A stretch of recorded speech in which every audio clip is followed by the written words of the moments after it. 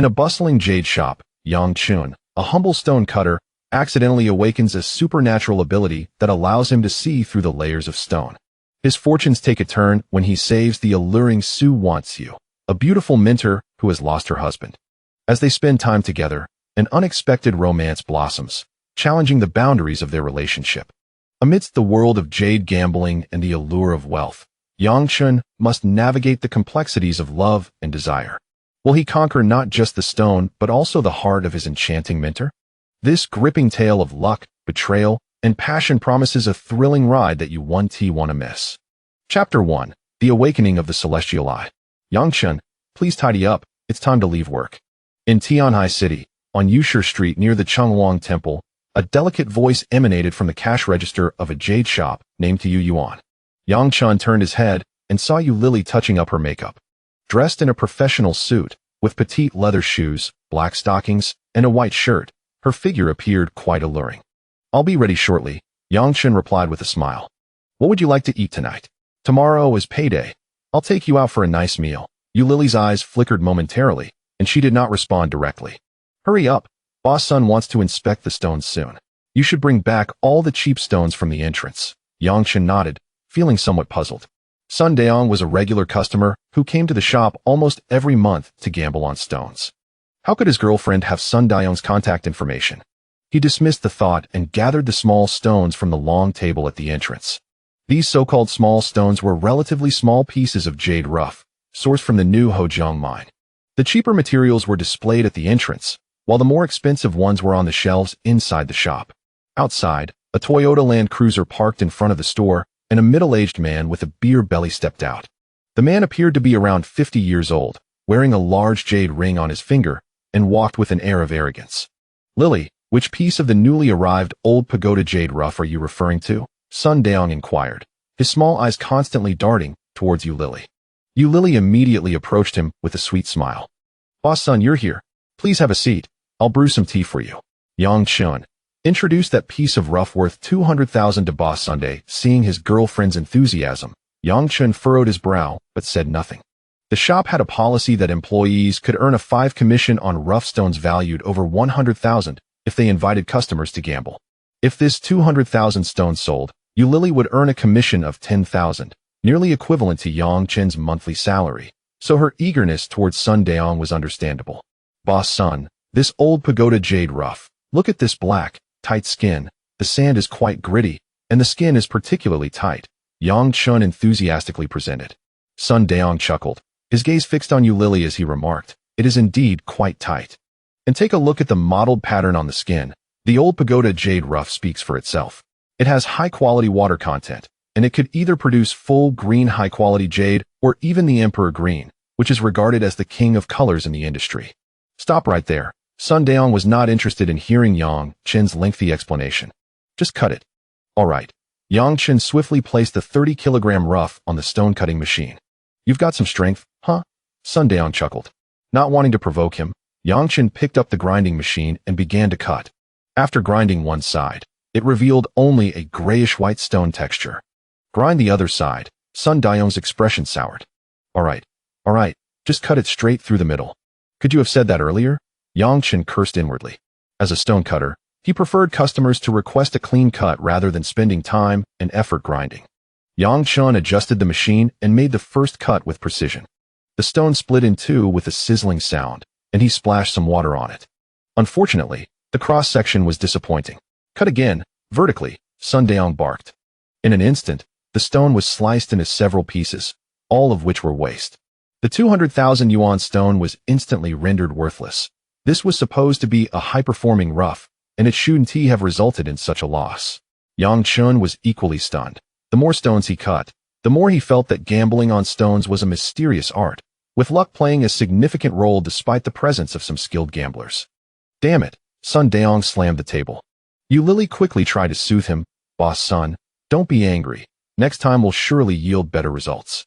Sun Daong glanced at Yang Chun. It's all your fault. Your poor technique ruined my luck. Whether there's jade in the stone is predestined. What does that have to do with my cutting? You've got quite the temper, don't you? Heh.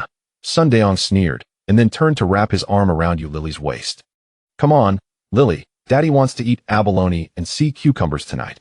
Let us go for a feast. Why you Lily sweetly called out. Thank you, Daddy. Yang Chen was momentarily dumbfounded. Lily, this uncle, boss son is your father? You Lily, clinging to Sun Dayong's arm, playfully rubbed against him. Yes, he is my daddy, my dear daddy. What is wrong with that? Our relationship is so good. You Lily, how could you betray me? In that instant, Yang Chen felt as if he had been struck by a bolt of lightning. He was not one to keep his cool. Once he processed the situation, his anger flared, and he slapped Yu Lily across the face. You hit me. So what if I betray you? Can feelings fill my stomach? Can feelings buy me designer bags? Can they let me live in a big house? Yang Chen, look at yourself. Your monthly salary is only 12,000, and you have to share a 2-bedroom apartment. Is that called living? She spat like a shrew, pointing at Sun Dayong. Boss Sun owns this street. Half the street around here belongs to him. Do you know how much rent he collects each month? You won't earn that in 10 years. So, you betray me for money? Yang Chen's eyes reddened as he lifted the stone-cutting machine. The electric grinding machine buzzed ominously. De Yang, don't be impulsive. The shop owner, Su Yanran, noticed the commotion and was taken aback. Watching Yang Chen's reddened eyes, Yu Lily remained dismissive. What's wrong? Do you want to kill someone? Do you think I would really spend my life with a poor loser like you? I only agreed to date you because I thought you were a bit more handsome than Wu Yanzu. Let us go, my dear daughter. Let us buy a bag and then eat French cuisine. Sun Dayong was intimidated by Yang Chen's furious demeanor. That damned country bumpkin might actually dare to use the stone-cutting machine on him. Yang Chen set down the machine, frozen in place, trembling all over. De Yang, are you all right? Su Yanran asked. Shermu. Yang Chen opened his mouth, but no words came out. Su Yanran sighed softly. Yu Lily is not worth your sorrow. Sh Ning. Yang Chen wore a look of deep grievance when, unexpectedly, a sweet sensation filled his throat, and he violently expelled a mouthful of fresh blood, which splattered directly into Su Yanran's hands. She was cradling a statue of Erling Shinyang Jian, intending to place it in the shop for warding off evil spirits. De Yang. Su Yanran exclaimed in alarm, her hand trembling, causing the jade statue to crash to the ground, shattering into countless pieces. The fragments of the jade sculpture transformed into myriad shards, emitting an imperceptible red light that surged towards Yang Chen's forehead. He felt an excruciating, tearing pain at his brow, and the enchanting visage of his Sh Ning flickered before him. De Yang, how do you feel? Su Yanran hurriedly supported Yang Chen. He rubbed his head, momentarily entranced by the scene before him. His Sh Ning's fiery red gown seemed to turn translucent in his gaze, revealing an exquisitely alluring black lace ensemble, accentuating her voluptuous curves, now vividly clear in his sight. Sh Ning, why are you not wearing any clothes? Yang Chen swallowed hard, his eyes widening in astonishment. Chapter 2. Shenyang Su Yanran Yang Chen, you are a descendant of the Yang family, bearing the bloodline of Erling Zhenjuan. I shall bestow upon you the heavenly eye, a gaze capable of perceiving all things in the world. In a moment of dazed clarity, Yang Chen heard this authoritative proclamation. What? The bloodline of Erling Zhenjuan? Am I truly a descendant of Yang Jian? This is simply absurd. Shenyang, I need to use the restroom. Yang Chen hastily dashed to the lavatory. He gazed into the mirror, admiring his extraordinarily handsome visage. To his astonishment, there was a vertical eye upon his forehead. It was as if the spirit of Erling Shun had possessed him. Strange, frightening, and utterly shocking. Instinctively, Yang Chen touched his forehead. The skin was smooth, devoid of any abnormalities. Could it be that this vertical eye was visible only to him? I have opened the heavenly eye? In an instant, Yang Chen felt invigorated, as if electrified. He rushed out, only to find Su Yanran sweeping the floor. Shenyang, I apologize for breaking the sculpture. I will compensate you. It's nothing. I bought that little antique from a bird market for a mere pittance. Shenyang, look at my forehead, at my head. Yang Chen touched his forehead, a smile creeping onto his lips. Su Yanran, puzzled for a moment, bit her lip and chuckled. What do you want me to see? Is it the lush green grassland? It must be quite uncomfortable for you to be spouting nonsense. What are you talking about? Shenyang not wearing clothes, you little rascal. Yang Chen wished to further test the heavenly eye. Heavenly eye, activate. This time, the opening of the heavenly eye did not bring the searing pain he had anticipated. He instinctively observed Su Yanran's expression, noting her lack of significant reaction. It appeared that this third eye was indeed visible only to him. However, Su Yanran's form began to shimmer, her lace-trimmed undergarments becoming distinctly visible. He sensed that with but a thought, the heavenly eye could penetrate right through the fabric. Goodness! Is this heavenly eye akin to X-ray vision? Chen gasped, quickly averting his gaze, his heart racing. In the next instant, his focus sharpened. A vertical eye capable of seeing through all. Could it also penetrate the skin of jade rough stones? Chen glanced at the display of jade roughs in the shop, spotting 10 pieces from Lao Peigang and 1 from Mo Wanji. His sight pierced through the outer skins, delving deeper into their interiors. A bright green hue caught his eye. Among the roughs, only 1 contained jade.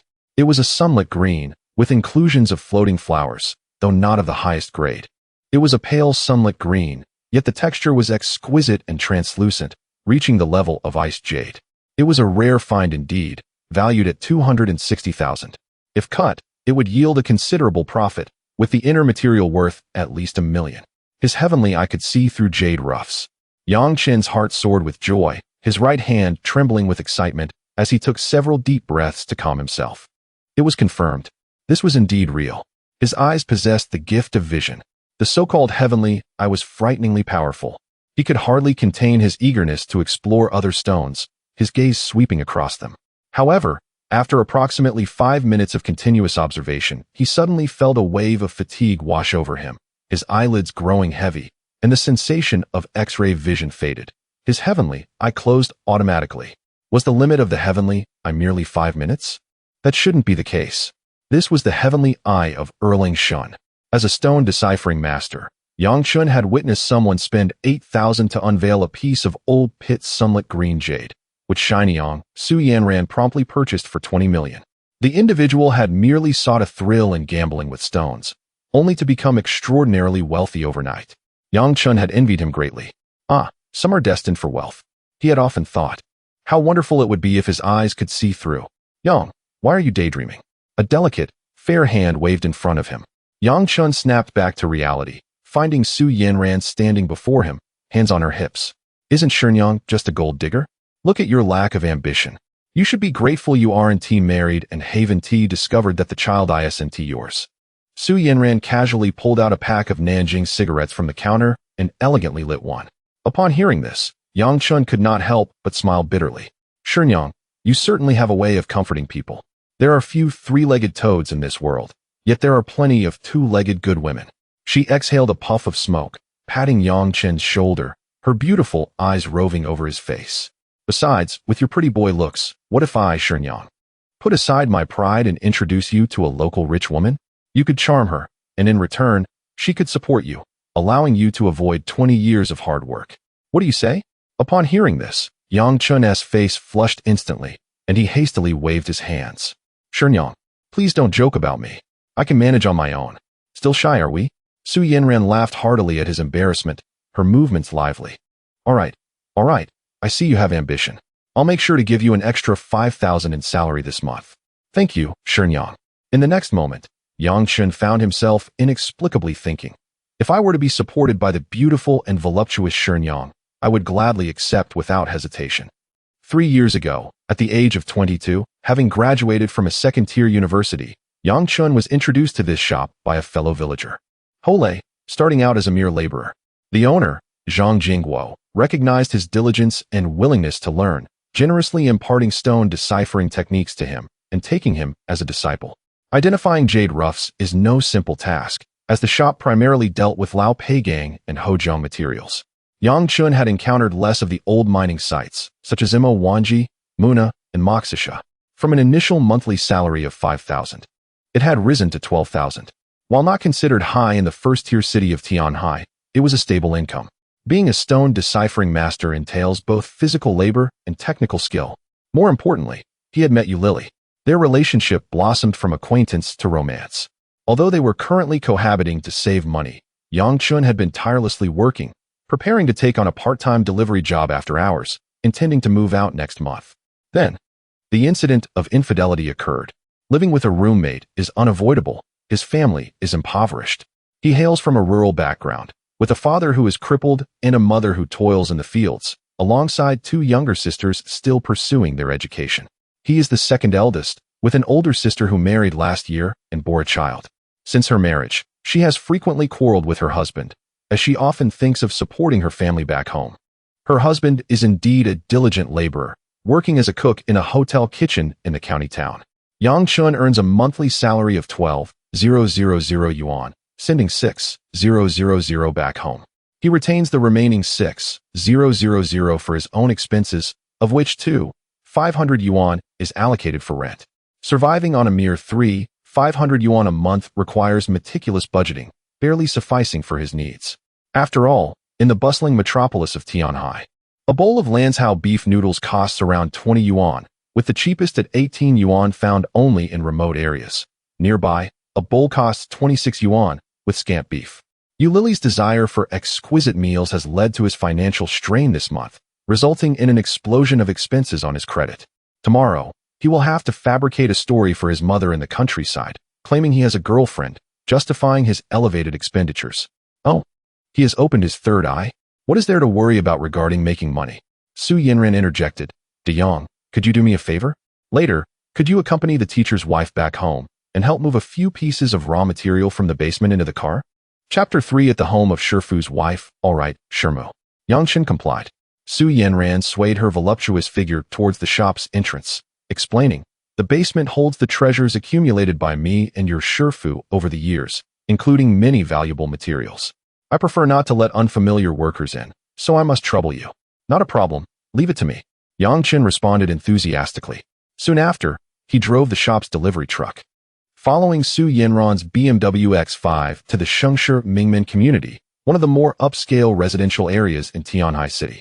Shifu's home was a row house. It was Yang Chen's first time entering Shifu's residence. For some reason, Shifu had never brought him home. Perhaps it was due to Shimu's striking beauty, which made him feel apprehensive. The decor had a European style, and the living room exuded an air of desolation. Since Shifu's passing 3 months ago, Shimu had been living here alone. Yang, make yourself comfortable and enjoy some juice. Su Yanran offered him a glass of watermelon juice. Thank you, Shimu. Yang Chen accepted the juice with both hands. Noticing his formal posture and tightly crossed legs, Su Yanran smiled warmly. Don't be too reserved in my home. After all, a disciple is like a child to me. Your Shifu regarded you as a son, and so do I. But Shimu, you seem to be about the same age as me. I'm already 25 this year, and have no desire to be your eldest son, Yang Chen replied, causing Su Yanran to chuckle heartily. Oh dear, I'm 36 this year, hardly an old woman. The basement has a cart, let's head down there. Yang Chen followed Su Yanran as they took the elevator downstairs. The basement had 2 levels, and they headed straight for the second floor. With a click, the lights illuminated the space, and Yang Chen was instantly astonished. The basement was far larger than he had anticipated, resembling a small warehouse. Before him lay an array of various raw materials, all old Pekin materials, of different sizes and qualities. Shimu, your collection is quite impressive. Yang Chen couldn't help but exclaim. In the past, the old Pekin materials in the shop were sold by weight, with prices starting at 12,000 yuan per kilogram for the least impressive specimens, while those of exceptional quality exceeded 20,000. However, this year, the materials were priced individually, not by weight. Su Yanran smiled. These are what your Shifu and I accumulated over the years, along with goods stored from major auctions. If sold, they would fetch over 20,000 yuan per kilogram. They are truly our prized possessions. But Shimu, Yang Chen pondered, are we moving them to the shop? Business has been a bit sluggish lately. Shimu's jade shop consisted of 2 adjacent stores, one selling various jade raw materials for gambling, and the other showcasing finished jade products. In 2 days, the local Fengwang Jewelry Company would hold a jade exhibition, and Su Yanran had secured 4 pieces of material to display, 2 window-opening materials and 2 closed materials, hoping that a wealthy patron might be interested in gambling with them. Su Yanran smiled at Yang Chen. You start moving the materials, select 5 closed pieces, and you can choose 4 stones to load into the truck. Thank you for your hard work, Yang. I'll go prepare some food for you. Absolutely. I'm happy to help Shimu. Yang Chen grinned, displaying his bright white teeth. Su Yanran ascended the stairs, leaving Yang Chen alone in the basement. Should I activate my Tianyan and see if there are any exceptional goods? A thought crossed Yang Chen's mind. He relied on gambling with stones to turn his fortunes around and become wealthy. However, he quickly realized he had no money in his pocket. The Pekin materials cost thousands per kilogram, and without any capital, he couldn't hope to find a bargain. He loaded 2 pieces of window-opening material onto the cart and took the elevator back to the first floor. Get out. Zhou Hui, how many times have I told you not to come to my home? I have no feelings for you, and I don't need your care, Su Yanran shouted angrily. A middle-aged, thin man with a flushed face stared obsessively at Su Yanran. Yang Chen recognized him as Zhou Hui, a good brother of Shifu and a fellow jade shop owner. Sister-in-law, you're being too distant. I was the best brother of Lao Zhang. Now that he has gone, I feel terrible for you being alone. Let me take care of you in his stead, Zhou Hui insisted, swaying slightly. Have you been drinking? Get out of here. Su Yanran snapped. Zhou Hui picked up a high heel that Su Yanran had thrown, taking a deep breath. Lao Zhang was a eunuch. He could only use it to urinate, and he has been gay since college, never liking women. Sister-in-law, you must have suffered all these years. Don't worry, I'm here for you. Shut up. Get out, or I'll call the police. Su Yanran's voice trembled with anger. Don't drive me away, Yanran. Lao Zhang told me when he was drunk that he felt guilty towards you and always wanted to let you go, but you didn't want to. After so many years, you must be stifled, right? Don't worry, I'm a real man. I can guarantee you won't be disappointed. Yang Chen could no longer bear to listen to such despicable remarks. Insulting his deceased Shifu was one thing, but daring to insult the beautiful Shirmu ignited a fury within him. Zhou Hui, seemingly more inebriated, leered. Look at your figure. Lao Zhang was too lucky to have you. Such treasure shouldn't be wasted. As Lao Zhang's brother, it's only right for me to enjoy it. Yang Chen leapt like a tiger, delivering a fierce slap with his backhand. He forcefully seized Zhou Hui's head and slammed it onto the coffee table. You dare insult my Shirmu? I'll make you pay? Yang Chen picked up a nearby fruit knife, glaring at Zhou Hui. After enduring a brutal beating, Zhou Hui seemed to regain his senses, and upon recognizing the stone worker from his brother's shop, his face flushed with rage. Covering his head with one hand, he shouted, You little brat. Who do you think you are? Just a mere worker at Lao Zhang's shop, daring to meddle in my affairs. Get lost if you know what's good for you, and don't waste my time with your Shirmu. He barked. You have 3 seconds to scram. Yang Chen's gaze turned icy as he gripped Zhou Hui's collar. Gritting his teeth, the fruit knife was merely 3 centimeters from Zhou Hui. With his 160-pound weight and the muscle developed from daily handling of jade stones, not to mention his nearly 1.9-meter stature, he was no mere decoration. You have some guts, kid. Zhou Hui, drenched in cold sweat from fear, found Yang Chen's eyes terrifying. He shrank his neck and forcefully shook off Yang Chen's wrist, turning to leave. If you dare harass my Shirmu again, I'll make sure to teach you a lesson every single time I see you. You perverse scoundrel. Su Yanran, with determination, removed her other high heel and tossed it into the trash bin. Yang Chen, understanding her gesture, picked up the remaining shoe and threw it in as well. Shirmu, are you all right? He inquired with concern. Thank you, Deyang. Su Yanran took a deep breath, her ample bosom rising and falling, and then she softly nestled into Yang Chen's embrace. Chapter 4. The master turns out to be a celibate Shirmu's alluring curves pressed against Yang Chen, the delightful fragrance wafting directly into his nostrils. Yang Chen felt his body stiffen, his hands hovering uncertainly in midair, unsure of where to place them. It's all right, Shirmu, he finally managed to say, raising his hand to gently pat Su Yanran's back. After a considerable pause, Su Yanran seemed to regain her composure.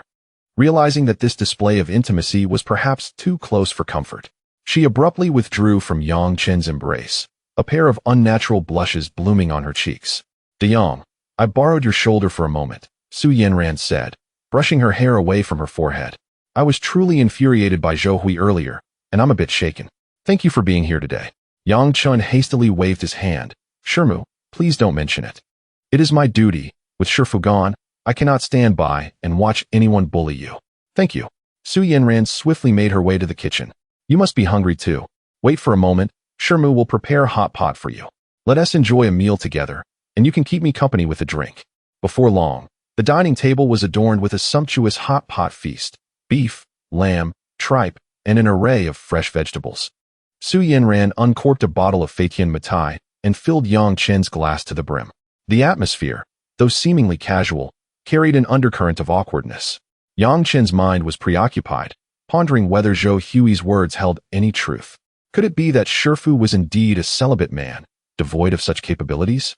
Just ask if you're curious. Su Yanran seemed to read his thoughts, her gaze laced with a hint of melancholy and self-mockery. Are you curious about your Shifu?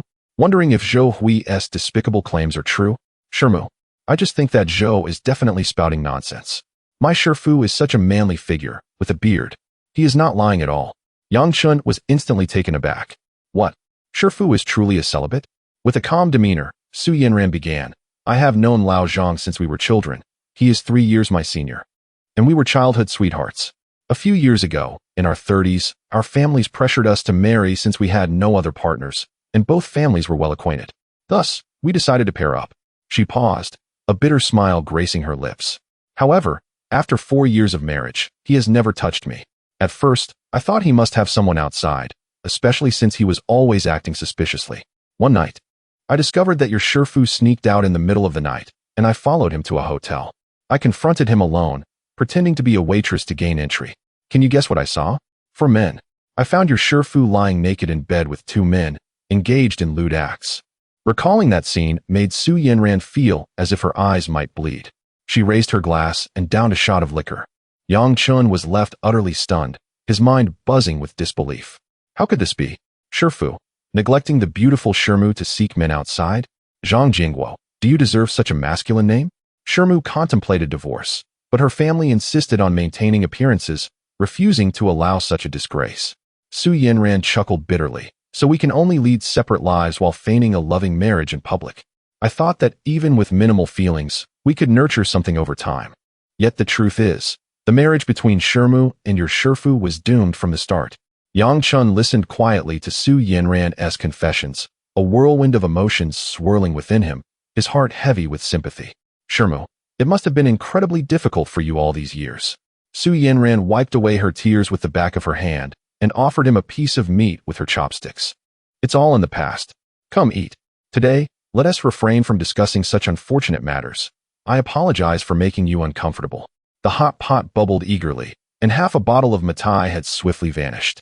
Yang Chen furrowed his brow and asked, Shirmu, what truly happened to Shifu? Didn't you say he died unexpectedly in a shooting incident while attending a public auction in Yangon, Myanmar? That is the official narrative. Su Yanran's eyes sharpened at the mention of Zhang Jingguo's death. She replied solemnly, as for the specifics, I am uncertain. The body that returned was that of your Shifu's so-called good brother, Wu Tianyan.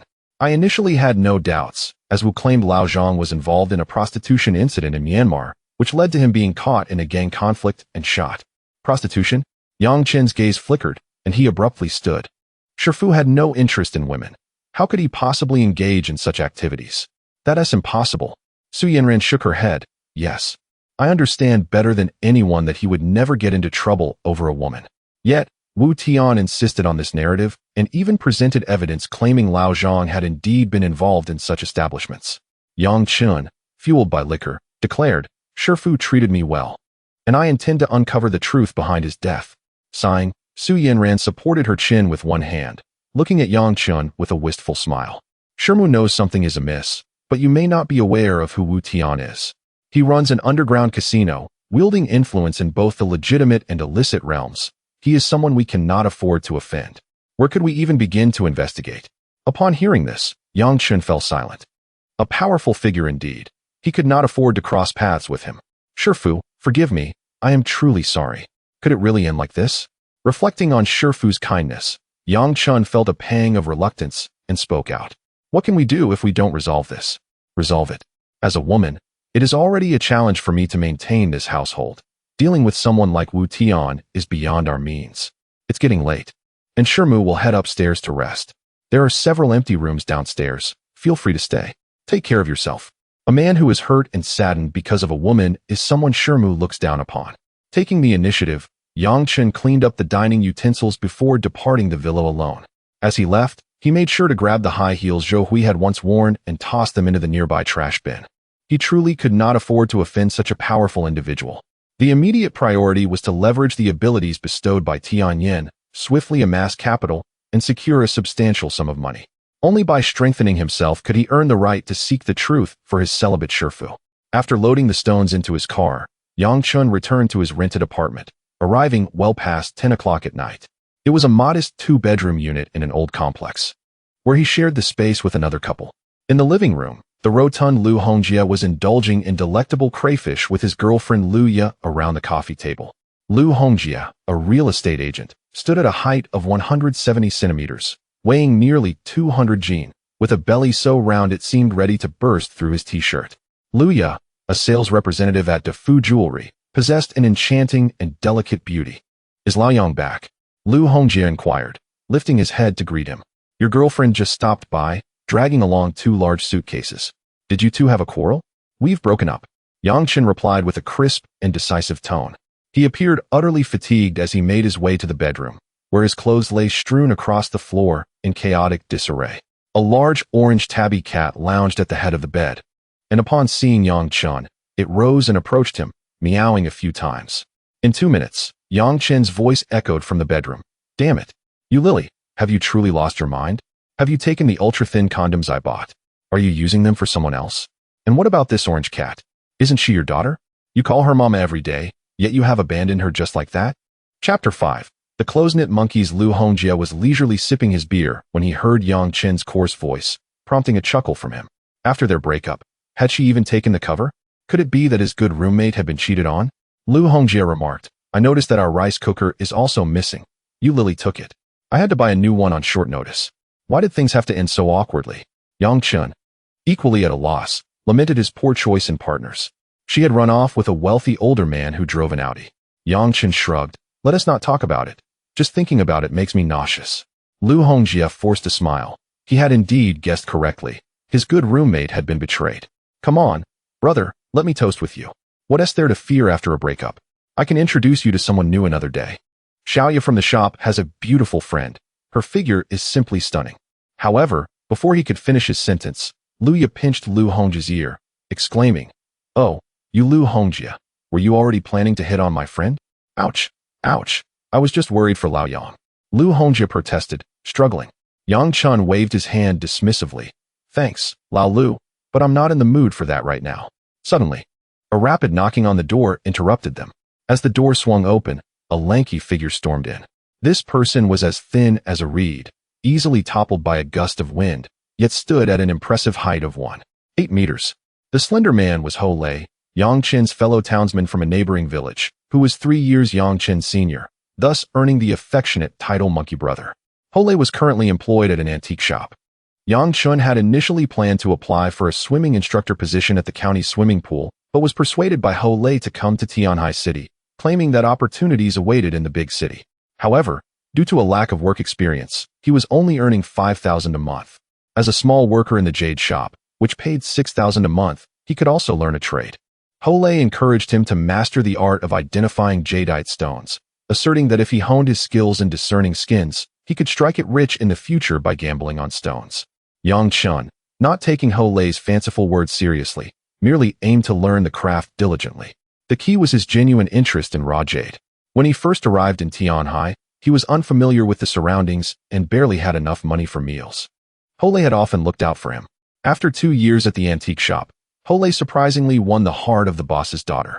It was rumored that he would soon inherit the antique shop, which was the property of the boss, Zhang Laosan, and worth at least 10 million. This was Tianhai City, where every inch of land was precious. It was said that Zhang Laosan owned 3 houses locally, and Ho Lei had undoubtedly climbed the social ladder through marrying well. Yet, yesterday, Ho Lei had been full of vigor, and today he appeared with red-rimmed eyes, his hair disheveled, and an aura of despondency. Yang Chen sensed something was amiss and quickly approached. Monkey brother, what happened to you? Damn it. Ho Lei slammed his fist against the wall, exclaiming, I've been cheated on by your sister-in-law. She has been sneaking around with a blonde college student in our bed. The room fell silent. Lu Hongjia and Lu Ya exchanged glances, recognizing the all-too-familiar scenario. You, monkey brother, you've been cheated on? Yang Chen couldn't help but chuckle. Yeah, that wretched woman put a green hat on me. Ho Lei roared. That vile creature has been seeing a college student behind my back for nearly 6 months. She's fat, ugly, and has betrayed me. I came home early today and caught them in my bed. Yang, don't laugh at me. Unable to continue, he sank to the floor, cradling his head in despair. And then what? What did Uncle Zhang say? Yang Chen helped Ho Lei to the sofa. Hey, Zhang Laosan. Ho Lei scoffed bitterly, his eyes glistening with tears. Of course, he sided with his daughter, saying we weren't legally married yet, and telling me to hurry up and leave. I've lost my job, my place to stay. I can only temporarily rely on you now. Brother, I seek comfort. And in the future, I must find a beautiful woman to date. At least if I get cheated on, it won't be as painful if she's attractive. If even an ugly woman betrays you, that's truly unbearable. Yang Chen remained silent. It seemed Ho Lei was not as heartbroken as he had appeared. Monkey brother, Yang Chen gently patted Ho Lei's shoulder, offering a rueful smile. Don't blame me for laughing earlier. We are both brothers in misfortune. Ho Lei looked up at him, puzzled. Yang Chen sighed. You Lily ran off with an older man who drives an Audi this very afternoon. This revelation left Ho Lei momentarily stunned, and soon. The two men exchanged knowing glances before bursting into laughter. Lu Hongjia, observing the scene, couldn't he help but interject. You two have such synchronized experiences. What are the odds? Luya pinched her boyfriend, signaling him to refrain from speaking. Ho Lei wiped his face and said, Brother, I feel so troubled inside. Will you accompany me for a walk by the river? Yang Chen nodded, and the two of them bought a case of beer from a convenience store downstairs and took a taxi to Tianjiang Bridge. Under the night sky, luxury cars flowed endlessly across the bridge. Leaning against the railing, Yang Chen opened a can of beer and gulped it down. He drank not out of heartbreak, but rather in celebration of his newfound enlightenment. This world is truly absurd. Ho Lei's voice was hoarse. You know my family situation. My father is just an ordinary worker, and my mother ran off with a wealthy man when I was in high school. I have a younger brother to support. After all these years in the antique shop, I should have gone to the jade shop to learn stone identification. At least that would be a skill. Now, with my mediocre ability to appraise treasures, I don't know what I can do in the future. He took a fierce swig from his beer and declared, When I first came to the big city, I vowed that one day I would rise above, making those who looked down on me regret it. I wanted my mother to regret her choices and for my father to live a better life. Yet after all these years, I can't even afford a toilet in Tianhai City. Ho Lei's struggles were palpable, and Yang Chen felt his own burdens as well. His father limped, while his mother toiled in the fields. His sister was married, leaving behind two younger sisters in elementary school. The only wish of his parents was to build a house on their land. Once the new house was completed, they could start arranging a marriage for him. However, his father had never considered that times had changed. In the village, no matter how exquisitely the new houses are constructed, they hold little value, for the young women seek a residence in the city. Commonly referred to as Sanjin Ebu Dong, this entails 3 golden items, gold bracelets, gold necklaces, and gold rings, alongside a property deed. Furthermore, these young ladies demand full payment, preferring not to share the burden of a mortgage after marriage. This does not even account for the substantial bride price, the betrothal gifts, and transportation fees. The journey to matrimony is more arduous than the pilgrimage of Tang Sung seeking scriptures. Leaning against the bridge railing, the two consumed can after can of beer. Just as Yang Chen was about to open another can, a sudden splash echoed, followed by distant cries for help. Save me. Someone has fallen into the water. In an instant, the effects of the alcohol diminished significantly as he turned towards the sound, spotting 2 figures struggling in the river. Chapter 6. Rescuing the drowning victim in a moment of sheer panic. Ho Lei felt a jolt of fear, mistakenly believing that Yang Chen had contemplated jumping into the river. A quick glance reassured him that Yang Chen was still beside him, allowing him to breathe a sigh of relief. In the next instant, Yang Chen thrust his phone into Ho Lei's hands, swiftly removed his shoes, and nimbly vaulted over the railing. To Ho Lei's astonishment, a life buoy was tethered to the bridge's railing, presumably placed there out of concern for potential drowning victims. Yang Chen deftly unfastened the buoy. Hold my phone, he called out. Hey De Yang, what are you doing? Ho Lei was nearly paralyzed with fear. Being a poor swimmer, the sight of the turbulent river at night left his legs trembling. It's fine, I'm going to dive in and save someone. Don't forget, I'm a nimble swimmer. With that, he plunged headfirst into the icy waters. With a loud splash, Ho Lei began pacing anxiously on the bridge, shouting for help. Someone has fallen in. Please help. As Yang Chen entered the water, the frigid temperature sent a shiver down his spine, but he quickly acclimated. Having grown up by the river, he was an excellent swimmer. Within 3 minutes, he spotted the nearest drowning victim, a woman who had already succumbed to unconsciousness. Don't panic. I'm here to save you, Yang Chen called out as he secured her from behind. Although she had inhaled several mouthfuls of water and was now unconscious, Yang Chen found some solace in her state. It would prevent her from dragging him down during the rescue. He had seen countless news reports of rescuers perishing while saving drowning victims, and he was determined not to become another statistic. As he stabilized the woman's body, he placed her onto the life buoy and glanced towards another struggling figure in the water. The current was stronger than anticipated, and the water temperature was alarmingly low. They needed to reach the shore quickly. The second victim, a man, was still conscious and flailing wildly, seemingly aware of Yang Chen's presence as he waved desperately. Yang Chen swam over, securing the man with one arm while dragging the woman along with the other. "Don't grab my shoulders. Do you hear me?" he shouted. The man remained silent, gasping for breath. Yang Chen, feeling his strength waning, realized he needed to switch to a backstroke to tow both victims to safety.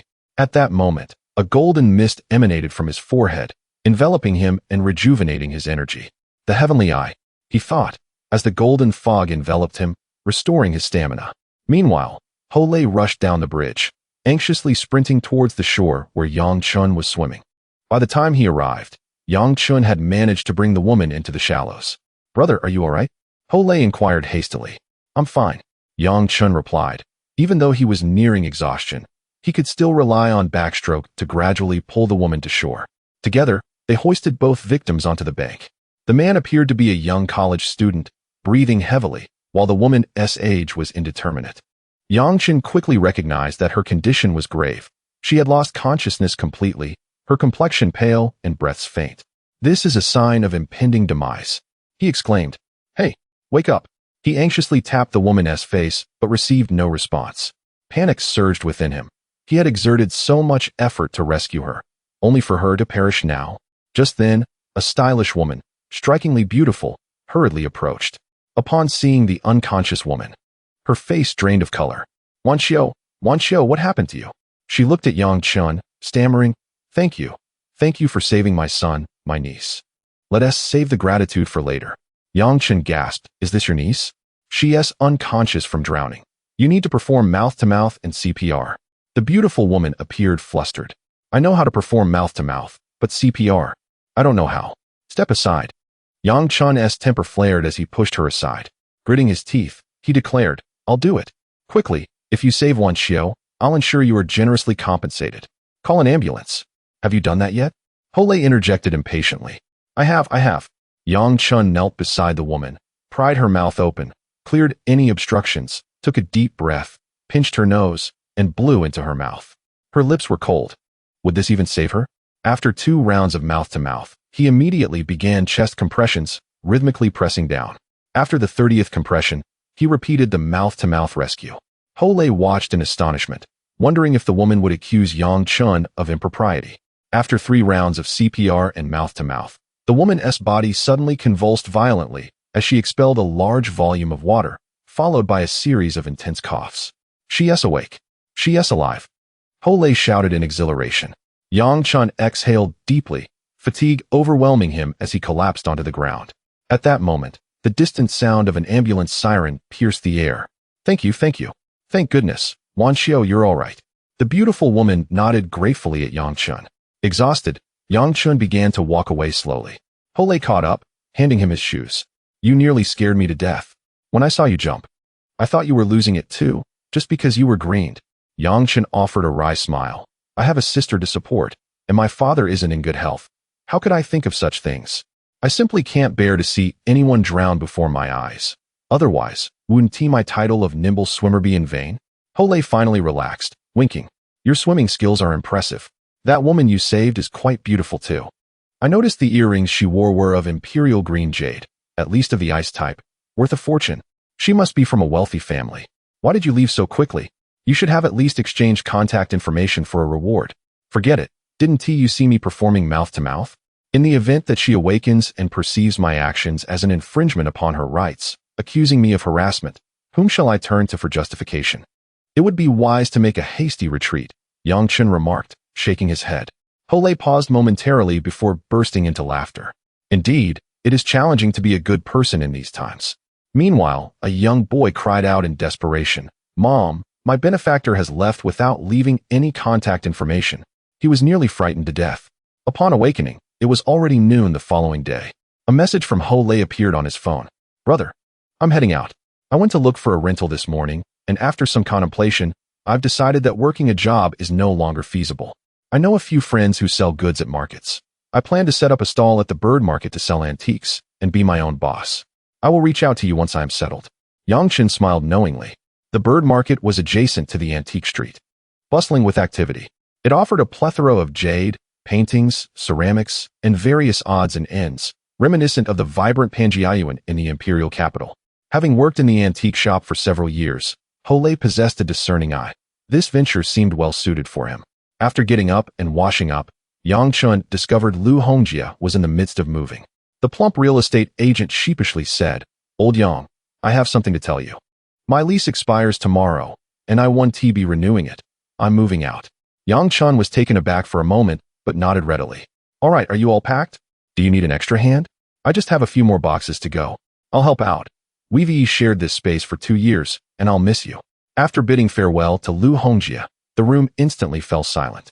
Yang Chen felt a slight emptiness within him. After 2 years of cohabitation, everyone was now heading their separate ways.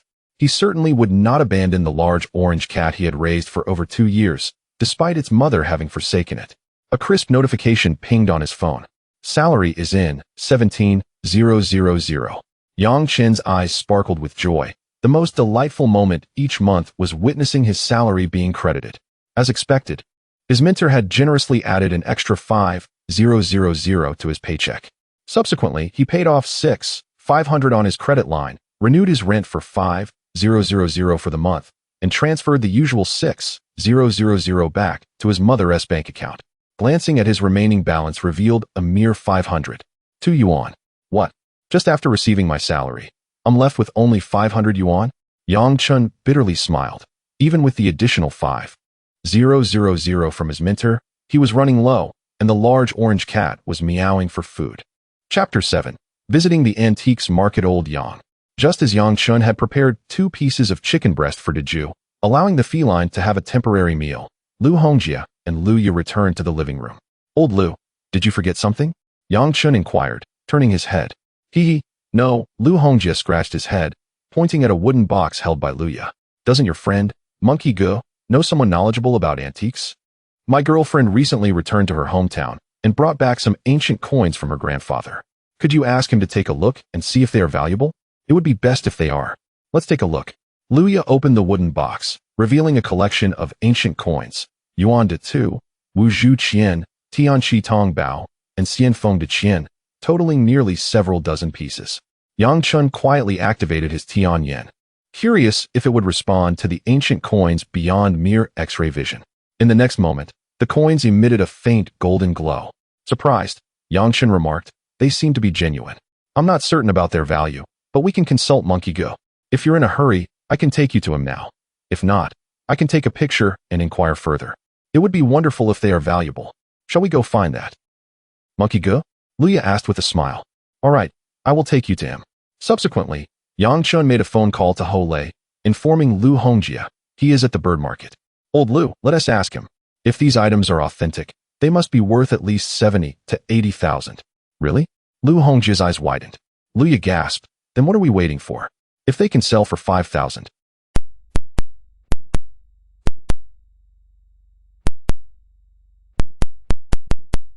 Just scan my code." After a leisurely stroll, Yang Chen finally spotted Monkey Go. He was seated with a hefty man weighing around 200 pounds, both perched on small stools, surrounded by an array of antiques laid out on the table. Items included Qingming Shanghatu, various porcelain jars, inkstones, a variety of ceramic bowls, and copper coins, all appearing quite shabby. "Monkey Go," Yang Chen greeted. Hole introduced, "This is Zhu Pongzi, known as Old Zhu. Full name Zhu Yu. Just call him Old Zhu. He is one of us. This is my childhood friend, a stone deciphering expert specializing in jadeite rough stones." "Oh." Old Zhu extended his hand, a skilled one. "Picking up jadeite is much easier than dealing with antiques." Yang Chen humbly smiled. "I am merely an ordinary stone deciphering master. The risks in jade gambling are high, and investments are substantial." He then asked Lu Yi for the wooden box. "Monkey Go, Old Zhu, could you both help me assess how much these items are worth?" "Oh, good stuff," Old Zhu exclaimed, picking up a flower coin, weighing it, and examining it for several seconds. "This flower coin with the mountain spirit rune is valued between 4,000 to 5,000. Hearing this, Lu Yi and Lu Hongjia's expressions brightened. "Heavens, Is this ancient coin truly worth so much? 10 pieces of mountain spirit coins. All genuine with good condition. If your friend decides to sell, I am willing to buy at the highest price, 5,000 each. I doubt you'll find a better offer in the market. Since you are a friend of Monkey Go, I'll give you a friend's price, Old Zhu said with a smile. Luya replied, Old brother, please check the value of the other ancient coins as well and estimate a total price. Sure, all these items are authentic. The Xianfeng coins are genuine as well, totaling 6 pieces, each worth 800. The Yuan de 2, 10 pieces, is valued at 1,000 each. In fact, the Yuan de 2 silver dollars in the box were minted in the 8th year of the Republic, each worth over 1,200. However, Old Zhu had to make a profit. Damn it, Old Zhu, you dog. The Xianfeng coins are worth only 1,000. Hole cursed internally. The two were clearly seasoned experts, and the Tianqi Tong Bao, in good condition, was worth 4,000 each, totaling 8 pieces. Old Zhu pulled out a calculator and did the math. The total value is 96,800.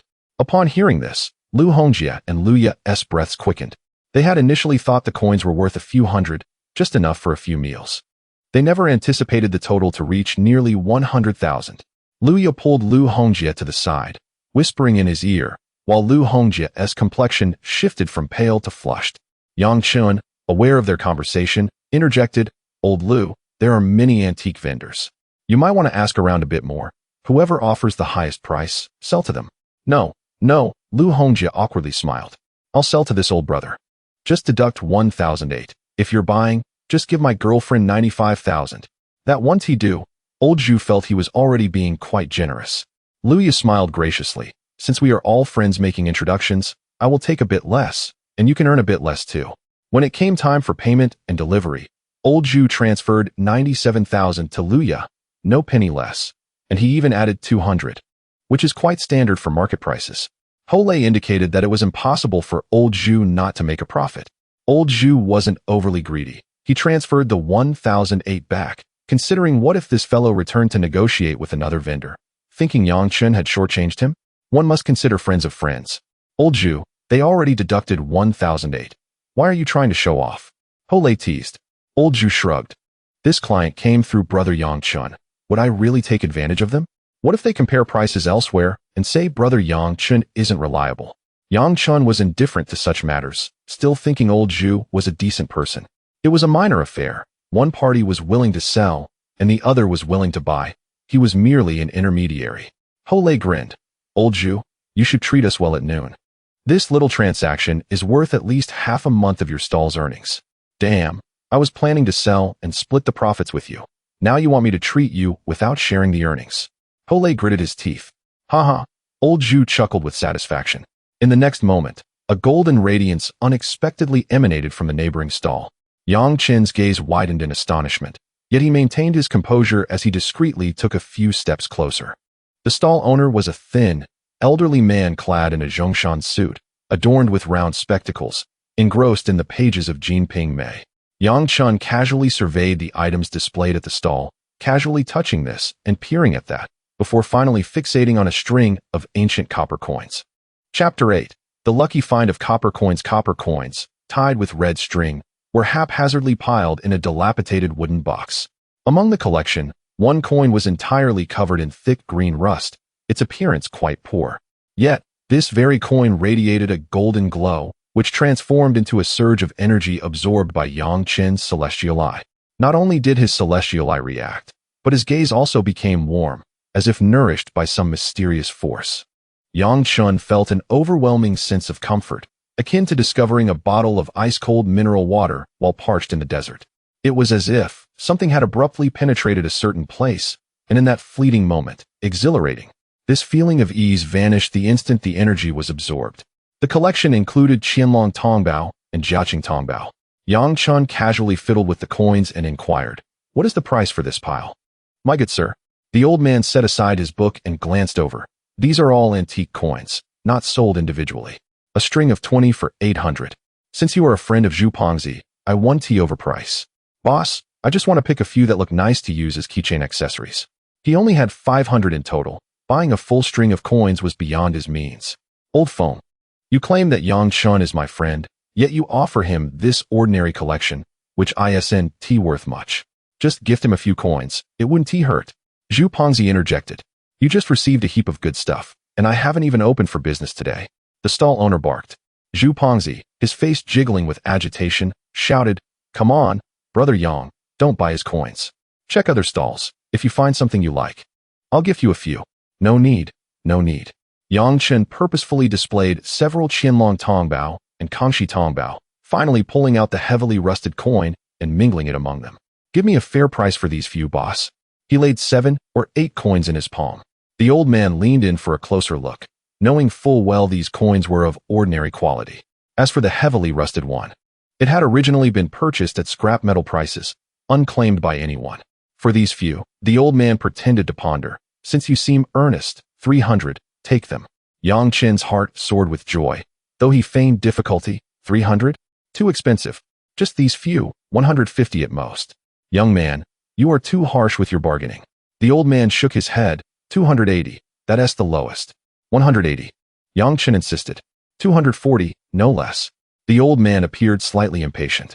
200, I'll pay right now. All right, pay up. The old man promptly handed over the payment code to Yang Chen. As Yang Chen prepared to scan, Hole anxiously interjected, For a few shabby copper coins? Old Yang, did you get paid today? Don't buy them. It's better to treat the brothers to a bowl of beef noodles. I'll have Zhu Pongzi gift you a few. WeChat payment 200 yuan. The transaction was completed, with no refunds. The old man, wary of Yang Chen changing his mind, offered a reminder. Witnessing this scene, both Hole and Zhu Pongzi were distressed. Spending 200 on a few worthless coins was indeed, as Hole remarked, less sensible than treating their companions to a bowl of beef noodles and a tea egg. Yang Chen turned back to Zhu Pongzi's stall and directly pulled out the rusted coin. Old Zhu, how can I remove the rust from this? I also call you DeYang like the monkey. Oh, DeYang, you see this rusted coin. Are you hoping for a lucky find? Zhu Pongzi immediately understood Yang Chen's intent. He then handed Yang Chen a box of rust remover and a soft cloth. DeYang, you're really desperate. Hoping for a lucky find. I don't even know what to say. Hole sighed inwardly. Yang Chen carefully cleaned the coin's surface, meticulously removing the green rust, fearful of damaging it. As the rust peeled away, the true face of the coin gradually emerged. The material was refined brass, and when the 4 clear characters on the front fully revealed themselves, Yang Chen's gaze grew increasingly fervent. Jinkong Tongbao. It truly was. Minted during the reign of Emperor Qinzong of the Northern Song dynasty, a testament to the Jinkong humiliation. Due to its brief minting period, its surviving quantity is exceedingly rare, making it a celebrated treasure in the realm of ancient coin collecting. This coin had deep, well-defined characters, and despite minor wear, it was remarkably well-preserved, undoubtedly a gem. Old Zhu, can you help me assess its value? Yang Chen handed it over. Upon seeing the characters Jinkong Tongbao, Zhu Pongzi's hand trembled slightly. His expression grew serious as he promptly took out a small high-magnification magnifying glass. He retrieved a piece of suede cloth to cushion the coin, placing it down carefully for a closer inspection. Zhu Pongzi's demeanor became increasingly grave, his fingers trembling slightly as he examined the coin's material, rust color, and especially the strokes and essence of the 4 characters, Jinkong Tongbao. After scrutinizing for a full 5 or 6 minutes, Hole, waiting nearby, grew impatient. Well, old Zhu, is it real? Did DeYang stumble upon a treasure? Zhu Pongzi suddenly raised his head, flushed with excitement. Monkey DeYang. This is the genuine article. The Northern Song Jinkong Tongbao, worth 2 coins. Look at the condition. The characters are so clear, the wear is natural, and the patina is warm. This is definitely a remarkable find.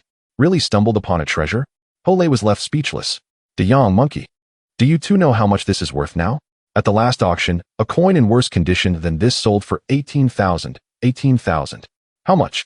Hole's eyes nearly bulged out, his voice rising in disbelief. 200 for this? What a steal. My dear mother. Their commotion, especially Hole's exclamation, caught the attention of nearby stall owners. The old man in the Zhongshan suit, who had sold the coins to Yang Chen, had been observing their reactions. Upon hearing Jinkong Tongbao and 18,000, his face turned ashen. He abruptly turned, fixating on the Jinkong Tongbao in Zhu Pongzi's hand. No, it's impossible. The old man's lips quivered as he stumbled over, nearly pressing his eyes against the coin. When he finally recognized the Jinkong Tongbao, he stood frozen as if struck by lightning. It's from my pile. That heavily rusted coin? The old man's voice trembled as he pointed at Yang Chun and then at his own stall, his chest heaving violently as he struggled to catch his breath. I will give you 200. Just give me. Give me. The rest of the old man's words were caught in his throat, knowing that once the items were sold and the money received, there was no possibility of reclaiming them. Finally, he slammed his thigh with a resounding thud, letting out a heart-wrenching wail. Oh no, my money. 200,000. This lament echoed throughout half the market. Countless curious and astonished gazes turned toward him. The old man collapsed to the ground, beating his chest in despair, filled with regret that was as deep as the ocean. He had been in this trade for 20 years, never expecting that in the end a young man would take such a significant advantage right at his own stall. Chapter 9. The first pot of gold. Old Jew, I am in urgent need of money. Will you accept this copper coin? Yang Chun, in dire straits, sought funds to invest in gambling stones. He intended to purchase a piece of jadeite rough, hoping to turn his fortunes around through the gamble of stone betting. To be honest, this treasure is beyond my means. My entire stall doesn't even amount to this sum. Zhu the fat man replied with a bitter smile, then shifted the conversation. However, I know a distinguished collector of ancient coins who would certainly be interested. If you are eager to sell, I can call him over right now. Yang Chen nodded promptly. Indeed, I am quite anxious. To be candid, I can barely afford next month's rent.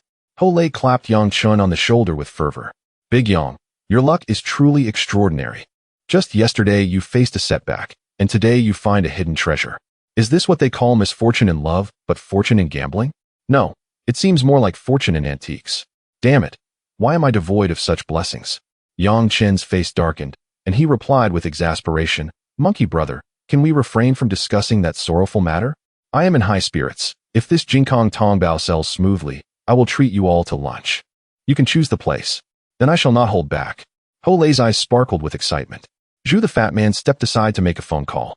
Before long, a middle-aged man, around 50 years old, donned in casual attire and sporting gold-rimmed reading glasses, approached. It was evident he was no ordinary individual.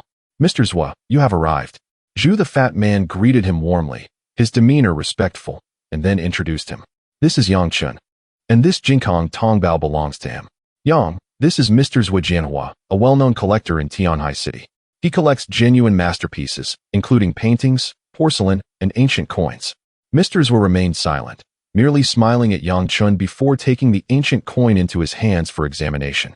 He scrutinized it even more meticulously than Zhu, employing a high-powered magnifying glass and a specialized flashlight, gently tracing the coin's edges with his fingers to assess its uniformity. After 2 minutes, Mr. Zhua lifted his gaze and said, Zhu, while your expertise in other areas may be lacking, your discernment in ancient coins is commendable. This specimen is in excellent condition and genuine. The market value is approximately between 180,000 to 220,000 yuan. I offer you 200,000. Young man, will you sell it? 200,000. Although Yang Chun had mentally prepared himself for this figure, hearing it aloud sent his heart racing. Sell. For the affluent, 200,000 may merely be the cost of a meal or a bottle of wine. Yet for Yang Chun, this sum could undeniably transform his circumstances. Who truly understands the despair of poverty? Recently, during a phone call, his parents had been borrowing money from relatives again, nearly offending everyone in the process, in a desperate attempt to gather 200,000 to repair their homestead. Yang Chun found it exasperating. Every month, he sent back 6,000 yuan, and his parents were reluctant to spend it, saving for the house. Yet, he refrained from advising them against relying on the new house for their wedding, as the sole benefit of constructing the new home was to bring pride to his parents, allowing them to hold their heads high in the village. From laying the foundation to completing the house, 200,000 was the bare minimum expenditure. His father remarked that labor costs had risen significantly in recent years, making construction in the village much more expensive than before. This unexpected 200,000 could truly alleviate his family's financial struggles. If he could purchase a rough stone containing high-quality jade, extract the jade, and sell it, he could become a millionaire, lifting the burden from his parents' shoulders. Mr. Zhua, quite straightforward, immediately took out his phone. Please provide me with your account number. I will transfer the funds to you now. A minute later, Yang Chun glanced at the notification on his phone. You have received 200,000. yuan in your account, ending in 9527. Staring at the string of zeros, he felt his hands tremble slightly. Was this 200,000 in hand? Mr. Zhuo politely took the Jinkong Tong bao and took his leave, while Yang Chun remained somewhat dazed. All right, stop being in a daze. You just found a hidden treasure worth 200,000. Hole exclaimed, throwing an arm around Yang Chen's neck, his excitement palpable. It's noon now, and the newly enriched gentleman should fulfill his promise. Yang Chen snapped back to reality, smiling. Let us go, old Zhu, monkey brother. Today we celebrate this great fortune. Order whatever you wish, it's on me. Zhu the fat man chuckled. I'm easy to please, anything will do. What I truly desire is to befriend you, Big Yang. To stumble upon such a fortune at the bird market, you must possess remarkable luck. Perhaps there will come a day when you can lead me to wealth as well.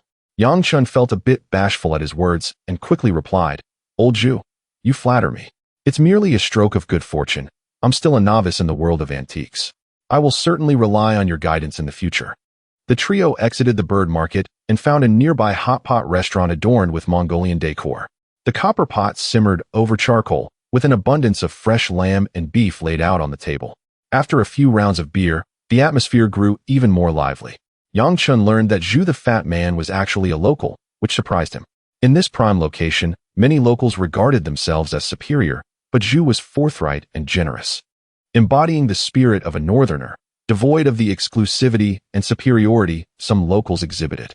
Zhu casually inquired, Big Yang, how familiar are you with jadeite rough? How adept are you at distinguishing it? Before Yang Chun could respond, Hole interjected, Old Zhu, you've asked the right person. Big Yang has been dealing with jadeite rough for many years. At the jade shop, he is a legitimate stone analyst, handling more stones daily than I have rice to eat in a year. Yang Chun chuckled helplessly, about to downplay his skills, when Zhu's eyes lit up. Perfect. I heard that tomorrow, Phoenix Jewelry will host a high-end jadeite exhibition at their company, mainly selling premium jadeite products to wealthy locals. However, there will be a segment for stone betting. I've heard they will specifically prepare a batch of jadeite rough for the affluent to experience the thrill. Yang Chen nodded and remarked, My Shermu has mentioned this matter. She will also be attending tomorrow. I will accompany her, primarily to broaden my horizons. Hole, with his mouth full of lamb, mumbled indistinctly, Old Zhu, are you inquiring about this because you wish to dabble in the investment of gambling stones? That realm is quite profound. Zhu replied with a grin, No matter how deep the waters are, there are always those who can swim. I would not dare to recklessly meddle with my modest fortune. However, a small investment of several thousand kuai could still be worth a try. Upon hearing Zhu's words, Yang Chun set down his chopsticks. Ho gu, Lao Zhu, he said, casting his gaze over the two men. Gambling stones are not merely a question of whether one can swim. There are indeed some intricacies involved, such as examining the skin, observing the moss, and scrutinizing the python markings. Yet, these are merely references, as luck constitutes at least 50% of the outcome. Chapter 10 The Jade Exhibition. Yang Chen's tone turned serious. As we are truly friends, there are certain matters I must address up front. I cannot, nor dare I, offer you any advice. Over the years I have spent cutting stones, I have witnessed too many individuals lose their fortunes due to gambling on stones. Just last month, a businessman from the construction industry came into my shop and, with a single cut, transformed a material worth 800,000 into mere rubble. His face went pale on the spot. That was the down payment for a house. What is even more alarming is that many who incur losses seek to recover their fortunes, only to find themselves ensnared deeper in despair. This pursuit, once it takes hold, can be more ruthless than a casino. Seeing Yang Chen's grave demeanor, Zhu Pongzi hastily intervened. De Yang, we understand your point. Rest assured, we are merely going to join in the excitement. To play casually, we will certainly not go overboard. His gaze shifted to Hole. Myself and Hosey are just planning to invest a few thousand to test the waters. We were inspired by your fortune and hope to try our luck as well. Hosey, are you in? Hole scratched his head, feeling somewhat embarrassed. Sure, I do want to give it a try. I feel like I've been rather unlucky lately, and perhaps I can turn my fortune around. You can rest easy. I will only invest 10,000. If I lose, I will accept it and return to selling at the bird market, no longer dwelling on such matters. Observing the eager expression on Hole's face, Yang Chun felt a sense of helplessness. He possessed the ability to discern the potential of stones, and it would be effortless for him to help his friends achieve wealth. Yet, he could not proceed in such a manner. If today he assisted them in selecting a profitable stone, they might relish the sweet taste of success. But what about next time? What about the time after that? Should they become reliant on such effortless gains, their mindset would inevitably shift. Desire would inflate infinitely. He would not be helping them, but rather harming them. Should they win today, they might secretly venture to Yunnan tomorrow to gamble on stones, ultimately losing their house and car. It would not be due to his stinginess in not assisting them. It would be a genuine detriment to their well-being. If the two insisted on seeking his counsel tomorrow, he could not outright refuse, lest he appear unkind. At that point, he could only utilize his discernment to select a stone from the exhibition that had the potential for slight appreciation. For instance, spending 2,000 or 3,000 to uncover a jadeite valued at 7,000 or 8,000. He could also select 4 or 5 stones that were entirely worthless, allowing them to choose one blindly from this selection. If they were fortunate enough to pick the one that would appreciate, it would be a stroke of luck for them. They could then taste a bit of sweetness and know when to withdraw. If they ended up with the worthless stones and incurred losses, it would simply be a matter of bad luck. Losing a small sum could serve as a lesson, prompting them to work diligently in the future. As for Ho Lei, he had begun to develop a discerning eye himself, and his attitude had shifted somewhat. If one day he truly became wealthy through gambling on stones, he would surely lend a hand. However, he could assist in many areas, but not in gambling on stones. Yang Chen smiled brightly. All right, as long as you two are aware of what lies ahead, let us go and take a look tomorrow, just to broaden our horizons. But let it be known beforehand, when it comes to selecting stones, you must rely solely on your own judgment and luck. Understood, understood. Come, let us drink. After lunch, parting ways with Ho Lei and Zhu Pongzi, Yang Chen took the opportunity to visit a pet store. He purchased several bags of premium cat food, a few cans of fish and meat, and a bag of cat treats. The orange tabby had indeed been a pitiable companion, as Lily had not contributed a single penny towards its upkeep. All the responsibility had fallen on him. The cat typically subsisted on inexpensive food, with treats costing mere cents each. Canned food was a luxury, seldom enjoyed even once a month. Now that he found himself in a more comfortable financial situation, it was time to improve the quality of life for his furry friend. The following day, Yang Chen arrived at the jade shop as usual. Perhaps due to the upcoming Fenghuang jewelry exhibition, the shop was particularly quiet that day, devoid of any patrons interested in gambling on stones. Half of the month often resembled this tranquility, as most enthusiasts flocked to Yunnan to indulge in stone gambling, heading to cities like Tengchong and Ruili. The jade shop bore similarities to an antique store. Either it remained closed or thrived for 3 years when it did open. While not as extreme, the sentiment held true. Selling just a few pieces of high-quality material could cover the monthly rent and the wages for his employer. Yang Chen's work was rather relaxed. Aside from cleaning and organizing tools, he spent most of his time playing games on his phone or watching dramas to pass the time.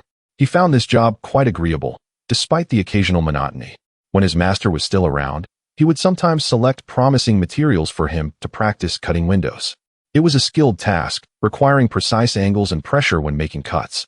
If a window was polished to reveal the green hue of a quality stone, its value could soar by multiples, sometimes even tenfold. Unfortunately, with his master gone, his mistress, Su Yanran, had inherited the shop but maintained a conservative approach, hesitant to invest in materials for window cutting as her master once had. After all, the stones worth cutting windows typically cost over 10,000 per kilogram. The risks were too great, while the cheaper stones often exhibited poor outer appearances.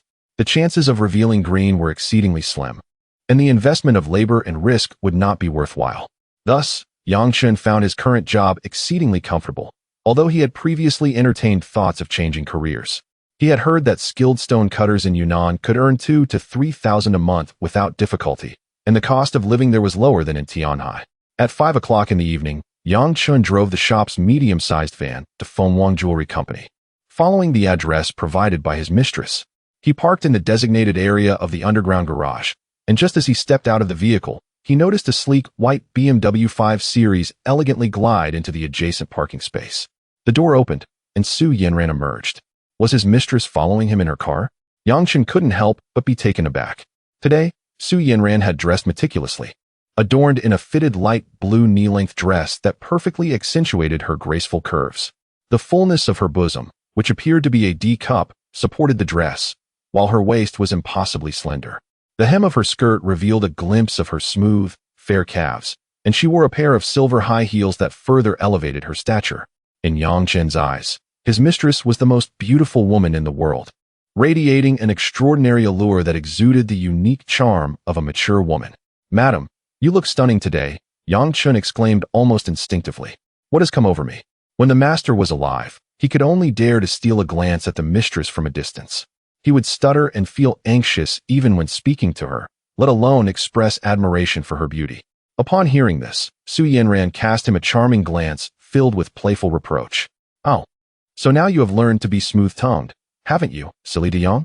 She pointed to the cargo truck, saying, "I have already spoken to the person in charge here. Please move the pieces of raw material we brought to the hand truck. Soon, some staff will come down to assist you in transporting the items to the exhibition venue." "All right, mistress, you go ahead with your tasks. I will take care of this," Yang Chen replied, waving his hand nonchalantly. Chapter 11.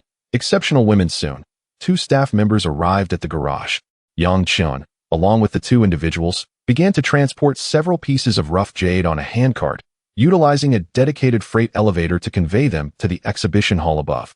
As the elevator doors opened, a brilliant expanse unfolded before their eyes.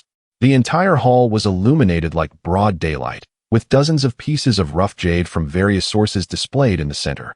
Each piece was adorned with an independent spotlight, accompanied by a sign clearly indicating its number, weight, source information, and starting price. Numerous attendees gathered around the jade, wielding powerful flashlights and magnifying glasses to scrutinize the materials. The jade was distinctly divided into 2 zones. One side featured fully intact gambling stones, while the other showcased partially open stones revealing internal jade flesh. The risk associated with the partially open stones was somewhat mitigated, yet their starting prices had surged significantly. Yang Chen placed the 4 stones brought by his mentor's wife in the exhibition area, and the Tianyin quickly activated, scanning over the 4 stones. 2 pieces of covered rough jade exhibited promising potential, yet their interiors appeared murky, devoid of even the most basic jade types. The starting price was unexpectedly set at 300,000, essentially rendering them as worthless as bricks. Whoever bid on them would be unfortunate. The other 2 pieces, which had been partially opened, included one with a favorable window that could yield an increase of about 100,000. The other matched its listed price, resulting in neither profit nor loss. The exhibition predominantly utilized an open bidding method for the rough jade, with the highest bidder claiming the prize. Additionally, an area at the edge of the hall was designated for dozens of pieces of varying sizes, with prices ranging from 5,000 to 20 or 30,000. Available for direct purchase without bidding, clearly intended for guests wishing to experience the thrill of gambling on stones, but with limited budgets. Yang Chen wandered through the exhibition, admiring the finished jade products. "De Yang, over here, over here. Old Zhu and I have been waiting for you." Upon hearing the voice, Yang Chen turned to see Zhu Pengzi and Ho Lei standing before a glass display case, with Ho Lei enthusiastically waving at him. "You 2 are still interested in finished jade? Just because we can't afford it doesn't mean we can't look. Look at this, De Yang." Ho Lei pointed excitedly at a complete set of jade jewelry in the display case. It was an entire collection of icy green jade, including a bracelet, necklace, pendant, and ring. The jade boasted exceptional quality, radiating a lustrous glow under the spotlights. The price tag indicated a staggering 8 million. "Heavens!" Ho Lei exclaimed. Zhu Pengzi maintained a more composed demeanor, jesting, "This set is clearly tailored for wealthy women. We common folk can only admire from a distance." Yang Chen remarked, "The organizers certainly know how to play the game.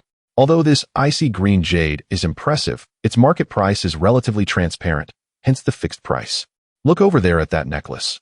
Items of that caliber are auctioned, with no upper limit on the price." "This is a necklace made of imperial green icy jade." Zhu Pengzi nodded in agreement. Naturally, good items can withstand competition.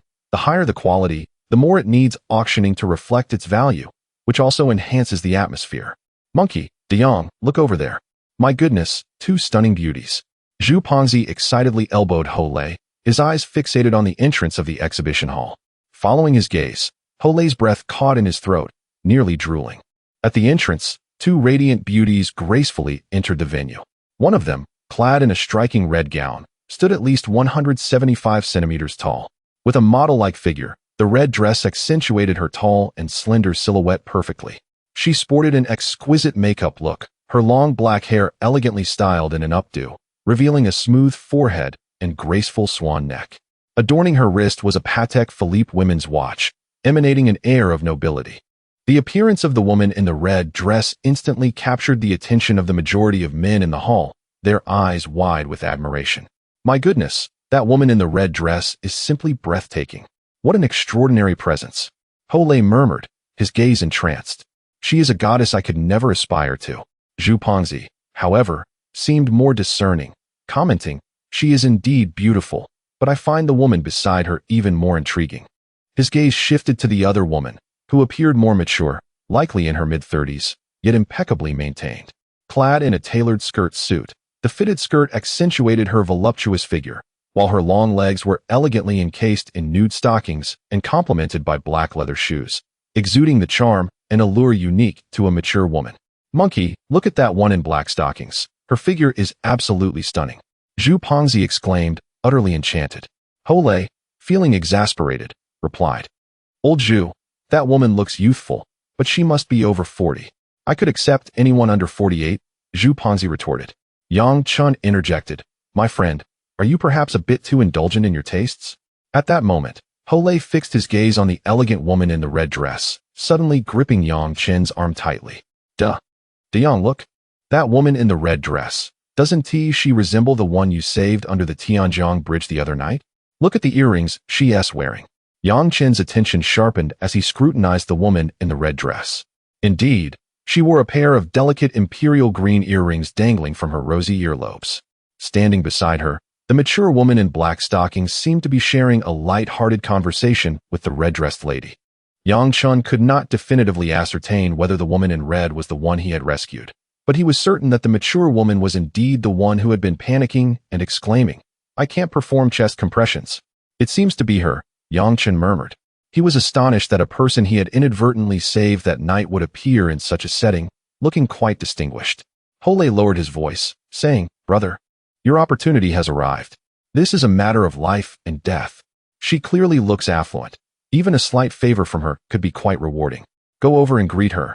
Zhu Pengzi inquired about the situation, and Hole recounted the tale of Yang Chen's act of heroism. Upon hearing this, Zhu Pengzi urged, Indeed, De Yang, this is a once-in-a-lifetime opportunity. Not only could you be repaid with a debt of life-saving grace, but perhaps even be rewarded with several million or even tens of millions. Yang Chen gazed at the radiant woman in the crimson dress, hesitating for a few moments. Never mind. He tugged at the corner of his mouth. That night was shrouded in darkness, and she might not even remember me.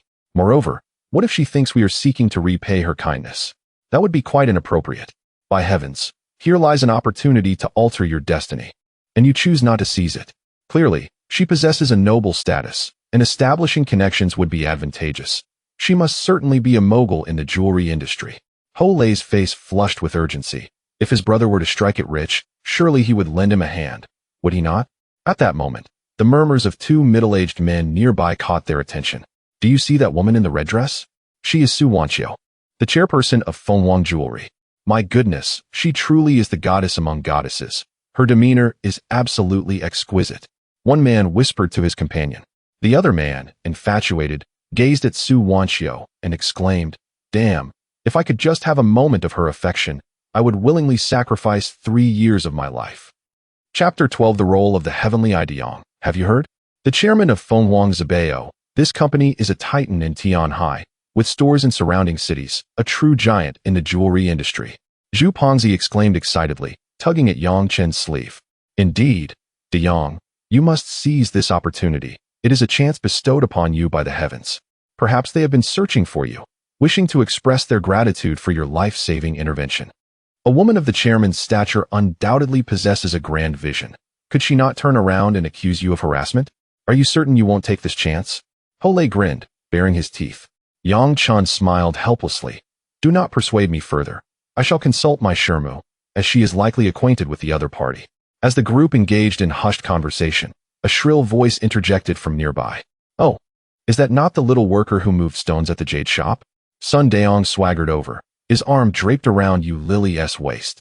Sun Daong was clad in ostentatious attire, while Yu Lily was adorned in designer brands, carrying a brand new LV handbag. Yang Chen, Do you really think you belong at such a high-end jade exhibition? The price of even a single stone here is likely beyond what you could afford in a lifetime of labor. Lily flaunted her handbag, boasting, "Look, this is the LV my father just bought for me. Your meager salary wouldn't even cover the cost of a corner of this bag." As Chen gazed upon Lily's once-beloved face, a pang of pain struck his heart. He recalled the night when they first came together, when she blushingly declared her everlasting love after giving him her innocence. Because he had taken her first night, Chen had lavished her with care over the past 2 years, always thinking of how to take responsibility and provide her with a good life. But now Chen's expression turned cold. Seeking such a woman is nothing short of an insult to his brother. Wealth may indeed buy many things, such as your handbag and some shameless second-hand goods. Chen retorted with disdain in his eyes. In an instant, Lily was left speechless, the term second-hand goods piercing her heart. This was her greatest concern, for she had given her first to Chen, only to now be with the older Sun Daong.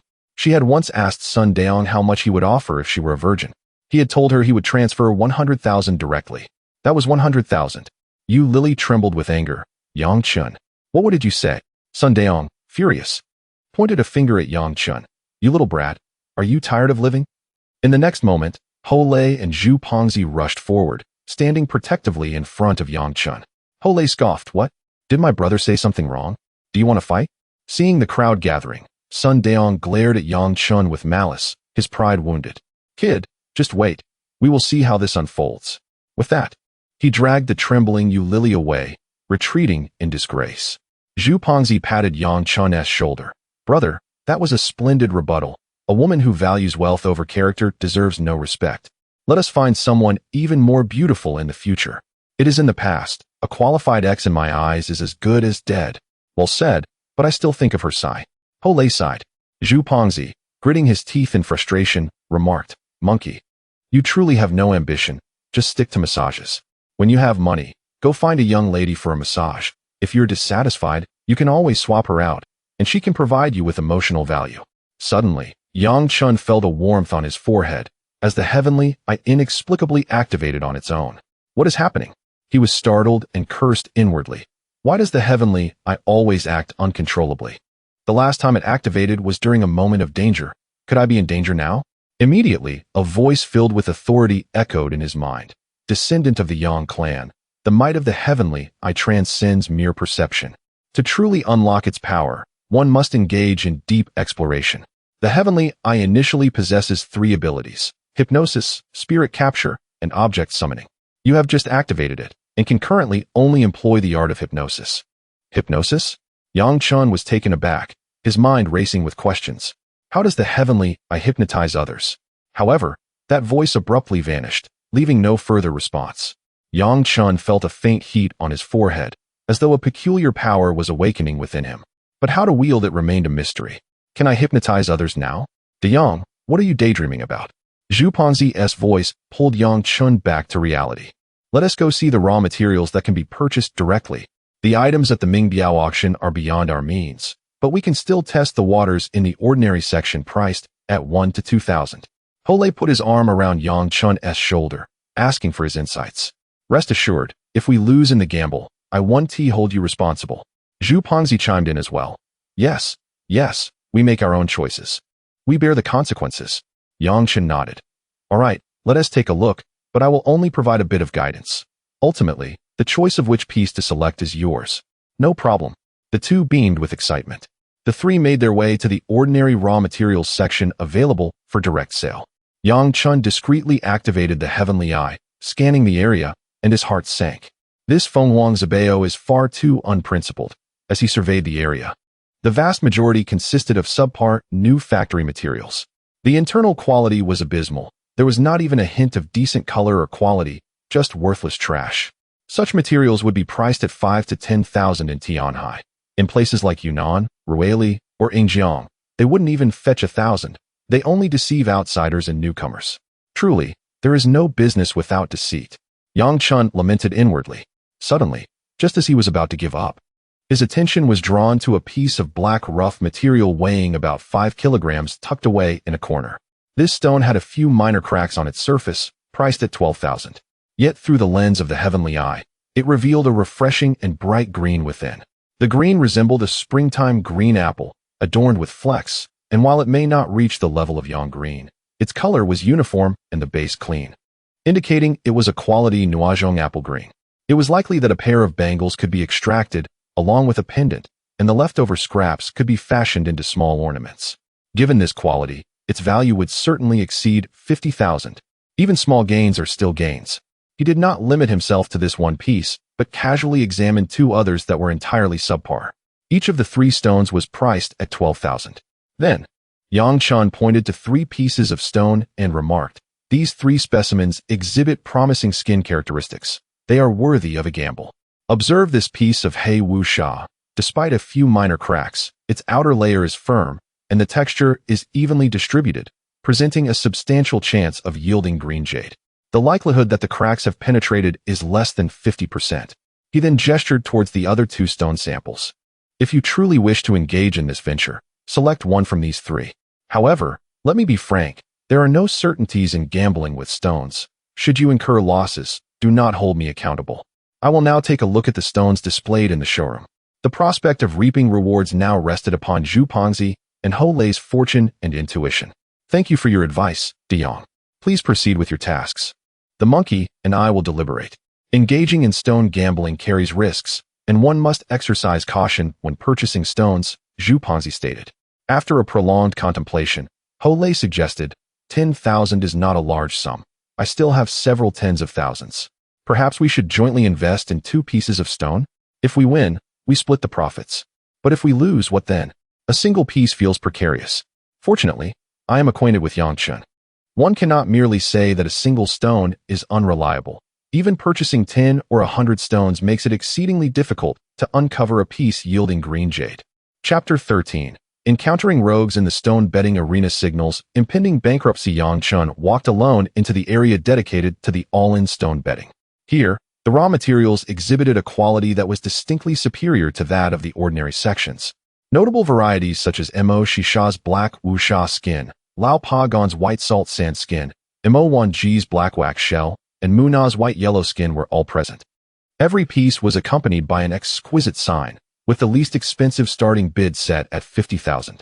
Yang Chen quietly activated his Tian Yen, his gaze sweeping across the offerings. However, as he surveyed the array, his heart gradually sank. These materials, priced in the hundreds of thousands to millions, were internally chaotic and unsatisfactory. They ranged from coarse bean varieties to dry, lackluster green types, predominantly exhibiting dull gray-green hues, rendering them of negligible worth. He did spot a piece of icy green jadeite with floral patterns, boasting decent quality, yet its dark hue, dense cotton spots, and, most critically, an intricate web of cracks within, diminished its potential value significantly. Even if it were to be processed, it would hardly yield a commendable piece, drastically reducing its worth. It appeared that his 20,000 would make scarcely a ripple here. However, the stone betting at the exhibition was merely ancillary. With limited raw materials available, Fengwang Jewelry primarily focused on auctioning finished products. To amass wealth through stone betting, one would have to venture to Yunnan. Yang Chen had initially harbored a flicker of hope to unearth a piece capable of soaring in value, but it seemed he was overly naive. He cast a glance at the adjacent semi-betting window area. As an insider, Yang Chen understood that the risks associated with windowed stones lay in the rogue windows and disguised windows. Sellers often opened windows in the most appealing areas of the stone's surface, which posed significant risks and commanded excessive premiums. A piece worth possibly 500,000 could, due to an appealing window, be listed with a starting bid of 800,000 or even $1 million. With his current funds, he lacked even the qualifications to participate in the bidding. Should he borrow several hundred thousand from his master's wife, Su Yanran, to gamble on stones? 2 seconds later, Yang Chen dismissed this thought. Those who operated jade shops possessed a complex reverence for stone betting, fully aware of the inherent risks. In his master's wife's eyes, investing a substantial sum in stone betting was akin to playing the lottery. With 20,000, one could purchase numerous lottery tickets. As for stone betting, a single cut could result in total loss.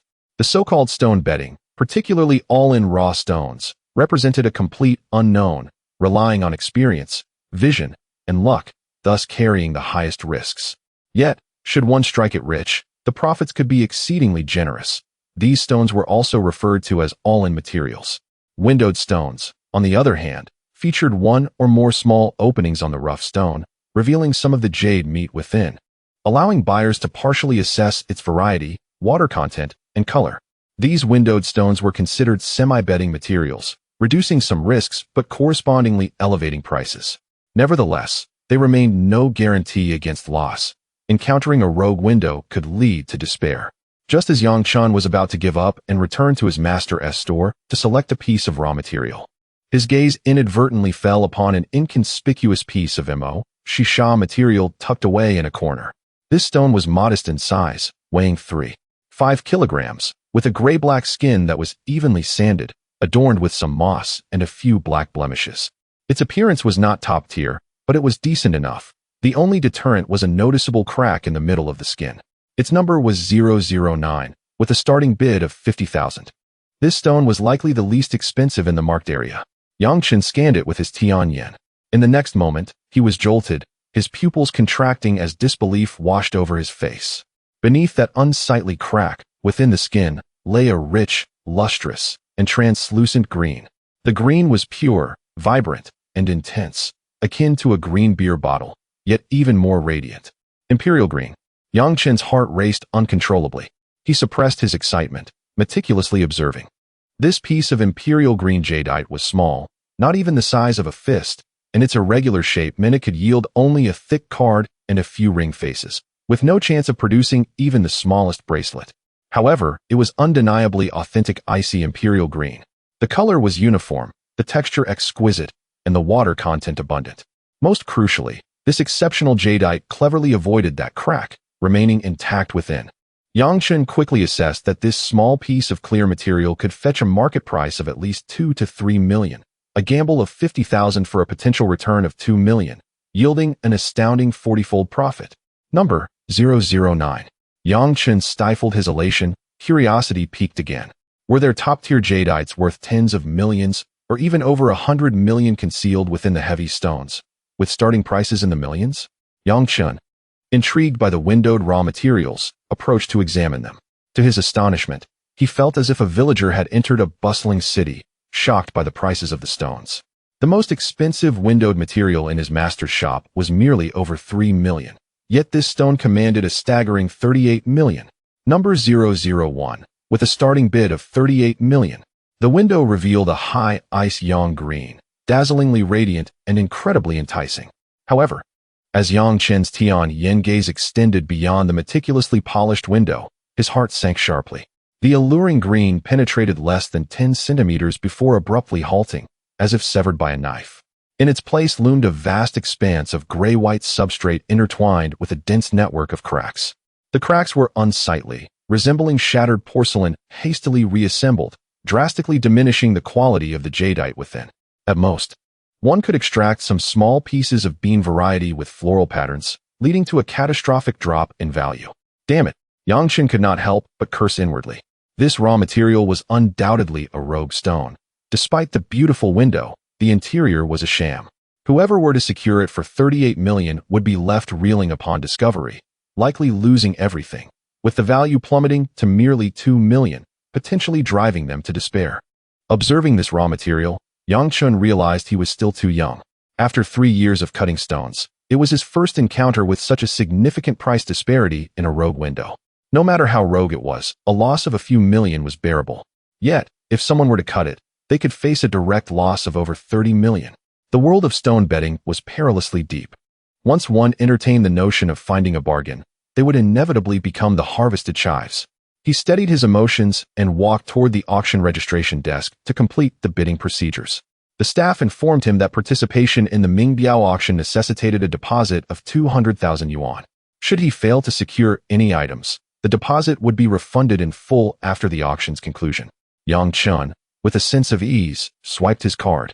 Watching as the recently credited 200,000 yuan was swiftly withdrawn once more, his heart burdened by little regret. Investing 200,000 yuan as a deposit for the chance to acquire the coveted imperial green valued at over 2 million yuan seemed undeniably prudent. Having just completed the necessary procedures and preparing to head towards the auction hall, he was suddenly tapped on the shoulder from behind. "Bro, is that you?" It truly is you. A voice, brimming with excitement, resonated behind Yang Chen. Turning around in confusion, he was met by a strikingly handsome young man, around 18 or 19 years old, who looked at him with uncontainable enthusiasm. Dressed in fashionable attire, radiating a sunny disposition, the young man was clad in a Nike tracksuit, his face flushed with excitement. Who are you? Yang Chen thought the individual seemed somewhat familiar, yet he could not quite place him. Chapter 14. The Rescuer. It is I, dear brother. Just 2 nights ago at Tianjiang Bridge, the one you saved by jumping in was indeed me. The young man firmly grasped Yang Chen's hand, shaking it vigorously. My name is Yanran, and I have finally found you, my benefactor. Why did you leave so quietly that day? My cousin and I wish to express our gratitude properly. With this reminder, Yang Chen recognized who he was. The evening's dim light, coupled with his singular focus on the rescue, had made it difficult for him to recall the young man's features, especially since he had appeared disheveled with wet hair.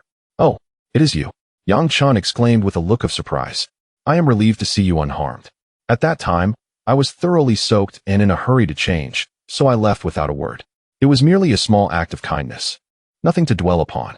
How can you say that? It is a life-saving grace. Yanran insisted, holding on to Yang Chen's hand. My cousin has been eager to find you and repay you properly. What is your name? Are you here to attend the exhibition?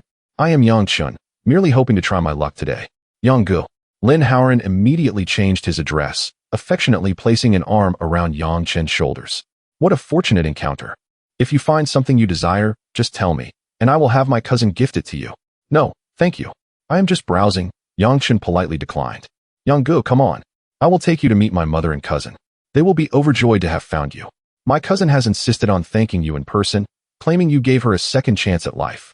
Yang Chen, however, was preoccupied with a particular piece of material, designated as 009, and politely turned down the offer. There is truly no need for such courtesy. I still wish to participate in the upcoming Mingbiao auction. Let us discuss this afterwards. The auction?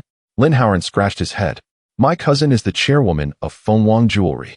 Which piece have you set your sights on? She could simply give it to you, eliminating the need to bid. There is no rush.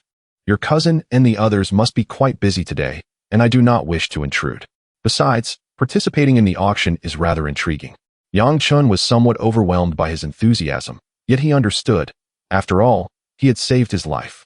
At that moment, the young man had not lost consciousness, but he had been close. He had struggled in the water, and without someone to rescue him, he would likely have perished. Seeing Yang Chen's determination, Yanran relented but still accompanied him. Very well, Yang Gu, I shall join you in the auction hall. By the way, how did you end up in the water? My cousin accidentally fell in while she and my mother were strolling along the riverbank. I was fishing with friends a bit further away. I can swim, but only in a pool. It is terrifying to think about. It was truly a near miss. Thank goodness for your kindness, or my cousin and I would have been lost. Do be more careful next time, Yang Chen advised. The two entered the auction hall, where a number of bidders were already seated and engaged in quiet conversation. Yang Chen's eyes quickly found Yu Lily and Sun Daong seated in the back row. A flicker of inspiration crossed his mind as he recalled the voice in his head about hypnosis and mental manipulation. Observing Sun Daong's arrogant demeanor, a thought emerged. Why not test the limits of his hypnotic abilities on Sun Daong? Deliberately, he led Yanran to sit 2 seats away from Sun Daong. Sun Daong immediately noticed him, a smirk forming on his face, dripping with disdain. Well, isn't this the little worker? You have the audacity to enter the auction hall. Do you know you need to pay a deposit of 200,000 to enter? With your outfit from Pinduoduo, you likely cannot even afford a fraction of that. Yang Chen replied calmly. If you suspect I have snuck in, feel free to call security and have me thrown out.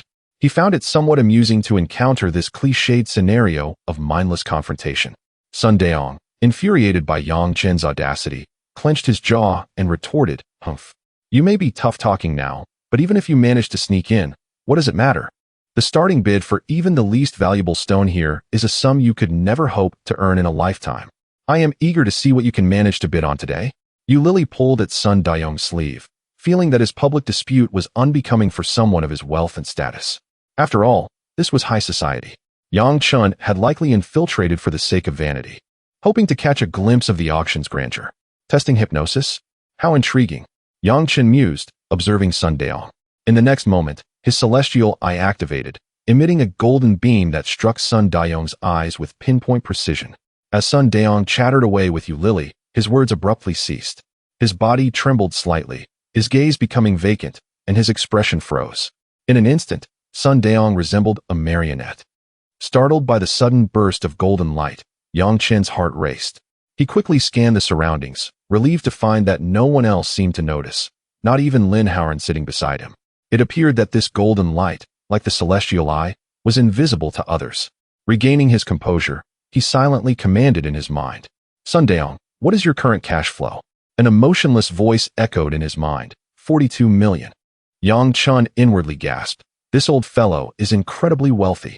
While he knew Sun Dayong was a landlord and owned a significant portion of the jewelry street, the ability to access such a sum at will was indeed impressive, far beyond his own means. He continued to mentally issue commands. During the auction, you will bid on the stone numbered 001, regardless of the cost.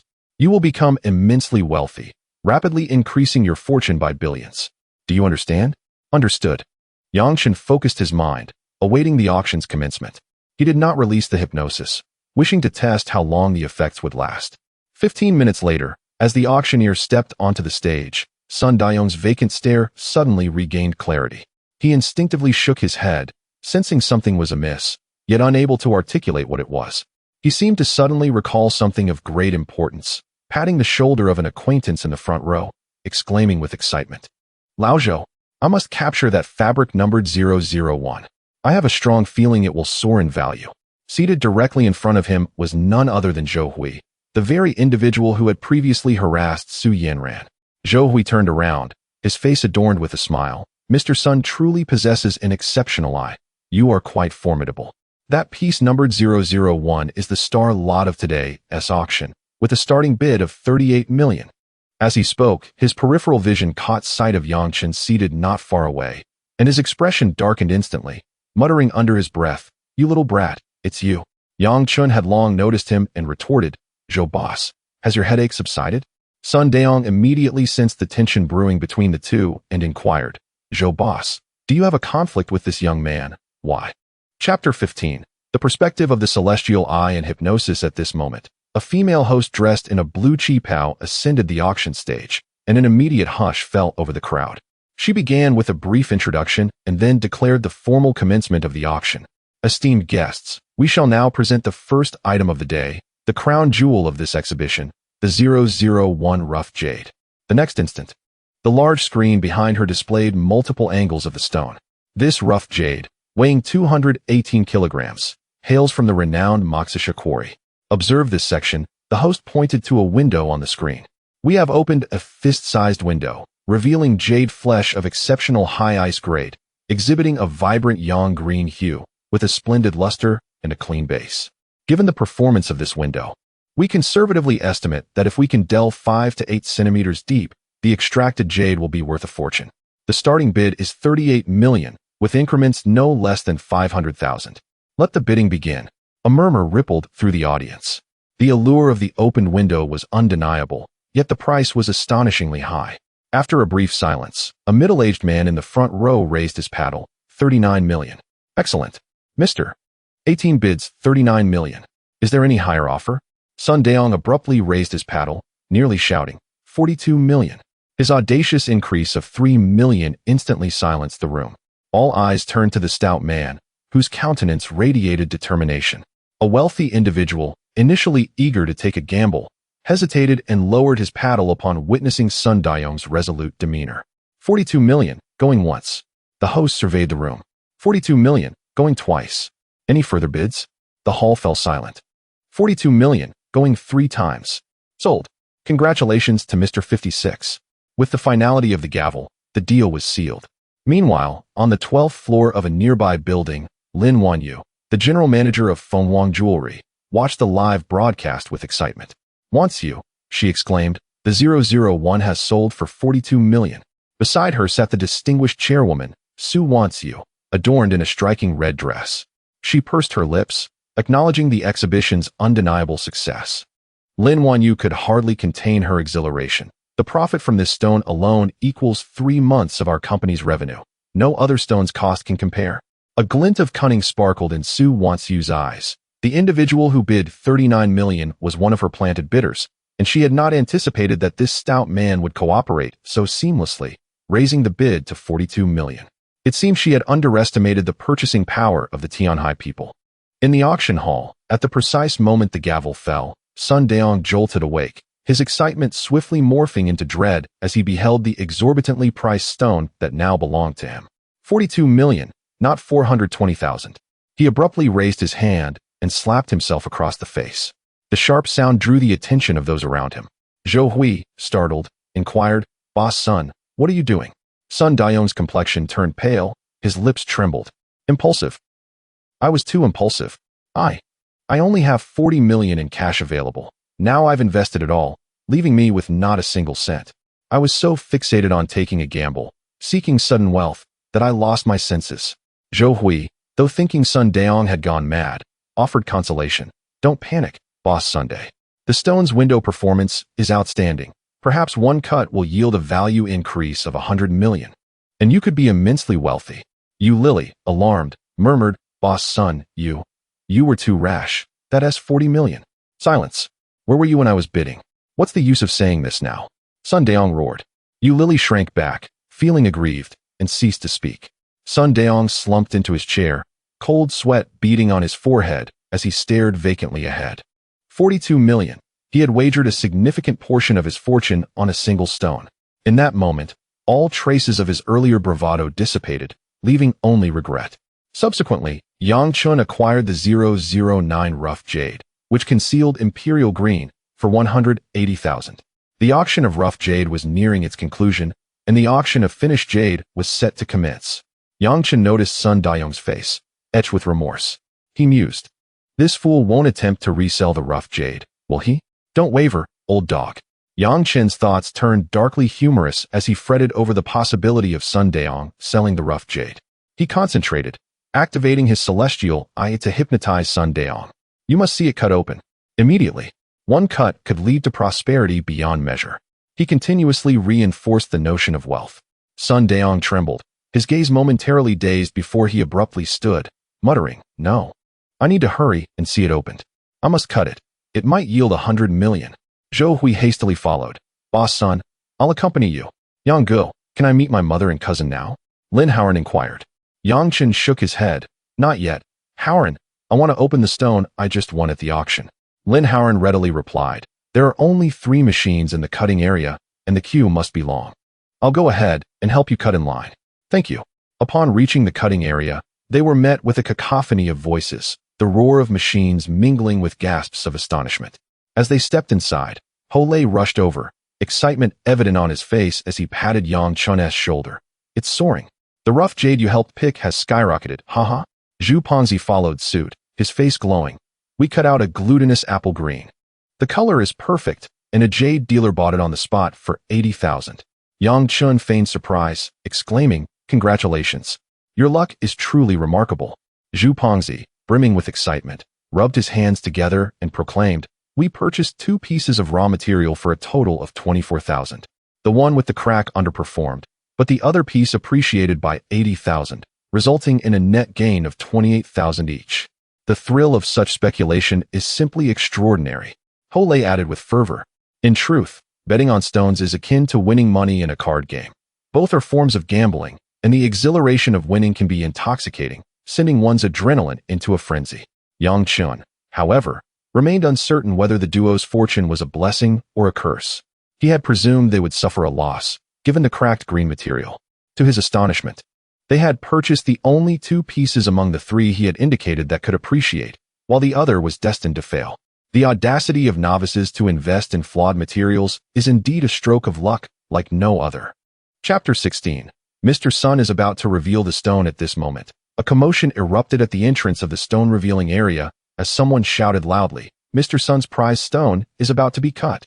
It's worth 42 million. As the words fell, the crowd surged forward like a tidal wave, tightly surrounding the largest stone-cutting machine, their eyes wide with anticipation. Many local jade merchants in Tianhai recognized Sun Daong. Aware that he owned 8 shops on the Jade Street, each valued in the millions, not to mention his properties, which brought his total assets to over 100 million. Sun Daong stood before the cutting machine, his face pale with tension, beads of cold sweat glistening on his forehead. The raw stone was secured in the machine, ready for the exhilarating reveal. Both Hosey and Zhu Ponzai squeezed their way to the front. "Boss, where should I cut?" The stone cutter asked respectfully, a hint of nervousness in his voice, as he had never cut such an expensive stone in his life. Sun Daong swallowed hard and pointed beside the opening. Right here, just follow along the edge." In an instant, all eyes were fixated on the rapidly spinning saw blade. The atmosphere was tense at the stone-cutting machine. The cutter, drenched in sweat, cautiously maneuvered the grinding wheel along the edge of the precious raw material. No one spoke, eager to witness whether it would be a gamble or a disaster. Naturally, the majority present were industry insiders. Some local jade merchants stood by the machine, ready to purchase any green jade revealed on the spot. For instance, Su Yanran. The material was exorbitantly priced, so much so that the cutter's hands trembled. He understood that at this level of stone, if the cut yielded a profit, it could multiply by dozens or even hundreds of times. If Boss Sun was generous, a casual tip could rival his annual salary. Yang Chen spotted his master's wife, Su Yanran, in the crowd. She was intently watching the cutting scene. Yang Chen squeezed through and whispered, "Master, have the raw stones we brought sold yet?" Su Yanran smiled slightly. "They've all sold. Those 2 pieces we opened performed well, fetching a 30% premium, and the rough material sold even faster than if placed in the shop." Zhou Hui wore a disingenuous smile as he addressed Su Yanran. "Yanran, you're here too. About what happened last time. I'm truly sorry. I had a few too many drinks and said some foolish things. Please don't take it to heart." Su Yanran's expression turned cold as she replied, "Zhou Hui, don't speak to me. Just seeing you makes me feel disgusted." Zhou Hui's smile froze, a shadow passing through his eyes. He had harbored thoughts about his good friend's wife for quite some time. Ever since Zhang Jingguo married Su Yanran, he had been preoccupied with her. Unfortunately, his desires had yet to be fulfilled. Yang Chen stepped forward, positioning himself protectively in front of Su Yanran. "Mr. Zhou, did you not hear what my master's wife said? Keep your distance from her." Zhou Hui, incensed by Yang Chen's audacity, clenched his teeth in anger.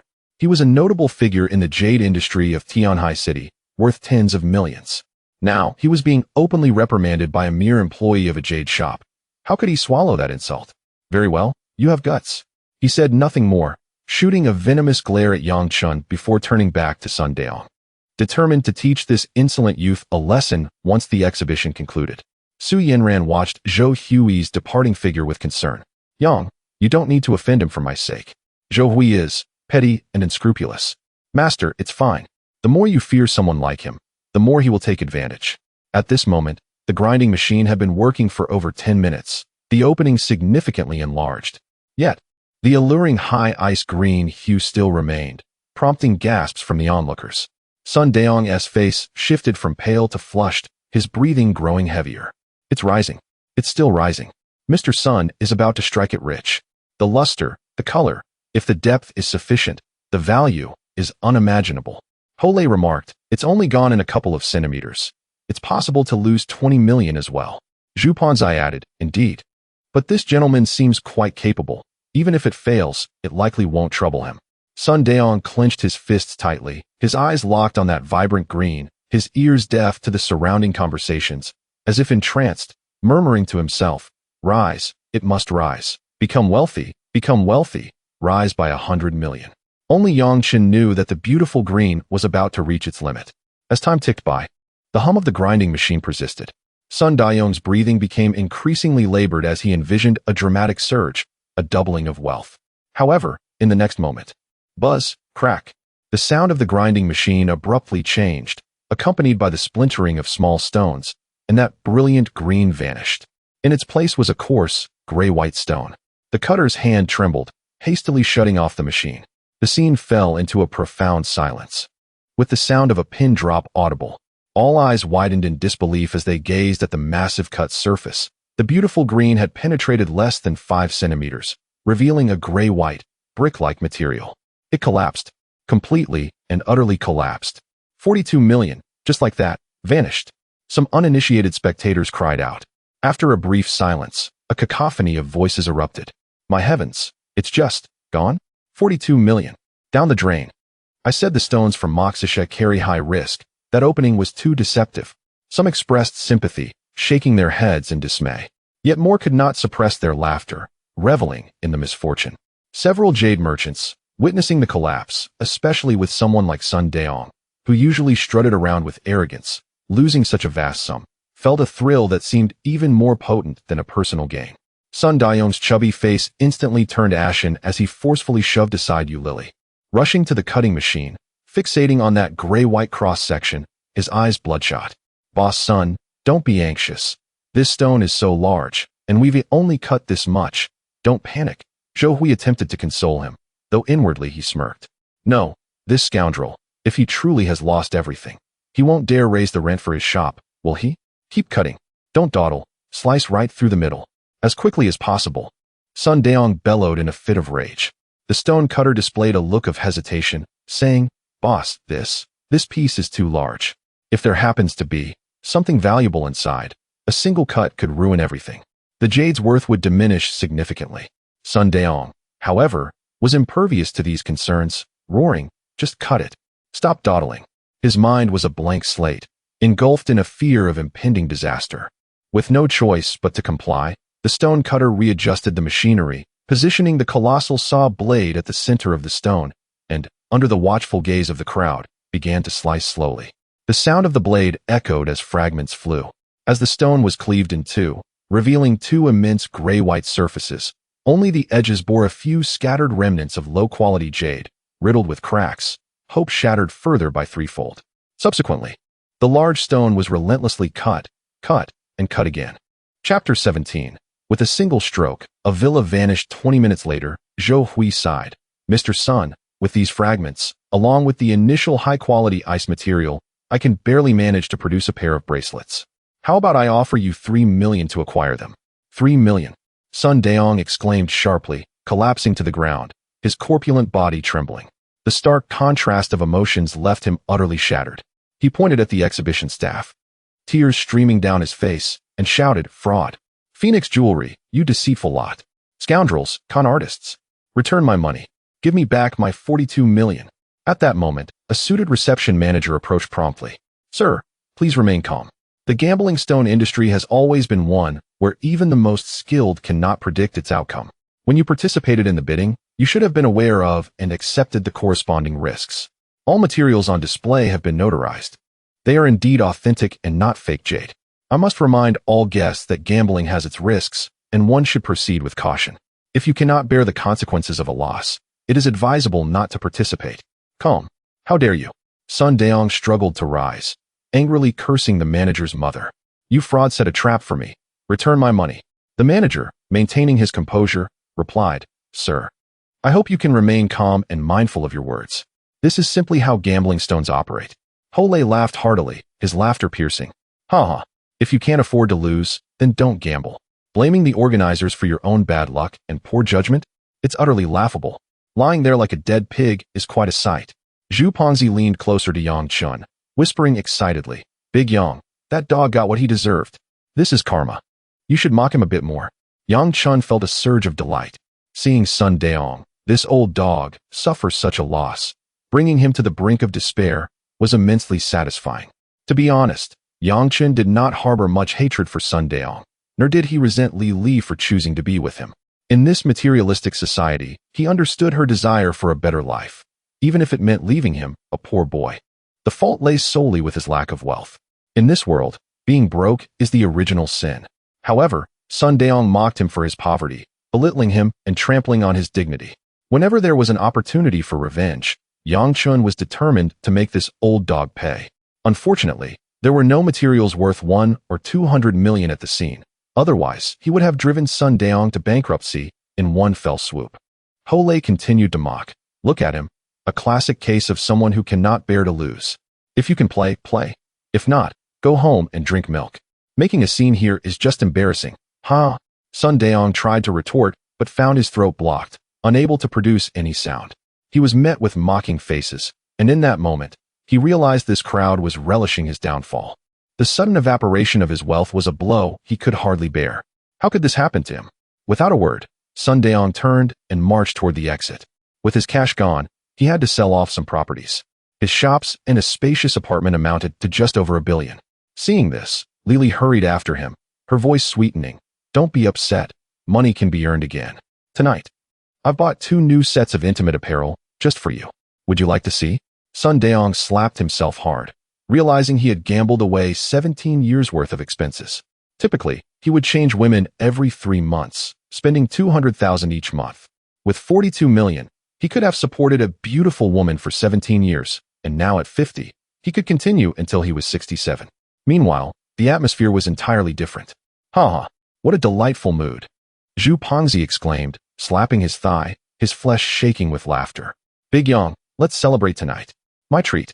We'll go to Baihai Yuntian for a bath, and I'll arrange for a couple of skilled ladies to give you a massage and help you relax. Ho Lei chimed in.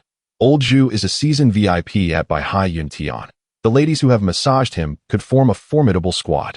Yang Chen looked at the excited duo and smiled. You two go ahead. I still have some unfinished business. I spent 18 million on a stone and am third in line to reveal it. I plan to check it out before leaving. What? Zhu Pengzi and Ho Lei exclaimed in unison, their smiles instantly fading. Zhu Pengzi widened his eyes in disbelief, staring at Yang Chen. Big Yang, you're not joking, are you? You took that 20 million and threw 18 million on this floatstone? He pointed at the unimpressive rock on the table, convinced Yang Chen must be out of his mind. Ho Lei swallowed hard, tugging at Yang Chen's sleeve, and lowered his voice. Brother, are you out of your mind? We should know when to stop. Look at Sun Daong's miserable state. Gambling stones are not for the faint of heart. I felt like I was lucky to earn that 28,000. I'll never touch it again. It's safer to just play a bit of mahjong. He genuinely worried for Yang Chen. Having just witnessed a 42 million loss, Yang Chen was about to stake nearly all his fortune on a single stone. Sun Daong had spent 42 million, and he likely still had assets. But Yang Chen, if he lost, he would be back to square one. The fortune he thought he gained would be for naught.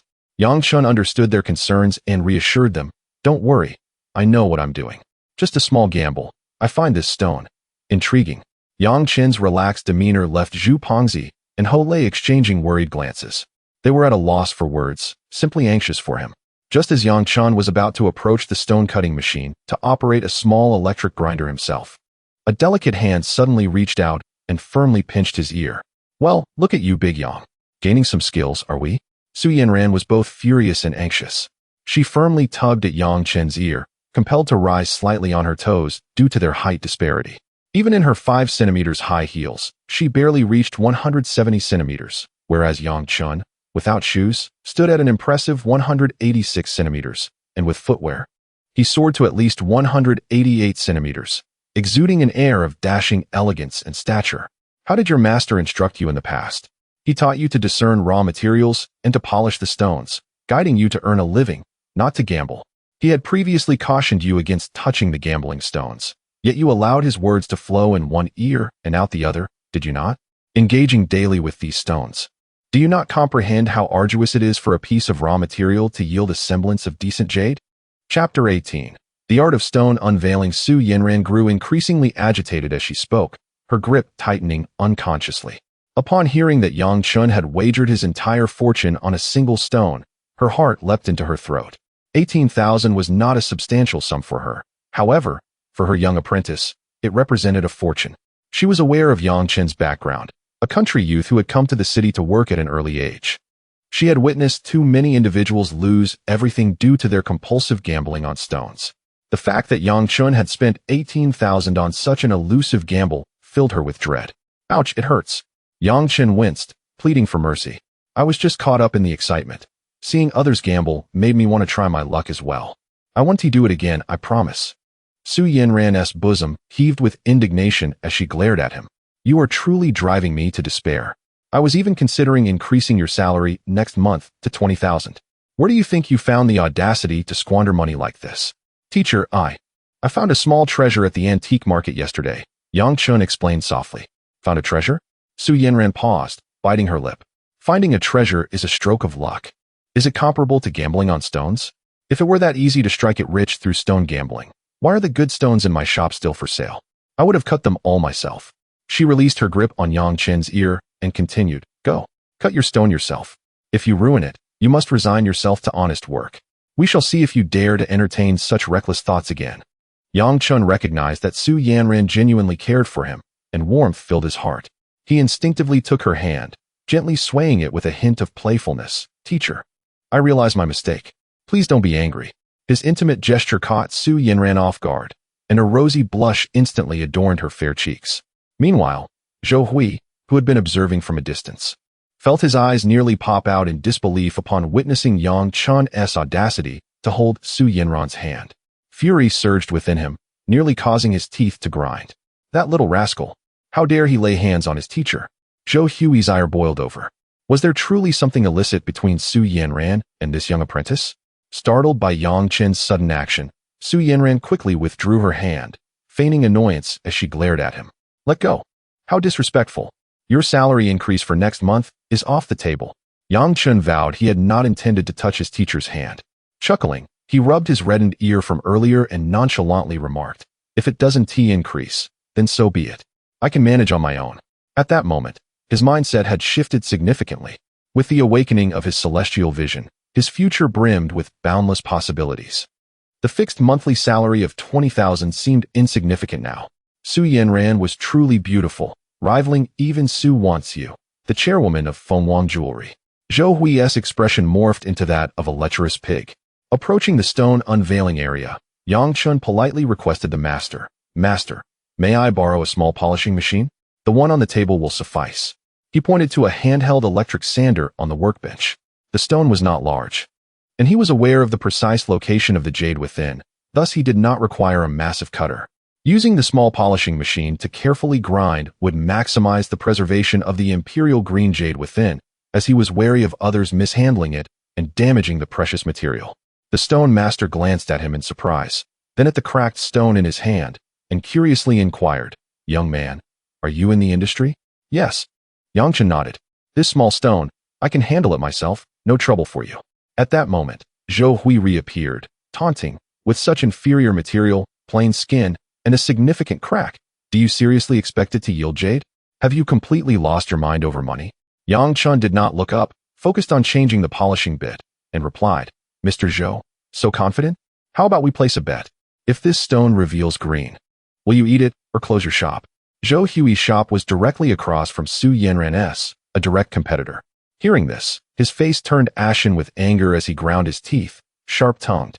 "When you unveil a pile of worthless stones, let us see how smug you are then. You think you can bet with me? You are not worthy." Yang Chen chose to ignore him.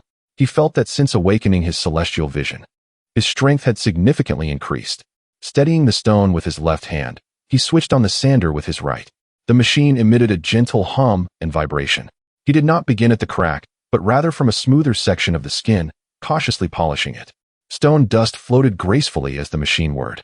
Su Yanran observed this scene, feeling a mix of anger and melancholy. She believed Yang Chun was acting recklessly due to the emotional turmoil of their breakup, gambling on stones in a desperate bid to become wealthy. She resolved that if the stone turned out to be worthless, she would comfort him thoroughly. His salary increase next month would still happen. Meanwhile, the majority of attention in the stone unveiling area remained focused on two larger machines processing more substantial raw materials. To most observers, larger jade stones naturally had a higher theoretical probability of yielding green. A small piece like the one Yang Chun held did not attract much interest. The polishing machine continued to hum, and Yang Chun's movements were steady and precise. He controlled the depth and angle of the polishing. With his celestial vision activated, he was fully aware of the internal condition of the stone, allowing him to polish without excessive caution. Suddenly, he halted, swiftly switching off the machine's power. Just as the polishing head lifted from the stone's surface, an intensely vibrant, dripping green burst forth from the tiny window he had just polished. Yang Chun, exhilarated, splashed a bit of water on it. That green was rich, bright, and perfectly balanced. From the opening, an indescribable, captivating green radiated forth. The hue was so pure, so dazzling, and so utterly astonishing. Yang Chen's breath suddenly caught in his throat.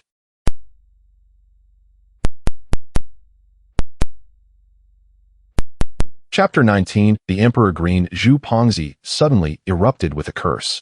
What shade of green is this? The green. It's so vibrant it almost seems to glow. Hole was so excited that he leapt up, pointing at that splash of green, his words tumbling over one another. My heavens, De Yong, you've struck gold again.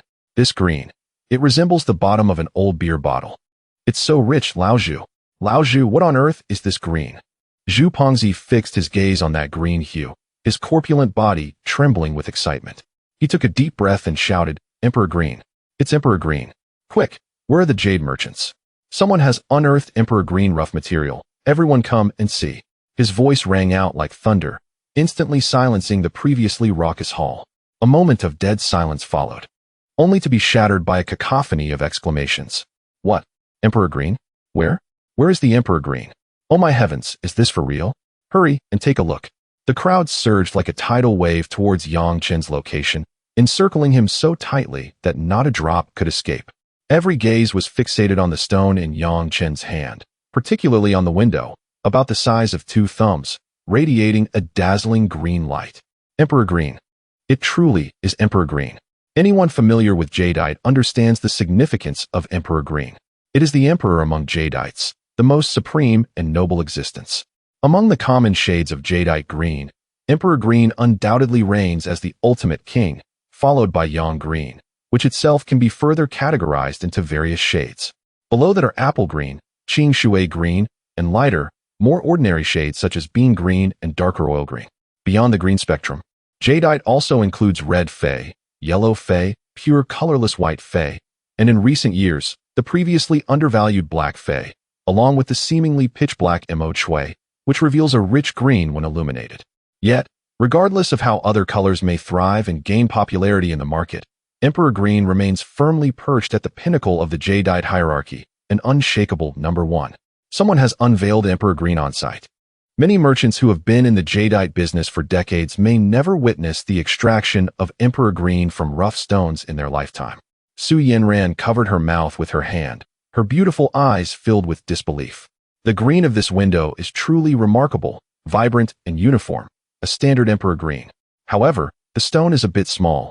One wonders how deep it can go inside. An elderly man frowned as he scrutinized it closely. Indeed, judging by its clarity, it falls short of high ice quality, categorizing it as ordinary ice type. Yet this is Emperor Green. Just this color alone is already astonishing. Someone nearby echoed in astonishment, emphasizing the key question of how much material can be extracted. If a complete bracelet of solid Emperor Green could be carved from it, that would be extraordinary. But what if it turns out to be just a thin layer at the window? Zhou Hui gritted his teeth, feeling both envy and shock. Goodness, this poor kid. What kind of luck is this? He actually unearthed Emperor Green. Su Yanran had already moved closer to Yang Chen, leaning down to examine the window closely. That breathtaking green hue made even this seasoned expert's heart race. She glanced up at the composed Yang Chen, her beautiful eyes glimmering with surprise. Her apprentice's luck is truly extraordinary. To be honest, after so many years in the industry, she had never witnessed Emperor Green being revealed on site. Yang Chen turned his head and quietly asked Su Yanran, Shifu, if I stop here and don't further explore, how much would this semi-transparent material be worth? Su Yanran instantly understood his intent. Sometimes, a semi-gamble material that exhibits exceptional potential can be valued even higher than a fully revealed transparent piece, due to the boundless imagination it inspires. Ladies and gentlemen, this material belongs to my apprentice Yang Chen. He is now willing to sell this windowed material. If anyone is genuinely interested, please feel free to make an offer. Su Yanran boldly announced. Zhou Hui was the first to jump in. 3 million. I bid 3 million. His price drew a wave of disapproval. Mr. Zhou, that's rather unreasonable. Are you here to cause trouble? A chubby jade merchant immediately countered. This is Emperor Green. Ice-type Emperor Green. Even if only a small plaque and a few ring faces are extracted, it's worth far more than that. What if there's enough inside to carve a bracelet? Your 2 million wouldn't even cover the tip. I bid 360,000. Another voice quickly chimed in. For million. 460,000. The price escalated rapidly, and the atmosphere thickened with excitement. At that moment, a slightly languid yet confident voice emerged from the outskirts of the crowd. I, Shangyun Jewelry, bid 5 million. You people are too petty. I'll take it to the highest bid, betting he can carve a bracelet along with a few ring faces. In truth, the jadeite inside likely only contained enough for a single plaque and a few ring faces, with a maximum value of 3 million. It couldn't yield a bracelet. Thus, Yang Chen aimed to sell the windowed material and maximize the profit from this rough stone. The crowd parted to make way as a young man, impeccably dressed in a custom suit and strikingly handsome, walked in. He boasted a chiseled jawline and sharp brows, a quintessential leading man. However, he seemed to be somewhat short, estimated at around 170, and instead of dress shoes, he wore thick-soled sneakers, likely with hidden height boosts. He was Li Huihuang, the young heir of Shangyun Jewelry. What is he doing here? The strength of Shangyun Jewelry is far superior to that of Fengwang Jewelry. Shangyun is a well-established jewelry house in Tianhai with deep roots. It was unexpected for their representatives to attend Fengwang's exhibition. The onlookers buzzed with discussion, clearly recognizing the young man's significance. This material is worth a maximum of 5 million. The stone is too small, and 5 million is merely a gamble on being able to carve a bracelet, ideally with a few extra pendants. De Yang, take your shot. Su Yanran quietly signaled. Mr. Li, it's yours. Li Huihuang said with a smile, handing Yang Chen a business card. Mr. Yang, is it? Young and accomplished, possessing remarkable insight. Should you ever uncover such exquisite materials or any valuable goods in the future, please do not hesitate to contact me at the earliest opportunity. At Shangyun Jubao, we are committed to offering prices that surpass market value for acquisitions. Yang Chen accepted the business card and humbly responded, You flatter me, Mr. Li. I assure you, however, that when it comes to gambling with stones, fortune plays a significant role. I fear that my luck may have been exhausted today, but rest assured, if I come across any exceptional materials, you shall be the first to know. At that moment, 2 assistants took away the stones.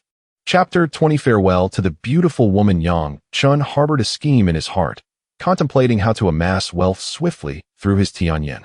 He could employ his X-ray vision to purchase jadeite rough stones, unraveling them himself for sale.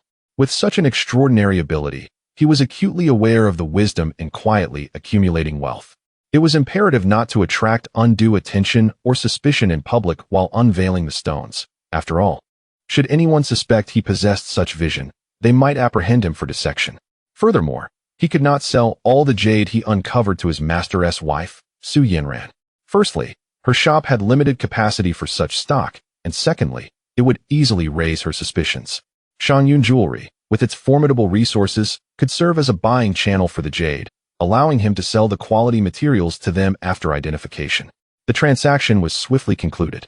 A notification chimed on his mobile phone, indicating a deposit of 5,000,000 yuan to his bank account. Coupled with the 20,000 yuan refunded from the auction house, his account balance instantaneously soared to 5,020,278.50 yuan. Upon witnessing this string of numbers, Yang Chen felt his heart race uncontrollably and his breath quickened. 502 million. This was a sum he had never even dared to dream of having in his lifetime. What had once seemed unattainable was now a reality. He was overwhelmed with euphoria and excitement. I am wealthy. Even if he allocated just 500,000 yuan from this fortune, it would suffice for his parents to construct a reasonably respectable 2-story building in their hometown village. Even in Tianhai City, it would be adequate to purchase a 100 square meter apartment. Ambition often swells in tandem with one's capabilities. Previously, he had aspired to save enough to return to the provincial capital of Shaanxi, Taiyuan, to make a down payment on a home, paying in installments. But now if he were to buy, he would purchase a spacious flat in the city center or an opulent villa. Meanwhile, Sun Daong gazed at Yang Chen, who had instantaneously amassed 5 million, and then considered his own loss of 42 million, his round face darkening with dismay. Moments ago in the hall, he had grown increasingly resentful and was preparing to unite with several other disgruntled patrons to lodge a complaint against Fengwang Jewelry for their fraudulent scheme. Yet he had witnessed Yang Chen's sudden wealth firsthand. 5 million meant little to him, but this young man had certainly struck it rich. Yu Lily was utterly dumbfounded. She watched her ex-boyfriend Yang Chen effortlessly earn 5 million from a single stone, her emotions a tumultuous blend. Moreover, upon glancing at Sun Daong's balding head, a wave of regret and disappointment surged within her. She instinctively bit her lip while looking at Yang Chen, feeling as if her former lover had become more handsome. Had she not left Yang Chen, he would have surely showered her with affection and shared 100,000 with her. Ho Lei tightly embraced Yang Chen's shoulders. Come on, De Yang. You truly are a person of great fortune. You've become a millionaire in an instant. We must celebrate. Zhu Pengzi beamed with delight, thumping his chest as he declared, Indeed, we must celebrate. Though you are now flush with cash, tonight's feast is on me. Monkey, don't you dare try to claim this one. Just then, Lin Howren, who had been waiting patiently, could no longer contain himself. Yanggu, you finally wrapped up. I've been waiting here for 2 hours. Now can we go meet my mother and cousin? I haven't told them I found you yet. I'm planning to give them a huge surprise. Hole noticed Lin Howren and scrutinized him for a moment. Hey, aren't you the one who almost drowned that night by the river? Lin Howren was taken aback, gazing at Hole in confusion. How do you know I nearly drowned? Hole chuckled. I was right there on the shore, assisting. De Jong pulled you from the deep waters to the shallows. I helped you onto the bank. You were choking and pale, so it's only natural you don't remember. Lin Howren instantly recognized him, expressing heartfelt gratitude. So you are my benefactor. I was remiss not to acknowledge you earlier. May I ask your name, noble sir? This is Hole. Just call him Monkey, like I do. Chen interjected. Monkey. Lin Howren immediately greeted warmly, and then enthusiastically invited. Come on, let us go together. I'll take you and Yanggu to meet my cousin. She has been eager to properly thank the Savior from that day. You've helped immensely, and we must show our gratitude. Hole's eyes lit up at this. This young man clearly hailed from a wealthy family, and his cousin was the chairperson of Fengwang Jewelry. If they truly intended to express their gratitude, surely a generous red envelope of at least 100,000 yuan would be in order. Although it was Yang Chun's assistance that led to the rescue, it was his invitation that had allowed Yang Chun to save the day. Hole waved his hand dismissively. Oh, it was merely a small favor. There is no need for such courtesy, no need to thank me. Yet, despite his words, his eyes gleamed with anticipation of gratitude. Yang Chun was indifferent to the thanks, as saving lives was not done for rewards. However, forming an acquaintance with the chairperson of Fengwang Jewelry was undoubtedly advantageous. Hole turned to Zhu Pongzi. Old Zhu, wait for me here. We'll be back shortly. Zhu Pongzi nodded in understanding. No problem. You two go handle your business. He too was curious about how much Su Wants You could possibly offer to the Savior.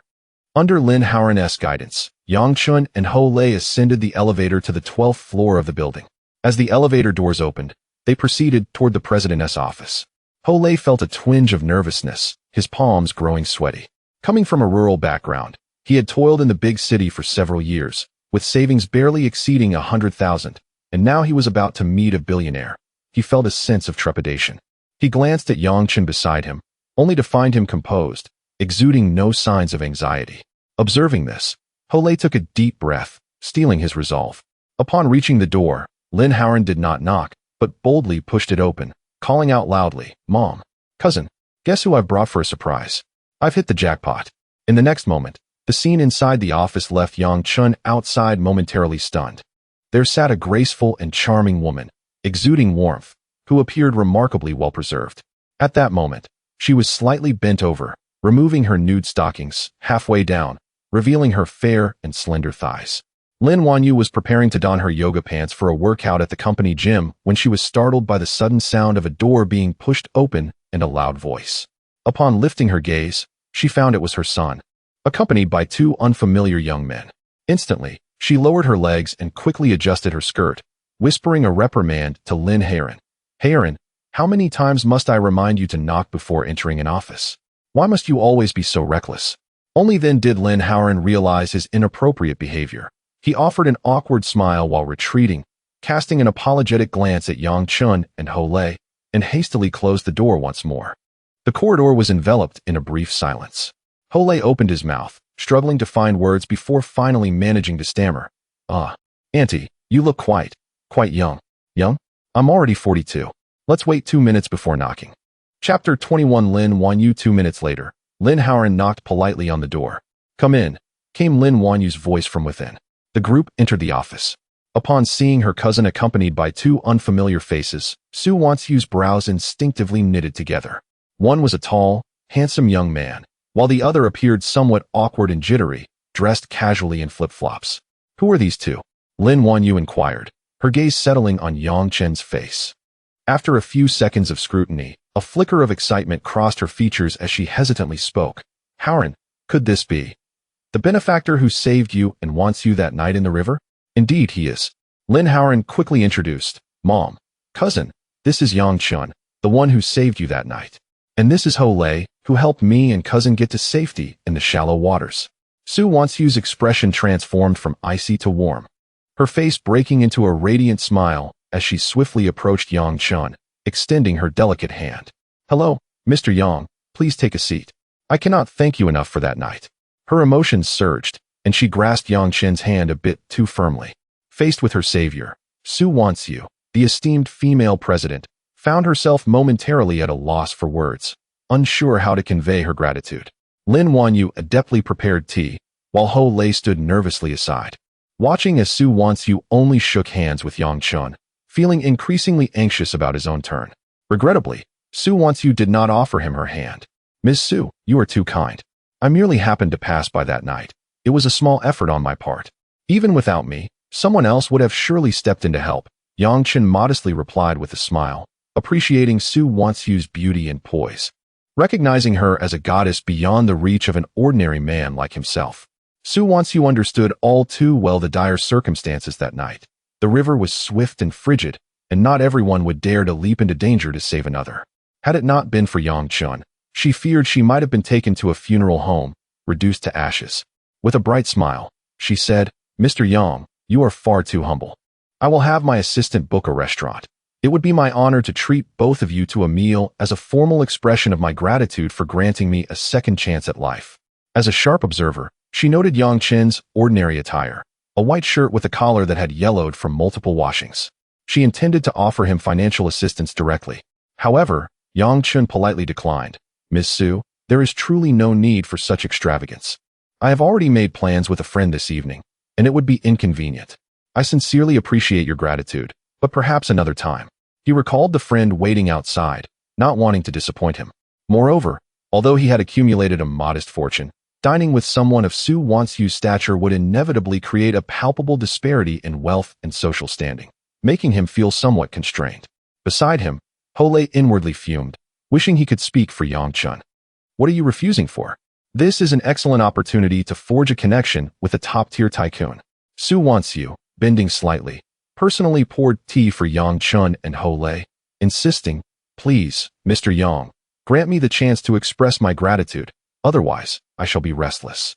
Yang Chen glanced at the anxious yet hopeful Ho Lei beside him and felt a thought arise.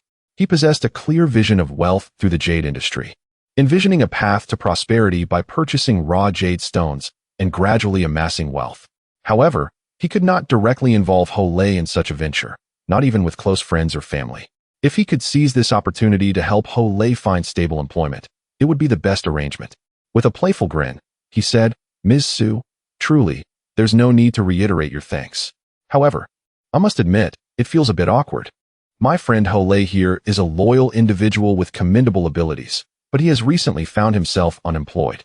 As you know, it is not easy to make a living in Tianhai, a bustling metropolis." Su Wanshu, being astute, immediately understood his implication. With a twinkle in her eye, she turned to Ho Lei and smiled. "Currently, we do not have any vacancies for formal positions in our company. However, our security team's logistics department is in need of a driver. The role involves escorting valuable jewelry, raw materials, and finished products. If Mr. Ho can drive and is interested in this position, he is welcome to try it out, with an annual salary of 1 million. 1 million. Ho Lei was taken aback, his mind momentarily blank as he gaped, trembling with excitement, yet unable to utter a word. Yang Chen observed him, feeling exasperated. "Where's that bold spirit of yours, Ho Lei?" He gave him a supportive pat on the back. Ho Lei snapped back to reality, his excitement rendering him tongue-tied as he stuttered. I'm willing. Thank you, Miss Su. I really appreciate it. I will work diligently and not disappoint your trust."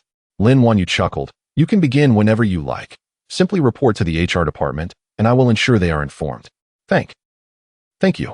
Su Wanshu's beautiful eyes sparkled with curiosity as she turned to Yang Chen, asking, "Mr. Yang, may I inquire what your current profession is? Participating in a jewelry exhibition suggests a connection to the industry?" Yang Chen candidly replied, "Miss Su, I am a jade worker at a jade shop. My mentor is Su Yanran, who you may have heard of. Today, for pieces of rough material in the exhibition were sent from our shop." Su Wanshu, intrigued, glanced at Lin Wanyu, who smiled and added, "Su Yanran? I know her from a beauty salon. We have quite a good relationship. She runs a jade shop and has a lovely personality. We refer to each other as sisters." Su Wanshu nodded, realizing Su Yanran was a friend of her aunt. I see, Mr. Yang. Have you ever considered joining our Fenghuang jewelry? Our company is always in search of skilled jade workers. In Tianhai, experienced and talented jade workers are indeed difficult to recruit. Those who excel in the craft often migrate south to Yunnan, where they can command higher wages and have abundant opportunities.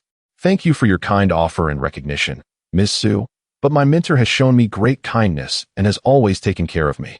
I am currently doing well there and do not wish to make any changes at this time. Yang Chen humbly declined, for he had no desire to part from his Shifu's wife. At that moment, Lin Wanyu recalled the harrowing night when she watched her son struggle for breath, her own helplessness on the shore overwhelming her. Her emotions surged, and the graceful lady grasped Yang Chen's hand tightly, her voice choked with gratitude. Mr. Yang, I cannot express how thankful I am to you. Thank you for saving Yanran. I was utterly frantic on the shore. I cannot swim, and I knew that even if I jumped in, I would only create more chaos and become a burden. As she spoke, the elegant woman's eyes glistened with unshed tears, her genuine feelings laid bare. Yang Chen offered reassurance. Lin Zong, you are too kind. It was my duty to help, and look, Yanran is perfectly fine now. Chapter 22. Making a phone call home. Lin Yanran chuckled. Mom, see, I'm perfectly fine. I've made my decision. From now on, Yang Gu is my brother. Aren't you all gathering for dinner? Bring me along. Tonight, I'll treat everyone to express my gratitude to Yang Gu and Ho Gu. Yang Chen smiled lightly. Sure, but I do have a friend waiting downstairs. Su Zong, Lin Zong, we must take our leave now. Su Wanqiu, noticing his departure, quickly took out her phone. Mr. Yang, could you please share your contact information? Let us connect on my private WeChat. Of course. Yang Chen also retrieved his phone, and the two exchanged WeChat details. After adding each other as friends, Yang Chen finished his tea in one gulp and discreetly gestured to Ho Lei beside him. It was only then that Ho Lei realized his untouched cup of tea, reminding him that it would be somewhat impolite not to drink. He hurriedly lifted the cup and gulped it down, only to choke slightly due to his haste. Observing Ho Lei's somewhat simple demeanor, Yang Chen felt a mix of exasperation and amusement. Wait, Mr. Yang, I have a small token of appreciation for you. Lin Wanyu suddenly recalled something and produced a gift box. This gift was originally intended for someone else, but was fortuitously suitable for Yang Chen. Inside was a Patek Philippe watch valued at 8 million yuan, model 5303 R001. In the realm of Patek Philippe timepieces, an 8 million yuan watch is considered mid-range, hardly reaching the high-end category. Yang Gu, this is a gift from my mother. Please accept it, Lin Yanran said, handing the gift box to Yang Chen. Although Yang Chen intended to decline, the box was already pressed into his hands. I'm quite curious about what my mother would choose as a token of gratitude.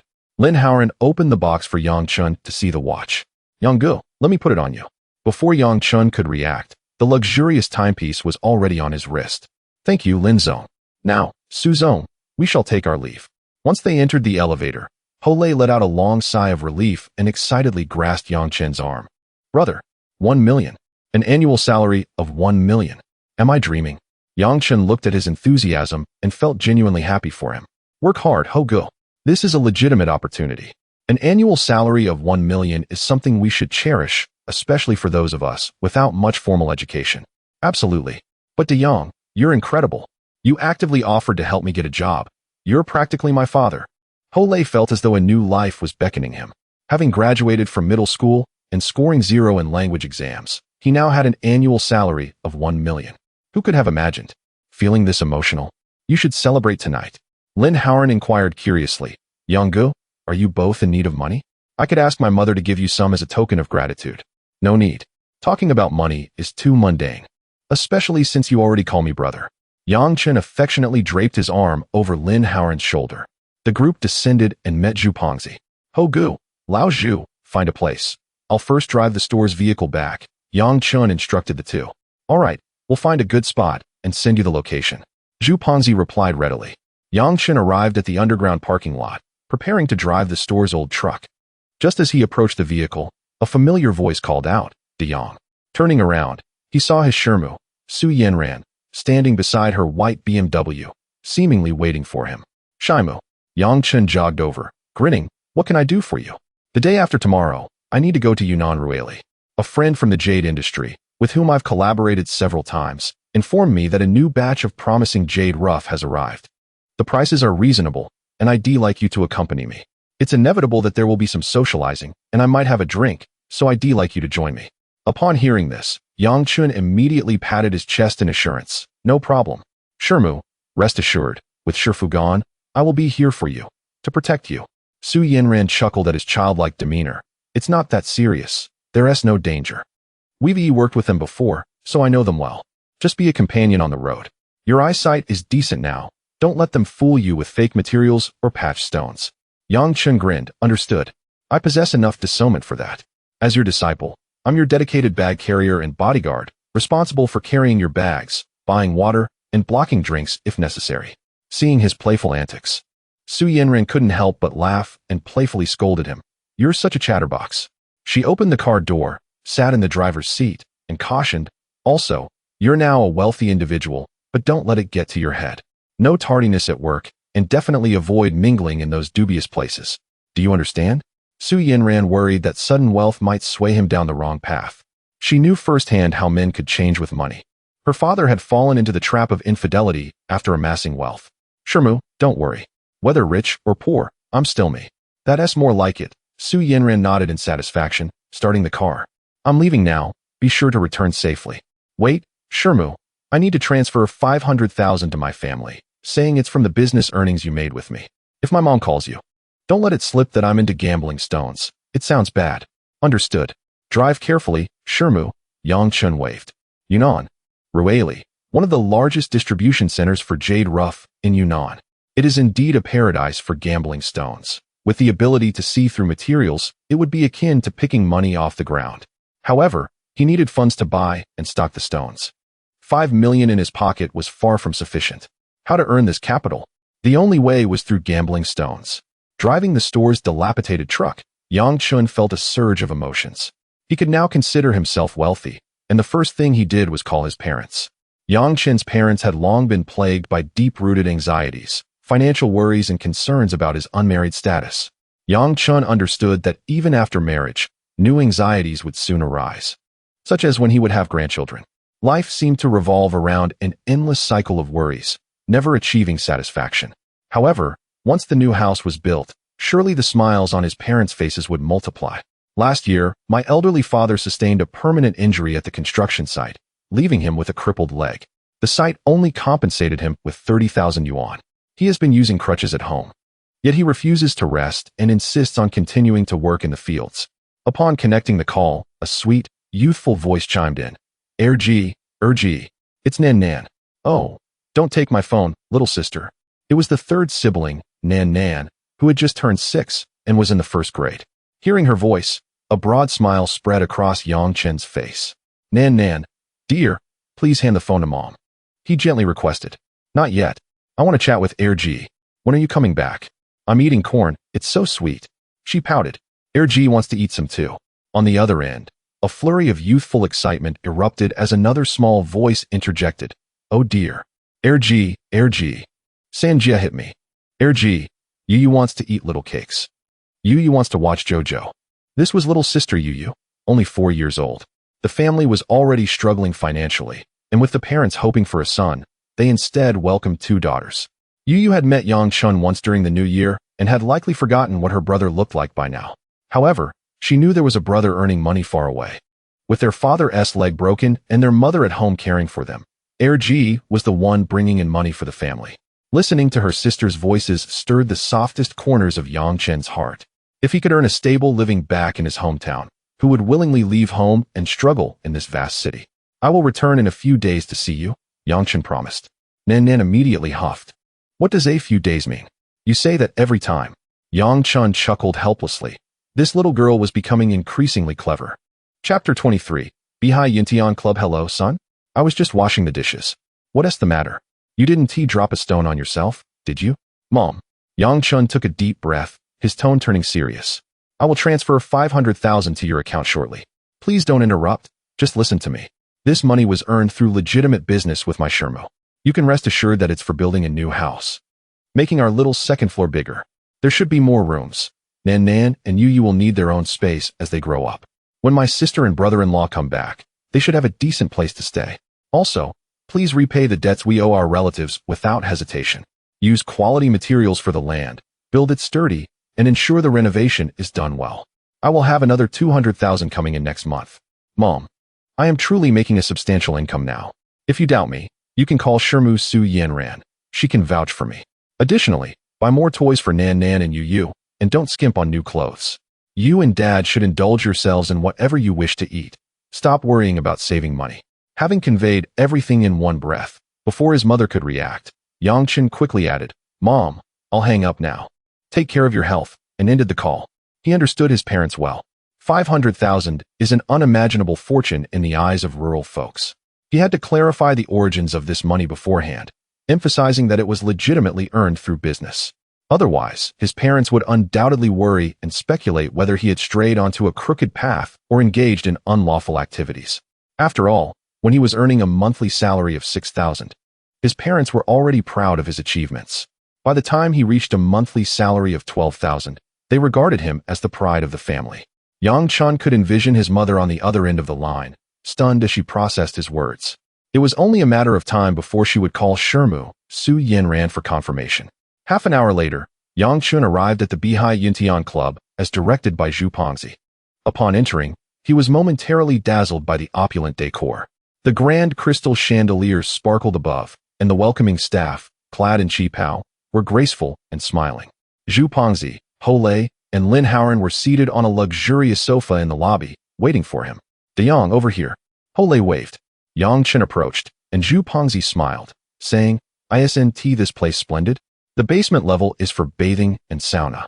The first floor serves as the reception hall with various small dining options, including private dishes, hot pot, and Western cuisine. The second floor features a buffet with seafood at 988 per person, quite lavish. The third floor is an entertainment area akin to a family amusement park, and the fourth floor, well, he squinted, is for massages and relaxation. The entry fee for baths alone is 268, which only includes a scrubbing service. It does look impressive. It's worth experiencing. Old Zhu, you are quite the connoisseur. Yang Chen nodded.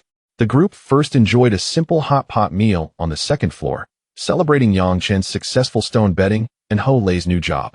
Afterwards, they took the elevator down to the basement bathing area. As soon as they exited the elevator, a wave of warm, humid air enveloped them. The bathing area was just as lavishly decorated. But when Lin Haoran caught sight of the massive communal bath, filled with various naked male bodies, his complexion turned pale, and his legs trembled in fear. This communal bath is too terrifying, he exclaimed, retreating in panic. As a man, I can't handle this northern-style bathhouse. I'll just find a private room for a shower and skip the communal soaking. Zhu Pongzi laughed heartily, patting his round belly. What is there to fear? I'm also from the south. You get used to it after a while. We're all in the same boat. No one should mock anyone. Lin Haoran shook his head vigorously, refusing to join Yang Chen and the others, and swiftly sought out staff to find a private room. Zhu Pongzi shook his head in amusement, then turned his gaze to Yang Chen, who was disrobing. His eyes widened, and he couldn't help but exclaim, Wow, De Yang. Now I understand why they call you De Yang. You are quite well endowed. Why don't you find a wealthy woman to take care of you? I'm truly envious. It's such a waste of talent. Yang Chen, feeling slightly embarrassed by the comment, wrapped a towel around his waist and smiled modestly. It's just natural. Let us go soak. The three made their way to the giant bath. However, when Yang Chen noticed a row of large, ancient-looking brown ceramic water jars beside the bath, he was taken aback. These jars resembled the water storage containers he used in his village as a child. Back then, the village did not have continuous running water. Families used these large jars to store water during fixed supply times. City folks really know how to have fun, Yang Chen muttered, pointing at the jars. Aren't these the jars we use to store water in our village? What are they doing here? Zhu Pongzi chuckled, explaining, You don't get it, do you? This is called a jar bath. It's said to be a retro health project. After soaking in the big pool, you use a special herbal package in these jars for soaking, which is said to relax the muscles, detoxify, and beautify. You can also soak directly in them. Yang Chen felt as though the world had changed, almost unrecognizable to the impoverished. The group selected individual bathtubs, each enjoying their soak. The warm water enveloped them, providing ultimate relaxation. Yang Chen unconsciously closed his eyes, savoring the moment, thinking how fortunate it was to have money. Such lavish bathtubs were unheard of in the ordinary bathhouses on the streets. He had heard that the bathing culture in the Northeast was quite famous and reasonably priced, yet he had never had the opportunity to experience it. As Yang Chen relaxed with his eyes shut, his mind raced, planning for the upcoming trip to Rueli. If he were to attend the raw stone exhibition or visit the major stone betting markets, his target would undoubtedly be those high-value stones worth millions. He wouldn't even glance at stones that could only yield a few $100,000. Yet, such conspicuousness would attract too much attention. He needed to prepare some disguises. Just like in the television shows, perhaps he could wear a fake mustache, put on non-prescription black-framed glasses, and a cap to obscure his features. Wealth should be acquired discreetly. He must not allow others to easily remember his face. The Tianyan was his secret. Who knew if others would think he possessed the gift of foresight when they saw him betting? Even if one does not regard him as possessing the gift of foresight, one cannot deny that he is an unparalleled master in the art of gambling on stones. His thoughts then turned to his esteemed mentor, Su Yanran. That scoundrel Zhou Hui has persistently harbored ill intentions towards her, instilling a sense of unease within him. Should he consider renting a villa in the same upscale community where she resides? Purchasing one outright is certainly beyond his means. The exquisite row house owned by his mentor, located in a prime area with a tranquil environment, is rumored to cost over 70,000 yuan per square meter. Acquiring such a property would require at least 40 to 50 million yuan, a sum that remains astronomical for him at present. However, renting a villa should pose no significant problem, as he possesses over 5 million yuan, more than sufficient to cover the rental expenses. Residing in the same community would allow him to keep a close watch over his mentor, as well as provide a secure and convenient location for storing and unwrapping the raw materials he brings back from Rueli. Keeping them in a rented apartment would not be safe. Yang Chen resolutely decided to seek a rental property the following day. As he pondered this, he sensed that someone had been observing him intently. Chapter 24. Grand Health. Yang Chen furrowed his brow and instinctively glanced back. Not far from the pool, Zhou Hui was submerged with a robust man, bald-headed, adorned with a dragon tattoo extending over his shoulder. The man's features were fierce, his gaze sharp, indicating he was not to be trifled with. At that moment, Zhou Hui was also glaring ominously at him. When he noticed Yang Chen's gaze, he did not avert his eyes. Instead, he leaned in and murmured something to the bald man beside him, his face marred with resentment. The bald man, whom Yang Chen had encountered once before, was known as Wu Tian, a so-called good brother of his master Zhang Jingguo during his lifetime. Wu Tian scoffed disdainfully, saying, "Old Zhou, you are truly regressing. You let a mere child best you and get a good beating?" Zhou Hui, feeling somewhat embarrassed, gritted his teeth and retorted, "That day, I was drunk, staggering about. Otherwise, how could I have let him take advantage of me? Tian Ge, this brat is ruining my prospects and is particularly close to Su Yanran. You must help me teach him a lesson to vent my frustration." Wu Tian casually gestured to a similarly tattooed, portly man on the opposite side of the pool. "Xiao Liuzi, did you hear? Keep a close watch on that kid over there." The man named Xiao Liuzi immediately nodded in understanding. Although Yang Chen could not discern the specifics of their conversation, Zhou Hui's venomous gaze made him feel targeted by this small-time schemer, and now it involved the more troublesome Wu Tian. Was his master's death connected to Wu Tian? Zhu Pongzi stretched lazily, tossing a cigarette to Yang Chen as he flicked off the water. "Enjoying a bath and smoking, living day by day, want one de Yang?" Yang Chen quickly waved his hand. "No thanks, Lao Zhu, I don't smoke. You and Ho Ge can indulge." He had once been a smoker, but when his pockets became too empty to afford decent cigarettes, he resolutely quit. "Come on, de Yang, don't exceed 20 minutes in the bath.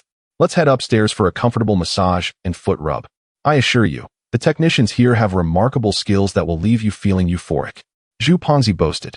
"Is it really that amazing just to get a massage?" Hole chuckled. "If you are reluctant to spend money, then you certainly won't experience it," Hole replied. Yang Chen smiled. "Ho Ge, do you come here often?" Hole's face flushed with embarrassment as he quickly waved his hand. "Not at all. I've only been here once with Pongzi. This kind of place is expensive. For us, one visit feels like a celebration. Who would dare come frequently?" Yang Chen felt indifferent, loosening his shoulders. A massage would indeed be pleasant, but, with such a large establishment, it must be legitimate service, right? The third floor also featured a family entertainment area. After a shower and changing into their clothes, they arrived at the relaxation area where Lin Haoran was already waiting in a massage outfit. Yang Chen casually asked, "Haoran, how old are you? Still in university?" Lin Haoran nodded. Yes, I'm 20. Studying music at Tianhai University. It's summer break, so I'm out having fun. Are you really going for a massage? His eyes sparkled with curiosity and hesitation. Zhu Pengzi pulled him close. Of course we are going to relax. What's wrong, afraid? Lin Howard straightened his neck. It's not that I'm afraid. I just have a bit of a cleanliness obsession. I don't like physical contact with older women. Zhu Pengzi burst into laughter at his words, patting him on the back. You, my boy, are truly an inexperienced student. Don't worry, there are plenty of technicians here who are younger and attractive, guaranteed to suit your taste. As they joked, the group took the elevator to the 4th floor. When the doors opened, they were met with a beautifully decorated lobby, dimly lit. Several attractive female attendants with lovely legs and commendable figures immediately greeted them. Welcome to Beihai Yuntian Wellness Center, gentlemen. Please come in. One of the attendants smiled and guided them to the entrance of a 4-person room. Chen casually chose a seat by the window. Lin Howard, however, appeared somewhat anxious, leaning towards Zhu Pengzi and whispering, Zhu Gu, be honest, is this place legitimate or not? Zhu Pengzi confidently thumped his chest. Of course it's a legitimate establishment. Do you think I would take you, a student, to an illegitimate place? Rest assured, it's purely a massage to relax your muscles. Chen observed Zhu Pengzi's lewd grin and remained silent. This place was undoubtedly more complex than it seemed. Nevertheless, since they were here, a legitimate massage wouldn't harm anyone. He was more concerned about the malicious glances he had felt in the bathhouse earlier. He needed to be cautious when going out in the future and avoid taking small paths. About 10 minutes later, a gentle knock sounded. Brothers, the technicians are here, Zhu Pengzi bellowed. As the door swung open, 4 young women clad in matching black strapless mini dresses, each carrying a foot-soaking bucket, entered in sequence. Each one was strikingly beautiful, the least attractive among them scoring at least a 7 out of 10. Their attire was suggestive and easily sparked the imagination. After placing the buckets down, the technicians lined up in the room, bowing in unison, their voices sweet. Hello, gentlemen, technicians 16, 18, 6, and 9, it is our pleasure to serve you. Zhu Pengzi, clearly a regular, chuckled and flirted. How excited are you? The technician at the door, a striking woman exuding a strong presence, obviously recognized Zhu Pengzi and threw him a flirtatious glance, saying, Pengzi, you've finally come. I've missed you terribly. It's been a week since I last saw you. The others exchanged knowing glances. Indeed, Zhu Pengzi was a frequent visitor and a seasoned patron. Chen pointed at the somewhat reserved Lin Howard beside him and informed the technicians, This is my younger brother, just turned 20. He isn't keen on older women giving him massages. Hello, sir, I'm 19 this year. The fresh-faced technician 6 stepped forward. Is that true? Lin Howard asked in surprise. Technician 6 smiled sweetly. Of course it is. If you need to see my ID, I can fetch it for you right now. Lin Howard felt a tinge of embarrassment upon her remark and quickly waved his hand, insisting, No need, no need. After a moment of hesitation, he mustered the courage to inquire about the matter that occupied his thoughts most. Is this place, legitimate? The 16th lady, upon hearing this, let out a soft laugh, teasingly responding, Little brother, do you desire it to be legitimate, or perhaps not so much? Lin Howard's face flushed at her question. He chuckled awkwardly and replied vaguely, I understand. Chapter 25 Zhu Pengzi is quite resilient, esteemed gentlemen. Which service package shall we choose? Zhu Pengzi, evidently intending to treat his companions, waved his hand with grandiosity, declaring, Let us go with the 1288 package. 1,288? Chen raised an eyebrow. The cost equated to nearly 4 or 5 days of his previous wages. Indeed, a mere massage was quite pricey. Lin Howard interjected, What is the cost of the most expensive package? The most extravagant is the 7,888 yuan Emperor's package.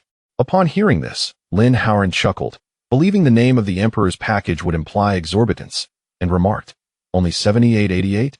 How affordable. I thought it would be much more. He turned to Chen and the others, cheerfully asserting, Gentlemen, today all expenses at Beihai Yuntian will be on me, Lin Gongzi. No one should compete with me. Zhu Pengzi politely responded, Oh, brother, how can I allow that? I insisted on treating you. Come now, Pengzi, don't be modest. It must be my treat. He straightforwardly instructed the technician number 16, For Emperor's packages, let us go with the finest. Begin. The faces of the 4 technicians instantly blossomed with even more radiant smiles, and in unison, they replied, Certainly, sir. Please hold on. We will prepare immediately. Zhu Pongzi, however, wished to express that spending 78.88 was unnecessary. The remaining funds could be used to enjoy additional services after the massage, or perhaps he could engage in delightful conversation with the technicians. In reality, he usually opted for the most economical 288 package, which offered nearly the same services. The so-called Emperor's service merely extended the session by an hour, utilizing slightly superior oils, herbal foot baths, and offering some fine tea, fruit platters, and overnight accommodations. The technician serving Yang Chen, technician number 9, appeared youthful and possessed a sweet countenance, her eyes particularly lively. As she gazed upon Yang Chen's handsome features, she felt fortunate to have such a striking guest, thinking to herself, indeed, handsome men do visit places like this. In a gentle voice, technician number 9 asked, "Handsome sir, is the water temperature satisfactory?" Yang Chen, soaking his feet in the pleasantly warm herbal bath, nodded, "Yes, just right." While soaking, technician number 9 stood behind him, commencing a head massage, her fingertips gliding through his hair and applying pressure to acupoints on his head, inducing waves of relaxation. The room fell into a tranquil silence. After the foot soak, she meticulously dried his feet with a soft towel, then poured a warm oil into her palm, rubbing it warm before commencing a delicate foot massage. The soft, delicate touch of her hands, combined with the silky oil, provided an exquisite sensation, truly a delight.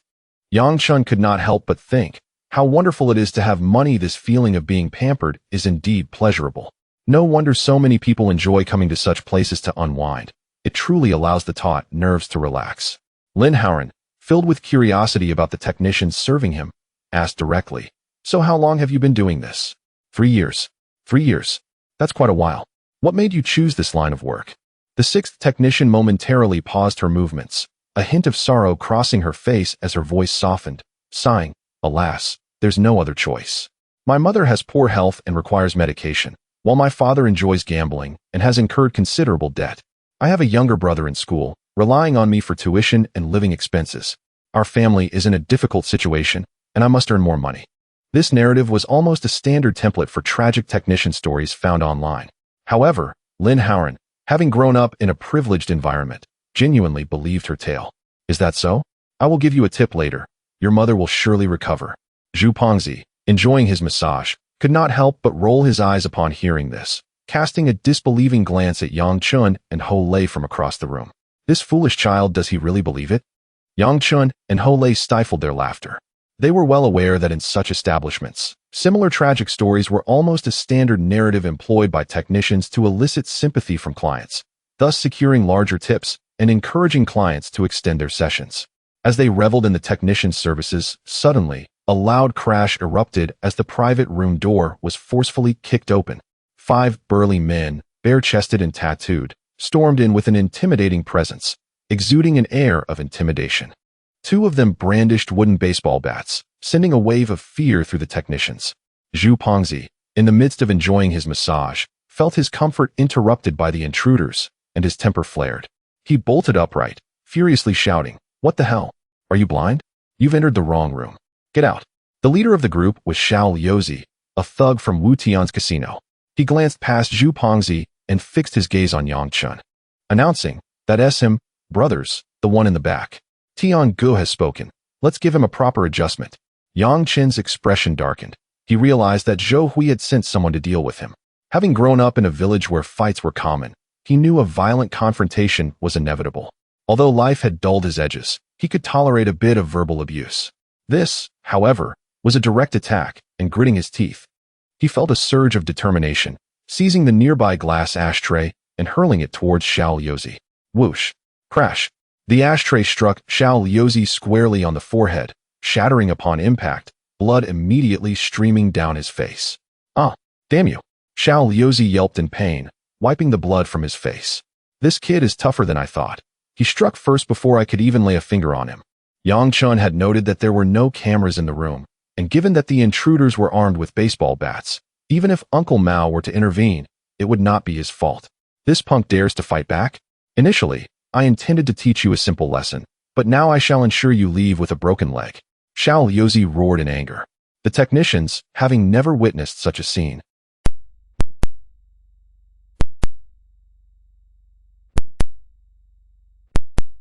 Zhu Pongzi shielded his head, and the bat clanged against the wall.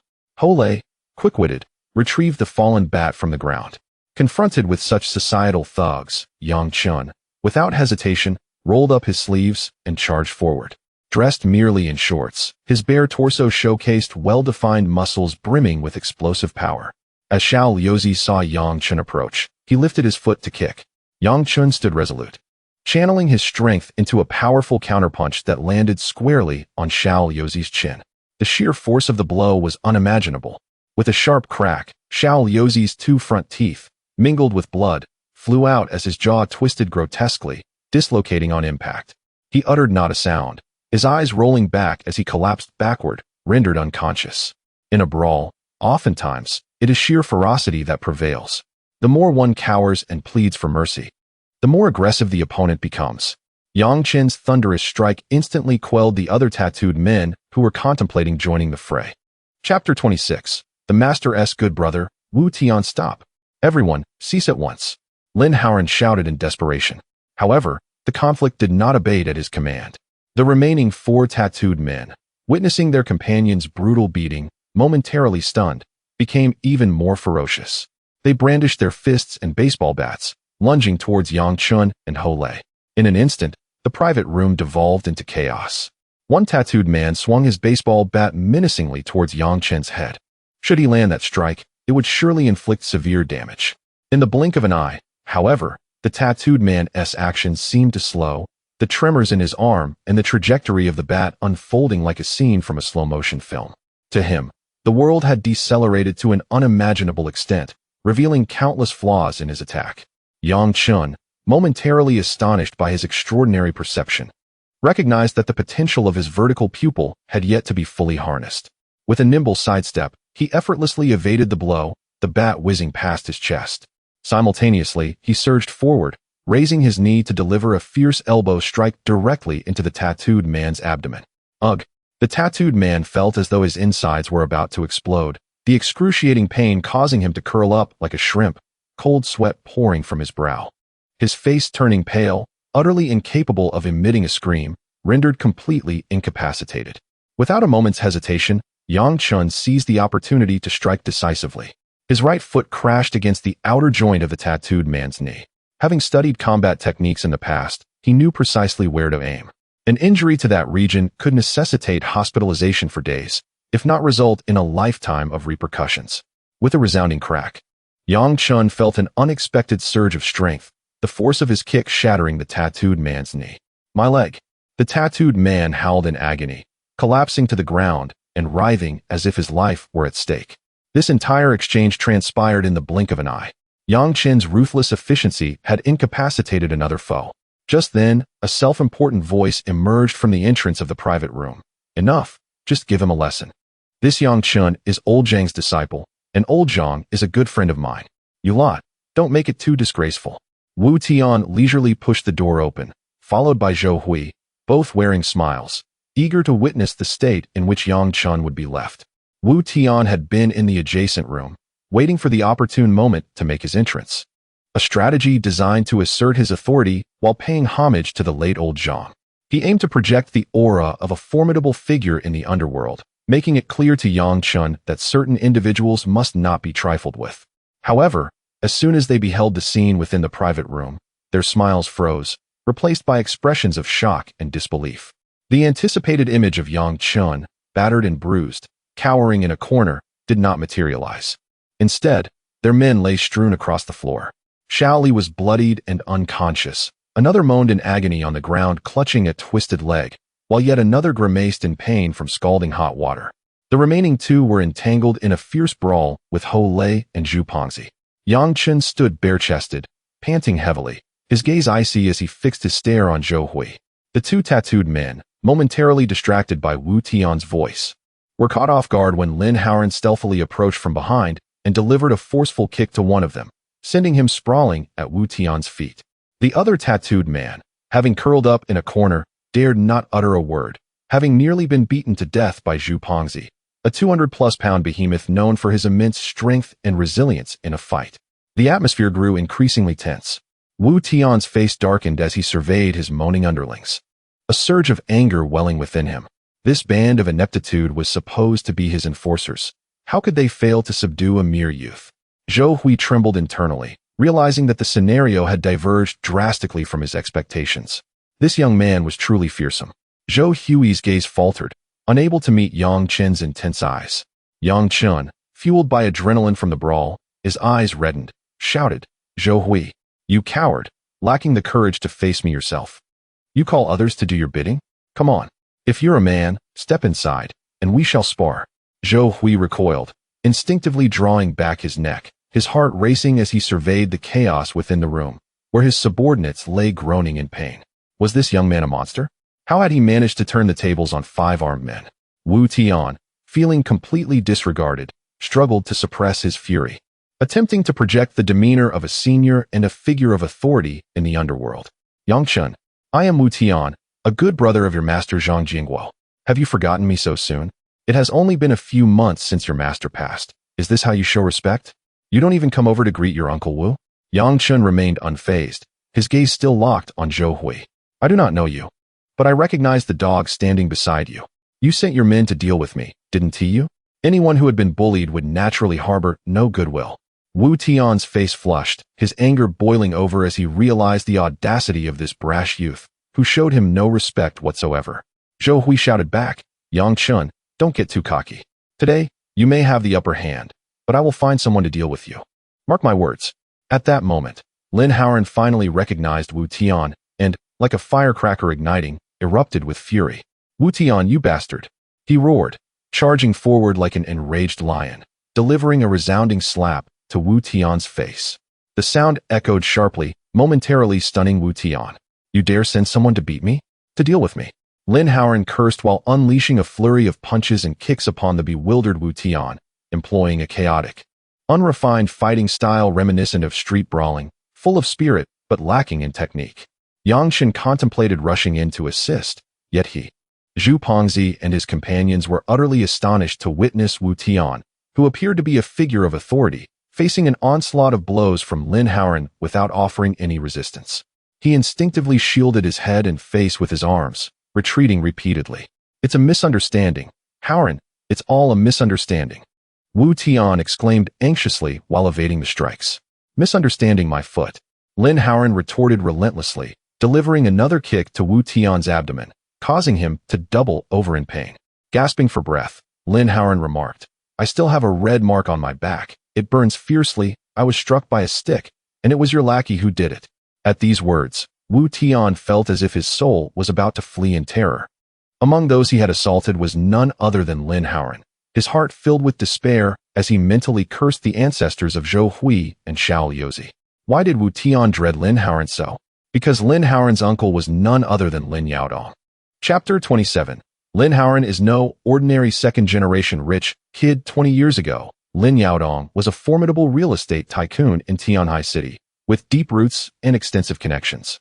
At that time, Wu Tian was merely a capable and daring subordinate under Lin Yaodong. Through sheer grit, he earned Lin Yaodong's recognition, managed to reap some benefits, and amassed his initial fortune and network. Eventually, when Lin Yaodong's real estate company dissolved and transitioned into other sectors, the new society no longer had a need for individuals like him, a mere thug. Thus, Wu Tian established his own underground casino. Even now, with 10 times the courage, he would not dare provoke anyone from the Lin family. The mere thought of confronting Lin Yaodong's nephew sent shivers down his spine. Wu Tian was acutely aware of his former boss's ruthless methods. He knew all too well that he could easily find himself buried in a pit one day. To provoke Lin Howren was akin to the old immortal consuming arsenic, seeking death. In a matter of minutes, Wu Tian found himself battered and bruised by Lin Howren. He could only plead for mercy, exclaiming, "Howren, please stop. It's a misunderstanding. How could I dare to lay a hand on you? It was my subordinates who were blind. I will ensure they are severely punished." After exhausting himself from the beating, Lin Howren bent over, resting his hands on his knees to catch his breath. Wu Tian, the supposed social elite, resembled a punching bag at Lin Howren's mercy, too intimidated to retaliate. Yang Chen, Zhu Pongzi, and Ho Lei exchanged glances, a sense of shock washing over them. This wealthy heir, who seemed too timid to even enter a public bathhouse, appeared to wield considerable influence. Zhou Hui, on the other hand, was utterly pale and trembling, realizing that Wu Tian was a figure he could never afford to offend. In a desperate bid for self-preservation, Wu Tian unhesitatingly shoved Zhou Hui into the room. The push nearly sent Zhou Hui tumbling over. It's all his fault. This bastard Zhou Hui instigated me. He urged me to teach Yang Chen a lesson to vent his frustrations. I had no idea Yang Chen was your friend. Howren, had I known beforehand, even 100 lifetimes would not have made me dare touch your people. Zhou Hui, now exposed to the wrathful gazes of those around him, particularly the murderous glare from Yang Chen, felt his knees weaken. His mind raced in confusion. How could Yang Chen, a mere worker from a jade shop, possibly know a second-generation rich kid whom even Wu Tian dared not cross? Yang Chen, confronting the troublemaker Zhou Hui who had harassed his mentor, wasted no time on idle words. He stepped forward and delivered a resounding slap to Zhou Hui's face. The sound echoed through the room, and Zhou Hui staggered back, his face swelling instantly. Before he could recover, Yang Chen unleashed a flurry of punches and kicks, releasing the pent-up frustration within him. Thankfully, this altercation occurred inside the shop. Had it taken place on the streets, he could have faced dire consequences. Zhou Hui curled up on the ground, clutching his head and emitting pained groans, too terrified to utter a word of surrender. After the onslaught, Yang Chen finally felt a sense of relief. Remember my words today. Keep your distance from my mentor, Su Yanran.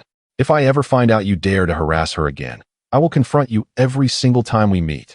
At that moment, Zhou Hui dared not resist, nodding vigorously despite the excruciating pain coursing through his body. Wu Tian, observing Zhou Hui's plight, felt a mix of anxiety and unease. Cautiously, he glanced at Lin Howren, forcing a smile as he inquired, Howren, how do you think we should resolve this? I sincerely apologize to you and your friends. Today was truly a calamity. As he spoke, he even bowed slightly to Yang Chen and his companions. Lin Howren ignored Wu Tian and turned to Yang Chen, asking, Brother Yang, how do you wish to handle this matter? Yang Chen waved his hand dismissively. I'm fine. It's primarily up to you. Today's incident was my fault, causing you to suffer. Upon hearing this, Lin Howren replied earnestly, Brother Yang, please do not say that.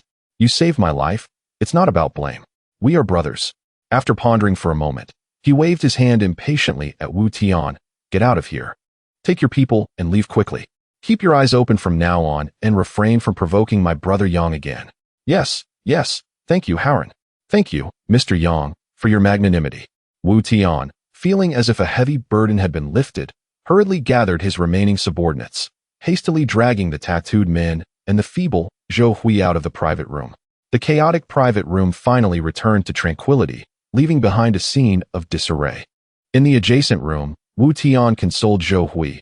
I don't blame you for being pushed into that room. You truly caused me great trouble. Zhou Hui, sporting a black eye, grimaced, Brother Tian, I bear you no ill will. That little brat knows some significant figures. It seems he is not someone to be trifled with. Thankfully, Lin Howren didn't call for reinforcements. Otherwise, I might have lost a leg today. Wu Tian gritted his teeth. A mere worker knew Tianhai City's elite second-generation rich kid. This time, he had to accept his defeat. Meanwhile, Yang Chen looked at Zhu Pengzi's back, where 2 bruises from a baseball bat were forming, feeling somewhat guilty. He approached and patted his shoulder, saying, Old Zhu, I'm sorry for dragging you into this. How about you, monkey brother? Are you all right? Zhu Pengzi grimaced as he moved his shoulder, a grin spreading across his face. Hey, why say that? I've got a tough life. A little pain is nothing. Besides, we're not afraid of trouble. Today's fight was quite exhilarating. Hole quickly assured them he was fine as well. Gazing at the wreckage within the private room, Zhu Pengzi's anger simmered. This beating could not go unpunished. Their enjoyable massage had been disrupted. He stormed over to the club manager. Look at us. Look at what we've been reduced to. Zhu Pengzi pointed at the bruises on his back and then at Ho-Lei's facial abrasions, shouting at the manager, We're paying customers, and our safety isn't guaranteed? A group of people barged in and assaulted us. You must give us an explanation. The manager surveyed the chaotic room and the furious expressions of Yang Chen and Zhu Pengzi, internally lamenting his predicament. He was aware of Wu Tian's group, figures he could not afford to offend.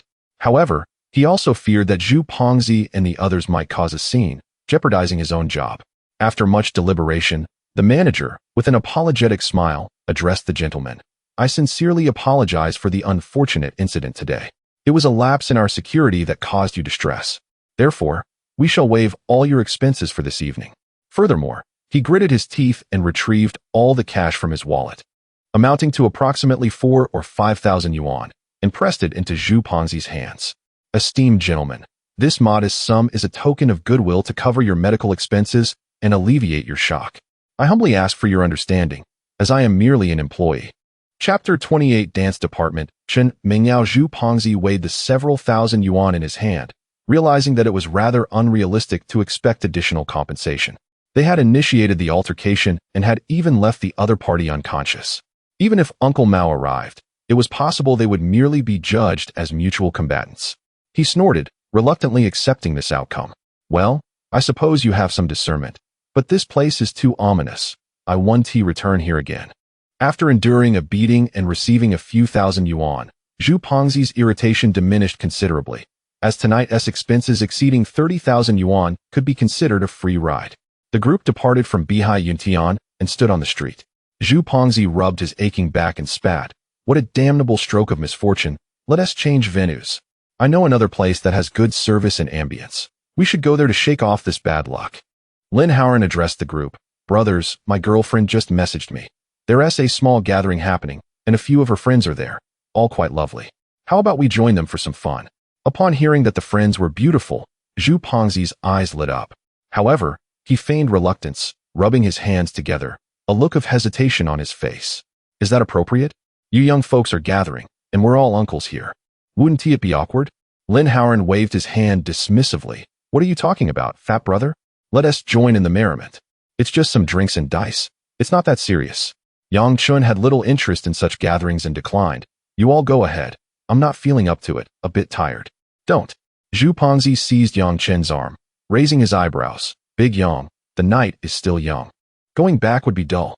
You're so handsome. It would be perfect for you to join us and add some flair. Haoran would gain face bringing a handsome guy along, right? Lin Haoran nodded vigorously. Yes, Yang Ge, let us go.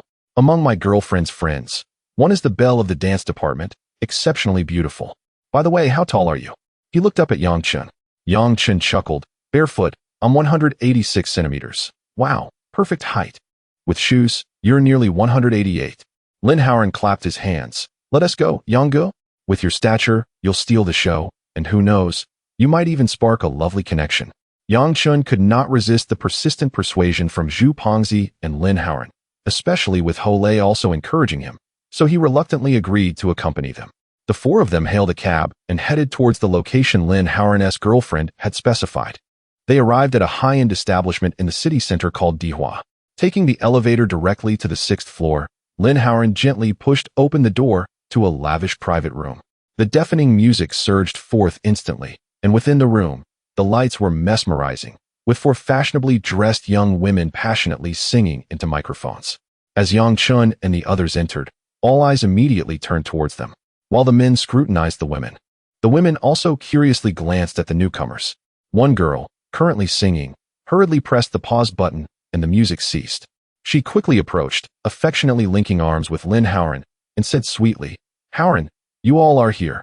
Lin Haoran smiled and introduced, this is my girlfriend, Wang Ran. He then gestured towards the other three girls on the sofa.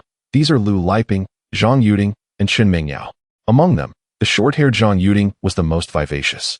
Waving enthusiastically, hello, handsome guys. Seeing this scene, particularly the youthful and radiant girls, Zhu Pengzi's face broke into a wide grin as he replied, hello, hello. They all took their seats on the sofa, and Lin Haoran picked up the menu to order some barbecue dishes and snacks. The lively Zhang Yuding playfully nudged Wang Ran and teased, Ran, why don't you let your boyfriend introduce these handsome guys? As she spoke, her eyes casually swept over Yang Chen's wrist. Upon noticing the luxurious Patek Philippe watch, her gaze brightened. Lin Haoran pointed to Zhu Pengzi and the others, introducing, this is Brother Zhu, Brother Ho, and this is Yang Ge, Yang Chen. He deliberately pulled Yang Chen up and placed him next to a relatively aloof girl. Yang Ge, this is Chen Mingyao, the belle of our dance department. She has countless admirers. You two should get to know each other. Yang Chen, puzzled, asked, Haoran, aren't you studying music? How come you're with the dance department? Yang Ge, I'm already in my 3rd year, while my girlfriend Ran will only be in her 2nd year when school starts in a few days. These are all her classmates. Zhang Yuding gazed at Yang Chun with admiration. Yang Gu, you're truly handsome. I must say, among all the boys at Tianhai University, I've never seen anyone as attractive and charismatic as you. Yang Chen felt somewhat bashful at such direct praise and smiled awkwardly. You're also very beautiful. You flatter me. At that moment, Chun Mingyao, sitting beside him, slightly turned towards him and spoke softly. What flavor of champagne do you prefer? I see they are ordering beer. Would you like to try champagne? Yang Chun, not well versed in alcohol, replied, I don't usually drink champagne. What do you recommend? Chun Mingyao, upon hearing this, picked up the drink menu and smiled brightly. If you prefer a fresh taste with hints of citrus and white floral aromas, you might enjoy the Paris Blossom Champagne. If you prefer a more pronounced fruit flavor, with notes of strawberry and cherry, the Boulanger Vintage Champagne is delightful and has a smoother palate. Of course, if you're just trying it for the first time and want something uncomplicated, the Moët Chandon Imperial Brut Champagne is a safe choice. It has delicate bubbles and a balanced taste. Her explanation was clear and appeared quite professional. Yang Chun was somewhat taken aback, not expecting a dance major to possess such knowledge about champagne. He nodded. Let us go with your recommendation. 1 glass of the Paris Blossom sounds lovely. All right. Chen Mingyao smiled gently and signaled for the waiter. Zhang Yuding watched the cheerful exchange between Chen Mingyao and Yang Chun, particularly noting Chen Mingyao's unusually proactive demeanor, and couldn't he help but roll her eyes internally. Chen Mingyao, who usually acted aloof and untouchable, was now eagerly engaging with a wealthy and handsome man wearing a million-yuan watch? How ridiculous! Inside the room, the music resumed, and the atmosphere grew lively. Zhu Pengzi and Ho Lei quickly joined the other 2 girls in a game of dice. Meanwhile, Yang Chun and Chen Mingyao engaged in casual conversation, and the atmosphere remained amicable. Chapter 29. This girl is extraordinary. Young man, your accent suggests you are not from around here. Where do you hail from? Chen Mingyao tilted her head slightly, her autumn-like eyes blinking playfully. Yang Chun took a sip of champagne and replied, I am from Qingshu in the Coal Province. Wow! Chen Mingyao suddenly exclaimed with delight, grasping Yang Chen's wrist with her small hand. We are fellow townsfolk. I am from Pingyao. You must have visited the ancient city of Pingyao, right? That's where I'm from. Pingyao? Yang Chun was genuinely surprised this time. He turned to scrutinize the striking young woman before him. What a coincidence. Qingshu and Pingyao are merely over 100 kilometers apart, and a drive of just over an hour would take one there. They truly are proper compatriots. A bond between fellow townsfolk often brings people closer. Chen Mingyao continued. Are you currently doing business in Tianhai? Yang Chen nodded and responded vaguely. Yes, I am. With the commonality of being fellow townsfolk, their conversation flowed more naturally. Their discussion seamlessly transitioned to their hometowns, from the famous chin vinegar of Qingshu and the sausage of Shugo to the beef and bowl holders of Pingyao, and then to the intricacies of various Shaanxi noodles. It must be said, both were food enthusiasts. When discussing local snacks, smiles were inescapable, and their rapport quickly deepened. Yang Chen curiously observed the girl beside him. Chen Mingyao, often referred to as the flower of her department, indeed possessed extraordinary beauty. Her face was a perfect oval, her skin fair and delicate, and her large, bright eyes had a slight upward tilt at the corners, exuding a hint of natural allure while remaining clear and innocent. She radiated both purity and desire. Her nose was elegantly defined, and her full lips revealed 2 shallow dimples when she smiled, adding a touch of playfulness. The girl wore a simple white knitted short-sleeve top, paired with light blue denim shorts, showcasing her long, shapely legs as she snacked on sunflower seeds. To be honest, facing such a stunningly beautiful young woman, who was also a fellow townsfolk and was initiating conversation, it would be disingenuous for Yang Chun, as a normal man, to claim he had no thoughts at all. His body's instinctive reactions were quite honest. Yet, he remained clear-headed, understanding that the other party's warmth was largely due to the Patek Philippe on his wrist, rather than his face. This intuition led him to maintain a certain emotional distance from Chen Mingyao. As their conversation progressed, Chen Mingyao suddenly shifted the topic. Young man, may I ask you a question? Sure, go ahead. What is your perspective on women being the other woman? Yang Chun was momentarily taken aback, not expecting such a probing question. I believe it cannot be generalized. Emotions are inherently complex. Some individuals may become the other woman out of true love, albeit at an inopportune time. Others may be deceived, unaware that the person they are involved with is already committed. Of course, there are also those who pursue it purely for material gain. He paused before continuing. Personally, I feel there is no need to view this group through a biased lens. Every individual has the right to choose their way of life, as long as they do not intentionally harm others, disrupt someone else's family, and find happiness in their choices while being able to bear the consequences. Ultimately, one should not derive joy from the suffering of others. Yang Chen felt his perspective was quite sound, though it might appear somewhat skewed to others. He did not engage in moralistic condemnation, nor did he readily agree with whatever was presented. Chen Mingyao took a sip of her champagne and, as if sharing a secret, lowered her voice. Young man, let me tell you something. Last year, a man in his 50s approached me at the school gate, driving an Audi A8. He flirted with me, offering to support me with a monthly allowance of 10,000, promising to do so for a year. At that moment, I almost said yes. I was so materialistic. Yang Chen thought of Lily, who had left him for financial gain, and merely smiled faintly. He understood. Society is like that, realistic and superficial. Earning money is challenging, and everyone desires to provide a better and more dignified life for themselves and their families. Such aspirations are perfectly normal. Chen Mingyao was quite pleased with his reaction. She leaned in closer, almost pressing against Yang Chen's body, and asked, "Do you know why I ultimately rejected him?" "Why?" "Because he made an exceptionally outrageous request." Chen Mingyao pouted, her face displaying disgust. "He wanted to record a video of us in bed, claiming it was to keep a memento. How perverse. Just thinking about it makes me uneasy." Yang Chen nodded in agreement. "That is indeed quite perverse. It crosses the line. However, you could have requested a higher sum in return. Why didn't I think of asking for more money?" She laughed. Yang Chen found Chen Mingyao to be rather amusing. "Do you have a girlfriend?" Yang Chen felt a stir in his heart and naturally told a lie. Yes. He wanted to see how this seemingly innocent, yet perceptive 19-year-old girl would react. To his surprise, Chen Mingyao not only did not display disappointment or hesitation, but instead directly linked her arm with his in an affectionate manner. Half of her body leaned in closer. Her face tilted up as she straightforwardly asked, "Young man, do you know why I am so enthusiastic toward you?" The soft sensation on his arm and the pleasant fragrance of the girl caused Yang Chen to stiffen slightly.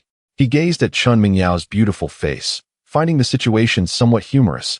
He believed this girl was certainly extraordinary.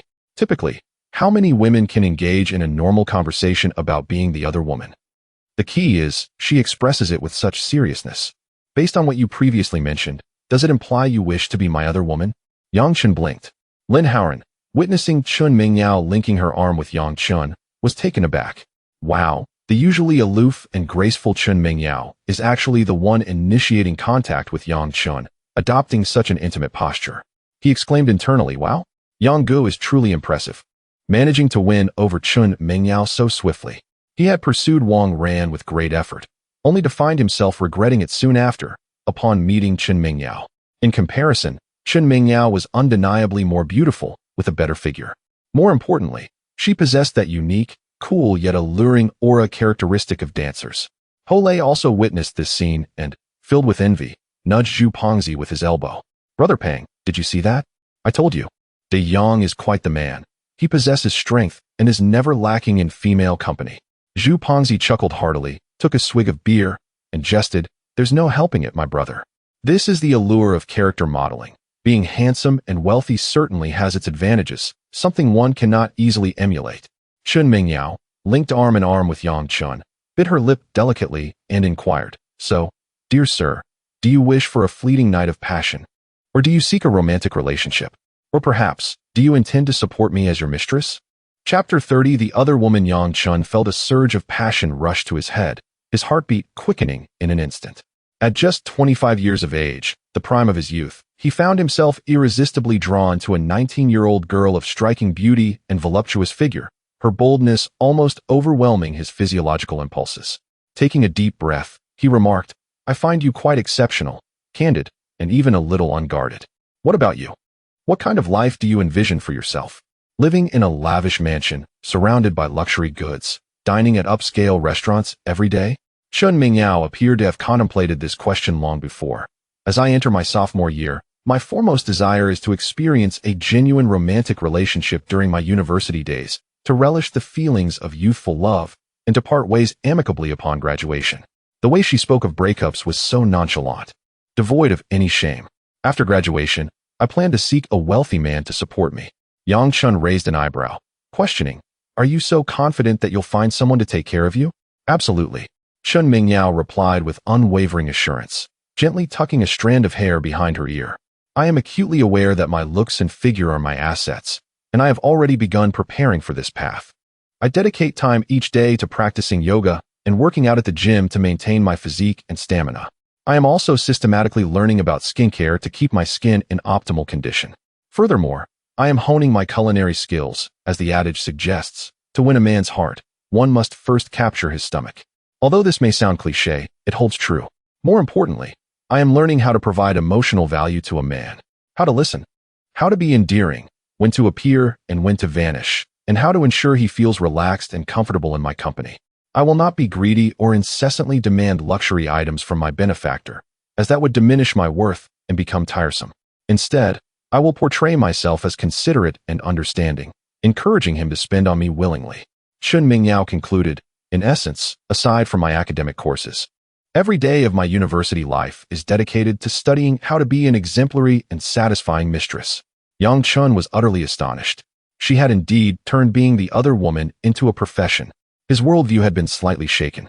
While he had encountered materialistic individuals and those grounded in reality, he had never witnessed someone so candidly articulate their intentions regarding such a role.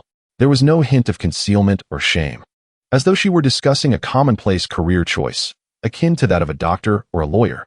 This stark honesty lent her an unexpected allure. Hearing Chen Mingyao's unabashed admission of her materialistic desires, Yang Chen felt not repulsion, but rather a flicker of admiration for her forthrightness. When Yu Lily was with him, she had uttered sweet nothings, claiming that even simple meals were delightful as long as they were together. In this hypocritical world, where desires are often cloaked in various justifications, such transparency seemed all the more precious. Is your family situation particularly dire? Is that why you feel this way? Chen Mingyao shook her head, proudly lifting her elegant neck. I prefer not to discuss my family background, much like those women in massage parlors who lament their poverty to elicit sympathy. I do not wish for others to pity me because of my family, nor do I want to be viewed through a distorted lens. My desire to be the other woman stems solely from my own inclinations.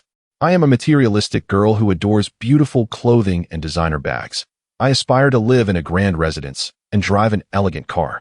I do not wish to toil for a meager salary each month, constantly gauging others' reactions. That's all.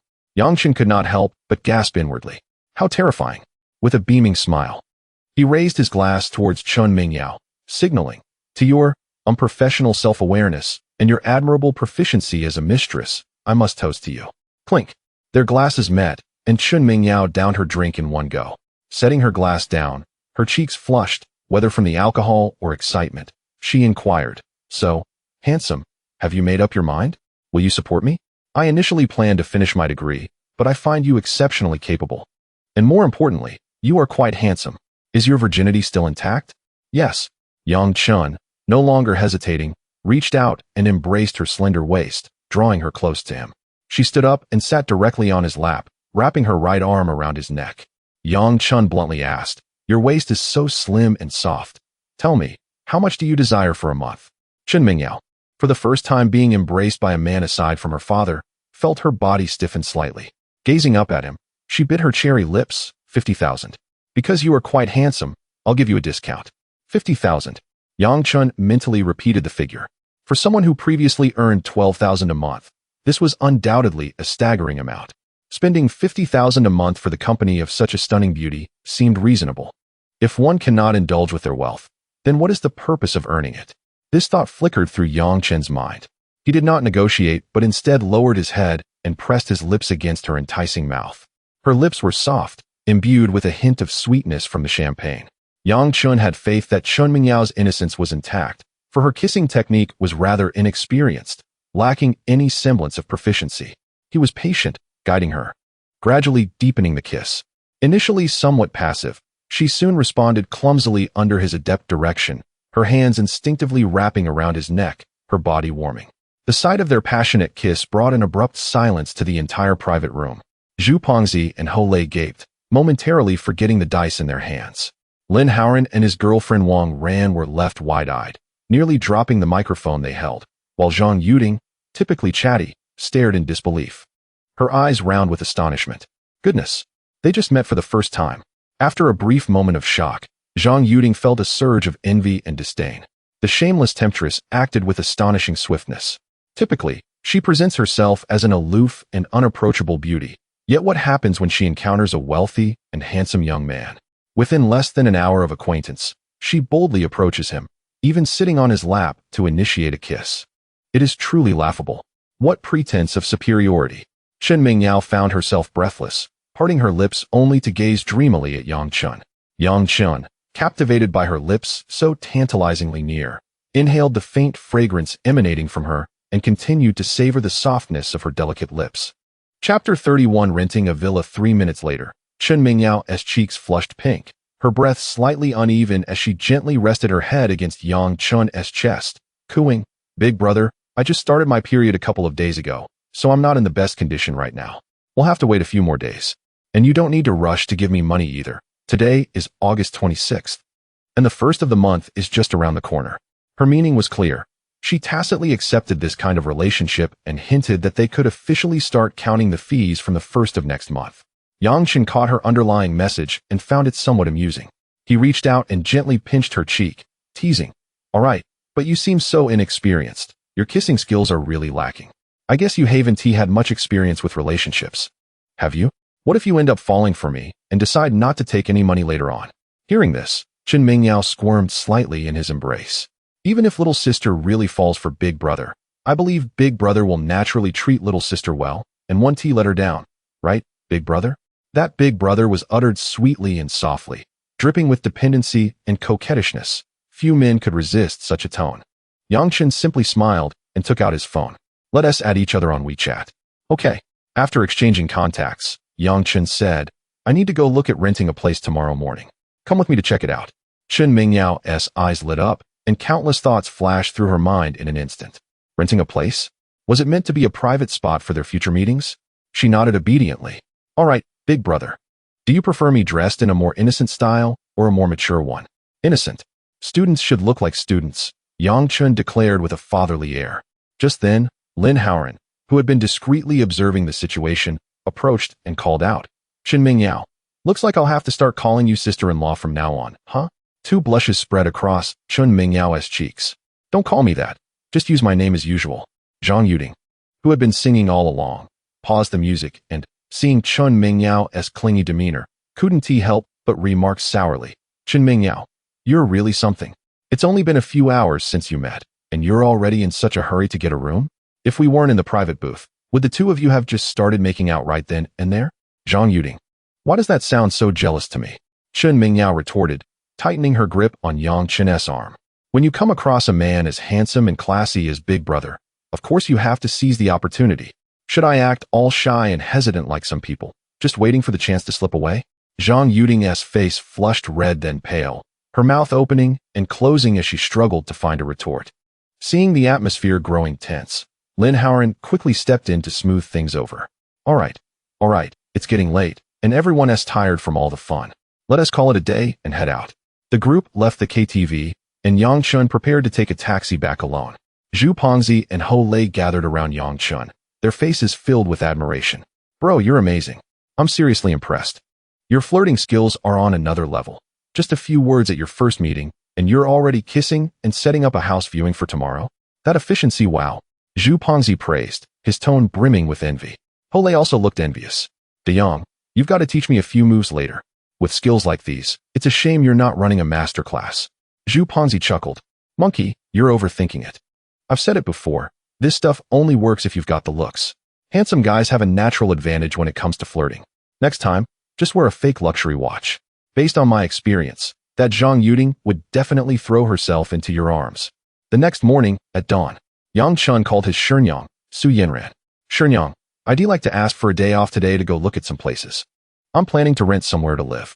On the other end of the line, Su Yanran seemed to have just woken up, her voice carrying a hint of drowsiness. "Fine, granted. I'll give you 3 days off to get properly settled. Oh, and I've booked the tickets. We're flying to Rueli at 2 p.m. today.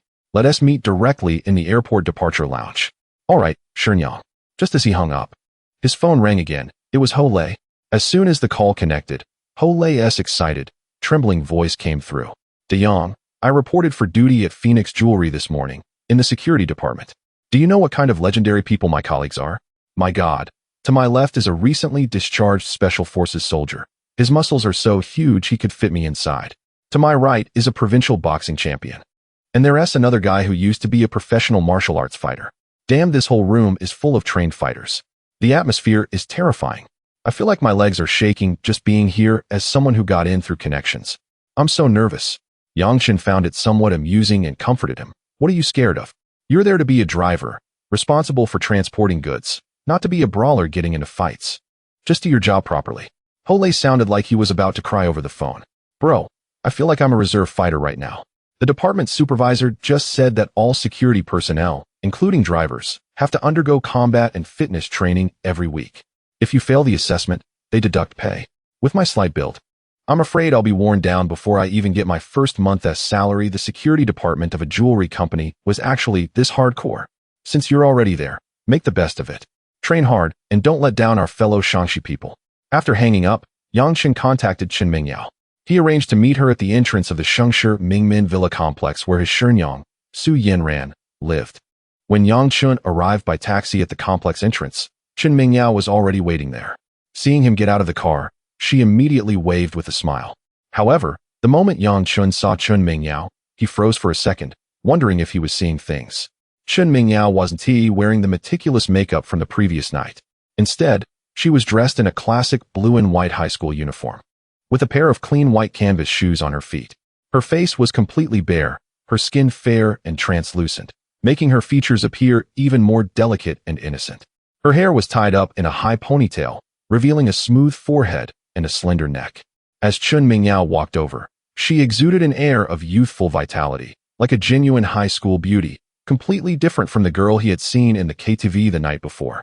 Chen Mingyao let out a soft laugh and spun lightly in front of him. Big brother, how do you like this outfit? Do you like it? Chen suddenly recalled that during their casual conversation the previous night, she had been asked whether she preferred a pure or a more mature appearance. Without much thought, she had casually remarked that students should embody the essence of being students. To her astonishment, the other party had remembered her words and went so far as to procure a school uniform, meticulously transforming herself to fit this image. Chen exclaimed, "You look truly stunning. I almost feel as though I have traveled back to my high school days. I must admit, your professionalism is unparalleled. Your keen insight, execution, and precise alignment with client preferences indeed reflect a remarkable level of expertise. A professional at this craft, you are simply extraordinary." Chapter 32 The Self-Cultivation of a Mistress. Chen Mingyao wore a sweet smile on her face and whispered, "Brother, let me tell you a secret. Back in high school, I was the belle of our school, pursued by many suitors. Unfortunately, I wasn't interested in them, and my family opposed me dating during that time. So, I truly gained a lot." Dressed in her school uniform, the innocent and charming Chen Mingyao accompanied Chen to a real estate agency named Beek, located not far from the Shengshi Mingmin community. They were greeted by a cheerful middle-aged woman with a plump figure. When Chen expressed his intent to rent a property in Shengshi Mingmin, the woman's eyes lit up instantly, and her enthusiasm increased dramatically. "Oh my, handsome guy, beautiful girl. Please, take a seat and enjoy some tea while we chat," she exclaimed. Making her way to fetch water, Chen waved his hand dismissively, saying, "No need to trouble yourself. We are in a hurry and would like to see the houses as soon as possible. If we find one suitable, we will finalize it." All right. The woman nodded eagerly. The properties in Shengshi Mingmin are all townhouses, with the smallest unit having an area of around 500 square meters. "May I ask if you have any specific requirements?" "Not too many. The decoration should not be subpar, and the villa must have a basement," Chen replied succinctly. Upon hearing this, the woman's face broke into a radiant smile. She rummaged through her drawer and pulled out a large bunch of heavy keys, producing a clattering sound. Finding a villa with a basement is quite feasible. Almost all properties in this area come with one. Currently, we have 6 units available for rent that meet your criteria. However, I must inform you that the rental prices are not inexpensive, with an average of around 100,000 per month. At the mention of such a price, Chen Mingyao gasped internally and gently tugged at Chen's sleeve, whispering, "Brother, just the two of us living there doesn't necessitate such a large villa, right? It would be too extravagant. A 70 to 80 square meter apartment would suffice." Chen smiled calmly. "What I mentioned about having a girlfriend was a lie. In fact, I am currently single. Renting a villa is not solely for living. I have other purposes that require a larger space and a basement. Chen Mingyao's eyes brightened slightly at his words as she nodded obediently. That's fine. As long as you have your reasons, brother. If her brother had no girlfriend, it meant she could cling to him for a longer time. However, she was also aware that distance fosters beauty, and it must be a negative distance. She began to look forward to the life in this grand villa. The agency lady quickly showed them 2 properties, and by the time they reached the second one, Yang Chen had nearly made his decision. This villa boasted an excellent location, just 4 buildings away from Su Yanran's home, relatively quiet, and featured small courtyards both in front and behind. Most importantly, the basement was clean and tidy, unlike the chaotic state of other basements. The villa was decorated in a European style, and it was said that the landlord resided in Australia year-round. The first floor comprised a kitchen, a spacious living room, a room for the elderly, a maid's room, and 2 bathrooms. The second floor included 5 guest rooms and 2 bathrooms, ample for entertaining friends. The third floor represented the essence of the villa, serving as the owner's private space, featuring an expansive study and a master bedroom. The master bedroom was a staggering 100 square meters, furnished with a custom-made bed measuring 4 by 4 meters, a walk-in closet, and an independent bathroom with a bathtub, as well as an additional restroom. The layout was highly practical, and the large bed could comfortably accommodate 6 people. After taking the elevator back to the first floor, Yang Chen plopped down on the sofa. The woman produced a prepared contract and, with a beaming smile, announced, "Handsome guy, the monthly rent for this property is 100,000, and the contract stipulates a minimum rental period of 6 months. The agency fee is half the monthly rent, which amounts to 50,000. Additionally, the landlord provides a professional cleaning service 3 times a week at no extra cost, a service unique to this property." "Sounds good," Yang Chen replied cheerfully. Chen Mingyao bit her lip, appearing somewhat pitiful. "Auntie, 100,000 a month means 600,000 for 6 months, plus the agency fee of 50,000. Isn't that a bit steep? Can we negotiate the agency fee? You see, we are being so straightforward and ready to finalize the deal. You would get your commission sooner, wouldn't you? We are both students from Tianhai University. Could you perhaps offer us a discount?" In truth, she had committed a significant faux pas. The self-cultivation of a mistress was lacking. Wealthy patrons do not concern themselves with such minor agency fees. By saying this, she inadvertently risked offending some affluent patrons. Yet, Yang Chen indeed cared about the agency fee. He believed in saving where possible, spending wisely. The woman observed Chen Mingyao's innocent student demeanor and was taken aback by her sharp bargaining skills. She hesitated for a moment before smiling. "Young lady, this price is already quite fair. Properties in Shengshe Mingmen are all priced similarly." Chen Mingyao maintained her smile, not backing down. "Auntie, we have viewed 2 properties. The other one was actually quite nice, though the basement was a bit small. If we can't agree on a price here, we may need to continue our search. Moreover, my brother intends to rent long-term. He might even renew the lease in the future. Brother, I like the one we saw yesterday. Let's go?" She clung to Yang Chen's arm, swaying it playfully with a charming tone.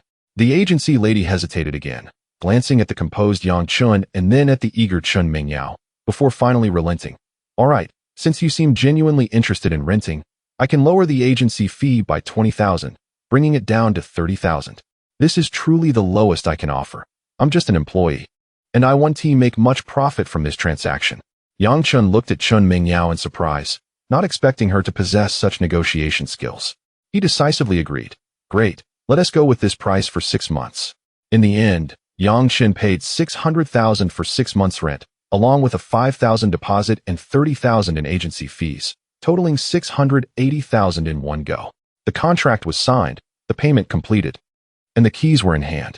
"Mingyao, it was thanks to you speaking up that we saved 20,000 on the agency fee.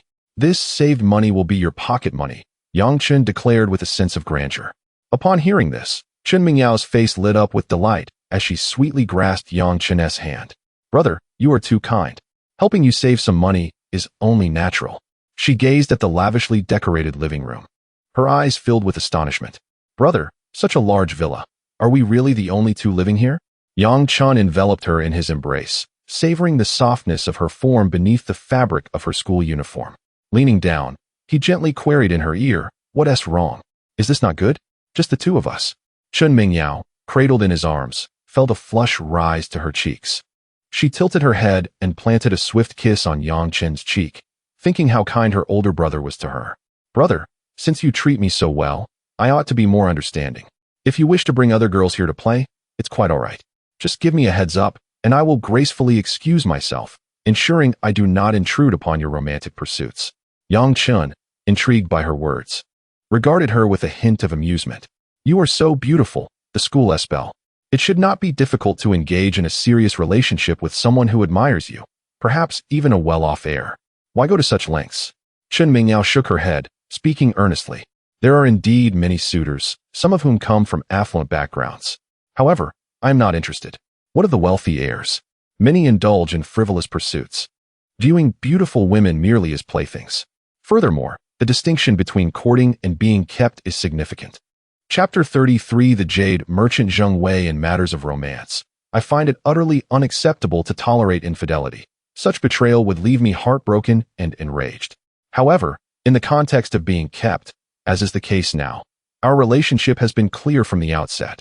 Dear brother, you provide me with financial support and a comfortable life, while I bring you joy and accompany you in your pursuits.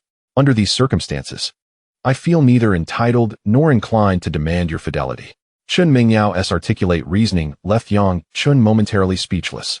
Her professionalism was striking, rendering him at a loss for words. The Chen Mingyao before him embodied a refreshing blend of clarity and pragmatism. Subsequently, they registered their fingerprints at the villa's entrance and the living room, followed by facial recognition at the property management center. The facial recognition system facilitated convenient access to this upscale community. After completing the formalities, Yang Chen transferred 70,000 yuan to Chen Mingyao's account, an amount that comprised the saved agency fees and her living expenses for the upcoming month. Upon seeing the notification of the transfer, Chen Mingyao's smile radiated even more brightly. She refrained from uttering overly sentimental expressions of gratitude and simply responded sweetly, "Thank you, brother. What would you like to eat for lunch?" "I'll treat you," Yang Chen inquired. "Brother, girls from our province are quite easy to please.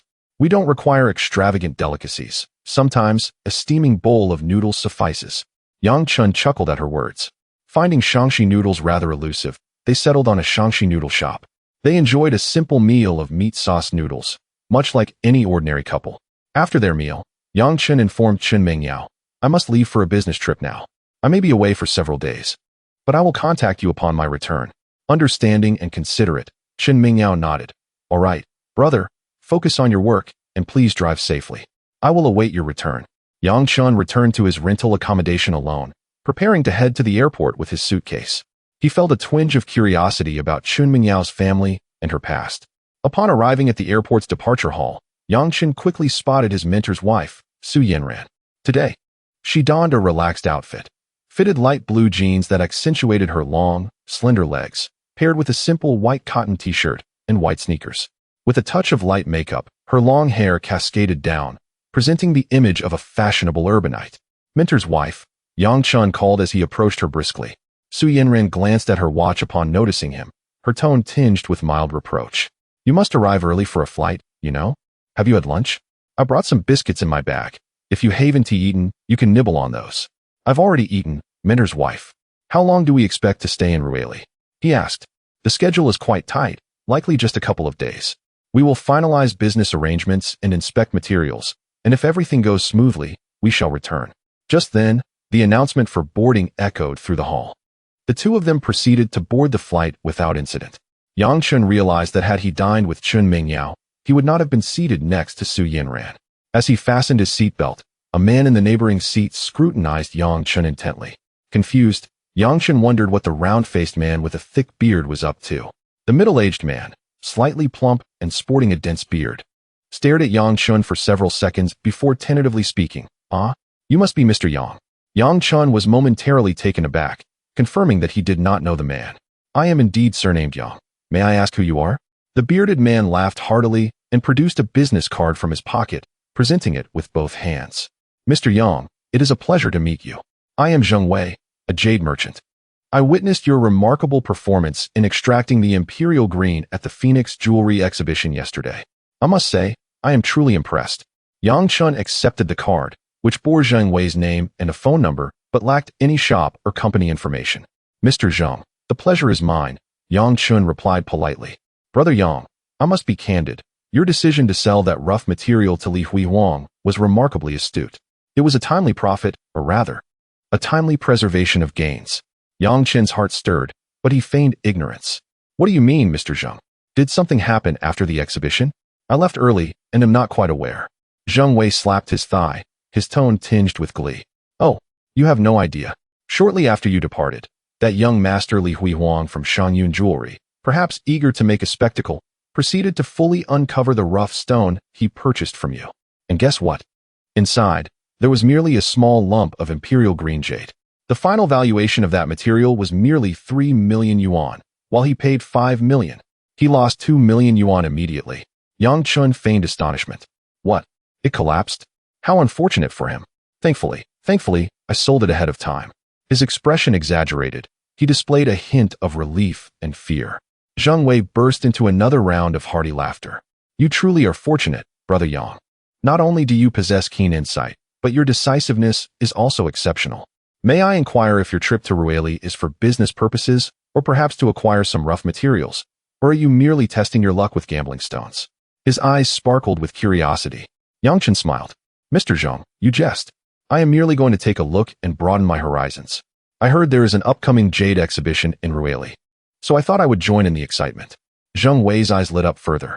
Brother Yang, it is fate that we crossed paths on this flight. Allow me to say this. Should you find any appealing materials in Rueli and uncover any exquisite pieces, please remember to give me a call. He gestured toward the business card in Yang Chen's hand. I assure you, I will offer you the highest market price. However, my budget is limited. I cannot handle excessively high-end materials. I am interested in ice type and below, such as the glutinous type, glutinous ice, or even the bean type, provided they have excellent color and fine texture. But for high ice and glass type top-grade materials, alas, I can only admire them from a distance. They are truly the realm of the true tycoons. I am merely a humble jade merchant.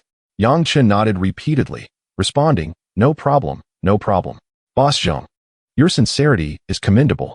Should we come across suitable materials, I shall certainly reach out to you first. Only accepting mid to low-grade materials? This time, he ventured to really with the ambition of acquiring high-quality stones with exceptional clarity and even the finest hues. How amusing. You cannot even afford high-grade stones. What price could you possibly offer for mid to low-grade materials? The two continued their light banter for a few moments as the airplane began to taxi, preparing for takeoff. Chapter 34 Arrival in Rueli. Dining affair. The airplane landed smoothly at Daihong Mongsher Airport. Stepping off the aircraft, a wave of warm, humid air enveloped him. It was the height of summer in August, and Yunnan's climate was particularly sultry. As he exited the airport terminal, beads of perspiration began to form on Yang Chen's forehead. He eagerly accepted Su Yanran's small bag and suitcase, willingly taking on the task of carrying her belongings. Observing his diligent demeanor, a subtle smile graced Su Yanran's lips. The two hailed a taxi and embarked on their journey to Rueli City. After more than 2 hours on the road, they arrived at the pre-booked Junhua Hotel. The hotel, situated in the heart of Rueli City and directly facing the Jegao port, is considered one of the more upscale accommodations in the area. Su Yanran, evidently a frequent visitor, navigated the check-in process with ease. Here, your room key. She handed a card to Yang Chen. Let's head to the room to rest for a bit, wash up, and change our clothes. It's quite warm here, and you'll sweat easily. We will gather in the lobby at 6 o'clock to go out for dinner. If you're hungry, feel free to order some takeout to tide you over. All right, Shifu, I understand, Yang Chen acknowledged with a nod. Back in his room, he took a refreshing shower. Standing by the window, he gazed at the bustling street below, contemplating how to persuade Shifu to extend their stay by an extra day or two once she concluded her business. At 6 o'clock in the evening, Yang Chen arrived punctually in the hotel lobby. Shortly thereafter, Su Yanran made her appearance. She donned a light blue knee-length dress and silver high-heeled sandals, accentuating her already statuesque figure. Her makeup was slightly more pronounced than during the day, with alluring red lips, exuding the charm of a mature woman. Shifu, you look stunning, Yang Chen sincerely complimented. Su Yanran smiled gently, enough with the flattery. Our dinner tonight is organized by a friend with whom I have collaborated several times. We will be meeting a few jade merchants from Myanmar. My friend mentioned that these individuals prefer to conduct business over drinks. Once the alcohol flows, negotiations become much smoother. Consequently, Shifu, you might have to indulge in a few glasses tonight. If I happen to drink too much and find myself unable to walk, I will rely on you for support." Yang Chun immediately patted his chest in assurance. "Rest assured, Shifu, I am here for you. I can hold my liquor well, and I will help you fend off any unwanted drinks." "Is it true that Myanmar merchants also indulge in this drinking culture?"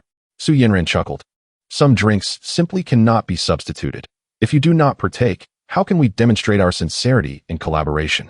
The counterparts for this deal are seasoned merchants, and they place great importance on such customs. Yang, there are many intricacies and rules in the business world that you will need to learn gradually." Yang Chun nodded earnestly. "I will heed Shifu's teachings and make sure to observe and listen attentively." As he resumed his playful demeanor, Su Yanran couldn't help but roll her eyes at him. "All right, enough of the banter. Let us go. The car is waiting outside." The two exited the hotel and entered the pre-arranged DD vehicle. The taxi halted in front of a Dai-style private dining establishment. Following Su Yanran, Yang Chen stepped into a reserved private room. Upon opening the door, a flamboyantly dressed woman greeted them with a bright smile. She appeared to be in her 40s. Clad in a form-fitting sequin dress with a plunging neckline, her makeup bold and her wavy hair cascading down her shoulders, radiating an air of worldly experience. She was Lu Li, the intermediary Su Yanran had mentioned. "Oh, Su Zong, we have eagerly awaited your arrival. It has been far too long." Lu Li's voice was sweet and inviting as she enthusiastically grasped Su Yanran's hand. In the next moment, her gaze was drawn to Yang Chun, and her eyes sparkled with interest. "Wow, Su Zong, this young man is quite handsome and possesses an admirable aura. Could it be that he is your new young lover?" Su Yanran discreetly withdrew her hand, playfully chiding, "Lu Jia, you truly have a knack for humor. This is my apprentice, Yang Chun. I brought him along to broaden his horizons." She then complimented, "Lu Jia, it has been too long. You are looking increasingly youthful and beautiful." Lu Li giggled heartily, her laughter resonating throughout the room. She turned to introduce the other two guests present. "Su Zong, allow me to introduce you. This is Yun Wendong, Mr. Yun, a respected figure in our industry, known to us as Dong Ge. Beside him is Mr. He Lang, Dong Ji's partner in Myanmar. Both are esteemed jade merchants in Rueli, possessing an abundance of fine materials." Su Yanran stepped forward to shake hands with the two men. "Dong Ge, it is a pleasure to finally meet you. Mr. He Lang, greetings." Yang Chun observed the two closely. The man named Yun Wendong appeared to be in his 50s, his hair impeccably slicked back and gleaming. However, what caught Yang Chun's attention most were his eyes, which were slightly squinted, emanating a sharp and cold gaze, akin to a serpent sizing up its prey, inducing discomfort. He was evidently a shrewd character, far from a benign figure, let alone a legitimate jade merchant. The Myanmar man, He Lang, had dark skin and a sturdy build, albeit not tall. The slight bulge at his temples suggested he was not someone to be underestimated. He could very well be a fighter. He spoke little, merely nodding in silence. After the customary greetings, everyone took their seats. A server dressed in traditional Dai attire entered with the menu. As the intermediary, Lu Li naturally handed the menu to Su Yanran first. "Su Zong, please take a look and see what you would like to order. This establishment serves exceptionally authentic Dai cuisine." Su Yanran pushed the menu towards Yun Wendong and He Lang, smiling. "Dong Ge, Mr. He Lang, as our esteemed guests, please feel free to order first. We will follow your lead." She was the buyer, while they were the sellers, and prior to their arrival, Lu Li had emphasized that the counterparts possessed a batch of raw stones they were eager to sell, priced nearly 30% below the market wholesale rate. Should this deal come to fruition, treating them to this meal would be inconsequential. Yun Wendong cast a glance at Su Yanran, his eyes filled with admiration. This woman is truly stunning. As the Dai dishes began to arrive at the table, their enticing aromas filled the air, and the table was adorned with potent Wuliangya liquor. Yun Wendong, representing the seller, was the first to raise a cup of Erliang Baijiu, addressing Su Zong. "Miss Su, in the realm of jade, it is indeed rare to encounter someone as capable and strikingly beautiful as you. One can easily discern your elite status. Allow me to toast to you and extend a warm welcome to Rueli." Though his words seemed complimentary, Su Yanran sensed an intangible pressure in the atmosphere. Maintaining a smile, she lifted her glass and replied, "Mr. Yun, you are overly gracious. I hardly consider myself an elite. I merely manage my humble shop to make a living. However, you, Mr. Yun, exude an extraordinary demeanor, truly a prominent figure. Moreover, If we speak of beauty and competence, it is Lu Jie who serves as my role model. I am but a pale comparison to her. Yang Chen's eyes sparkled with admiration, recognizing that her emotional intelligence could not rival that of her mentor. Su Yanran's words were delivered with remarkable finesse, humbly acknowledging the compliment while subtly returning the praise, and simultaneously elevating Lu Jie in the conversation. Chapter 35. He Lang and Yun Wendong's sister Lu, basking in the flattery from Su Yanran, beamed with delight and feigned a pout. "Oh, my dear Su sister, please do not jest with your elder sister. I am but a half-aged woman. How can I possibly compare to your youthful beauty and exceptional talents? Come, let us share a drink." Yang Chen mused to himself. "You are already akin to an old cabbage. What do you mean by half-aged?" Su Yanran took a delicate sip, preparing to set down her glass, only to be astonished as Yun Wendong downed his drink in one swift motion. After a brief moment of hesitation, she felt that refusing to drink would be somewhat impolite. With a sudden resolve, Su Yanran tilted her head back and downed her glass of liquor in one go. The fiery liquid coursed down her throat, and she bore the discomfort, quickly grabbing her chopsticks to nibble on some dishes as a remedy. Yang Chen watched with a pang of sympathy as his mentor sacrificed her comfort for business. Conduct business as it should be. This felt like bullying a woman. Yun Wendong laughed heartily at Su Yanran's decisive toast, exclaiming, "Indeed, President Su is a true heroine. What a refreshing spirit." However, before Su Yanran could enjoy her meal and catch her breath, He Lang, seated beside Yun Wendong, wore a sly smile as he raised his glass. "President Su, I toast to you." Yun Wendong enthusiastically added, "President Su, this Mr. He Lang is quite the enigmatic character, possessing substantial influence in Myanmar. The recent batch of reasonably priced materials is sourced through his channels. I am merely earning a modest profit as a middleman." Su Yanran, glancing at the glass offered by He Lang, inwardly lamented.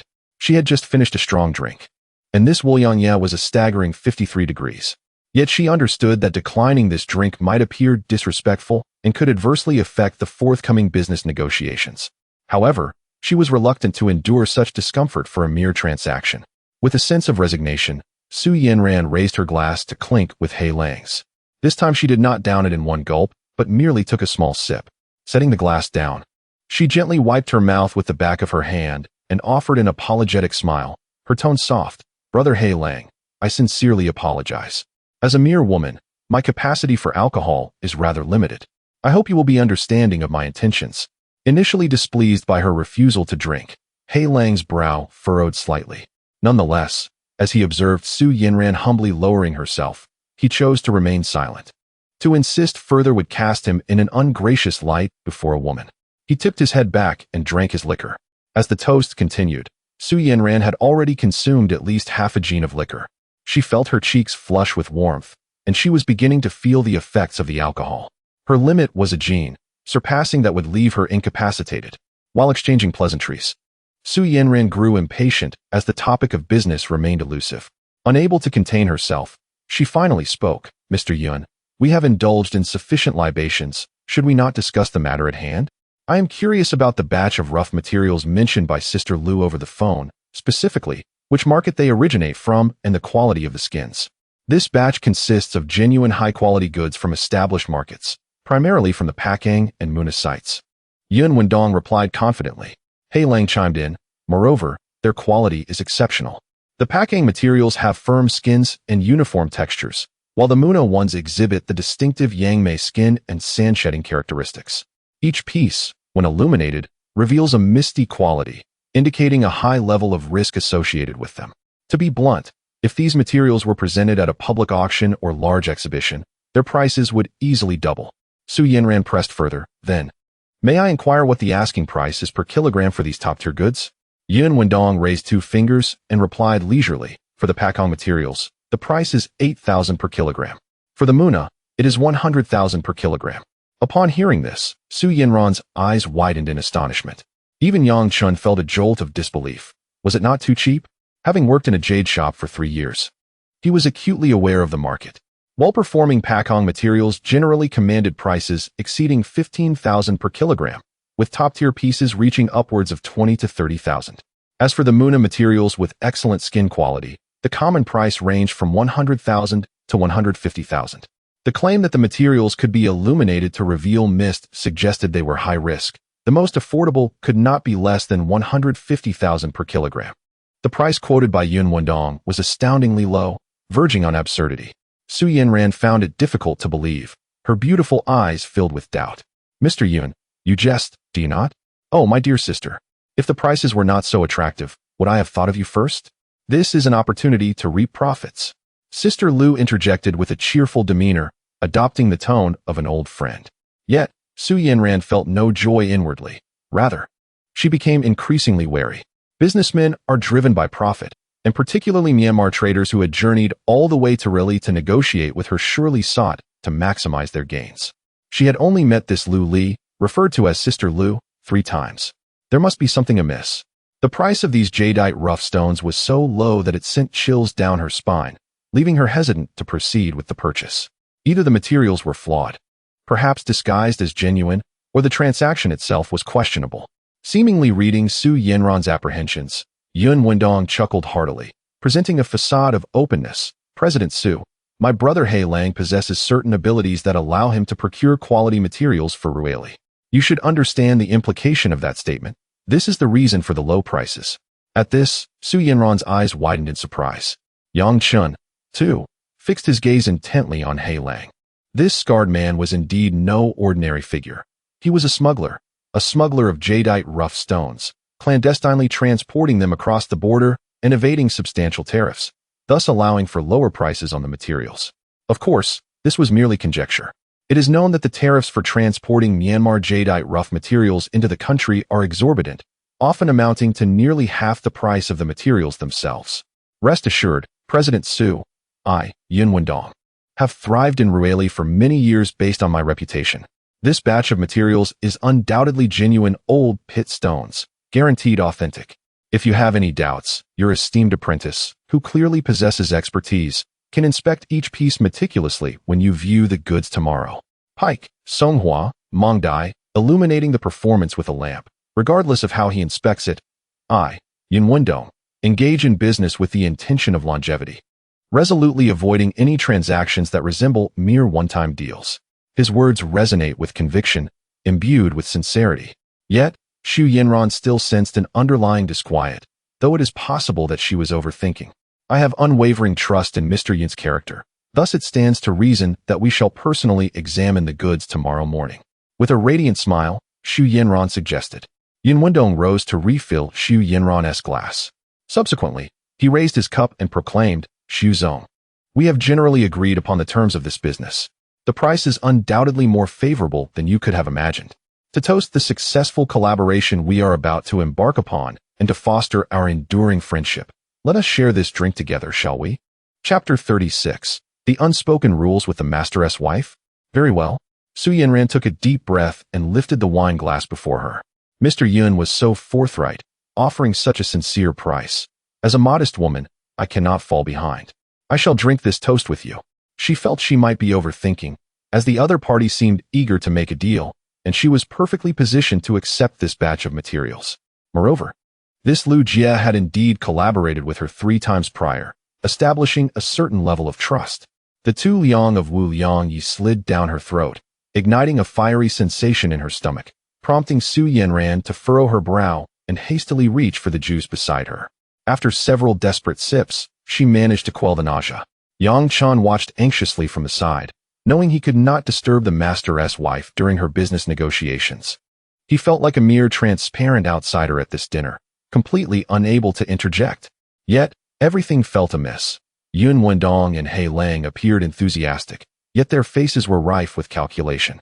Particularly, Yun Wendong's gaze towards the master's wife made him profoundly uncomfortable, evoking thoughts of Zhou Hui. Yun Wendong observed Su Yanran's alluring demeanor as she valiantly suppressed her inebriation, a flicker of lewdness igniting in his eyes. Leaning back against his chair, he lit a cigarette and languidly exhaled a smoke ring, casually remarking, Miss Su, to be frank, women as beautiful and charming as you are truly rare in our line of work. I, Lao Yun, have encountered many women, but none have stirred such an insatiable desire in me at first sight as you have. In the next moment, Su Yanran's expression darkened. The phrase insatiable desire was overtly suggestive. Yun Wendong's gaze unabashedly roamed over her voluptuous form as he continued. To be honest, at this price, there is no other place in Rueli where you could find such a deal. Countless individuals are clamoring for it, yet I have reserved it solely for you, Ms. Su. The nights in Rueli are long. Some business cannot be thoroughly discussed at the dining table.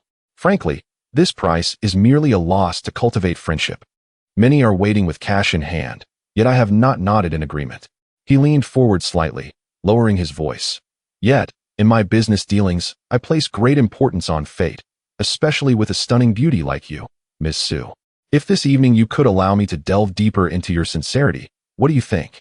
Yun Wendong deliberately elongated his tone, adding, not only this batch of materials, but should I possess any quality goods in the future, I will prioritize you, Ms. Su.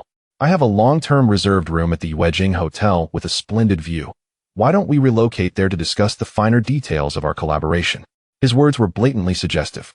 To acquire these ridiculously cheap materials? It seemed he expected her to barter her body in exchange. Though slightly tipsy, Su Yanran's mind was still sharp enough to grasp the gravity of his words. Her face instantly paled, her body trembling with rage. Yang Chen was seething with anger. How dare this scoundrel attempt to play such underhanded games? Did he truly believe the master's wife was a woman in need of money, a mere trifle? Su Yanran, taken aback by the audacity of his proposition, struggled to contain her fury as she retorted, Mr. Yun, please show some respect. If you harbor such vile intentions, then our business negotiations are at an end. DeYoung, let us leave. She could not bear to remain another moment. Yun Wendong's blatant insinuations made her feel disgusted. Engaging in business with such a person was a waste of time. She would rather attend a legitimate jade exhibition and pay a higher price for clearly labeled materials than wade through this murky water. Yang Chun immediately supported the unsteady master's wife. Lu Jia, noticing Su Yanran's determination to depart, panicked at the thought of losing the commission that was almost within her grasp. She hurried forward to block their exit, a feigned smile plastered on her face. Oh my dear Su, what are you doing? Why so impulsive? Donggu was just joking. Why take it to heart? She grasped Su Yanran's arm and lowered her voice. Sister, you must think this through. The price of this batch of materials is such that once you miss this opportunity, it's gone for good. How can you expect to gain such immense benefits at such a low cost without paying a price? There's no free lunch in this world. What's wrong with spending a night with Donggu? It won't cost you a piece of flesh, and you could gain real gold and silver in return. What a profitable deal. Su Yanran forcefully shook off Lu Jia's hand. Lu Jia, I never imagined you to be this kind of person. From now on, we will have no further collaborations. Please step aside. Lu Jia, realizing Su Yanran was resolute and had severed her financial lifeline, felt her insincere smile vanish, replaced by a sharp, disdainful expression. She crossed her arms and spoke with a sarcastic tone. Oh, Su Yanran, what pretense of purity are you putting on here? Bah, she spat, her eyes brimming with contempt and scorn. Women are merely meant to spread their legs for men, aren't they? What difference are you from other women? Your late husband has been gone for several months, hasn't he? So, are you truly planning to live a life of widowhood forever? Who are you trying to impress? While you still have some beauty, you should quickly find a patron to reap some benefits. Men like Donggu, wealthy and powerful, how many women wish to climb into his bed yet cannot? Don't bite the hand that feeds you. Her words were vicious, deeply insulting. Particularly, the mention of Su Yanran's deceased husband was like salt on an open wound. Su Yanran trembled with rage, her ample chest heaving with each furious breath. She abruptly turned her head, raising her hand to strike the shameless Lu Jia. However, as her palm was about to descend, reason halted her in her tracks. Su Yanran's hand hovered in the air, trembling slightly.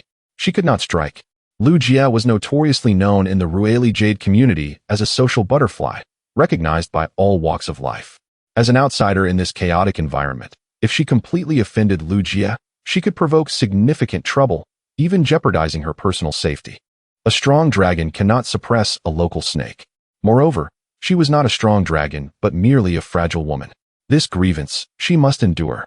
She knew full well that in a place like Rueli, one could not afford to offend someone like Yun Wendong.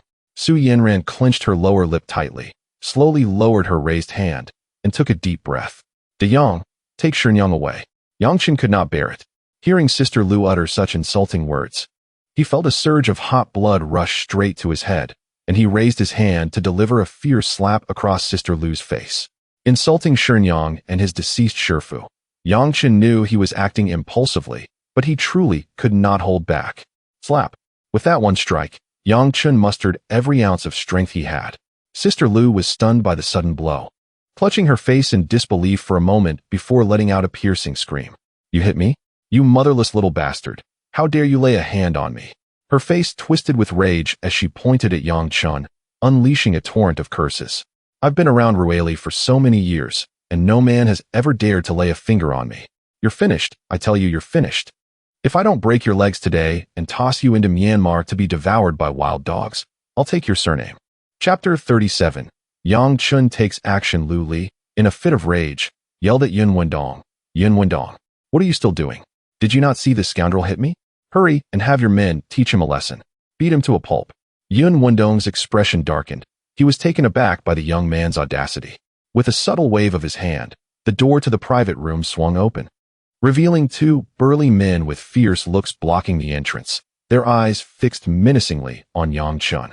Su Yanran, upon seeing the two imposing figures, felt a chill run down her spine, her intoxication fading significantly, turning her face pale.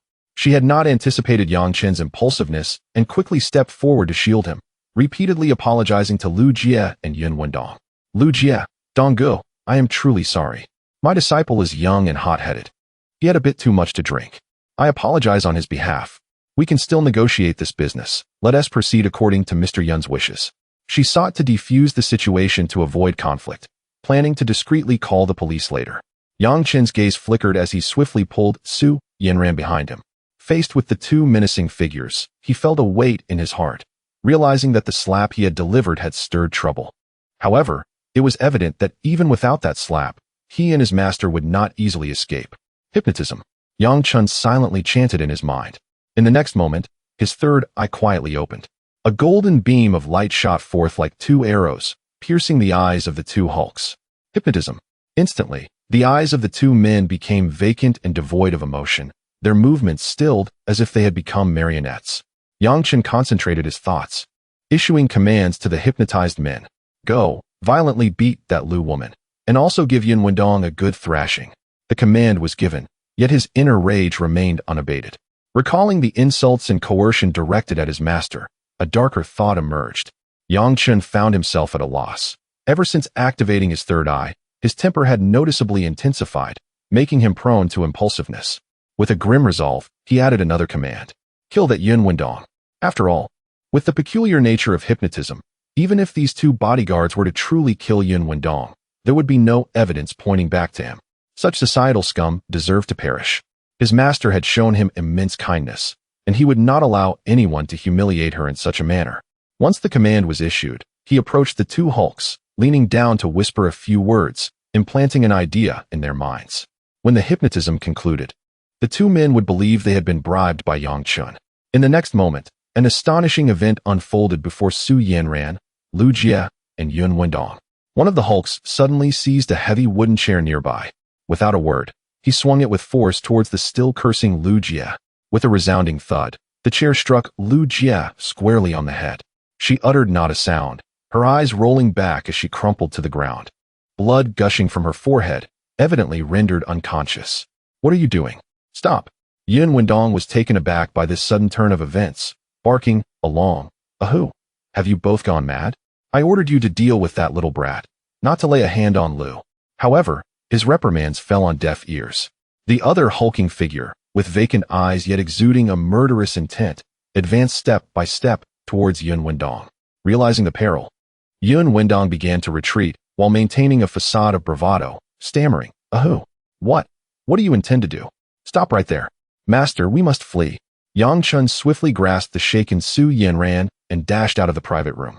They raced towards the exit, but Su Yanran, having consumed nearly 8 taels of liquor, felt the effects surge, her high-heeled shoes making it difficult to keep pace. As Yang Chen pulled her along, she stumbled, a sharp pain shooting through her ankle. Master! Yang Chen immediately bent down, executing a flawless princess carry, lifting Su Yanran's soft, voluptuous form into his arms.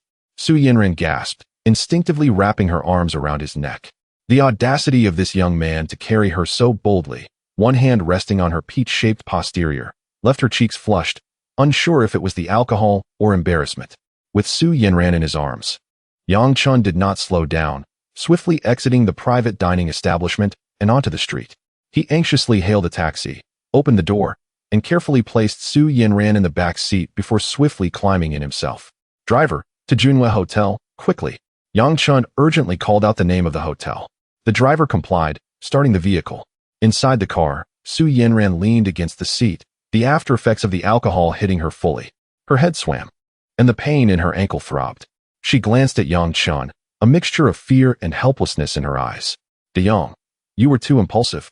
Someone like Yun Wendong, who dares to engage in cross-border smuggling with that black wolf, is a local tyrant in Rueli. We cannot provoke him. This is a huge mess. We can never return to Rueli. Let's find channels in Tengchong instead." Yang Chen gritted his teeth. "I just cannot stand by while they bully my master. That scoundrel Yun and that Lu Jie spoke so vilely. They insulted my deceased master, and I could not endure it. You are still too young and impetuous." Su Yanran sighed, a hint of self-reproach and regret in her gaze. "This is partly my fault too. I was a bit too greedy, blinded by that price which was half of the market value. I trusted Lu Jie too much, not expecting her to be such a person." Summoning her energy, Su Yanran continued, "Never mind. This business is certainly doomed. Tomorrow morning, we will attend the jade exhibition to see if we can buy some inexpensive jade rough.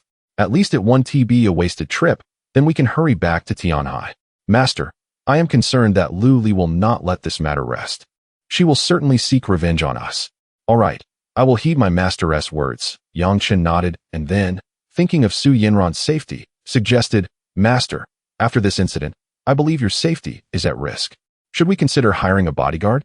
It may be inconvenient for a man. How about hiring a personal female bodyguard?" Upon hearing this, Su Yanran offered a wry smile and shook her head. The master's wife had considered this before and had even sought advice, but a competent female bodyguard, especially one with genuine skills, commands a salary starting at no less than 1 million.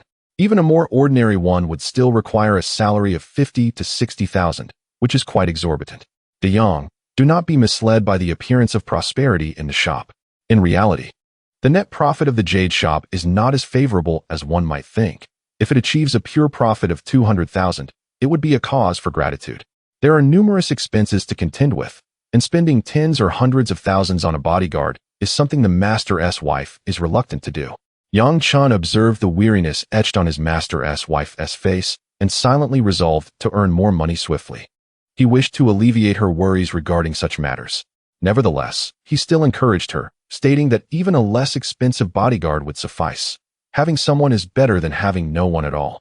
At the very least, it would serve as a deterrent and assist her with some daily trivialities. Chapter 38.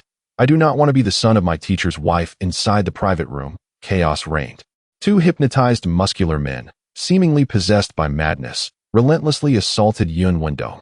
Despite their imposing physiques, these bodyguards possessed little combat prowess, merely being fitness enthusiasts. Yet, the combined strength of two overwhelmed him, and soon he was left battered and bloodied, with a swollen face and a bleeding lip. "Hey Lang, are you just going to stand there? Hurry and help," Yun Wendong shouted, protecting his vital points while directing his fury at He Lang, who had remained a detached observer. Confusion and anger surged within him as he failed to comprehend why his bodyguard had suddenly turned against him. He Lang furrowed his brow, perplexed by the bizarre scene unfolding before him. However, his interests were intricately tied to Yun Wendong. The dubious materials smuggled from Yinxue relied heavily on Yun Wendong's channels for disposal. He had yet to find another outlet. If something were to happen to Yun Wendong, his financial lifeline would be severed. Weighing the pros and cons, He Lang resolved to act. With a low growl, his stout frame sprang into action like a panther. He Lang moved with lightning speed, executing fierce and precise maneuvers targeting the joints of his adversaries. With a sharp crack, he locked one of the assailant's wrists in a joint lock.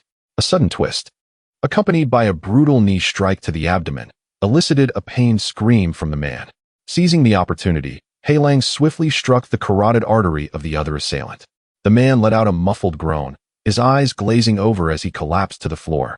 The two muscular men, having sustained heavy blows, found the hypnotic effects of Yang Chen's influence disrupted after a mere 10 minutes due to the intense physical stimuli. Their eyes regained clarity as they surveyed the wreckage of the private room. The bloodied figure of Yun Wendong, and the unconscious Lu Jie, leaving them bewildered. Boss, the man named Along clutched his dislocated wrist, kneeling alongside a Hu. Did that little brat bribe you? How dare you lay hands on me? Yun Wendong, wiping the blood from his face, stepped forward and delivered a fierce kick to Along, his voice laced with fury. Along, unable to evade, grimaced in pain as he replied, Boss, I'm sorry. We were momentarily blinded by greed. That kid approached us and whispered that if we dealt with you, he would give us $1 million each. In our greed, we acted without thinking.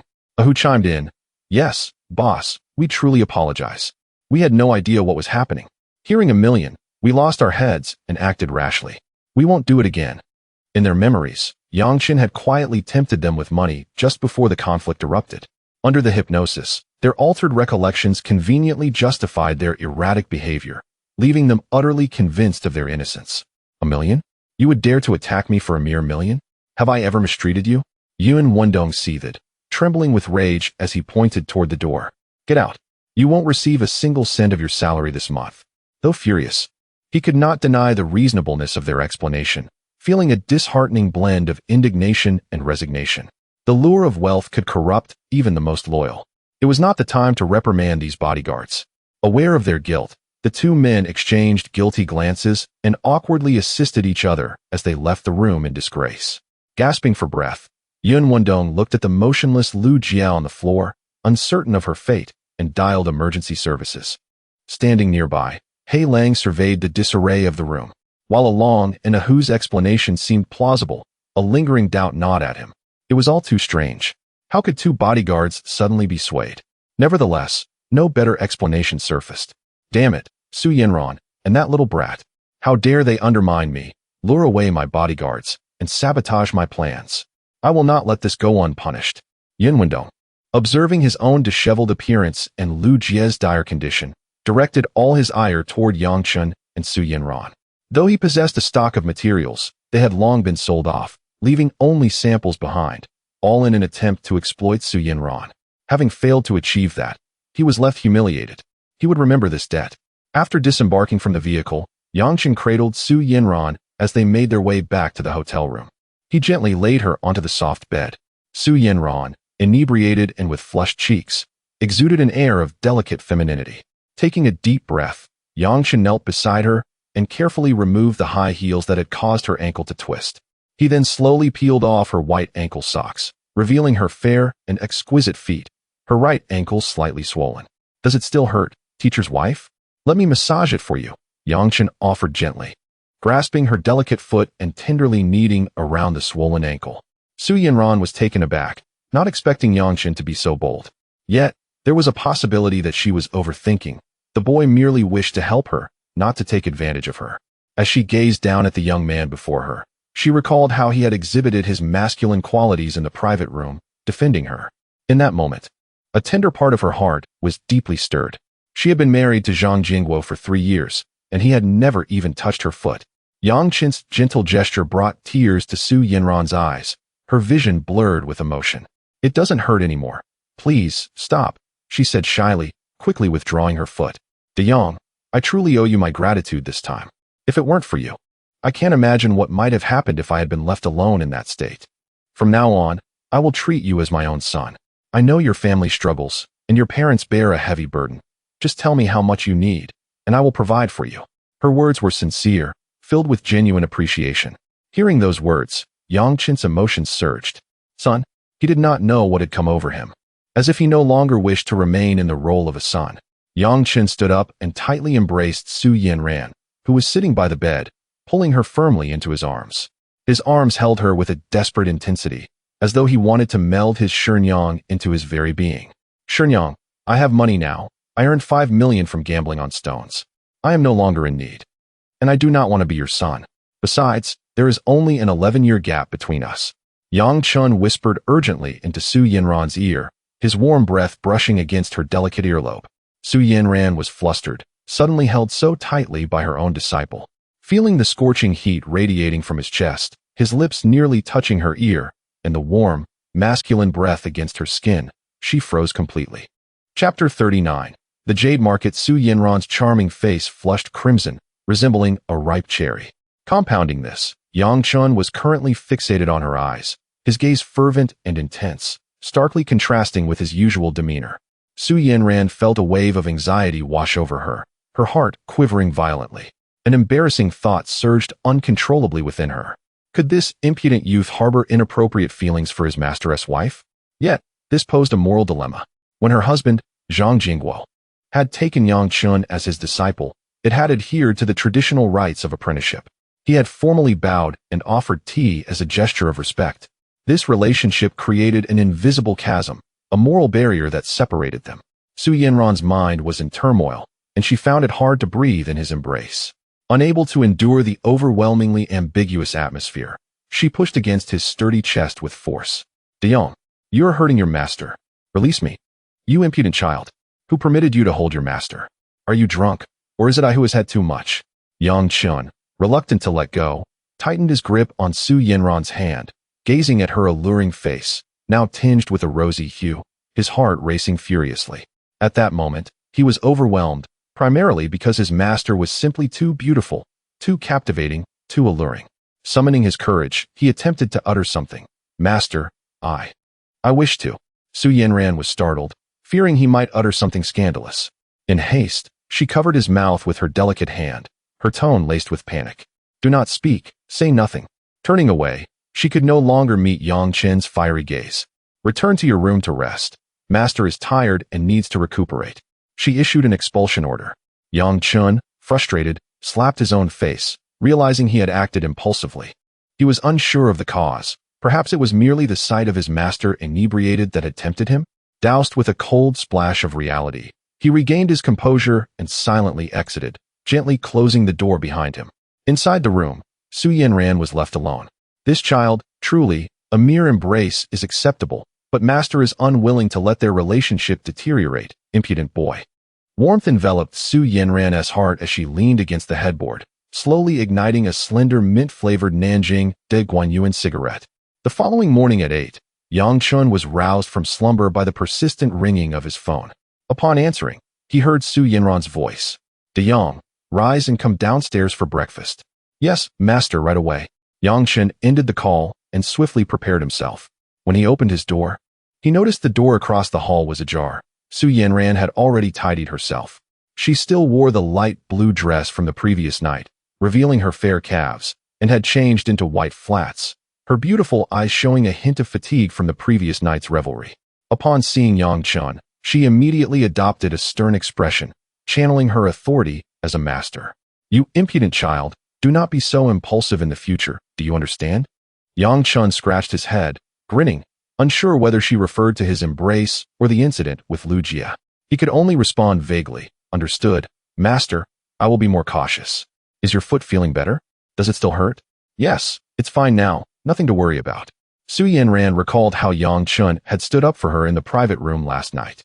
"Thank you for that, but please do not act so recklessly in the future. Sometimes, it is better to endure." "I will certainly heed your advice, master. I apologize for embracing you last night." Su Yanran shot him a sidelong glance. "What happened last night was urgent. As your master, being embraced by you, a younger generation, is nothing." Yang Chun scratched his head, chuckling. "Master, your body is so soft. It feels quite pleasant to hold you. What should I do if I want to embrace you again?" Su Yanran felt her cheeks heat from his blunt words, glaring at him in embarrassment and irritation. She gently pushed him away. "Enough of that. You're not a child anymore. Although I am your master, you are not a little brat. Henceforth, no more embraces. Hurry down for breakfast." As Yang Chun admired the youthful demeanor Su Yanran displayed, he felt it was indeed a captivating sight. He laughed heartily, feeling elated as he followed his master downstairs. The two sought out a local breakfast shop in Rueli, teeming with life. Yang Chun sampled the local specialty, Si, which is made from rice pressed into thin strands, soft and chewy, served with tender minced meat and pickled vegetables, a delightful experience. The most popular item in Rueli was the thin pea powder, made from ground peas, and served with 2 youtiao. Su Yanran also ordered 2 servings of pa shui baba, a dessert made from glutinous rice flour and brown sugar, pan-fried to a crispy exterior while remaining soft and sweet inside. Unable to finish her portion, she pushed the leftovers towards Yang Chun, instructing him, her ravenous disciple, to finish it all. The two enjoyed a genuine breakfast from Yunnan's western region. After their meal, they took a taxi to the Jade Raw Stone exhibition. The venue was situated in a vast open square. Rather than an exhibition, it resembled a massive outdoor marketplace. Though its scale was less than a third of that of a formal auction, the vibrancy was unparalleled. As they approached, a cacophony of sounds greeted them. The square was a sea of people, bustling and jostling. The ground was densely covered with jade rough stones, ranging from a few kilograms to several hundred. These stones lay haphazardly on the ground, displayed on makeshift wooden stands and plastic sheets. Reminiscent of potatoes and cabbages waiting for sale at a market, imparting a primal trading atmosphere. There were tourists, enthusiasts of stone gambling, some jade merchants, and numerous agents, eager to promote their stones to anyone who passed by. Should they succeed in making a sale, the stall owners would grant them a commission. Yanran took a deep breath and instructed Chen, "Come, De Yang, stay close to your master. Let us see if there are suitable materials. Remember, observe more and act less. Do not gamble." Chen nodded, his heart racing with excitement. The exhibition would last for 3 days, today being the second, with 1 day left. He understood that this was where he could truly showcase his talents. After the departure of Shenyang from Ruili, Chen immediately returned to his hotel room to change his appearance, slightly disguising himself before heading to the stone gambling venue. Yanran guided Chen through the bustling exhibition, their gaze predominantly fixed upon the semi-gambling stones that had been opened. She scrutinized them meticulously, inquiring about prices with caution, subtly revealing her status as a shop owner. However, after a thorough exploration, disappointment etched across her face, her brows knitting tighter with each passing moment. Alas, the prices are excessively steep. She shook her head and whispered to Chen, "These open stones are marked up significantly." When considering the shipping costs back to Tianhai, along with the capital investment in the stones, the profit margin has become exceedingly slim. If one is not careful, they may end up being unable to sell them at all. Chapter 40. Master S. Wife acquires Fu Lu Shou Jadeite. Chen possessed a keen understanding of the market and recognized the veracity of his master's wife's words.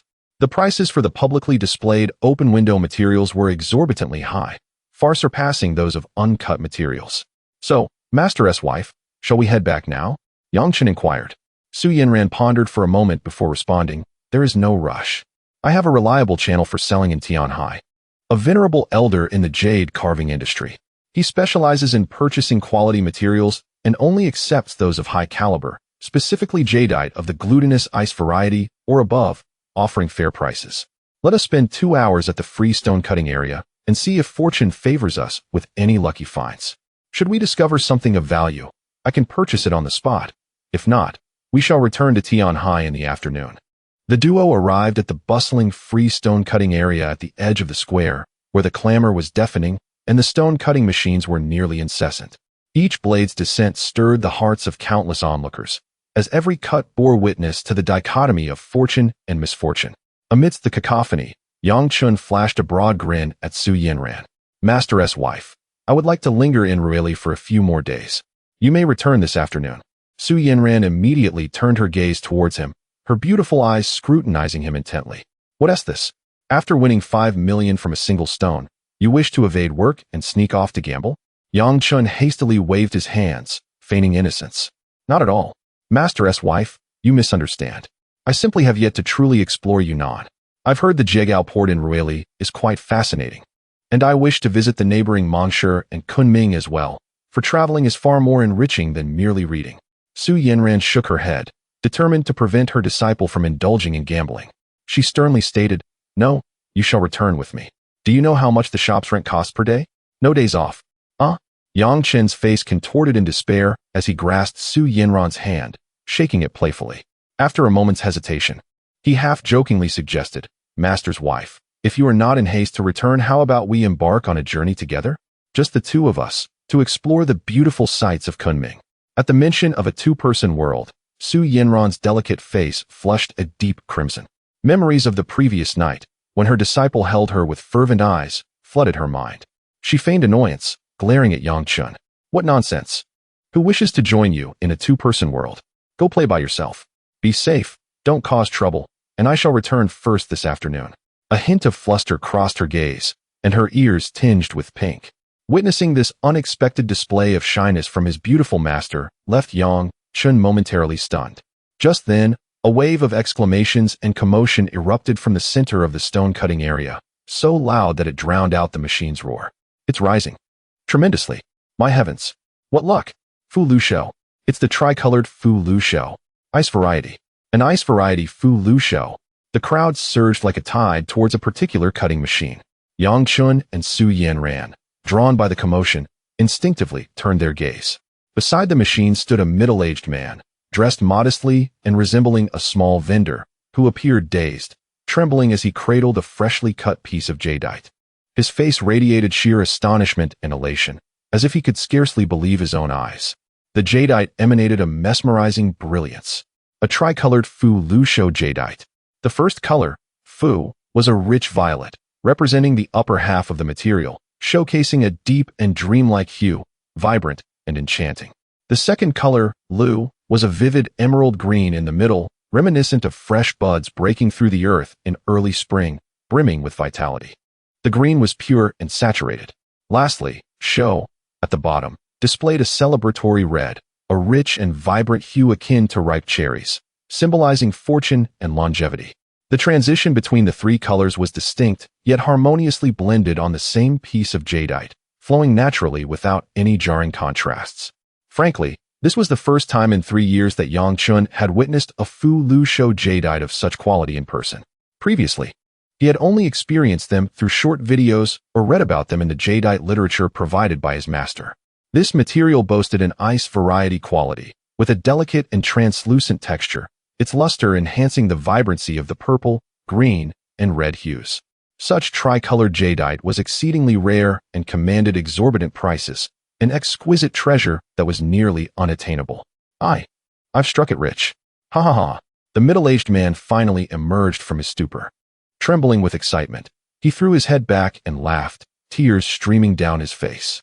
In that moment, Chen was reminded of the tale of Fan Jin's success in his school days. This piece, I purchased for only 10,000.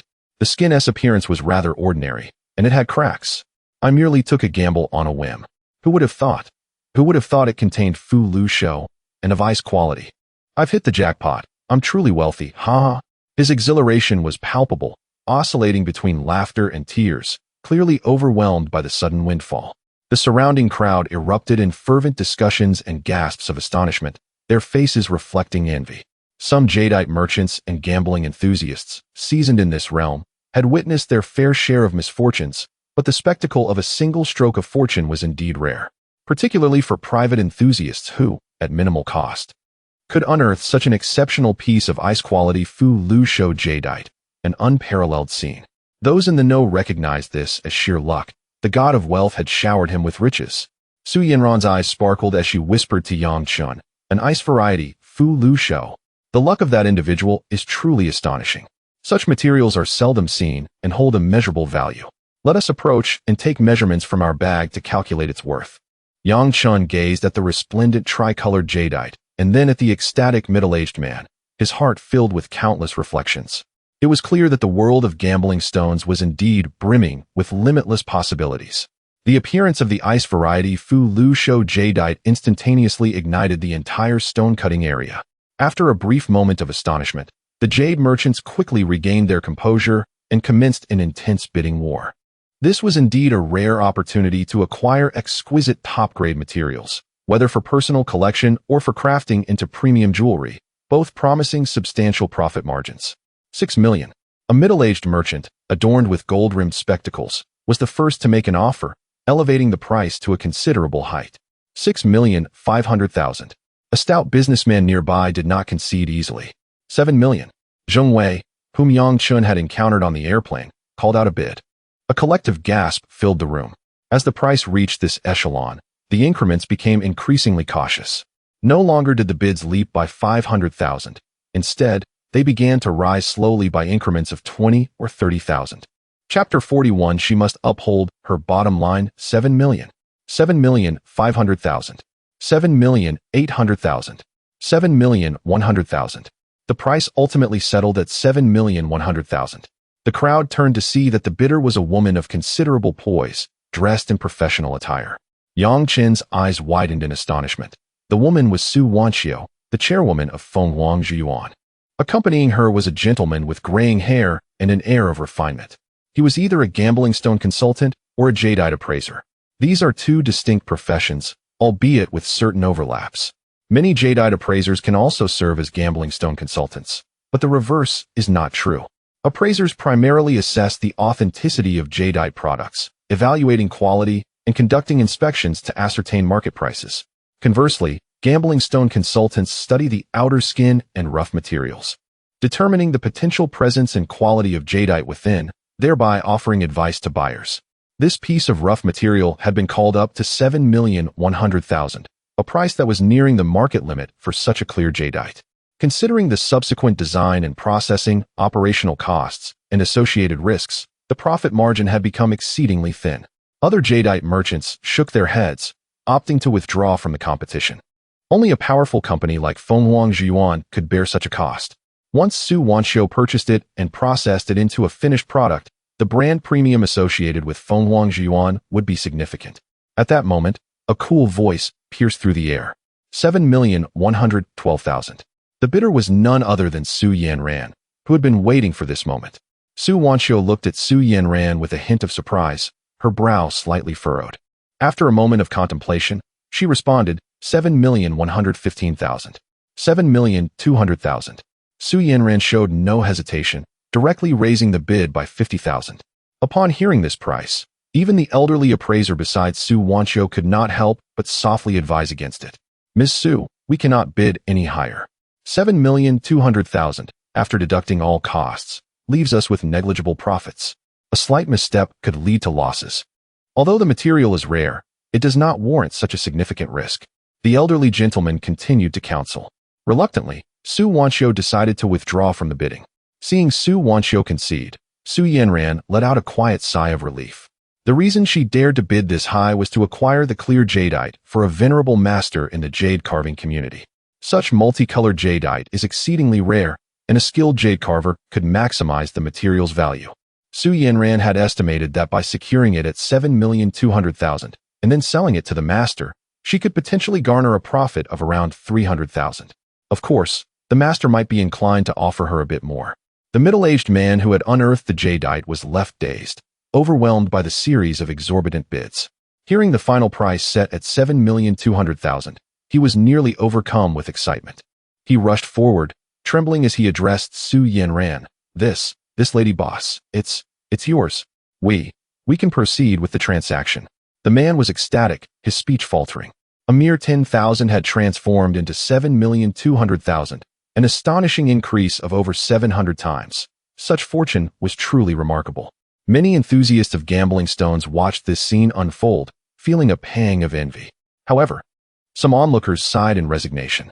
Although they were enthusiasts, they never engaged in gambling themselves. They enjoyed observing others, studying the rough materials, and relishing the atmosphere of gambling. Su Wanqiu stood a short distance away, observing Su Yanran with a contemplative gaze. Which jewelry company does she represent? The woman appears quite graceful. I believe I've encountered her before. Su Wanqiu's eyes fell upon the tall figure beside Su Yanran. Was that not her savior, Yang Chen? A smile of delight spread across her face as she hastened towards him. Mr. Yang? What a coincidence. I didn't expect to run into you here. Su Wanqiu's voice carried a note of surprise as she greeted him. Yang Chen turned at the sound. Ms. Su. Indeed, what a coincidence. Su Wanqiu's gaze shifted to Su Yanran, addressing Yang Chen. Mr. Yang, who is this? Oh, this is my teacher's wife, Su Yanran, Yang Chen introduced. A look of realization crossed Su Wanqiu's face. She recognized her as a friend of her aunt, Lin Wanyu. At that moment, Su Yanran waved to Yang Chen. Miss Su, I apologize, but my teacher's wife is calling me. I must step away for a moment. All right, you take your time, Su Wanqiu nodded.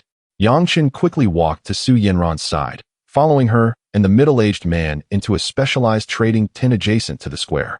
Inside, professional equipment and security personnel ensured the safety of the transaction. After a final meticulous inspection and weighing, Su Yanran transferred the substantial sum of 7,200,000 into the man's account. Seeing the bank transaction confirmation, the middle-aged man was ecstatic, dancing with joy and expressing his gratitude profusely. Inside the tent, Staff members brought soft foam paper to carefully wrap and seal the invaluable jadeite. Su Yanran signaled for Yang Chen to retrieve her backpack, placing the jadeite inside.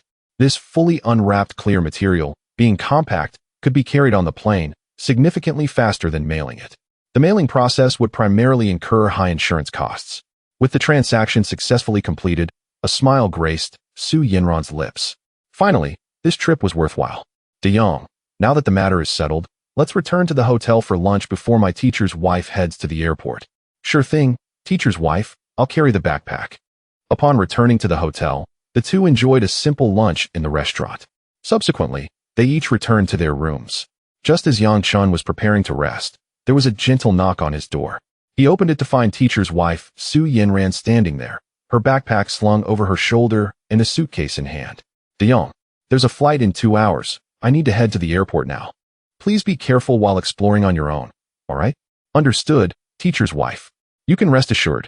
I'll be fine for a few days before heading back, Yang Chen replied, nodding. No gambling stones, I'm off. Su Yanran turned and walked towards the elevator. Watching her retreating figure, the curves accentuated by her flowing dress stirred something within Yang Chen. He felt a rush of impulse. Teacher's wife, he blurted out. Su Yanran halted her steps, turning around with a hint of confusion. In that fleeting moment of her turning, Yang Chen swiftly advanced, extending his arms to envelop the delicate form of his Shermu, when Xiangrua Yu, tightly in his embrace. His arms encircled her slender waist, and he gently rested his chin amidst her hair, greedily inhaling the enchanting fragrance that clung to her. Whether it was the scent of perfume or perhaps the aroma of shampoo, it was undeniably delightful and intoxicating. Su Yanran found herself rendered momentarily stiff by his sudden action, fear stirring within her. This impudent boy had entangled his respect for her Shermu with a man's affection for a woman. How could this be permissible? After all, she was his Shermu. A flurry of confusion and shyness enveloped Su Yanran. She attempted to wriggle free, yet her efforts proved futile. With a touch of reluctant chiding, she softly uttered, "All right, you little rascal. Considering you saved Shermu last night, I shall allow you this embrace. We are both adults now, and one must understand boundaries from now on. This cannot happen again, understood?" She knew she had to uphold her principles. The little scoundrel may lack understanding, but could a 36-year-old woman be so naive? Chapter 42. Yang Chun's disguised the moment Yang Chun heard the words "no more hugging from now on." He did not loosen his grip. Instead, he drew his Shenyang closer, enfolding her with quiet insistence. His face nestled into the hollow of her neck, his voice muffled, soft with playful petulance. "Shenyang never again? Then I shall savor this embrace, just a little longer." Watching him resort to such charming insolence, Su Yanran's heart quickened, her cheeks blooming with an involuntary flush. "You little rascal, let go this instant. Is this how you treat your Shenyang? Have you grown so bold?" Flustered and flustered, she reached up and, unerringly, pinched his ear, applying just enough pressure to make her point. "Ouch! Ouch! Shenyang, please, gentle." Yang Chun yelped, theatrically exaggerated, though his arms instinctively slackened. Seizing the opening, Su Yanran slipped free from his embrace and shot him a sharp, exasperated glance. "This, just once. Not another time. Your Shenyang is truly cross with you." With a huff, she turned away, her shapely, supple hips swaying with flustered grace as she hurried toward the elevator. Yang Chun stood rooted, pulse racing, breath shallow, startled by the sheer intensity of his own emotion. He had long harbored quiet affection for his Shenyang. With his Shifu-'s passing, it had surged forth, unbidden and undeniable. And now, with Yu Lily gone from his life, no lingering restraint remained. She is so vulnerable, he thought, a quiet ache threading through his chest. Shifu was born without vitality. How could he ever fulfill his vows? As his disciple, it falls to me to protect her, to shelter her, to ensure her days are no longer shadowed by toil, but warmed by joy. Back in his room, he struck his own cheek, softly, yet with solemn resolve. "Shifu, forgive me. I confess, I have allowed my heart to stray toward Shenyang, but I swear it is no fleeting fancy. I wish to stand by her, through all the years ahead, to ease her burdens, to kindle her laughter, to give her a life worthy of her grace. This Qingming festival, I shall send you mountains of Jinshan and Yinshan, golden peaks and silver rivers, so you may dwell in comfort beneath the earth. And if you wish, well," he paused, then corrected himself with a wry smile. "If you prefer not the company of women, Then handsome young attendants shall await you. Refined, spirited, tender, even finely crafted paper effigies, muscled or poetic or sweet as a puppy. Choose as you please. Though I confess, I have no notion which sort pleases you most. After murmuring a few more affectionate, irreverent musings, he opened his suitcase and withdrew the carefully prepared disguise. He donned a muted, slightly dated charcoal polo shirt and a pair of relaxed fit work trousers. Then, before the bathroom mirror, he affixed a thick, artfully unkempt false beard beneath his chin and over his upper lip, testing its hold with a gentle tug. Next came a pair of non-prescription black-rimmed spectacles, followed by a sleek black baseball cap. In the mirror, the transformation was complete. The youthful, clean-cut man vanished, replaced by a rugged, unassuming middle-aged man of 45, his bearing unpolished, his presence unremarkable. Ahem. He cleared his throat twice, then lowered his voice, roughening its timbre. Even those who know me well would pass me by without a second glance. His purpose was precise, unwavering. The heaven-seeing eye, the celestial gift that pierced veils of stone and flesh alike, was his most profound secret, his ultimate advantage. Today, he would wield it not for spectacle, but for strategy, to select only the rarest, most valuable jadeite, high ice, glass grade, or even legendary colored stones, each worth tens of millions. But greatness invites scrutiny. Fortune draws thieves, envy, and danger. He must move unseen, unremarked, like mist slipping through the trees. Once he secured a prize, he would sell it discreetly, then reinvest every yuan into raw jadeite boulders, shipped in sealed crates, delivered to the basement of his rented villa in Tianhai. Disguise secured, Yang Chen re-entered the bustling exhibition hall. He swapped his black spectacles for a pair of sleek sunglasses, then strolled, not like a gambler intent on appraisal, but like a casual, unhurried wanderer drifting between stalls. And all the while, he activated his heaven-seeing eye. His gaze swept across heaps of rough jade boulders, moist, dusty, inert, yet beneath their weathered skins, his vision revealed truth, fissures, voids, dull grain, lifeless color. After 6 stalls, his brow furrowed. Waste all of it. Most were coarse brick-grade stones, dry, brittle, lifeless. Others bore only faint, pale green streaks, oily or arid sheen, barely worth a fraction of their asking price. The finest he'd seen so far was a modest ice-grade red jadeite, vivid, luminous, valued perhaps at 3 million. Once, that sum would have stirred elation in him. Now, it was insufficient. With the heaven-seeing eye at his command, he sought not incremental gains, but exponential leaps. He would leave Rueli with only the choicest pieces, then have them cut open in Tianhai, where no prying eyes could witness the miracle within. To linger here, scrutinizing hundreds of stones for a mere 2 or 3 million, was inefficiency incarnate. The odds, he calculated, were grim. Less than 5% chance of a true win, perhaps only 3. 10% for a break-even, and over 90% risk of total loss, conservative estimation. In truth, one might purchase 100 stones and never strike gold. The dream of overnight wealth through jade gambling? A mirage, beautiful, seductive, and utterly illusory. Most who chase it are ruined before they glimpse the horizon. That middle-aged man who uncovered the Fulusho tricolored jade, winning 7.2 million from a mere 10,000? That was not skill. It was celestial favor, a rare confluence of destiny and luck, unrepeatable, unteachable.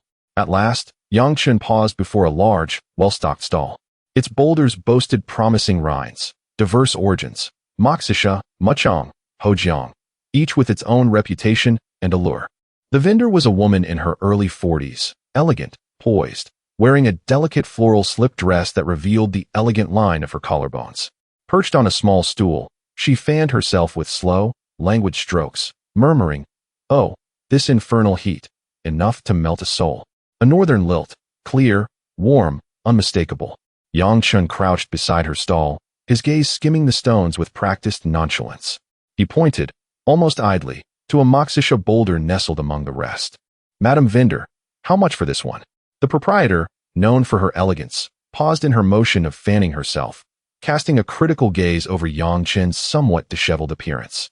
Notably, she observed that he arrived empty-handed, lacking both a powerful flashlight and a magnifying glass. With a dismissive curl of her lip, she remarked, "Oh dear, my good sir, you come here inquiring about prices without even a single tool in hand. No magnifying glass, no flashlight.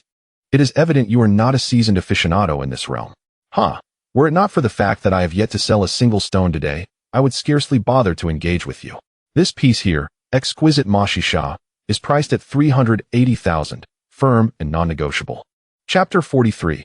I am a master of betting on stones. Upon hearing the other party casually refer to him as Big Brother, Yang Chen found himself inwardly amused. His disguise had evidently been a success.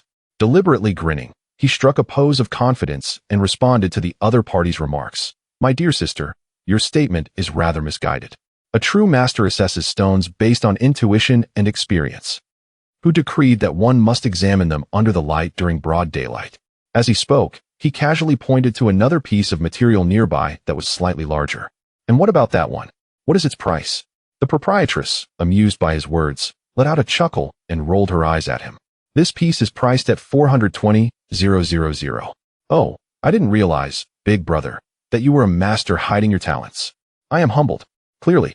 She did not take Yang Chen's words seriously, dismissing them as typical bravado from a middle-aged man. After a moment's thought, she continued jokingly, how about this, Big Brother?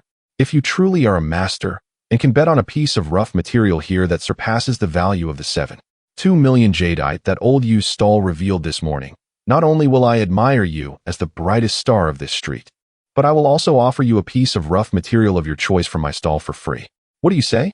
Her words were entirely in jest, as she did not believe anyone could easily gamble a jadeite worth more than 7.2 million.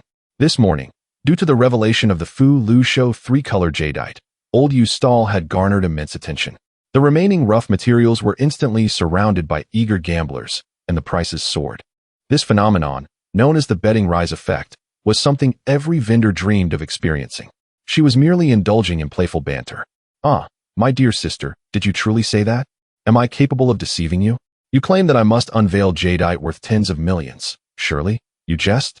Yang Chen replied, his eyes scanning the stall as his heavenly sight penetrated the skins of the stones. When his gaze landed on a sizable piece of moxisha rough material at his feet, his heart raced, and his breath momentarily caught. This piece weighed approximately 36 kilograms, its skin a dark gray typical of moxisha's black, coarse texture, resembling grains of salt. The surface felt rough to the touch, indicating age, and was adorned with subtle green moss resembling pine flowers, as well as a few thin white stripes. However, beneath the skin, the vision revealed by his heavenly sight was enough to drive any knowledgeable individual into a frenzy. It was a rich and pure royal purple jadeite. Purple jadeite is already rare, and royal purple is the emperor among violet jadeites, characterized by its pure and vibrant color, with an inherently regal aura.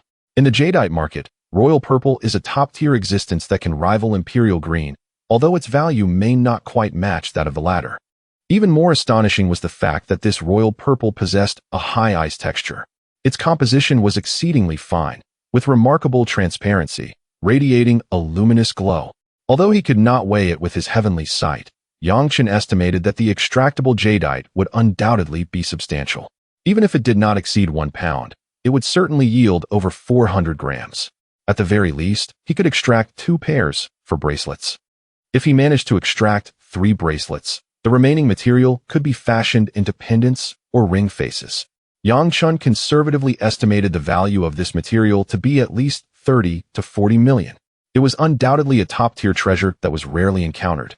Suppressing the overwhelming joy within him, he raised his head nonchalantly to look at the proprietress. My dear sister, was what you said earlier genuine? What if fortune smiles upon me, and I do uncover something extraordinary? Han Sen Yang, who was fanning herself, let out a scoff upon hearing this. She thought this middle-aged man was quite the dreamer. Raising her chin slightly, she spoke with a hint of pride. I, Han Sen Yang, am well known in this Rue Li, running my own shop. When I speak, my word is as good as gold. What is it, Big Brother? Are you merely here to chat with me? Or do you intend to take some actual action to support your claims? Her tone was teasing, clearly doubting that Yang Chen would make a purchase. Of course not, Yang Chen replied, patting the large moxisha material that contained royal purple. I have my eyes set on this piece. What is its real price? Seeing that he did not seem to be joking, Han Sen Yang reined in her playful demeanor and scrutinized the material. She gestured with her hand. This piece is one of the treasures of my stall, priced at 880,000 for good fortune. Yang Chen understood that if this piece were sold based on its appearance, the price of 880,000 was not outrageous, and might even be considered reasonable. However, he instinctively countered, "How about 800,000? If that works, I will take it." Han Sanyang scrutinized Yang Chen, noting that although he dressed simply, he did not appear to be someone who spoke without thought. Her eyes sparkled as she thought that, since the cost of this material was low, selling it for 800,000 would still be a considerable profit. She clapped her thigh and exclaimed, "Oh, big brother, are you serious? Fine, since you seem to be a straightforward person, I'll sell it to you for 800,000. She pointed to a nearly new stone-cutting machine beside the stall and added with a smile, "My stall is equipped with a stone-cutting machine for your convenience. Big brother, please make your payment, and I will call in the stone cutter for you. I wish you a great fortune, and may this piece bring a rise in value, benefiting my stall as well." Her words still carried a hint of jest, but her eyes gleamed with anticipation. After all, every vendor hopes that their stones will appreciate in value. It's the best form of advertisement. Nearby, two men who had been listening to their conversation approached. One was a young, plump man dressed in flamboyant short sleeves, sporting a Rolex green submariner, exuding the air of a wealthy scion. The other was a gaunt old man, who glanced at Yang Chen with undisguised scorn, saying, well, big brother, you truly have a knack for boasting. You claim the jadeite extracted will exceed 7 million? You speak so casually. Pray tell, which hidden master of stone betting are you? Reveal your identity so that I may pay my respects." He clearly took Yang Chen's earlier jest with the proprietress at face value. In this era, there were far too many people who boasted. He likely thought Yang Chen was merely trying to impress the flirtatious proprietress, who had a striking figure. Yang Chen cast him a sidelong glance and replied with indifference, "I am not a master of betting on stones. I am simply playing around." Playing around? The rotund man seemed to have heard a jest, snorting with derision and casually remarking that one should not boast so grandly, lest they strain their back. Yang Chen, initially disinclined to intervene, perceived a certain aggressiveness in the man's tone. "I relish boasting. What of it? My good fellow, do you have any counsel to offer?" The rotund man grinned widely, revealing a set of large, yellowing teeth, and provocatively replied, "I would not presume to offer guidance. I merely find that mere boasting lacks substance. Let us see the truth of the matter. If you claim to possess something of worth, why not present it for examination? I shall select a piece of stone from your esteemed establishment. We shall adjudicate here and now. Should the jade I uncover surpass yours in value, I shall require no more than a few rough stones as a token. Conversely, if I am defeated, I shall bestow upon you a few in return. Are you bold enough to wager?" Chapter 44. The encounter of the master and the expert Yang Chen originally intended to keep a low profile while amassing wealth, without wanting to attract unnecessary complications. However, upon reflection, he thought, why should he fear anything while disguised? Moreover, this rotund man appeared to be rather foolish yet affluent. Perhaps he could seize an opportunity for profit. Feigning contemplation, he raised his head and spoke in a commanding tone. "Young man, betting on a few stones? Such triviality is uninteresting." He waggled a finger in front of the man. "If we are to gamble, let us wager something substantial. Should I lose, I will present you with 10 stones here at the exhibition, each valued at no less than 1 million. Choose freely. Should you lose, the same applies. You shall present me with 10 stones. How about it? Do you dare to accept this challenge?" Ren Jian's eyes sparkled with excitement upon hearing this. He had been searching for an opportunity to exploit this oblivious middle-aged man, and now, unexpectedly, the man was offering himself up for the taking. Why was he so confident? Because standing beside him was not just any ordinary figure, but the renowned gambling stone master, Pai Yensong. Master Pai was a distinguished guest at numerous prestigious jewelry companies, serving as a consultant for gambling stones. He provided expert advice on purchasing raw stones, possessing keen insight and extensive experience, earning him a formidable reputation in the industry. Although Master Pai had retired, his brother had persuaded him to return for this venture, having invested a considerable sum to bring him to Raleigh for this occasion. Who was the more formidable gambler, the middle-aged man before him or Master Pai? Ren Jian knew, without a doubt, whom to trust. To him, this was akin to the other party willingly offering him money. 10 stones, each worth at least 1 million. Even if he chose those valued at just over 900,000, that would amount to over 9 million. Haha, splendid. My brother is indeed generous. Ren Jian, fearing Yang Chen might reconsider, quickly agreed, proclaiming it settled, with all present as witnesses to ensure no one would renege on the deal. He glanced at the silent Pai Yinsong, who nodded slightly, a glimmer of confidence flashing in his murky eyes, clearly assured in his own judgment. Perhaps, as a seasoned master with decades of experience, he had never encountered Yang Chen before, and therein lay Master Pai's confidence. Han Sanyang observed the sudden wager, momentarily taken aback before a radiant smile illuminated her face. Regardless of the outcome, this gamble would undoubtedly draw attention and popularity to her stall, a coveted promotional opportunity. She immediately fanned the flames, exclaiming, "Both of you are indeed magnanimous. I, Han Sanyang, shall serve as your witness today, ensuring fairness and justice." All eyes were fixated on Yang Chen and Ren Jian. A gambling contest worth millions was about to unfold, stirring excitement among the onlookers, far more exhilarating than merely observing stone unearthing. Yang Chen regarded the confidently grinning Ren Jian and the composed elder by his side. "A gambling stone master? I can cheat and manipulate. My eyes can see through anything. The so-called experience and skills are mere illusions in the face of my vision." Ren Jian raised an eyebrow. "Wait, the wager is not between us, but with Master Pai. Let us clarify that first." "Master? That is fine. Anyone can come forth, as I only believe in luck." "Very well." Ren Jian, noting Yang Chen's unwavering confidence, prepared to unleash a scathing remark later. Without hesitation, Yang Chen produced his mobile phone and promptly transferred 800,000 to Han Sanyang. Upon receiving the notification of the transaction, her delight was palpable. She had anticipated some haggling, yet here he was, so generous, not even batting an eyelid at the sum. "Oh my good brother." Han Sanyang was instantly aflame with enthusiasm. She eagerly approached Yang Chen, linking her arm with his, her ample bosom inadvertently brushing against his arm, a soft and springy sensation. She seated him on the small stool she had just vacated, her voice sweet and flirtatious. "Please, esteemed brother, have a seat. Standing must be tiring.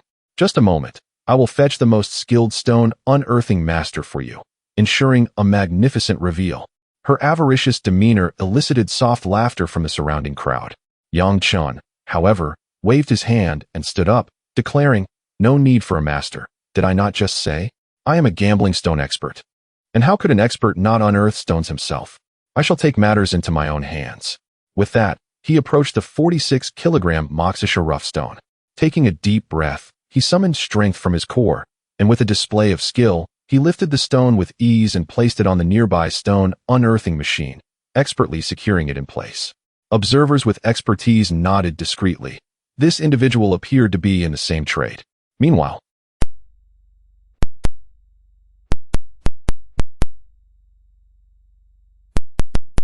feeling an aura of superiority emanating from Yang Chen, observing the man's self-assured demeanor and his adept handling of the stone unearthing machine, his trepidation grew. Could he truly have encountered a gambling stone expert? A smile crept onto his face as he introduced himself. "I am Ren Jian, from Panjiayuan in the capital. A pleasure to meet you." He deliberately emphasized Panjiayuan, hoping to elevate his own status through the name. Yang Chen, however, merely acknowledged him with a non-committal grunt, hardly sparing him a glance as he remained focused on adjusting the angle of the saw blade. He held little regard for Ren Jian, and whether the man would renege after losing mattered not to him. He was not in need of the stone's value. His acceptance of the wager stemmed solely from a desire to witness the expression on the arrogant man's face upon witnessing the jade he would unveil. More importantly, Yang Chen wished to avoid offending anyone. Meanwhile, the master of stone gambling, Pai Yinsong, wielded a high-powered magnifying glass and a strong flashlight, meticulously selecting raw materials at Han Sanyang's stall. Occasionally, he would caress the skin of the stone with his fingers, assessing the coarseness and density of the sand particles. He scrutinized the color and form of the mottled patterns, discerning the orientation of the serpentine bands. Ultimately, his gaze settled upon a piece weighing approximately 20 kilograms, its surface a pale gray adorned with distinct white salt sand characteristics, identified as an exquisite specimen of Lao Peigang. This stone bore bands of mottled patterns, leading him, through years of experience, to conclude that it likely contained a high degree of jadeite within. Pointing to the Lao Peigang stone, Pai Yinsong inquired, "Madam, what is the price of this piece?" Upon hearing that Pai Yinsong had chosen the stone, Han Sanyang promptly quoted the price. "This Lao Peigang is 520,000. At that moment, Ren Jian's thoughts were entirely consumed by the gambling stakes. He was too impatient to haggle and waved his hand grandly, declaring, "All right, no need to dither over the price. 500,000. I will transfer it." Sure, sure. You are a generous boss." Han Sanyang beamed with delight. Secretly, she mused to herself, this fellow named Ren Jian is quite unappealing, with his plump face and large ears, adorned with a gold chain, sporting a Rolex submariner. His ostentatious demeanor is unmistakable. In contrast, the man beside him, who calls himself Yu Laogui, despite his somewhat rustic attire and bushy beard, possesses a certain charm upon closer inspection. He must have been quite handsome in his youth. However, in business, who would turn away from money? As long as the payment is prompt, it matters not whether one is plain or handsome. With the transaction completed, Ren Jian secured the Lao Peigang raw material onto another jade cutting machine. Chapter 45. The renowned Yu Laogui, upon hearing that Pai Yinsong was a master of gambling stones, Yang Chun immediately recognized that Yu Laogui was no ordinary individual. The proprietress, Han Sanyang, brightened with excitement, realizing that this was an exceptional opportunity to attract customers. She swiftly raised her voice, seizing the loudspeaker to call out, "Come and see. The gambling stone master, Pai Yinsong, is unveiling stones live. This is a rare chance for all to come and observe, learn, and appreciate." Her proclamation instantly ignited a larger crowd. The title of gambling stone master carried significant weight, and many jade merchants had indeed heard of Pai Yinsong, a master among masters. In the blink of an eye, a tide of gamblers, tourists, and fellow merchants surged towards Han Sanyang's stall, eager to catch a glimpse of the master's prowess. However, Han Sanyang's public announcement caused Pai Yinsong's expression to darken instantly.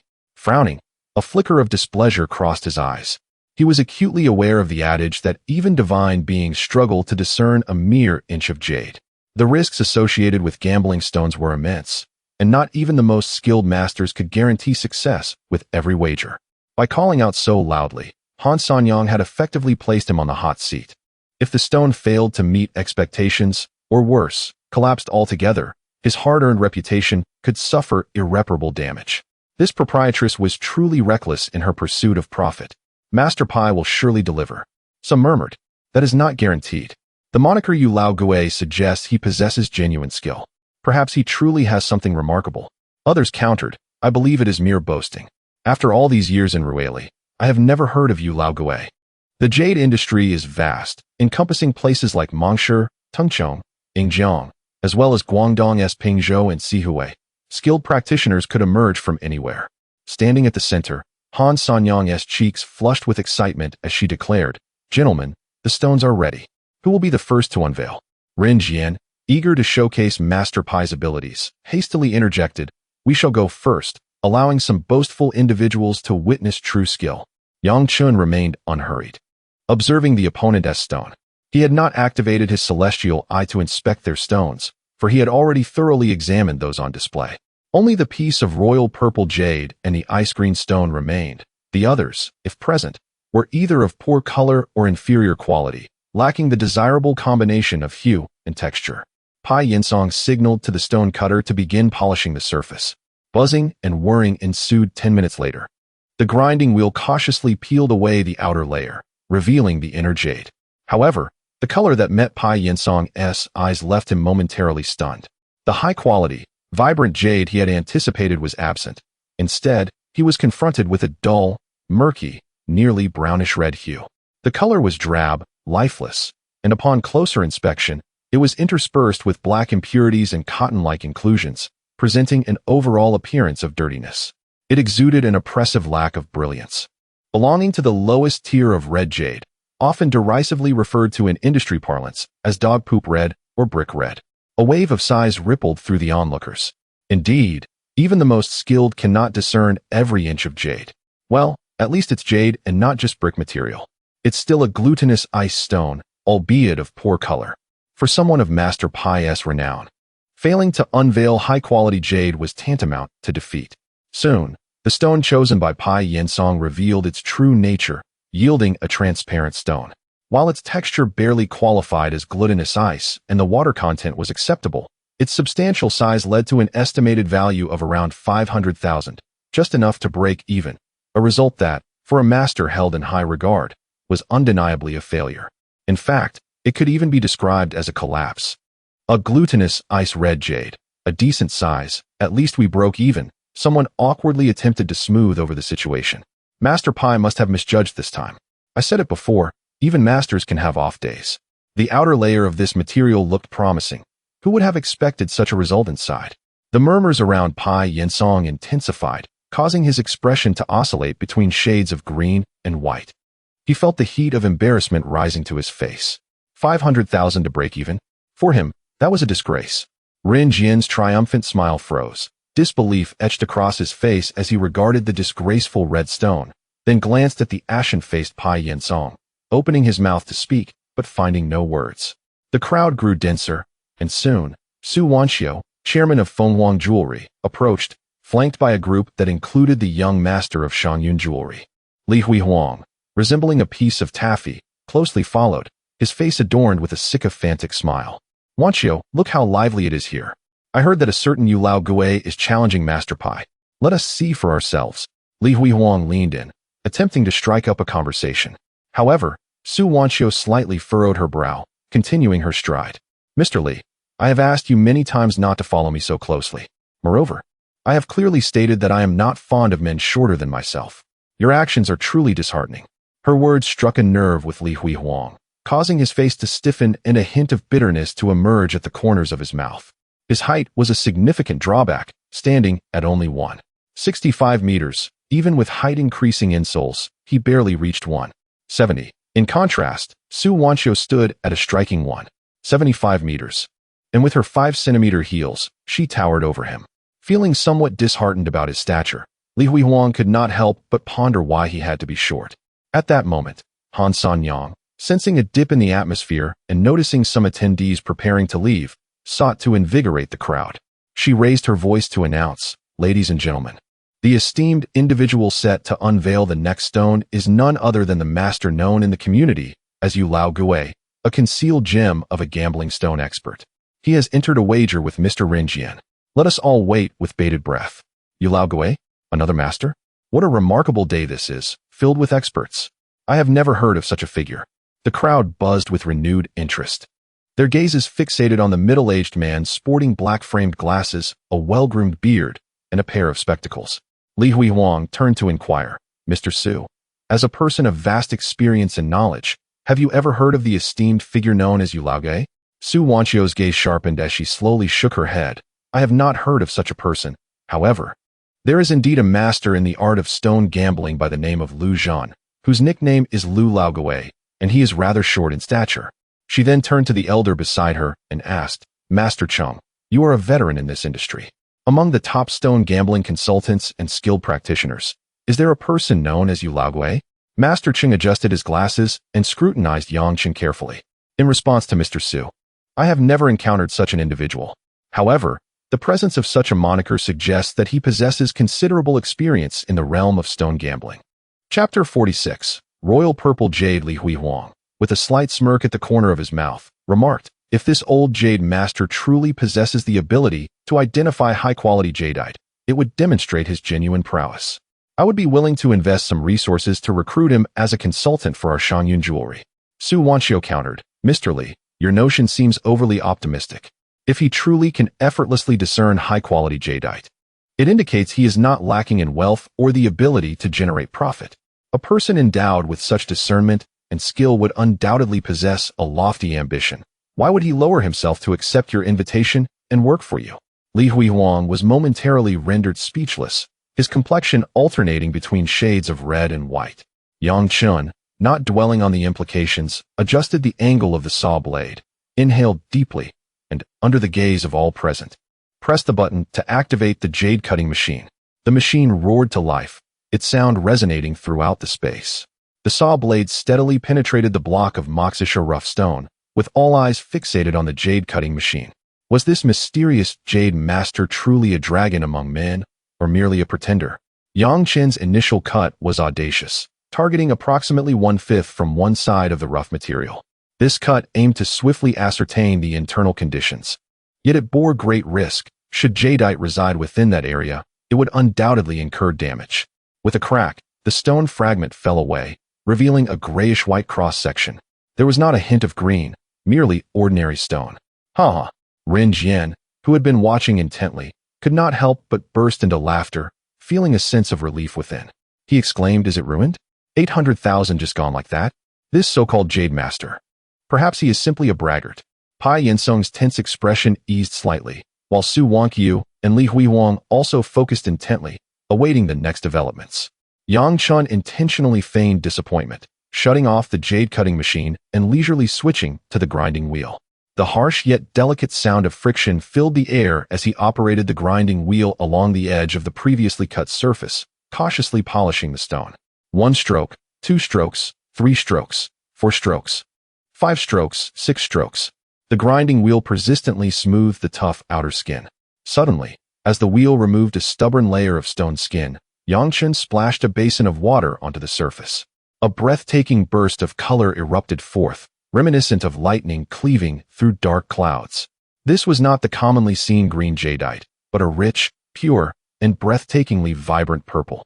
The saturation of this purple was exceedingly high, its hue uniformly exquisite, emitting a radiant glow from the polished edge. Even more astonishing was its texture, as delicate as set jelly. Its transparency was remarkable, shimmering with a luminous quality. It was indeed high ice grade. The onlookers surrounding Yang Chen leaned in, their eyes widening and mouths agape, utterly incredulous at the dreamlike purple hue. Although the polished window was no larger than a woman's fist, the visual impact of that high ice royal purple swept through the venue like a tidal wave. My heavens, purple, purple jadeite. Royal purple, this is royal purple. An expert exclaimed. High ice grade, high ice grade. My goodness, high ice royal purple. We have struck gold. This is undoubtedly the most remarkable find of this exhibition, an absolute surge. The Jade Master, referred to as the Jade Old Ghost, was truly exceptional. Indeed, he was a master of the art of gambling with stones, an unparalleled talent. Each gram of this material would command a staggering price. A chorus of astonished exclamations filled the air, each voice echoing the shock of the crowd. Many jade merchants found it hard to believe that someone had gambled their way to high ice royal purple jadeite. Ren Jian, who had just moments ago derided Yang Chun, now stared with eyes as wide as saucers, his mouth opening unconsciously in disbelief. How is this possible? He believed that if one could gamble their way to a glutinous ice jadeite, they could be deemed a master. Not to mention ice grade, high ice, and the most incredible glass grade. The stone gambling master, Pai Yinsong, stood frozen, his right hand trembling slightly. Had Yang Chen's cut resulted in a loss, his reputation would not have suffered significantly. However, Yang Chun had, against all odds, produced a triumph. Not just any triumph, but a significant one, high quality. Pai Yinsong's lips quivered, his gaze filled with astonishment, while his heart brimmed with a sense of defeat. The dark red, glutinous ice material he had just unveiled paled in comparison to this high ice royal purple. The value represented by merely this fist-sized window had obliterated any worth in the jadeite he had uncovered, leaving him utterly vanquished. He had lost, and lost spectacularly. Before the Jade Old Ghost, this master, renowned for many years, found his dignity shattered in an instant. Su Wanqiu's eyes widened in astonishment, her delicate hand covering her lips. Beside her, Master Cheng trembled with excitement, murmuring, high ice royal purple. In my 40 years in the industry, I have only witnessed 3 instances of someone unveiling such rarity. It is exceedingly rare. The proprietress, Han San Yang, was utterly flabbergasted. She had previously thought that this middle-aged man, who called himself the Jade Old Ghost, was merely boasting. Little did she realize he was indeed a true master. As realization dawned upon her, her heart surged with joy. Her stall had just unveiled high-quality jade. Ha ha ha. The effect of rising prices would soon follow. There is an old saying in the industry, a 1% color difference can lead to a 10-fold price difference. A slight variance in quality can result in a 100-fold price difference. This phrase echoed in her mind as she gazed at the rich, pure royal purple, combined with the ultimate transparency of high ice grade. If even a little more jade were to be revealed, its value would undoubtedly soar into the billions. The mere size of this polished window had already far surpassed the 7,200,000 value of the ice-grade Fu Lu Shou tricolor jadeite unveiled at the stall of Yulaoba. It is essential to note that this purple is not an ordinary violet. Rather, it is the emperor of purples, the royal purple, esteemed in the industry as the imperial purple, a top-tier existence on par with the imperial green. Though its market value is slightly inferior to that of imperial green, its rarity is by no means diminished. Chen ceased operating the grinding wheel, grasping a powerful flashlight to illuminate the enchanting window. As the light shone upon it, the purple radiated with an intensity that rendered it almost unfathomable, uniformly rich and devoid of any visible impurities or cloudiness.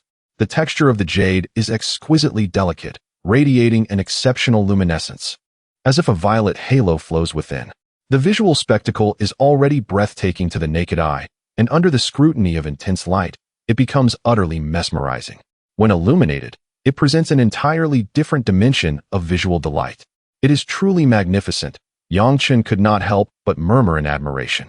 Surrounding him, the crowd erupted in fervent bidding. "Master, you, do not cut it any further. The risk is too great. I offer 21 million for this semi-translucent piece. 25 million, master, you. It is wise to accept while the offer is good. 18 million. If there are cracks or variations revealed later, the loss would be substantial. 20 million, cash transaction. I will transfer immediately. 22 million, master, you. Please give it some thought." The prices soared like a rocket, swiftly surpassing 20 million. Everyone understood that once this piece was fully unveiled, if one were to gamble, its worth would be incalculable. However, the risks associated with further extraction were equally significant, and it was widely believed that Chen's decision to sell the semi-translucent material now was indeed the most prudent choice. Chapter 47. The argument continues without a moment's hesitation. Chen reactivated the jade cutting machine. "Damn it!" exclaimed the burly Zheng Wei. "Impressive, old ghost you. This is the rhythm of complete revelation. If you don't dare to cut further, you're just a coward. This is the mark of a true jade gambling master." A merchant gazed at Chen with admiration. In his eyes, Chen was an unparalleled master of jade gambling, though he seldom spoke, exuding an aura of undeniable expertise. With precision, Chen replaced the blade with the thinnest saw, deftly slicing along the edges of the jade, meticulously peeling away the surrounding excess stone. Soon, a piece of jade, slightly larger than two adult fists, irregular in shape yet enveloped in a deep, translucent purple hue, the exquisite royal purple high-iced jade material, was fully revealed before all.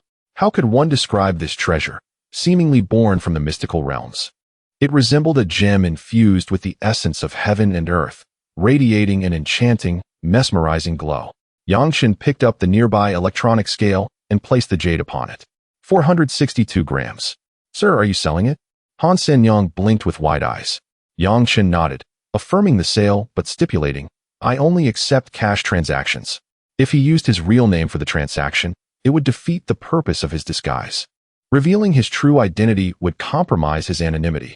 Thus, cash transactions were the safest option. "Ladies and gentlemen, Master Old Ghost Yu has announced he wishes to sell this piece.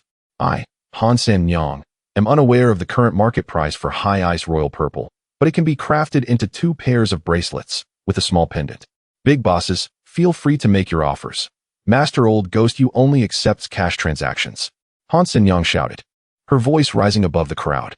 "I, Fengwang Jewelry, bid 32 million. A cool female voice rang out, none other than Su Wanqiu.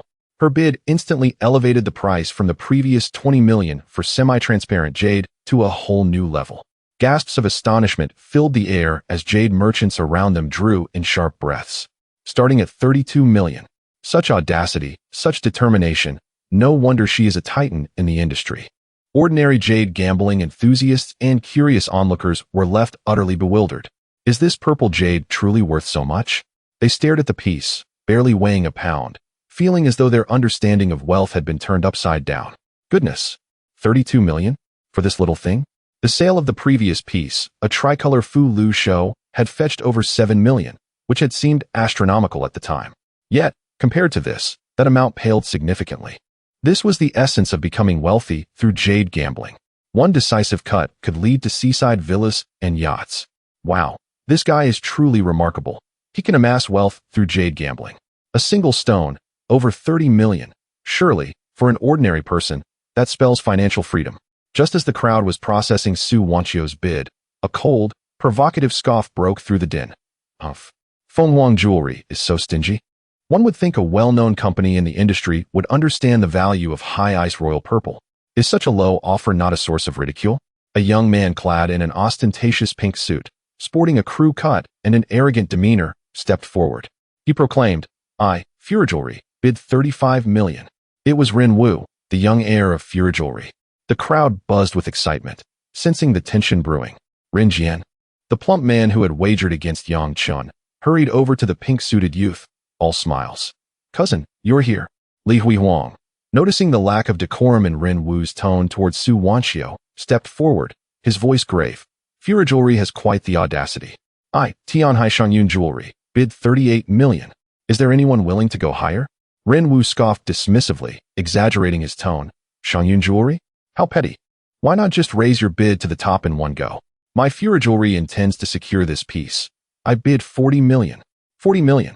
Yang Chun, standing beside the jade cutting machine, could no longer suppress the smile creeping across his lips. His heart swelled with joy. "Argue. Keep it going. Raise the stakes, esteemed gentlemen. The higher, the better." Su Wanxiu, observing Ren Wu's smug expression, furrowed her brows slightly, a trace of displeasure flickering across her face. Fengwang Jewelry increases the bid by 5 million. 45 million. A collective gasp rippled through the crowd, as if thunder had struck. Everyone was astonished by Su Wanxiu's audacity. While others were increasing their bids by 1 or 2 million, she had jumped by 5 million. 45 million?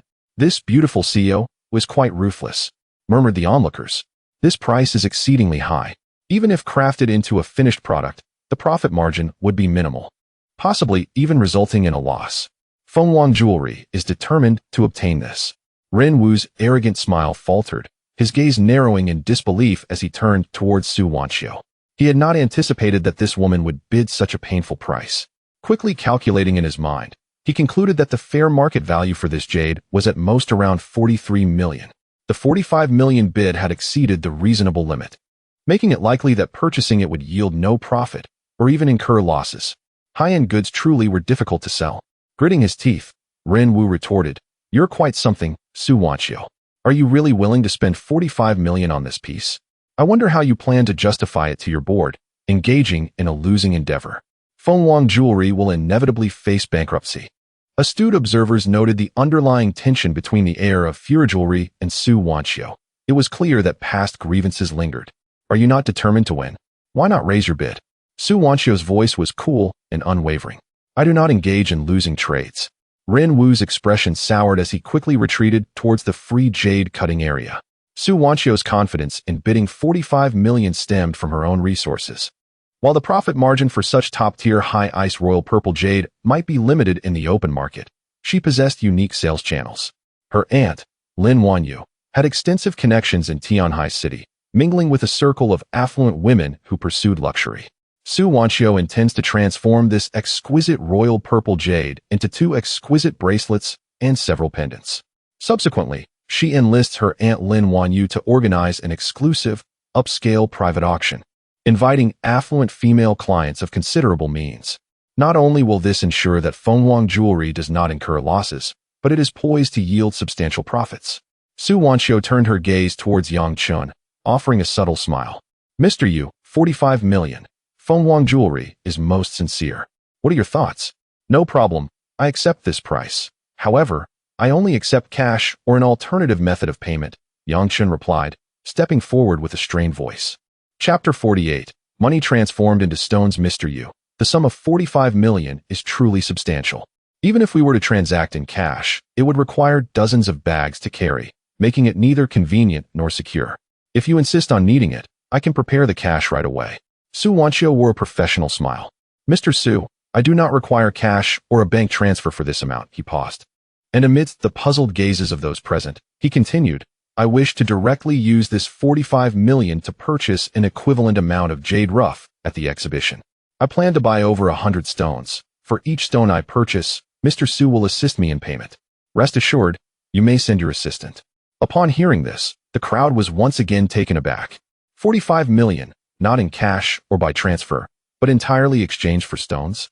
The attendees were filled with bravado, wondering if Yang Chun intended to gamble on stones for himself or for a store. Su Wanxiu was momentarily stunned, The prices of rough material at the exhibition were exorbitant, and shop owners typically would not purchase here. Was this esteemed master of jade truly intending to gamble alone? Very well, we shall proceed as per your wishes, Mr. Yu. Yang Chen nodded, determined to leverage his unique insight to achieve exponential growth and wealth. Mr. Yu, please come to my stall and take a look at the superb materials from Mo Wanji. Master Yu, my stall is filled with authentic Lao Peigang materials, and I guarantee you a significant discount. Master Yu, come see my stall. All are exquisite Muna materials. If you're buying in bulk, I will offer you an unprecedented price. Seeing this spectacle, the stall owners eagerly extended their invitations. Wow, this master of stone gambling, Yu Lao Gui, is indeed a major client. Su Wanxiu hastily instructed her female assistant and provided her with a bank card, ensuring a female bodyguard accompanied the assistant closely. Han Sanyang wore a radiant smile, as if she had spotted the god of wealth. Her voice dripped with sweetness. Oh, my dear big brother, all the rough material at my sister's stall is of high quality. Do pick more, and I will certainly give you a discount. She directly linked her arm through Yang Chen's. Wow, Han Sanyang, this widow is truly shameless. Miss, if I purchase 2 more pieces, shall we dine together tonight? Yang Chen realized he had lost his mind.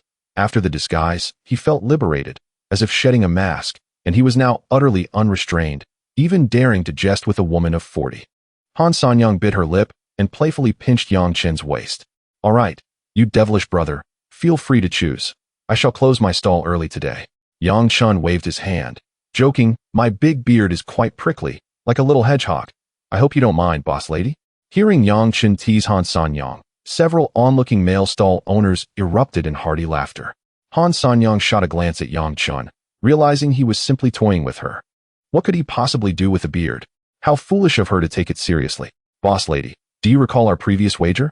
If my gamble yields over 7 million in gains, you promise to gift me a piece of rough material. You aren't planning to renege on that, are you? Why would you say such a thing, big brother? Han Sanyang patted her chest. I, Han Sanyang, rely on my reputation in this industry. If I say I will gift it, I shall. Feel free to choose any piece from my stall, and take whichever you fancy. Yang Chen had already noticed a particularly large piece on the stall, weighing over 200 kilograms, which had previously been prominently displayed.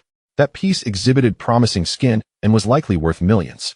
It appeared that amidst the recent chaos of stone unveiling, Han Sanyang had discreetly arranged for its removal. Ah, Han Sanyang, you little clever one, Yang Chen thought, but he was unconcerned. He had already used his unique insight to ascertain that the large stone contained nothing more than ordinary bean-type jade, of limited value, far inferior to the ice-type yang green jade he had initially coveted. All right, boss lady, let's finalize this. Yang Chen pointed to the Peigang material. I would like to reserve this piece. I will return shortly to collect it. Certainly, big brother. From this moment on, this piece is yours. I will keep it safe and ensure it is not sold to anyone else. Han Sanyang promptly assured him. Oh, this big brother is quite generous, selecting a piece valued over 100,000. The piece with royal purple jade, valued at 800,000, could yield him a profit of 200,000. This is splendid. Earning over 100,000 is quite satisfactory. At that moment, many merchants who had witnessed Yang Chen unveil the royal purple jade flocked around him, eagerly offering their business cards. Master Yu, it is an honor to meet you. I am from Fuxin Jewelry. Mr. Yu Lao Gui, I hail from Guangdong Pingzhou. My name is Chiu Gaofeng. Here is my card. I hope for future collaborations. Master, if you unveil more fine materials next time, please consider our company first. We can offer you excellent prices. Mr. Yu. In an instant, Yang Chen's hands were filled with a plethora of business cards. These astute merchants sought to befriend this master of stone gambling, hoping to secure a supply of premium goods. However, amidst the fervent crowd, Yang Chen spotted a familiar figure. Yun Wendong. He had not perished? Moreover, it appeared he bore some bruises that had yet to fade, indicating he was largely unscathed. This fellow had merely received a beating? Yun Wendong blended into the crowd, wearing a forced enthusiastic smile as he extended a business card. Master Yu, a pleasure to meet you. I am Yun Wendong, engaged in minor business in Rueli. I look forward to your guidance in the future. Yang Chen scoffed inwardly. The old rascal is quite resilient. Those 2 bodyguards were utterly useless, unable to handle such an old fool. Very well, Yang Chen accepted the card, not bothering to glance at it. Stuffing it into his pocket. A master of stone gambling indeed. How arrogant. Yun Wendong felt a sinking sensation in his heart. At that moment, Boss Lady Han Sanyang leaned closer, lowering her voice. Big brother, I must tell you something.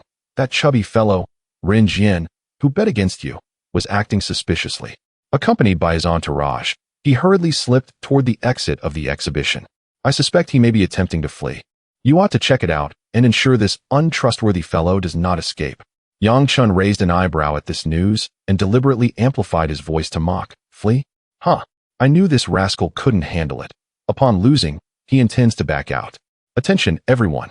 There is a certain individual named Ren Jian, a rotund fellow hailing from Du Panjiayuan, who has dishonorably attempted to evade the terms of a wager he lost. He now seeks to escape his obligation of 10 Kuayan materials. This man exhibits a complete lack of integrity. Let us all remain vigilant when encountering such individuals in our circle. In the realm of business, particularly within the jade and stone industry, reputation is paramount. Such brazen acts of reneging on debts are universally scorned. Immediately, a cacophony of condemnation and invective arose. How disgraceful. What a coward.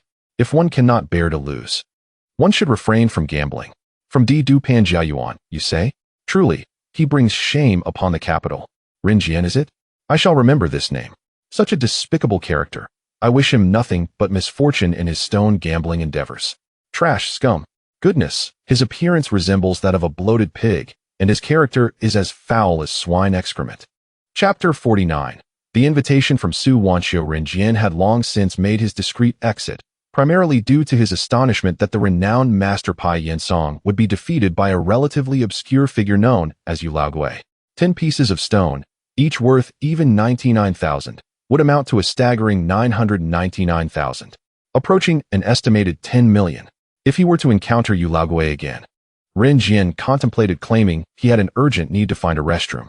The crowd around him engaged in a cacophony of reproach, unleashing their criticisms without restraint. This was precisely the outcome Yang Chun had desired. He had initially dismissed the significance of those 10 stones, but witnessing Rin Jian's public humiliation and the tarnishing of his reputation brought a sense of satisfaction. Excuse me, could you accompany me to select some jadeite rough? Yang Chun called out to the assistant sent by Su Wanxiu. Of course, sir. Yang Chun activated his penetrating vision, weaving through the various stalls. The female assistant from Phoenix Jewelry diligently trailed behind him, ready to swiftly process payments for any rough he deemed worthy after confirming the prices. Despite inspecting 7 or 8 stalls, he found no rough that matched the exceptional quality of the top-tier Gao Bing Royal Purple. Not even a hint of the coveted Imperial Green or glass-like varieties. Yet, Yang Chun remained undeterred. With such a vast square, he could scarcely believe that there would be no Imperial Green present. As time slipped away, from the afternoon until 7 in the evening, with the sun poised to set in an hour, the exhibition was nearing its conclusion. Yang Chun meticulously surveyed nearly the entire area dedicated to the sale of raw stones, ultimately selecting 100 pieces of jadeite rough. Each contained significant value, at the very least of icy variety, ranging from high-quality red jade to the rare yellow jade, showcasing an astonishing array of types and worth. The most valuable piece was a Mo Wanji rough weighing 92 kilograms, featuring a substantial glass-like material that was neither green jade nor red jade, but rather a stunning blue water jade. Its hue was a pristine sky blue, marking it as the sole piece with glass-like jade within the venue. It was evident how arduous the pursuit of gambling stones could be. During this endeavor, his penetrating vision reached its limit. His eyes grew weary, and the ability shut down automatically. Yang Chun sought refuge at a nearby stall, resting for half an hour while indulging in a portion of chilled watermelon and a bowl of fried rice to replenish his energy, enabling a meager recovery of his vision. The total expenditure for these 100 stones amounted to 46,200,000, averaging an impressive 462,000 per piece. He coordinated with the logistics personnel, who aided in transporting each stone to a tricycle, requiring several trips to accommodate them, though the tricycle was rather small. Ultimately, during the shipping process, Yang Chun felt at ease watching the logistics staff as they packed and sealed the items. The Gao Bing Royal Purple Jadeite, valued at 45 million, led Yang Chun to promptly charge 1,200,000 to his card. After accounting for this expense, along with previous costs for supporting Chun Mingyao and rental payments for his villa, he checked his bank card balance, which now stood at 2,300,000. Following this sequence of expenditures, his balance had significantly diminished, yet he felt no concern. He understood that the true value of the jadeite hidden within these stones, when amassed, would approximate 400 million. Though slightly less than expected, Yang Chun found contentment. Such exhibitions primarily featured individual merchants selling their wares. To acquire superior quality, participation in public auctions was essential, such as the Pingzhou public auction, the Yingjiang public auction, and the grandest of all, the Myanmar public auction. Yang Chen contemplated visiting the Dalong night market or perhaps exploring Jiegao town later that evening, continuing to gamble on stones under the guise of Ulogui, thereby increasing his bank balance. After all, who would ever claim they had too much money? However, this fleeting thought was swiftly extinguished. In a field as perilous as stone gambling, he recognized the dangers of being overly conspicuous. If he continued to gamble recklessly, it wouldn't require 10 million. Even a few million would likely draw unwanted attention. Every industry has its shadowy underbelly, and the gambling stone trade, involving substantial monetary transactions, was no exception. Yu Laogai had already attracted enough notice today. Failing to exercise caution could lead to unwelcome scrutiny from those with ulterior motives. Discreetly amassing wealth was the true path to success. With this resolution in mind, Yang Chun prepared to depart. It was now 7:32 p.m., fortunately. Having had beef fried rice for lunch, he did not feel overly hungry. Many stalls in the square began to pack up for the night. As he reached the entrance of the square, Yang Chun intended to summon a vehicle. Su Wanxiu, observing the tall figure ahead, recognized him as her savior, Yang Chun. With the evening free, she decided to invite him to dinner as a formal gesture of gratitude. Unable to suppress her impulse, she called out, "Mr. Yang." Yang Chun was taken aback. Who was calling him? He turned to see Su Wanxiu, and upon noticing her expression, was momentarily startled, mistakenly believing he had been misidentified. Quickly recovering, she adjusted her demeanor, donning a professional smile. "My apologies, Mr. Yu. I mistook you for someone else." "Not at all," Yang Chun replied. "What a coincidence to meet you again. I wonder if I might trouble you for a favor?" Su Wanxiu's eyes shimmered. She believed that as a master of gambling stones, Yang Chen's ability to discern jadeite rough far surpassed that of an ordinary consultant. "Please, go ahead, Su Zong," he encouraged. "Here's the thing," Su Wanxiu explained. "I am to inspect a batch of goods from a Burmese merchant, said to be of promising quality. However, their schedule is tight, and they must leave early tomorrow morning. I only have Master Chung as a consultant, and I feel somewhat uneasy with the limited manpower. Therefore, I would like to humbly invite you to accompany me, and I am willing to offer 1 million as your consulting fee." Yang Chun was astonished. 1 million? Just to take a look and offer some advice? Su Wanxiu's generosity was quite extravagant, indeed reflecting the stature of a major corporation. Gazing at the darkening sky, he frowned slightly and cautioned, "Su Zong, which reputable merchant would choose to conduct transactions involving jadeite rough at night? The poor lighting could easily lead to errors. You are an astute individual. If it were merely a few small samples, it would be manageable. However, should the volume be significant, I would advise waiting until tomorrow morning when the light is ample for a more prudent transaction." Su Wanxiu lamented, "I am aware that inspecting goods at night is against protocol. Yet the other party's attitude is resolute, insisting on departure by morning. I find myself without alternatives, particularly as he will not be present in Rili during the day, having just returned from Yangwang in Myanmar. Exercise caution, for there may be deceit," Yang Chun cautioned once more. He then swiftly shifted the conversation. "However, I must apologize, Su Zong. I truly have other commitments this evening and am unable to extricate myself. I prefer not to become entangled in the murky waters of others." Chapter 50. An offer too tempting to decline. As Su Wanxiu observed his intent to depart, memories of his wager involving the royal purple jadeite resurfaced, where he was lauded as a master of stone gambling. Biting her lip, she raised her offer once more, stating, 2 million. "Mr. Yu, I am willing to pay a consulting fee of 2 million. I merely request 2 to 3 hours of your time." 2 million. This figure halted Yang Chun in his tracks, his foot poised to move. He could not suppress the twitching at the corner of his mouth. 2 million. Merely to assist in examining some stones? This sum was sufficient to sustain Chen Mengyao for over 3 years. The reality of his financial constraints struck him. The formidable temptation laid before him was undeniably difficult to resist. He had previously cautioned others to beware of deception. Yet now he felt momentarily dazzled by the allure of wealth. Turning around, he spread his hands in resignation. Alas, Ms. Su, this truly puts me in a difficult position. However, the offer of 2 million is indeed hard to refuse. I shall accompany you on this venture. For the sake of 2 million, a modicum of risk seemed worthwhile. Furthermore, with his ability to see through objects, even if there were any hidden tricks, he would be able to discern them in advance and act accordingly. After all, he was merely disguised as the old Jade Master. Upon hearing his agreement, Su Wanchio's face blossomed into a radiant smile.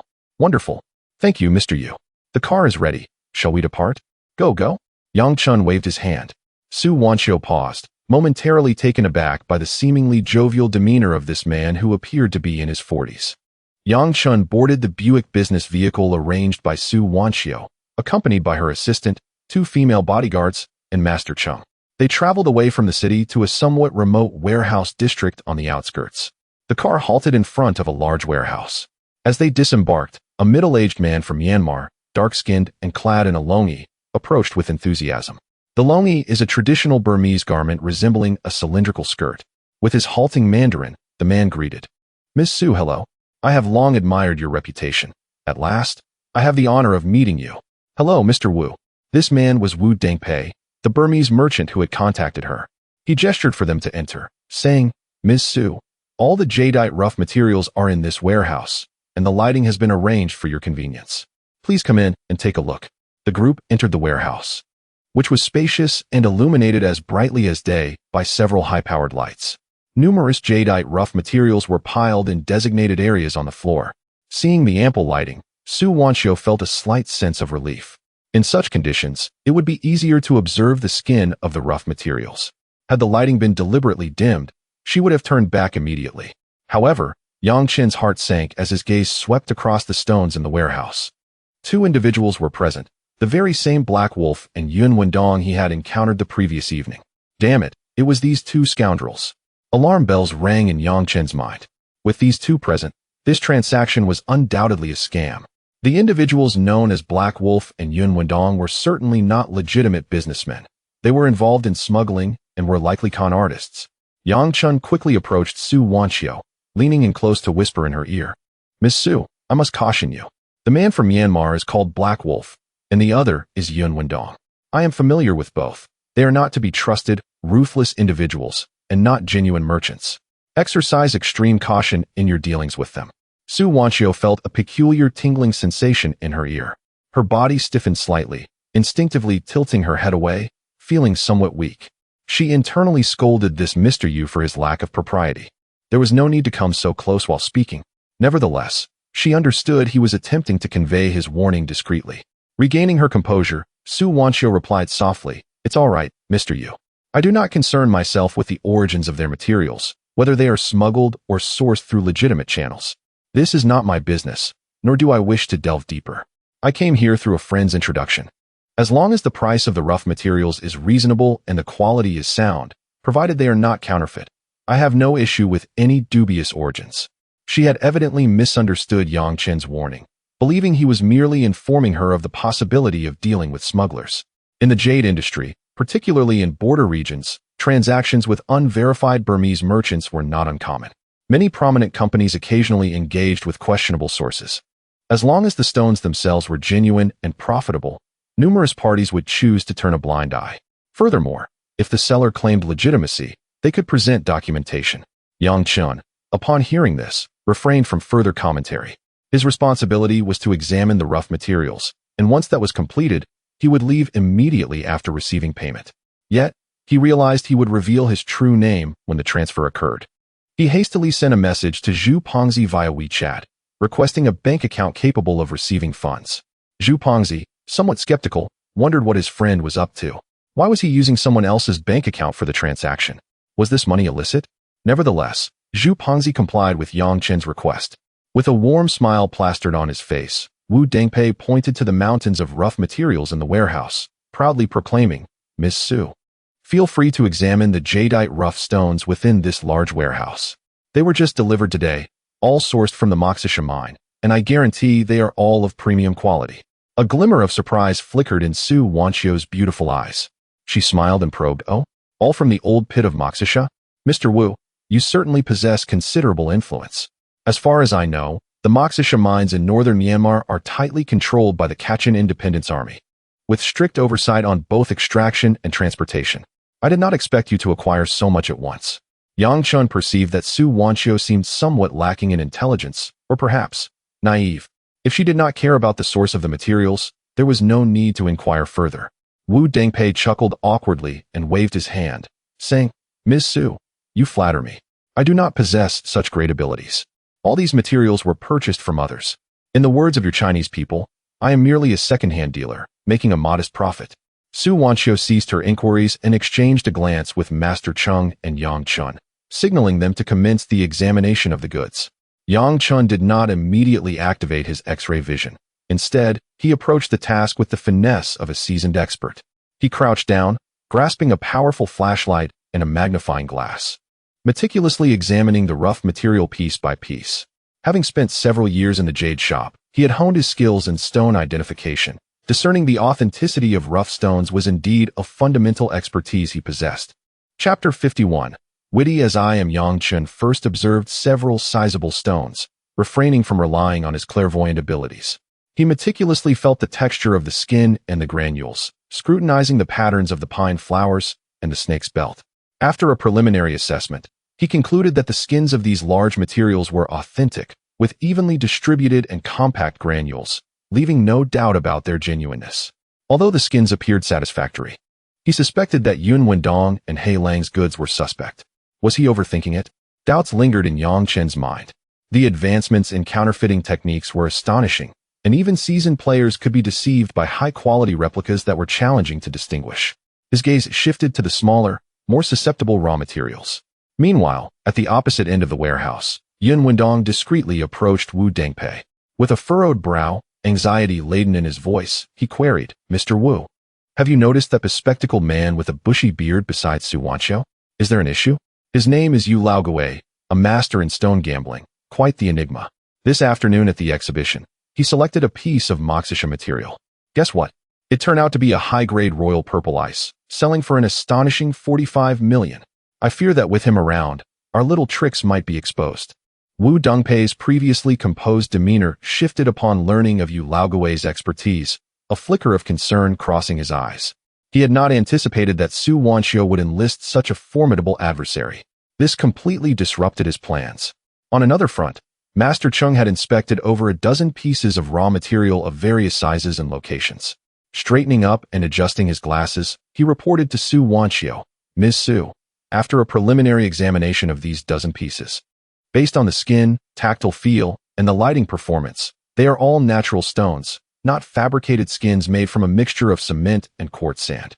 There shouldn't be any issues. Su Wanxiu nodded, softly urging, no rush, Master Cheng. Please take your time and be meticulous. After all, with such a large quantity, it is wise to exercise caution. Although she valued Yang Chen's warning, her trust lay with Master Cheng, who had been with her company for 3 years. From the current assessment, the materials indeed seemed to pose no problems. Since Yang Chun had accepted 2 million from Su Wanxiu, he could not afford to be careless. He stealthily activated his clairvoyant vision and scanned the Moksha raw material before him. To his astonishment, he discovered significant issues. Under the scrutiny of his enhanced sight, the internal structure of these raw materials was laid bare. Remarkably, nearly half of them did not possess the texture and structure of Burmese jade. They were neither counterfeit raw materials nor genuine ones. The interior comprised jadeite, sourced from Guatemala, commonly referred to as guelyang. Although Guatemalan jade is a form of nephrite, its quality, color, luster, and transparency are typically inferior to that of Burmese jade from the old pits. The market value is drastically different. The counterfeiters employed sophisticated techniques. They cut ordinary Guatemalan jade into appropriate sizes and shapes, and then, through technical means, affixed the genuine skins of Moksha raw materials, blending them with resin to create a seamless facade. Those seemingly natural granules were, in fact, artificially embedded. Even the enticing pine flowers were crafted from green pigment. The craftsmanship was so exquisite that it created a deceptive effect through aging treatment. Typical counterfeiting methods involve simple filling of hollowed stones. But these culprits were engaging in systematic forgery. No wonder even Master Cheng, with his vast experience, failed to detect the deceit. The core was indeed authentic stone, but the skins had been deceitfully swapped.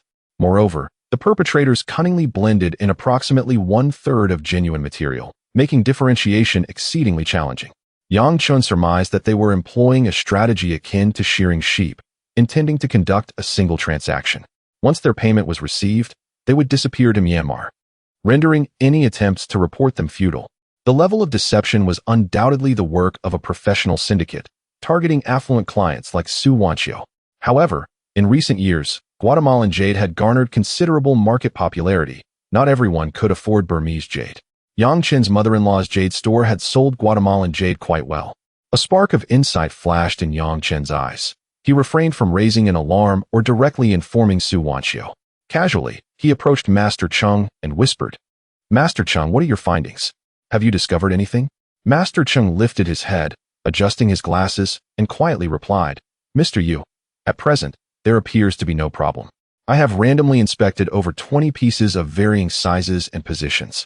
The skin feels natural, and the granule distribution aligns with the characteristics of moxisha. For added assurance, I had Ms. Su's bodyguards assist in moving a few pieces to assess their weight, and I specifically selected a few for weighing. The weights and estimated densities fall within a reasonable range. If they were hollowed and filled fakes, the weights would easily reveal them, but this batch shows no issues." Yang Chen listened to Master Cheng's serious analysis, feeling a surge of exasperation.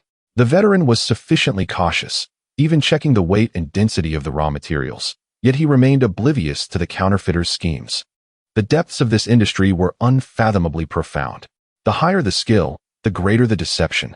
Leaning closer to Master Cheng, Yang Chen hurriedly spoke, "Master Cheng, you are mistaken. Listen to me. Do not display any signs of surprise. This batch of raw materials contains at least half counterfeit. They are genuine stones, but the skins are fabricated. The core is composed of Guatemalan material, and many pieces are hollowed stones, wrapped externally with moxisha skins mixed with resin, with the granules embedded. Hush. Pretend to continue examining the stones, and find an opportunity to discreetly report this to Ms. Su. I will feign further inspection here. I do not wish to directly offend these desperate individuals. I hope you understand." He entrusted the revelation of the truth to Master Cheng, primarily because Yang Chen was overly cautious and did not want to attract the attention of Yun Wendong and Wu Dangpei. Upon hearing this, Master Cheng's back instantly broke out in a cold sweat. He forcibly suppressed the shock within, taking a deep breath and giving a slight nod to Yang Chen. "Mr. Yu, I understand your intention. Rest assured, we will not allow you to wade through this murky water." Master Cheng swiftly approached Su Wanqiao, stating, "General Manager Su, there is a deception, a large quantity of counterfeit goods. We must leave promptly." In the next moment, Su Wanqiao felt a sudden chill in her heart. What? Counterfeits? However, having run her company for 3 years, though not an expert, she possessed a commendable mental fortitude. Su Wanqiao's expression remained unchanged, maintaining her composure. If she were truly deceived and ended up acquiring the goods at the previously discussed price, it could cost her over 500 million. At that moment, Yang Chen stood up and exclaimed, "General Manager Su, Master Cheng, I believe this batch of materials is quite excellent. The leather is aged, the sanded finish is superb, and the Songhua python skins are in place. All genuine. I see no issues." Chapter 52. The scheme cautious and prudent. Yang Chen's voice echoed in the air, causing Su Wanqiao's heart to sink instantly, leading her to harbor an unfavorable impression of him. The 2 million consultation fee she had meticulously prepared felt utterly squandered. Fortunately, Master Cheng possessed keen insight and was able to discern the deception at play. It was astonishing that such a master of gambling stones like Yu Laogui could fall for such a ruse. Evidently, the level of forgery was remarkably sophisticated. Across the warehouse, Yun Wendong and Wu Dangpei exchanged glances upon hearing Yang Chen's remarks, their faces betraying uncontainable delight. "Ha! Yu Laogui? What a pretentious so-called master of gambling stones. Merely a talentless individual." Yun Wendong scoffed dismissively and remarked, "Mr. Wu, it seems that Yu Laogui is nothing extraordinary. His skills are lacking. The fact that he managed to gamble out the royal purple this afternoon was purely a stroke of luck." Wu Dangpei, brimming with pride, added with a huff, "My batch of materials was crafted by experts and took a whole 3 months to perfect. The skin, weight, density, and appearance are nearly flawless. Even the modeled patterns are expertly simulated, without a hint of imperfection. An average master, even one seasoned in the industry, would certainly struggle to detect any discrepancies on short notice. I find it hard to believe they can identify anything after just one night. Unless Yu Laoguei possesses X-ray vision, the two men, filled with elation, believed their plan was succeeding and awaited Su Wanxiu to take the bait. However, with a radiant smile, Su Wanxiu turned to Wu Dengpei and said, "Mr. Wu, I truly apologize, but I see no issues with your batch of materials.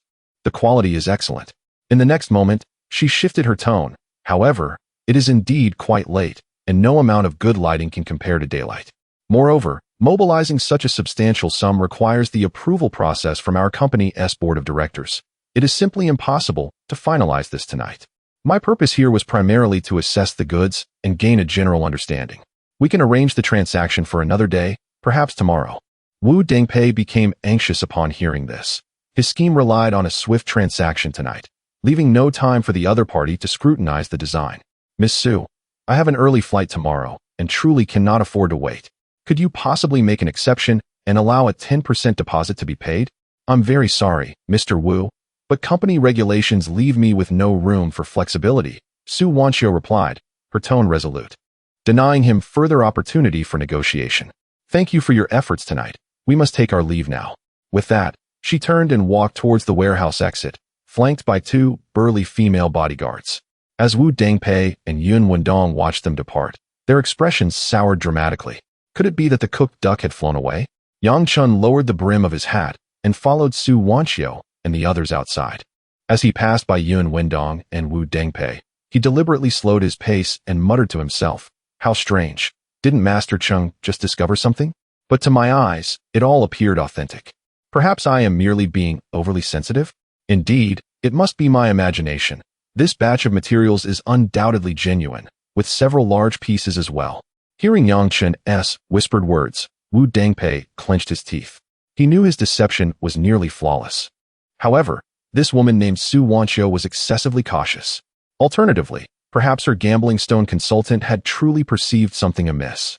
Once outside the warehouse and back in the car, Yang Chun felt quite clever. His earlier caution had bordered on timidity, yet upon reflection, he deemed it only fitting. After all, he was now a person worth over 100 million. Once that batch of raw materials was processed and the jade sold, his fortune would surely soar. There was no need to offend Yun Wendong and the likes of Black Wolf, reckless individuals. It was far more prudent to amass wealth discreetly and gracefully. To antagonize a group of smugglers over a mere 2 million consultation fee would yield no benefit to him. Safety first. Quietly accumulating wealth was the true path to success. Once they settled back into the Buick business vehicle, Su Wanxiu turned to Yang Chun and said, "Mr. Yu, I appreciate your efforts in making this trip." Following their agreement, she prepared to transfer the 2 million consultation fee to him.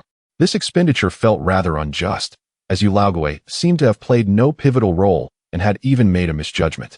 Yang Chen sensed a hint of reluctance in her tone, yet he paid it no mind. "Thank you, Miss Su," he replied. Suddenly, Master Cheng sighed heavily, a look of shame washing over his face as he addressed Su Wanxiu. "Miss Su, I am truly ashamed. I, old Cheng, have been a fool. Having been pecked by chickens my whole life, I might have fallen prey to a chicken myself tonight. Had it not been for Mr. Yu's presence, we may have faced a significant setback." Su Wanxiu's beautiful face displayed confusion as she inquired, "Master Cheng, what do you mean? Did you not discern that there was an issue with that batch of raw materials?" "Not I," Master Cheng hastily gestured, casting a grateful glance towards Yang Chun. "It was Mr. Yu who discreetly alerted me that at least half of that batch was comprised of expertly forged Guatemalan materials, disguised to resemble authentic goods. He urged me to promptly suggest we find an excuse to leave. Had it not been for Mr. Yu's keen insight, I fear I would have unwittingly led you into a perilous situation, the consequences of which are unimaginable." Master Cheng's words resonated in Su Wanxiu's ears like thunder. She turned sharply, her eyes wide with disbelief as she looked at Yang Chun. Just moments ago, she had perceived the 2 million as a wasteful expenditure, believing the other party merely fortunate in their extraction of the royal purple jade. Now, she was stunned by this dramatic revelation. This individual known as Yu Laoguei indeed possessed genuine skill. However, why had he claimed everything was authentic? Was it merely to mislead the other party? Regardless, the flicker of dissatisfaction in Su Wanxiu's heart vanished in an instant. That 2 million was undoubtedly worth every penny. It had essentially rescued Feng Huang jewelry, had she spent 500 million. Even if bankruptcy were averted, Feng Huang jewelry would likely have to start anew. With a face full of respect, Su Wanqiu spoke. Master Yu, now I understand. I misjudged you earlier. Tonight, I am truly grateful for your presence. Had it not been for your discerning eye and timely warning, I might have incurred irreversible, significant losses. Her heart raced like a roller coaster, filled with a tumult of emotions. Even Master Cheng could not discern the counterfeit, yet old man you had seen through it, instantly earning her admiration. A true master. Indeed, the other party was quite cunning, demanding a 10% deposit before departing. Yang Chun waved his hand dismissively, saying, Ms. Su, there is no need for formality. Since I have accepted your payment, I shall devote myself wholeheartedly to justify this consulting fee. However, I must admit, I am somewhat surprised. Given that you are aware it is a scam, why did you not expose it on the spot or report it to the authorities? Chapter 53. The expertise of the campus belle. Su Wanqiu wore a look of indignation as she bit her lip and remarked, How I wish I could expose them on the spot and see them face legal repercussions. However, Master Yu, you must have noticed that the other party clearly operates within the gray areas of the law. If I were to confront them directly, it might ignite a conflict. Although I am not afraid of them, it is often wiser to avoid unnecessary troubles. As long as we refrain from engaging in any transactions and incur no actual losses, it is worth enduring for the time being. Yang Chen nodded in agreement, choosing not to elaborate further. Su Wanqiu's spirits lifted, and she enthusiastically invited, Master Yu, I truly owe you a great deal. It is getting late, and I know of an authentic Yunnan restaurant renowned for its exquisite flavors. Shall we dine together? It would be a modest gesture of my gratitude. Yang Chun politely declined, stating, I appreciate your kind offer, Su Zong, but I have spent the entire day at the exposition square, examining materials and analyzing stones. I am rather fatigued and would prefer to return to my hotel for some rest, so as not to intrude upon your evening. Su Wanqiu, showing her considerate nature, replied, If that is the case, Mr. Yu, please take care and rest well. I am genuinely grateful for your assistance. The vehicle dropped Yang Chen off at the hotel entrance. After alighting, he briskly made his way back to his actual accommodation. While in the elevator, he glanced back to ensure he was not being followed. Upon reaching his room, he securely locked the door. Yang Chen promptly removed all his disguises, taking off the cap he had worn all day. His hair was drenched in sweat, sticking to his forehead. He then peeled off the fake beard from his chin and lips and removed his glasses. With a sigh of relief, he felt an immense sense of ease wash over him. Assuming another identity was exhausting, particularly in such sweltering weather. After enjoying a refreshing hot shower, he emerged wrapped in a towel drying his hair, when his phone, resting on the bed, began to ring. Upon checking, he saw that it was Zhu Pengzi calling. He pressed the answer button. Zhu Pengzi's booming voice came through immediately. Hello? Big Yang. Just wanted to let you know that the 2 million you asked me to collect has been transferred to your account. Thank you, Lao Zhu. I appreciate your help. Yang Chen replied gratefully. No need to be so polite with me. Zhu Pengzi's tone shifted, brimming with curiosity and gossip. But I must say, Big Yang, you are quite impressive. Quietly bringing in 2 million? Where did you sneak off to strike it rich again? Do share with your old brother. Yang Chen anticipated Zhu Pengzi's inquiry. His mind raced, struggling to concoct a plausible explanation. To be honest, I'm currently in Yunnan's Ruili, not in Tianhai. Ruili? What are you doing there? Zhu Pengzi's surprise was palpable. Betting on stones, Yang Chun replied succinctly. Wow, you went stone gambling. If luck is on your side, you must have made a profit. Zhu Pengzi exclaimed, his voice rising with excitement. You know this business is too high profile and can attract trouble, so I didn't dare to make a fuss, which is why I had you help collect the money. Upon hearing about the profit from betting, Zhu Pengzi became animated. Big Yang, you went stone gambling and didn't invite me? That's quite inconsiderate. I've always believed you're a hidden master of the craft. Next time, you must bring me along for such thrilling escapades. I could carry your bags. Yang Chen chuckled, cautiously responding, Sure, I'll definitely invite you next time. However, fat brother, to be honest, this is my first time playing like this. After these 2 days, I barely managed to recoup my capital, and I still feel a bit apprehensive. I'm not too keen on continuing. He deliberately downplayed his success to temper Zhu Pengzi's expectations. Yet, Zhu Pengzi immediately encouraged him. What is there to fear? You have the skill. There's nothing to worry about. Brother, if you have a way to make money, you must bring me along. I don't expect to become rich overnight like you. I'd be satisfied just to earn a little pocket money. Listening to Zhu Pengzi's words, Yang Chun began to formulate his own thoughts. Zhu Pengzi was indeed more reliable than Ho Lei, possessing extensive social experience and a sense of camaraderie. He was also a great drinking companion and adept at lightening the mood, making him an excellent asset for navigating social situations. Should he venture into stone gambling again, or engage in other activities, bringing Zhu Pengzi along would not only divert attention, but also provide him with some backup. Of course, he would never allow Zhu Pengzi to become excessively wealthy, nor would he disclose the secret of his Tianyan. Sharing a portion of his hard-earned money was entirely feasible. Fat brother, you jest. What solid path to wealth could I possibly have? Yang Chun humbly remarked at first, then added earnestly, rest assured, if a reliable opportunity arises, you will be the first to know. That's the spirit, brother. I will eagerly await your good news. Zhu Pengzi concluded the call, satisfied. Yang Chen stretched and fell onto his bed, knowing it was time to return to Tianhai and process the results of this venture. The next day at noon, Yang Chen's flight landed smoothly at Tianhai Airport. He took the subway back to his rented apartment alone. After a brief tidying up of his belongings, he discarded some items he no longer needed or wished to keep. Finally, he placed the large orange cat into its designated carrier. The little creature seemed to sense a change, mewing anxiously a few times. Dragging his luggage and carrying the cat carrier, Yang Chun called his landlord. The middle-aged female landlord deducted half a month's rent as a penalty for not completing the month, ultimately returning him a mere 5,000 yuan, of which 2,500 was the deposit. Yang Chun cursed the foolish landlord under his breath. He couldn't be bothered to argue over such a trifling sum, so he took the money and left the rental apartment. Hailing a cab, he headed straight to the villa he had newly rented. Upon returning to the living room and releasing the large orange cat from its carrier, the little female cat clearly felt uneasy. She warily glanced around before swiftly darting under the living room sofa, revealing only her frightened, round eyes peeking out. Yang Chen found it both amusing and somewhat pitiful. He understood that she needed time to adjust and chose to leave her be, heading straight up to the third floor with his suitcase. When he opened the wardrobe's spacious doors, he was instantly struck dumb, staring in disbelief at the sight before him. The formerly desolate cloakroom has, unbeknownst to me, become adorned with an array of women's garments. The hangers are a dazzling display of items, featuring alluring black lace lingerie sets, pristine white lace-trimmed undergarments, and an assortment of stockings, predominantly black, with white, alongside 2 pairs of fishnet stockings, all complemented by several skirts of varying styles. Adjacent to this, a standalone rack showcases several uniforms. There is a flight attendant's uniform complete with a hat, silk scarf, tailored jacket, and stockings, all meticulously arranged.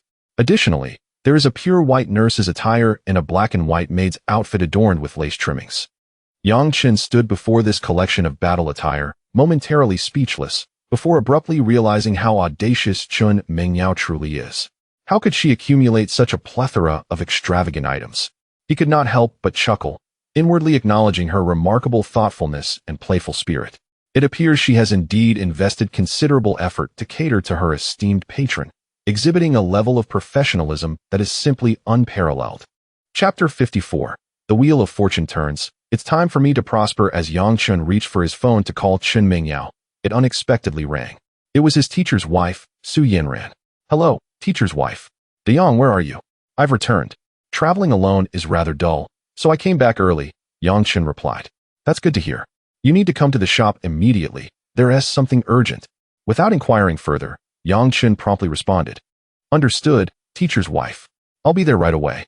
After ending the call, he scarcely took the time to appreciate the surprise left by Chen Mengyao and hurried downstairs. At the entrance of the community, Yang Chun instinctively walked to the roadside, locating a shared bicycle, and sped off. It was a distance of just over 2 kilometers, quite manageable. In Tianhai City, traveling by car was far less convenient than taking the subway or riding a shared bike. He had previously contemplated investing in an electric scooter for his daily commute. Once he sold the jade rough he had shipped back, he intended to indulge himself with a luxury vehicle worth $1 million. Even if he didn't drive it, one must have a car to match the status of an exquisite watch. Upon arriving at the entrance of Tsiyu Yuan, Yang Chun could faintly hear Sun Dayong's loud voice. He saw Sun Dayong, animatedly gesturing. You have 3 days, just 3 days, to vacate this shop. Given your past punctuality and rent, I'll waive half a month's rent as moving expenses. Isn't that generous? Beside him stood Yu Lily, flaunting a brand new LV handbag, her face adorned with a meticulous makeup, radiating an air of superiority. Su Yanran, suppressing her fury, attempted to reason with him. Boss son, this isn't merely about waiving rent. We have operated this shop for several years and have painstakingly built a loyal customer base. Now that we have a reputation and foot traffic, how can you expect us to find a suitable new location in just 3 days? What about our loyal customers? That's your problem. Sun Daong waved dismissively. It's my shop. I can rent or sell it as I please. I'm out of money and need to sell this row of shops. You must close one of the 2 shops you're renting and clear out. Ever since losing 42 million at the gem exhibition, Sun Daong's assets had sharply declined. Although he owned 8 shops, the downturn in the real estate market had significantly reduced their value. Once worth over 10 million, each shop was now only valued at 7 to 8 million. Accustomed to lavish spending, he was eager to sell off a few properties, with the shop rented by Su Yanran being his primary target. This infuriating fat man, Su Yanran cursed silently. She considered purchasing the shop for long-term security. However, the current economic climate was unfavorable and Sun Daong's asking price was steep, deterring her from investing in real estate. She called Chen over to inform him of the situation because if things escalated, they might indeed have to close the gambling stone shop. Boss son, 3 days is far too tight. Could you grant me a week instead? I assure you, within a week, I will find a way to vacate the shop. Sun Daong pondered for a moment, seemingly willing to accept a week. He waved his hand. Fine. Just 1 week, and you must clear 1 shop. As he finished speaking, his gaze fell upon Chen, who had just arrived. And you impoverished apprentice. Ha ha ha, soon you'll be unemployed. Faced with Sun Daong's mockery, Chen remained unperturbed. He replied leisurely, Boss son, no need to be so agitated. Out of money? That's all right. Gambling stones can lead to fortune. Why not come to our shop and try your luck? Perhaps you could recoup your previous losses.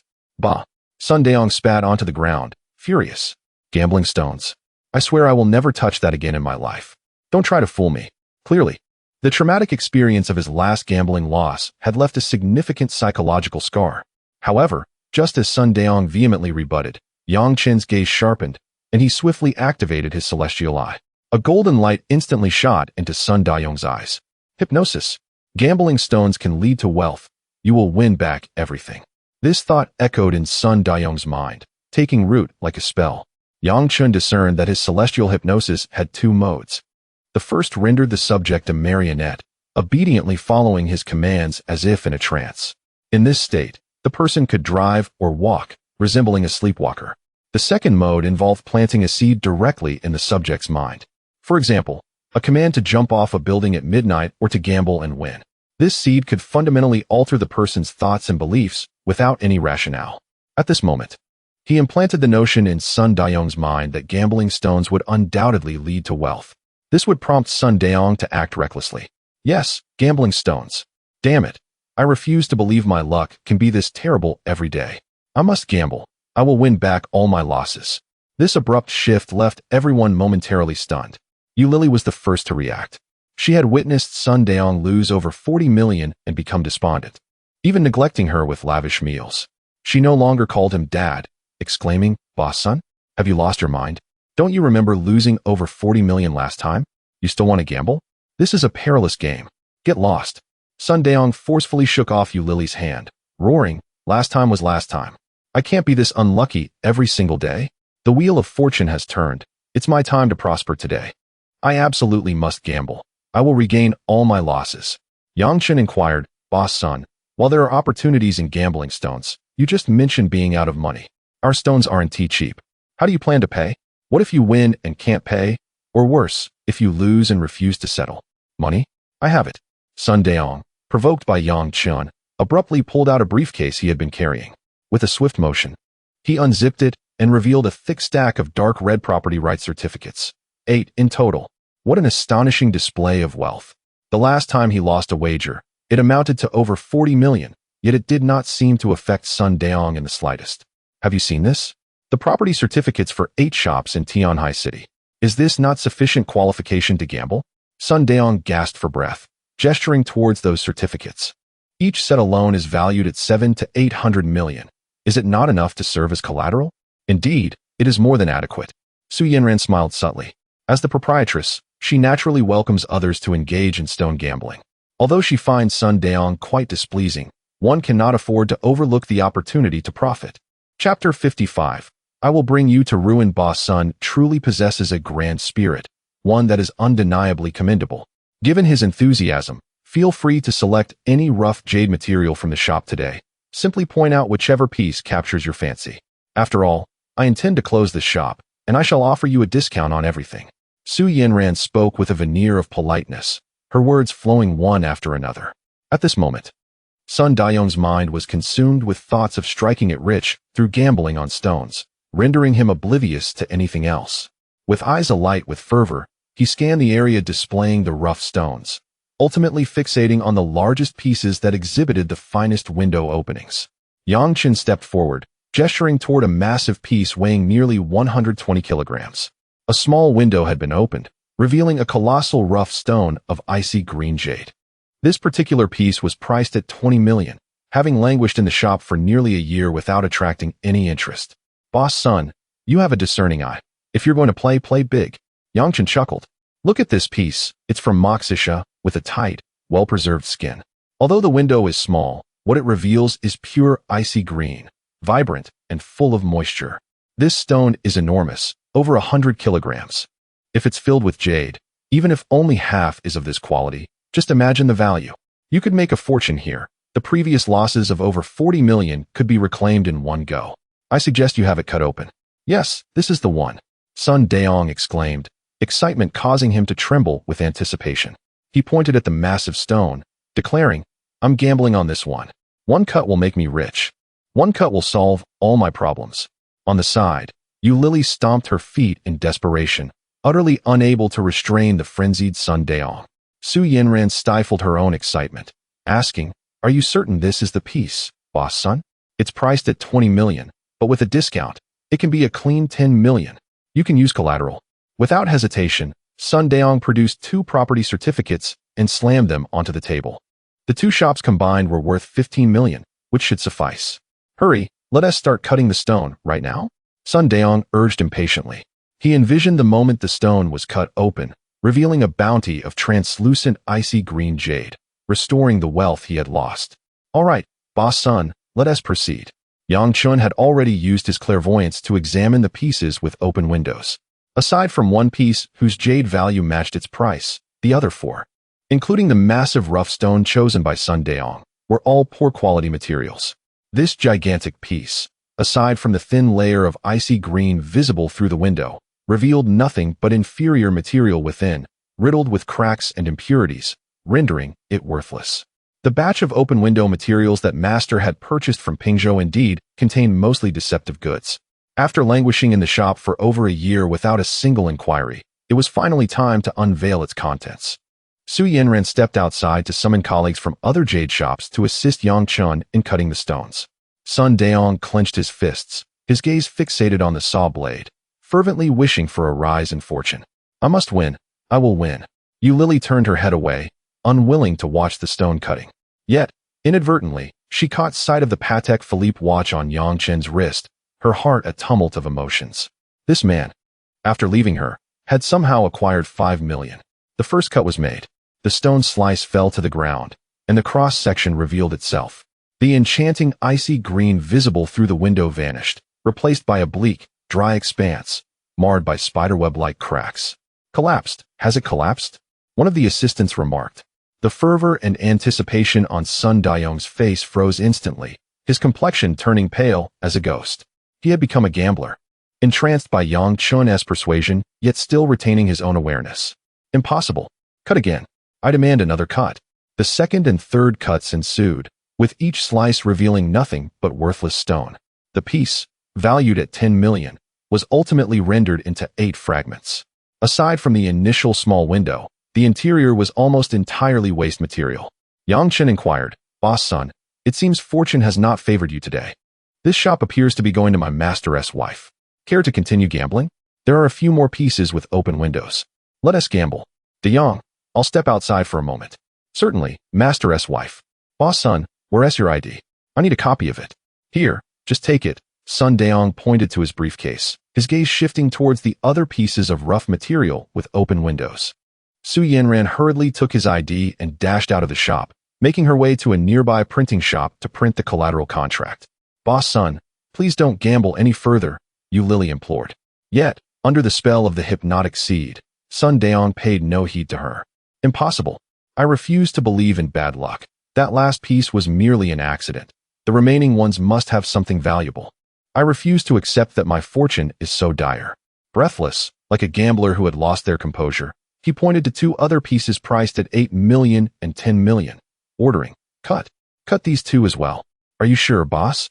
the assisting worker asked cautiously. Yang Chun interjected, displeased, "Don't speak out of turn. Did your boss teach you to speak to customers this way?" Realizing his mistake, the assistant promptly fell silent. "Cut," Sun Daong commanded coldly. "Are you afraid I won't pay? I own shops." Yang Chun was determined not to let Sun Daong slip into despair today. He would not cease his actions.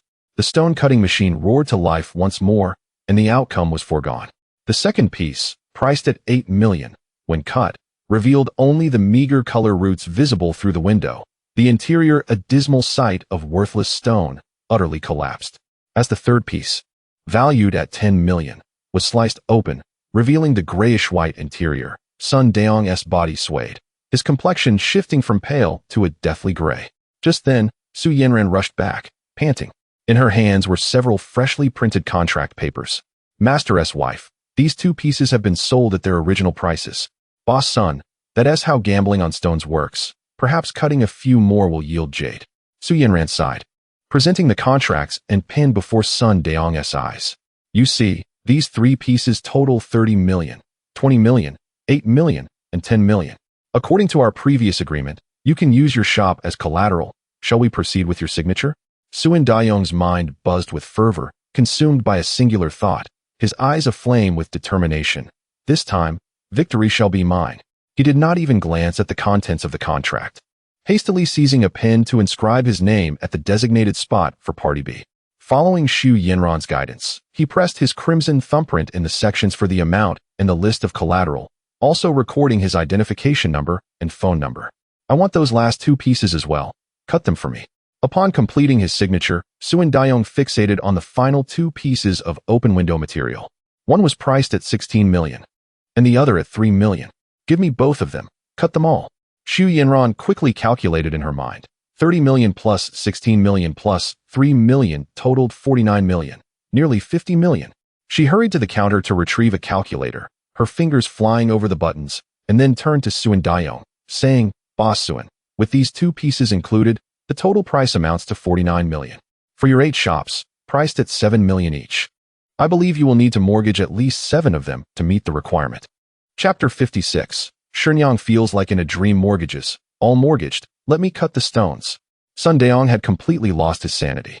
Su Yanran felt her heart race, her hands trembling as she swiftly filled in the specific addresses and property certificate numbers for 5 shops on the list of mortgaged items.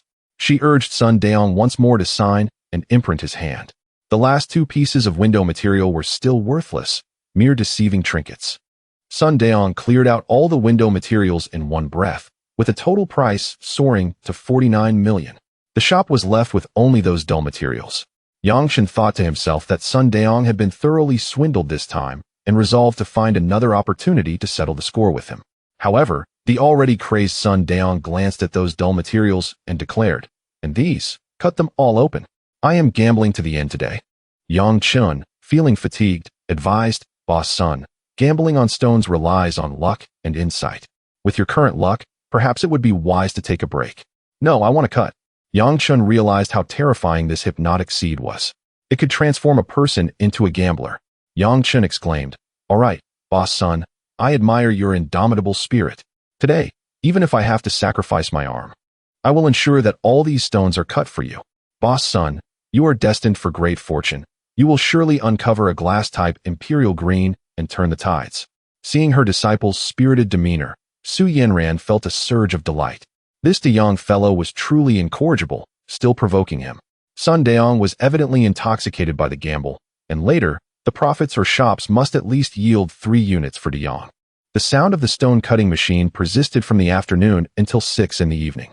In the shop, there were only 16 pieces of old pit materials, valued at approximately 5 million, which Yang Chen cut one by one, totaling 15 pieces. One piece with green, icy type with floating flowers was hidden away by Yang Chen. That wretched Sun Daong would not get to see even one piece appreciate. The outcome was, without a doubt, dismal. Crash, crash, crash. Uniformly brick-like materials, worthless rubbish, not a hint of decent greenery in sight. The most surprising outcome from these 15 pieces of old pit materials was but a piece of glutinous type, light oil green. Sun Daong sat dazedly in a chair, as if awakening from a dream. Su Yanran softly said, "Boss Sun, all materials have been resolved. The window materials totaled 49 million, and the dull materials 5 million, amounting to 54 million in total. You previously mortgaged 7 shops, but will need to supplement with one more." Sun Daong jolted, realizing the contract in his hand bore his name and secured 7 of his shops. He was utterly bewildered. The contracts were in duplicate, one for Sun Daong and one for Su Yanran. What have I done? A despairing wail erupted from Sun Daong's throat. He felt more regret and fear than when he had lost over 40 million last time. That had been liquid capital. This time, it was his fixed assets. I am no longer human. I am blinded by greed. Sun Daong abruptly raised his hand, striking himself fiercely across the face. After several blows, he opened his mouth to spit blood, collapsing backward, unconscious. "Ah!" Yu Lily screamed in fright, instinctively retreating 2 steps. Yang Chen's smile widened as he leisurely took out his phone and dialed 120. Before long, an ambulance arrived. The medical personnel quickly assessed Sun Daong's condition, lifting him onto a stretcher and asking, "Who is the patient's family? Someone needs to accompany him to the hospital." Yang Chen and Su Yanran directed their gaze toward Yu Lily. Yu Lily's face turned pale, her eyes evasive. When the medical personnel inquired again, she shook her head vehemently. "I do not know him. I am not his family. Please take him away." The medical personnel frowned but said nothing further, carrying Sun Daong into the ambulance. Standing at the shop's entrance, Yu Lily took a deep breath, adjusted her hair and clothes, and forced a smile that she deemed her most charming. "Yang Chen," her voice trembled with emotion. "I am truly sorry. I was impulsive, blinded by money. Let us reconcile, shall we? I promise to treat you well from now on and will never do anything to hurt you again." Yang Chen's eyes reflected no emotion. He felt no pain, not even heartache. A qualified ex-lover is as good as a ghost. He remained silent, even too weary to glance at her again, striding to the shop's entrance and forcefully pulling down the roller shutter. Crash. Outside, Yu Lily was taken aback by this sudden action, staring at the closed door before her, finally realizing she had irrevocably lost the man who had once cared for her so tenderly. When she had strayed from Yang Chen, she had thought, given how well he treated her, that if she ever wished to return, he would surely accept her back, as she had given him her first time, and he had a duty to care for her for life. Inside, Yang Chen playfully said, "Shenyang, I am exhausted. Please give me a hug." After the shop fell silent, Su Yanran was lost in thought. She gazed at the mortgage contract in her hand, then at the chaotic shop, her breath quickening. A wave of immense joy surged within her. Suddenly, Su Yanran embraced Yang Chen, burying her head in his chest. Her voice trembled with excitement. "De Yang, Shenyang feels as if she is in a dream. Those pieces of window materials that have been pressed for a year were all sold, and at such high prices. Even if Sun Daong were to cut the price in half, no, even if he were to reduce it by 2/3, Shenyang would agree without hesitation." In her embrace, Yang Chen could distinctly feel the softness of Shenyang's body and the faint fragrance of her hair. Naturally, he wrapped his left arm around her slender waist and gently patted her back with his right hand. Gamblers, once they become consumed by the thrill, lose all sense of rationality, fixated only on the next chance to turn the tide. Su Yanran joyfully remarked, "Sun Daong is actually a married man. If his wife knew he lost 7 shops in one night, she would likely go mad. However, I have heard they have long been living separate lives, their affection for one another having dwindled considerably." Yang Chen let out a soft snort, expressing his disdain for that scoundrel, who truly deserved his fate. The memory of that wretched face, and the audacity to put a green hat on him, made watching his downfall immensely satisfying. "No foul language containing that word," Su Yanran admonished, casting a disapproving glance at Yang Chen. "Very well, Shermo." Su Yanran lifted her gaze, only to realize how intimately they were positioned. Their eyes met, and the proximity of their faces was striking. With a mere inclination of Yang Chen's head, their lips would nearly touch. Oh my! Su Yanran's cheeks flushed crimson in an instant. Flustered, she attempted to push Yang Chen away, but found his arm encircling her tightly. You mischievous disciple are truly unruly, Su Yanran exclaimed, a mixture of embarrassment and urgency reflected in her beautiful eyes as she glared at him. Chapter 57. He dares to keep a mistress, constantly coveting the benefits of his Shermu, without fearing that your Shifu might come to settle the score at night. Shermu merely wishes to fulfill her role as your mentor. Do you understand? Release me, Su Yanran admonished with a hint of annoyance. Yang Chen gazed at the flustered and charming visage of his Shermu, feeling an inner delight. I am not afraid. At worst, during Qingming Festival, I shall burn more paper for Shifu and send down a couple of handsome male companions to keep him entertained down there, ensuring he won't have the time to come looking for me. Bah! How indecent! Su Yanran was both amused and exasperated by his audacious words. She quickly took a few steps back, worried that Yang Chen might act unruly towards her as his Shermu. Holding up several contracts, she said earnestly, Yang, let's be serious. If we successfully acquire these 7 shops, I will gift you 3. Upon hearing this, Yang Chen immediately waved his hands. Shermu, that cannot be. These are your assets. How could I accept them? What is yours is mine. If it weren't for you today, Shermu wouldn't even have managed to secure these shops. She might have been forced to relocate. It was you who encouraged Sun Daong to gamble on stones, leading to his reckless losses.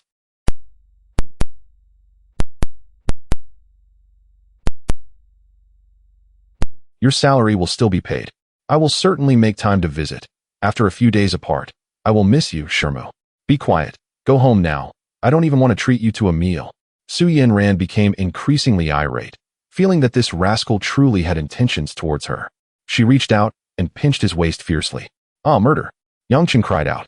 Su Yanran opened the door and walked out, leaving the shop in disarray. She would return another day to tidy it up. All right then, Shimu. In truth, Su Yanran was also fearful. She feared making mistakes and was somewhat hesitant to be alone with Yang Chen.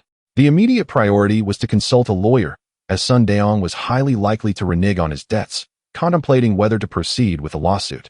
After leaving the gambling stone shop, Yang Chen called Chen Mingyao. The phone rang a few times before being answered, the background noise somewhat chaotic. Hello? Little brother. Have you returned? I thought you were still away on business and didn't dare to disturb you. Hearing Chen Mingyao's obedient tone, Yang Chen could not help but smile. I just got back and was busy with some matters at the shop. It's quite noisy on your end. What are you up to? I'm rehearsing in the dance studio. Tonight at 11, we're performing at a popular bar. Little brother, Her tone suddenly turned a bit anxious. I'll come find you immediately after the performance. I know my time belongs to you. I only accepted this engagement as I thought you weren't back yet. I'm so sorry. Chen Mingyao was nearly overwhelmed with tension. If Yang Chen were to be angry, she would cancel the performance right away to seek him out. It's nothing. Taking on performances is a good thing. It helps you gain experience and earn money. Are you still a sophomore? It's impressive that you can secure a commercial performance so soon. What kind of dance are you performing? Hearing no hint of reproach from Yang Chen, Chen Mingyao sighed in relief. It's classical dance, very beautiful, with particularly graceful movements. I'm performing with Zhang Yuding and Wang Ran. Don't worry, little brother. I will return to find you as soon as I finish. Classical dance. Yang Chen felt some interest. Where's the performance? I will come to watch you dance. Really? I'll send you the location right away. Don't worry, little brother. I will dance my best tonight, starting at 11. All right, see you tonight. Yang Chen smiled as he hung up the phone. Soon, he received the location information from Chen Mingyao on WeChat, which was a bar in the city center. A sophomore taking on commercial performances? She is truly hardworking. That night at 10, Yang Chen set off according to the location Chen Mingyao had sent. He arrived at a bar called Meiying.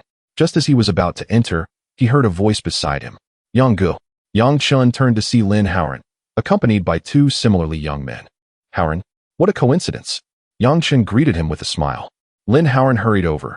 Yang Gu, you're here to watch Chen Mingyao dance, aren't you? He lowered his voice. By the way, Yang Gu, you're truly impressive.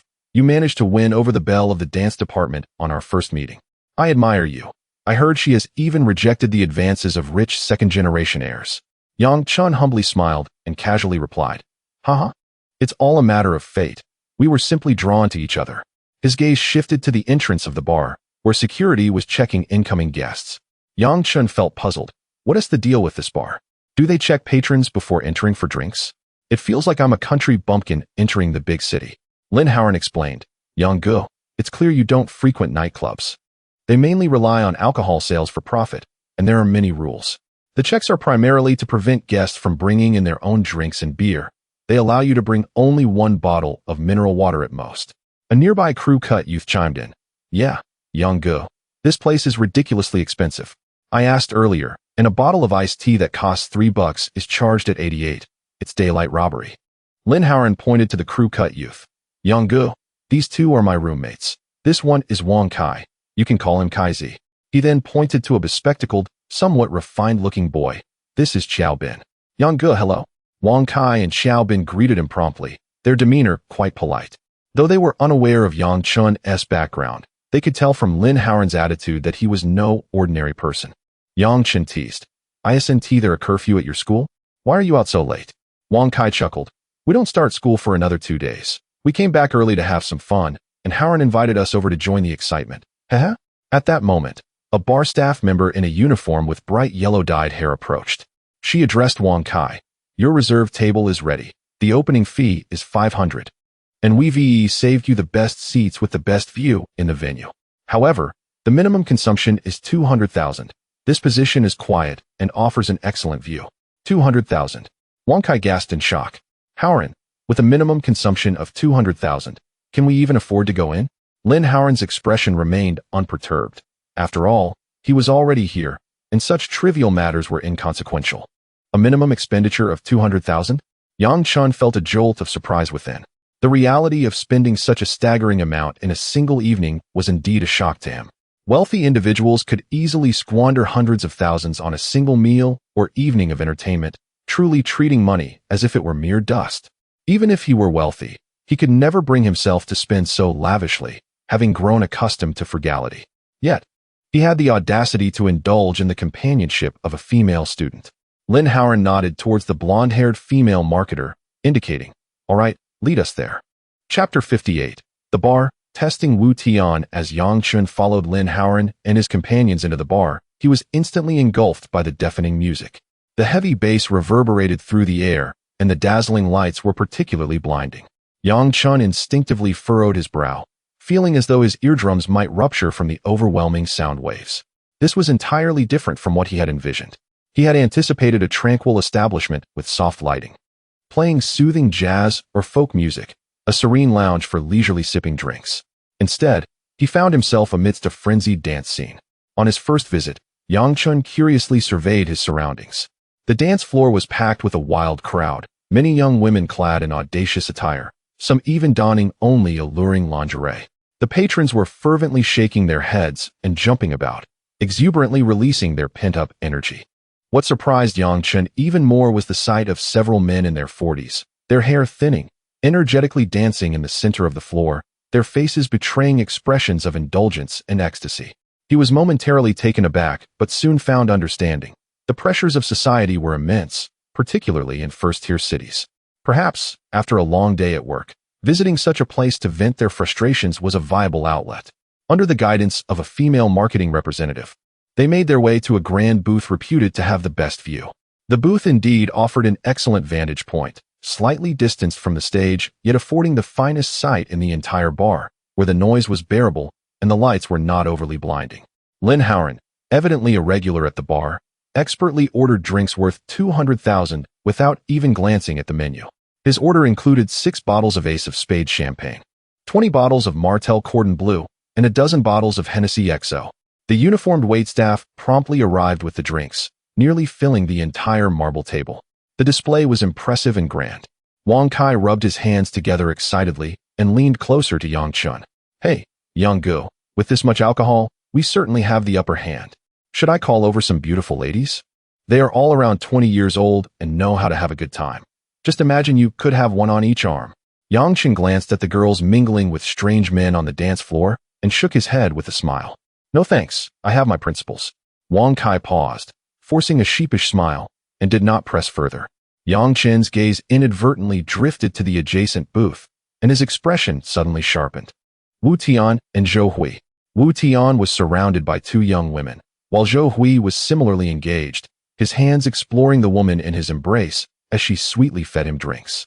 A heaviness settled in Yang Chen's heart. His master's wife, Su Yanran, suspected Wu Tian's involvement in his master's death. However, lacking evidence and not wanting to offend Wu Tian, Yang Chen considered seizing this opportunity to probe the scoundrel. Meanwhile, Wang Kai summoned 6 young women adorned in flamboyant outfits. They wore revealing tank tops and short skirts, their faces painted with meticulous makeup. As they settled next to the group, the atmosphere instantly became lively. Such venues could hardly thrive without the presence of women. One girl with chestnut-colored hair glanced over the group before swaying her hips to Yang Chen's side, cheerfully attempting to sit on his lap. "Hey there, drinking alone must be dull. Let me keep you company." Yang Chen, a simple and earnest rural lad, had never encountered such a scene. He instinctively rose, evading the girl's approach. "I'm sorry, but my girlfriend will be here soon." The girl, seeing this, did not press the issue and turned to find Wang Kai and Xiaobin instead. Yang Chen couldn't help but smile as he sent a message to Ho Lei and Zhu Pongzi. "Meiying Bar, hurry over, there's plenty of drinks and ladies." He could almost envision the two rushing over in excitement upon receiving the message. Though Zhu Pongzi was typically composed, he enjoyed such lively atmospheres. It was only right to think of his friends in such good fortune, especially someone like Zhu Pongzi, who would undoubtedly relish the experience. After sending the message, Yang Chen leaned closer to Lin Haoran and lowered his voice. "Haoran, the individuals next door are Wu Tian and Zhou Hui." Lin Haoran followed his gaze. "Yang Gu, should I go over and scold him?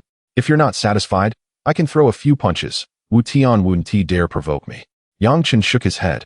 "That incident is behind us. I have a few questions for them." Lin Haoran nodded immediately. "All right, Yang Gu, I'll accompany you." The two stood and made their way toward Wu Tian's booth. Wu Tian was conversing with the beautiful women when he caught a glimpse of Lin Haoran approaching from the corner of his eye, and his heart sank. He feared Lin Haoran had come to confront him over the previous incident by Hai Yin Tian. He quickly stood, forcing a smile. "Haoran, regarding last time, it was my fault for not managing things properly. I apologize. Let me buy you a drink." He said this while reaching for a glass. Lin Haoran waved his hand dismissively. "No need for apologies. Yang Ge has something to ask you." Only then did Wu Tian's gaze shift to Yang Chen. This young worker had somehow ingratiated himself with the affluent Lin Haoran. How had he earned the title of Yang Ge? "Yang Chen, you see, my relationship with your master has spanned many years. We had a minor disagreement due to Zhou Hui's affair, and I, Wu Tian, acknowledge my wrongdoing. Allow me to make amends." Without waiting for Yang Chen to respond, he raised a bottle of beer and gulped it down, appearing quite generous. Yang Chen observed his demeanor, maintaining a calm facade while smiling back. "Wu boss, you're too kind. It's all a misunderstanding. It's good to clear the air." Beside him, Zhou Hui quickly seized a beer, looking at Yang Chen with an ingratiating smile.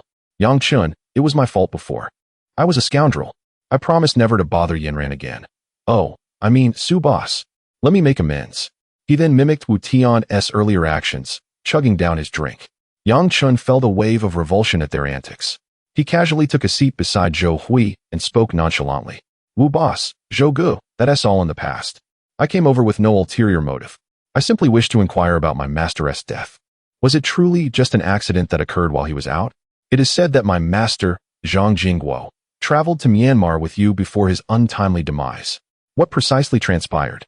As his disciple, I have long harbored a lingering concern." Upon hearing Yang Chen unexpectedly mention Zhang Jingguo, Wu Tian's eyelids flickered momentarily. However, he quickly regained his composure, letting out a sigh that conveyed profound regret. "Alas, speaking of the late Zhang, it is truly a pity. Your master, unfortunately, met his fate due to his reckless escapades. He became embroiled in a violent clash among local factions in Myanmar and was inadvertently struck by 2 gunshots. Such a tragic outcome." Chapter 59. The performance of Chun Mingyao. Yang Chen raised an eyebrow. "As far as I know, my master has little interest in women. What could possibly lead him to such a place for frivolous pursuits?" Wu Tian chuckled lewdly. "He is not looking for women. He is seeking transgenders. That place in Myanmar is quite chaotic, anything goes. It's a pity about Lao Zhang. Wasn't he barely 45? Such a loss." He shook his head repeatedly, as if genuinely lamenting Zhang Jingguo's fate. Yang Chen, disinterested in further banter and aware that questioning Wu Tian would yield no fruitful results, decided to employ hypnosis instead. He stood up and said, "Boss Zhou, There are some details regarding my master that I wish to discuss. It's too noisy here. May we converse in the restroom privately? The next moment, Zhou Hui froze, looking helplessly at Wu Tian. Observing this, Wu Tian shot Zhou Hui a fierce glare, laden with warning. Zhou Hui trembled slightly under Wu Tian's stare. All right, Yang Chen, let us speak amicably. I have no intention of fighting with you. Look at you, Boss Zhou. I am a model citizen, Yang Chen replied, affectionately draping an arm over Zhou Hui's shoulder and guiding him towards the restroom. I merely wish to understand the situation better. After all, my master has been immensely kind to me. His untimely demise leaves me with questions that must be addressed. Upon entering the restroom, Yang Chen led Zhou Hui into the innermost stall and locked the door behind them. The atmosphere in the cramped space grew tense almost immediately. Zhou Hui, visibly anxious, spoke up. Yang Chen, we are two men. We might be misunderstood. Just say what you need to. Yang Chen swiftly retrieved his phone and discreetly pressed the recording button. Simultaneously, he activated his clairvoyance. As the third eye opened, a golden light surged directly into Zhou Hui's eyes. Zhou Hui's body stiffened, his gaze becoming vacant and devoid of emotion. His expression froze, succumbing to a state of mental stupor. Tell me, how did my master Zhang Jingguo die? Does it involve you or Wu Tian? Zhou Hui's vacant eyes responded, it's not my doing. It was Wu Tian who caused it. Despite prior suspicions, hearing this confirmation from an eyewitness ignited a surge of rage within Yang Chen. His master, Zhang Jingguo, a man of integrity who had imparted so much wisdom, had indeed been wronged. Suppressing his fury, he pressed on. How did Wu Tian cause Zhang Jingguo's death? Describe the events in detail. We were in Myanmar, drinking heavily. Wu Tian, inebriated, began to mock Lao Zhang, saying, Lao Zhang, you're nothing but a living eunuch. You married such a stunning beauty as Su Yanran, with her ample curves, and yet you don't even touch her. You occupy the latrine without doing your business. You're truly squandering such a treasure. If you're incapable, let someone else take her. I'll make sure she enjoys the pleasures of a woman. You're utterly useless. Upon hearing this, Lao Zhang's eyes turned red with anger, and he scolded Wu Tian, lunging at him in a fit of rage. Wu Tian, taken aback, pulled out a dagger from his waist and plunged it into Lao Zhang's abdomen, stabbing him twice and killing him instantly. He even boasted of wanting to take Su Yanran for himself.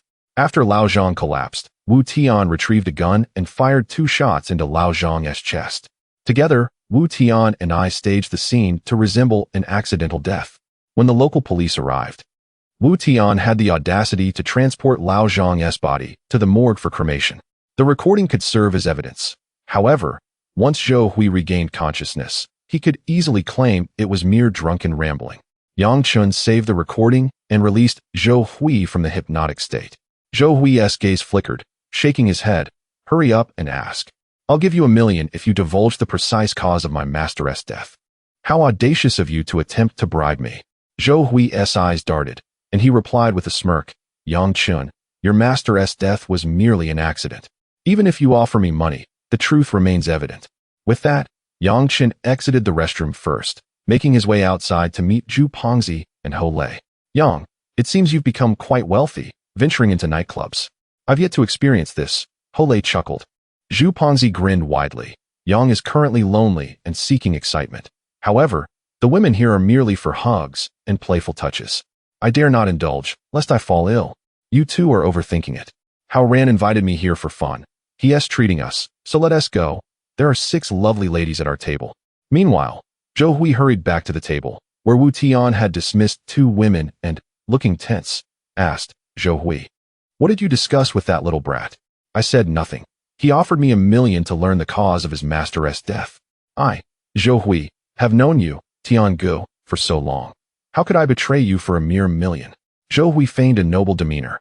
Wu Tian grinned. Come, let us drink. Brothers, trust that old Zhou here will not speak recklessly. On the other side, Yang, Hao Ran, and Zhu Pongzi reveled in the lively atmosphere. Zhu Pongzi, without hesitation, embraced 2 alluring women, comfortably settling onto the sofa, deftly picking up a dice cup. Come, ladies, let us play a few rounds. Losers drink. His ease in such settings was apparent. The laughter and merriment echoed, and Lin Hao Ran chuckled, recognizing Zhu Pongzi's boldness, wishing he had invited him sooner. In contrast, Ho Lei appeared more reserved, casting uncertain glances at the youthful, attractive women. When he curiously inquired about their ages and learned they were born after 2005, his eyes widened in shock. His breath quickened with excitement, yet he hesitated to act. Observing Zhu Pengzi's shameless demeanor, he discreetly glanced at the girls beside him. Ultimately, as if resolved to make a move, he swallowed hard and cautiously wrapped his arm around one of the girl's waists. The girl, perceptive to his intentions, leaned into him invitingly. Hole momentarily stiffened, followed by a foolish grin spreading across his face. Chen remarked, "Monkey, you truly lack ambition." At that moment, Wang Kai had mentioned that the expenses for this table were considerable, and the commission for that female marketer was astonishingly high. It was said that she would not hesitate to indulge in intimate embraces, and would even be amenable to a rendezvous in the restroom for a more private encounter. Lin Haoran chuckled, "Yanggu, Wang Ran has sent a message. They are about to take the stage, and the performance is about to commence." No sooner had he spoken than the deafening music in the bar came to an abrupt halt, transitioning into a melodious and gentle guzheng piece. The previously frenetic lights softened, illuminating the stage where 5 young ladies adorned in exquisite ancient-style long skirts appeared. Their faces were adorned with delicate classical makeup, reminiscent of beauties stepping forth from a painting.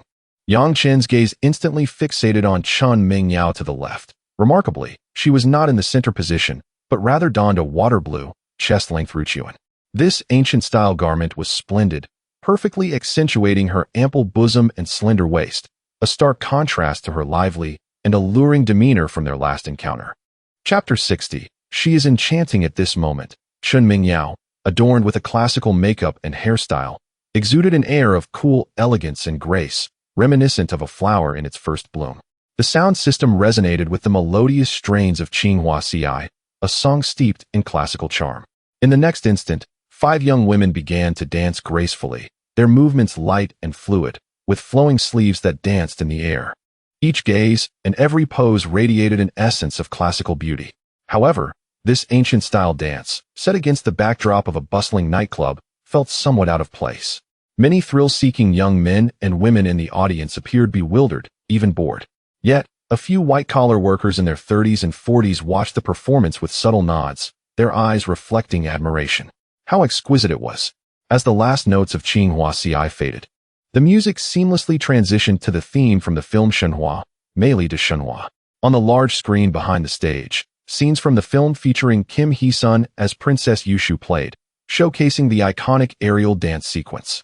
On stage, Chen Mingyao and her classmates adapted their movements accordingly, their gestures becoming more expansive and ethereal, as if they were truly ascending into the winds, vividly portraying the poignant beauty that transcended millennia. Approximately 10 minutes later, the 2 pieces concluded. The 5 girls gracefully took their bows amid applause and exited the stage. Lin Haoran remarked, "Brother Yang, they have gone backstage to change outfits and will join us soon." Before long, Chen Mingyao arrived with her classmates Wang Ran and Zhang Yuding, along with several other female companions. She had changed out of her classical dance attire into a pair of blue jeans and a plain white t-shirt, complemented by a lightweight pink knitted cardigan. Her long hair, cascading casually over her shoulders. Ignoring the others at the table, Chen Mingyao naturally settled onto Yang Chen's lap, wrapping her arms affectionately around his neck. "Did you see me dance? Was it beautiful?"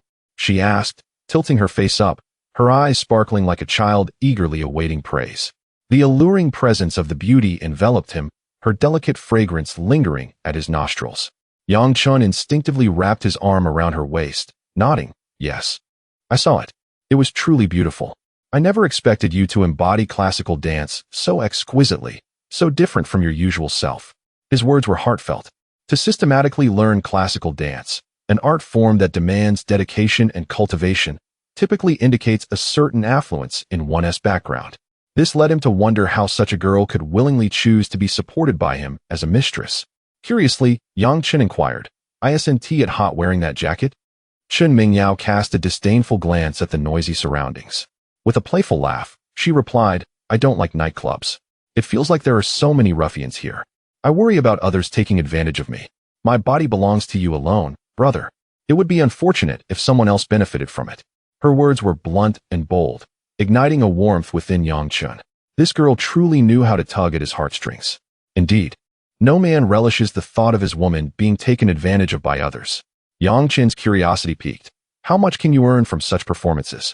Upon hearing this, Chen Mingyao's face lit up with a hint of pride as she waved four slender fingers in front of Yang Chen's eyes. 10 minutes, 12,000. That's the total for the five of us. But I still get 2,400. 2,004 for 10 minutes? Yang Chen was somewhat astonished. Impressive. It seems your ability to earn is quite remarkable. At the compliment, Chen Mingyao smiled. It's not that easy to get gigs. For us dance students, the opportunities post-graduation are rather limited. We can either teach at schools or dance clubs, become internet celebrities, or join dance studios for a meager salary. Without connections or background, it's exceedingly difficult to enter reputable artistic groups or theaters. Yang Chen playfully pinched her cheek. You dance so well and have been working part-time since your second year. That's truly inspirational. Yes, Chen Mingyao nodded. I also have other part-time jobs. Because my figure is well-proportioned, I occasionally model for clothing sellers on Taobao, taking photos. In my freshman year, I even tried live streaming in the dorm for a while. But unfortunately, I'm not good at chatting or being coy to solicit tips, so I didn't continue. Yang Chen chuckled. You can't be coy? As an unrefined man himself, he felt almost foolishly charmed. But you won't need to toil away at part-time jobs anymore, for you have me to support you. My main role will be to keep you happy and take good care of you. She settled down, resting her head on Yang Chen's chest, adding 5 more words, take care of you. Comfortably. Her words were bold and direct, infused with youthful innocence and the allure of a lover. This statement gently grazed the tenderest parts of Yang Chen's heart, leaving him utterly captivated. Yang Chen took a sip of his black peach, a drink worth thousands, yet its taste was rather ordinary. Chen Mingyao, have you ever had any dreams? In the dynamic between a benefactor and a lover, discussing dreams seemed overly sentimental and intrusive, yet Yang Chen perceived her as a pure-hearted girl. Even though she often spoke of being a mistress, he sensed she had not yet been tainted by the world. Yes, Chen Mingyao raised her graceful neck, dancing, performing. I have loved dancing since childhood, relishing the sensation of standing on stage. My initial dream was to perform on grander stages. I have little interest in teaching children at interest classes. I originally envisioned joining a large dance studio after graduation, relying on my abilities to secure commercial performances and remain active on stage. That would have been wonderful. At that moment, her tone paused, and a glimmer of sorrow flickered in her eyes. Such a sorrowful expression could not be feigned, and Yang Chen gazed curiously into her eyes. But later, Chen Mingyao took a gentle breath, her face once again adorned with that carefree smile. My thoughts changed. Now, I just want to become a wealthy person. With a lot of money, able to buy whatever I desire, never having to worry about finances again. The trace of sorrow in her eyes, however, did not escape Yang Chen's notice. It appears that Chen Mingyao is a woman with a fascinating story. Let us depart. Yang Chen gently patted her back. The atmosphere of this bar fails to resonate with him. It has become increasingly boisterous. Very well. Chen Mingyao promptly responded with obedience. Leaping down from his lap and casually retrieving her small bag, the two exchanged greetings with Lin Haoran, Zhu Panzai, and Wang Ran. Zhu Panzai was reveling in the moment, embracing a young lady and waving them off to proceed ahead. Ho Lei, on the other hand, cast Yang Chen a knowing, flirtatious smile. Chapter 61. Big Brother teaches you how to do it. By the time they returned to the villa, it was already past midnight. The spacious house was quiet and still as the two made their way up to the 3rd floor. Upon entering the bedroom, Chen Mingyao visibly grew nervous. She hurried to the walk-in closet and picked out a nightgown. Big Brother, I'll go take a shower first. Go ahead. Listening to the faint sound of running water from the bathroom, Yang Chen's mood was somewhat complicated. Just as his Shenyang had said, he really had changed for the worse. Men tend to go astray once they have money. Instead of indulging in lavish feasts or visiting clubs for reckless fun, he had ended up keeping a female university student. After a while, the sound of water in the bathroom stopped. A moment later, the door was gently pushed open. Soon, Chen Mingyao walked nervously up to Yang Chen. She was wearing a white V-neck silk nightgown that reached only to the middle of her thighs. The nightgown was form-fitting, perfectly outlining the shape of her breasts, her slender waist, and the curve of her hips. Her long legs were straight and well-proportioned. Though her chest was not small, it was far from matching his Shenyang. Visually, it was likely only a C cup. Yet it still deserved to be called ample. Her damp, long hair cascaded over her shoulders. Flushed from the hot shower, her face glowed with a rosy hue, and she exuded a fresh, post-bath fragrance mixed with an intense sensuality. Yang Chun's gaze lingered on her. The pure yet alluring aura emanating from Chen Mingyao stirred a warmth in his heart. Chen Mingyao grew somewhat embarrassed under his gaze, her cheeks flushing even deeper with a maidenly shyness. She urged softly, "Big brother, you should go wash up too." Yang Chen smiled and replied, "All right." When Yang Chen emerged from his shower, he saw Chen Mingyao sitting at the dressing table, applying lipstick in front of the mirror. Noticing Yang Chen Mingyao quickly pressed her lips together, then, like a startled fawn, swiftly slipped under the covers. Yang Chen walked over to the bedside, finding her reaction rather endearing. He teased, "I didn't expect you to be shy. Your professional composure isn't quite up to par, haha." Chen Mingyao peeked out from under the blanket, her voice soft and delicate. "Big brother, actually, I've always been putting on a brave front in front of you. I've never been in a relationship before, not even once." Yang Chen was somewhat surprised. "No." Chen Mingyao shook her head firmly, her expression serious. "My standards are quite high. Back in my senior year of high school, there was a boy who pursued me. He was quite handsome too. I told him straight out that if he wanted to date me, he'd have to give me 10,000 yuan in pocket money every month. After hearing that, he was stunned for a long time, and then, he never spoke to me again. Your classmate was really unlucky then. He probably broke down on the spot." Yang Chen chuckled. Chen Mingyao smiled brightly. He said that since we were both high school students, talking about money was too vulgar. He must have thought I was lying, just using it as an excuse to reject him. But using money as a reason made him think I was too harsh. Actually, I was serious. Yang Chen gently pinched her tender cheek. "Get up and dance for me. Let me have a good look." Chen Mingyao sat up, her face flushing again, but she obediently replied, "All right." She threw off the covers, stepped barefoot onto the carpet, and walked to the opposite side of the bed. The master bedroom of this villa was exceptionally spacious, covering over 100 square meters, all laid with thick woolen carpet. Yang Chen lay on the bed like an emperor, watching the performance of his beloved concubine. Chen Mingyao took out her phone and skillfully found an accompaniment track. The song was still Qing Huaxi.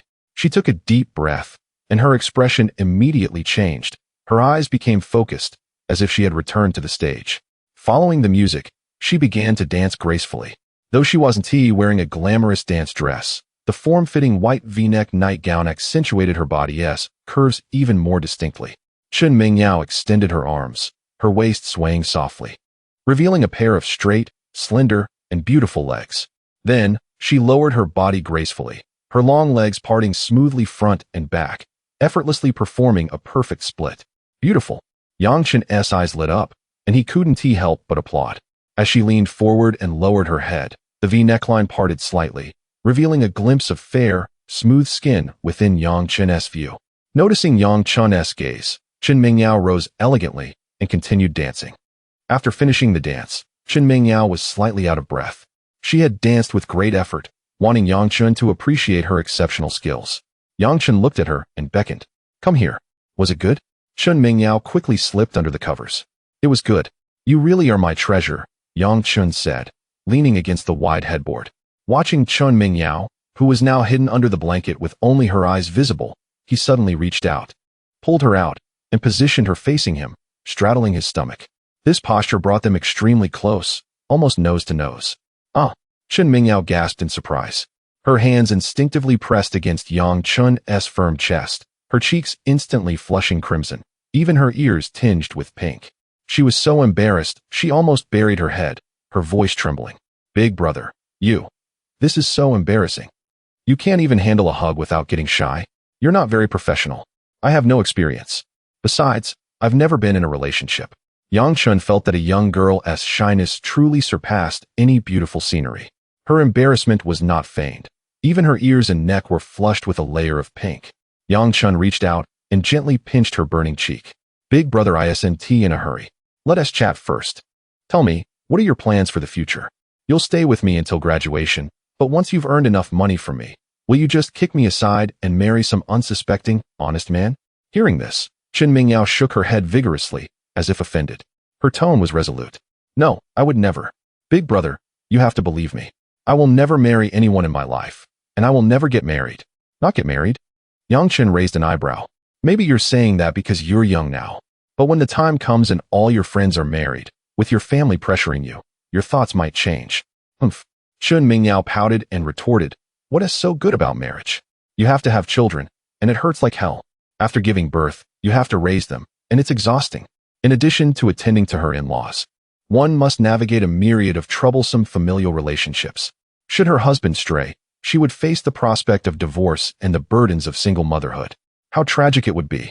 Furthermore, after giving birth, one's figure may become altered, skin may deteriorate, and, as one understands, certain aspects of intimacy may be affected. Men of affluence often do not favor women who have borne children." Yang Chen merely posed a casual question, unaware that it would elicit such an extensive and candid response from her, laden with stark realism. Yang Chen found himself somewhat taken aback and, following her narrative, inquired, "So, you have chosen to be a mistress, to be kept by someone else?" "Indeed," Chen Mingyao replied with conviction. "What is wrong with being a mistress? I find immense joy in it. I need only to keep my benefactor happy, without the chaos of managing a large family, without the responsibilities of childbirth, and free from the complexities of familial dynamics. Being a mistress alleviates these burdens and is far more carefree." Yang Chen was momentarily rendered speechless. Deep down, he considered himself a rather traditional man, with entrenched views on marriage. Yet, as he listened to Chen Mingyao's audacious declarations, he discovered that he could not refute her arguments. "Brother, if I were to become your girlfriend, and you were to marry me, could you guarantee that you would only ever be good to me, never straying? I would be willing to bear your children, 10 or even 8 sons, dedicating myself entirely to you and this family." His silence spoke volumes. In the past, he would have assured her of his fidelity. However, now that he had acquired wealth, his resolve seemed to wane. Chen Mingyao stifled a laugh, her lips pressed together in amusement. She continued, "You see, I've already committed to bearing you numerous children, yet you cannot promise unwavering devotion. The world is full of enchanting distractions, and there are countless girls far more beautiful than I. No girl remains forever 20, yet those who are 20 will always exist. Men are creatures governed by their baser instincts, particularly the affluent. When you reach 50, you could easily find another young and joyful girl like me to call you father and bring you happiness, while I would become just another worn-out woman. Therefore, I believe that being a mistress is quite joyful." Listening to her assert with such confidence the joys of being a mistress, Yang Chen found himself overwhelmed by a singular thought. He was utterly impressed. "All right, I concede to your philosophy." He turned Chen Mingyao around, allowing her back to rest against his chest, wrapping his arms around her slender waist. The room was dimly lit, the atmosphere growing increasingly intimate. Both fell silent, their gazes fixated on each other's lips, the only sounds being their deepening breaths intertwining. Yang Chen caressed her cheek, gently pressing his lips against her soft, delicate ones. Initially, Chen Mingyao's body stiffened slightly, but soon she responded with a mix of hesitance and fervor, her arms entwining around his neck, clumsily acquiescing to his advances. After 10 minutes, gazing into her dazed eyes and swollen lips, he softly asked, "Is the Mercedes-Benz innate?" Chen Mingyao understood the implication of his words, her entire face turning crimson, as she shyly buried her flushed cheeks in the crook of his neck, murmuring, "Is this not inappropriate? It is rather delightful. Allow me to attend to you first." Half an hour later, Chen Mingyao's gaze was dreamy, her voice barely a whisper. "Brother, this is my first time, and I am frightened.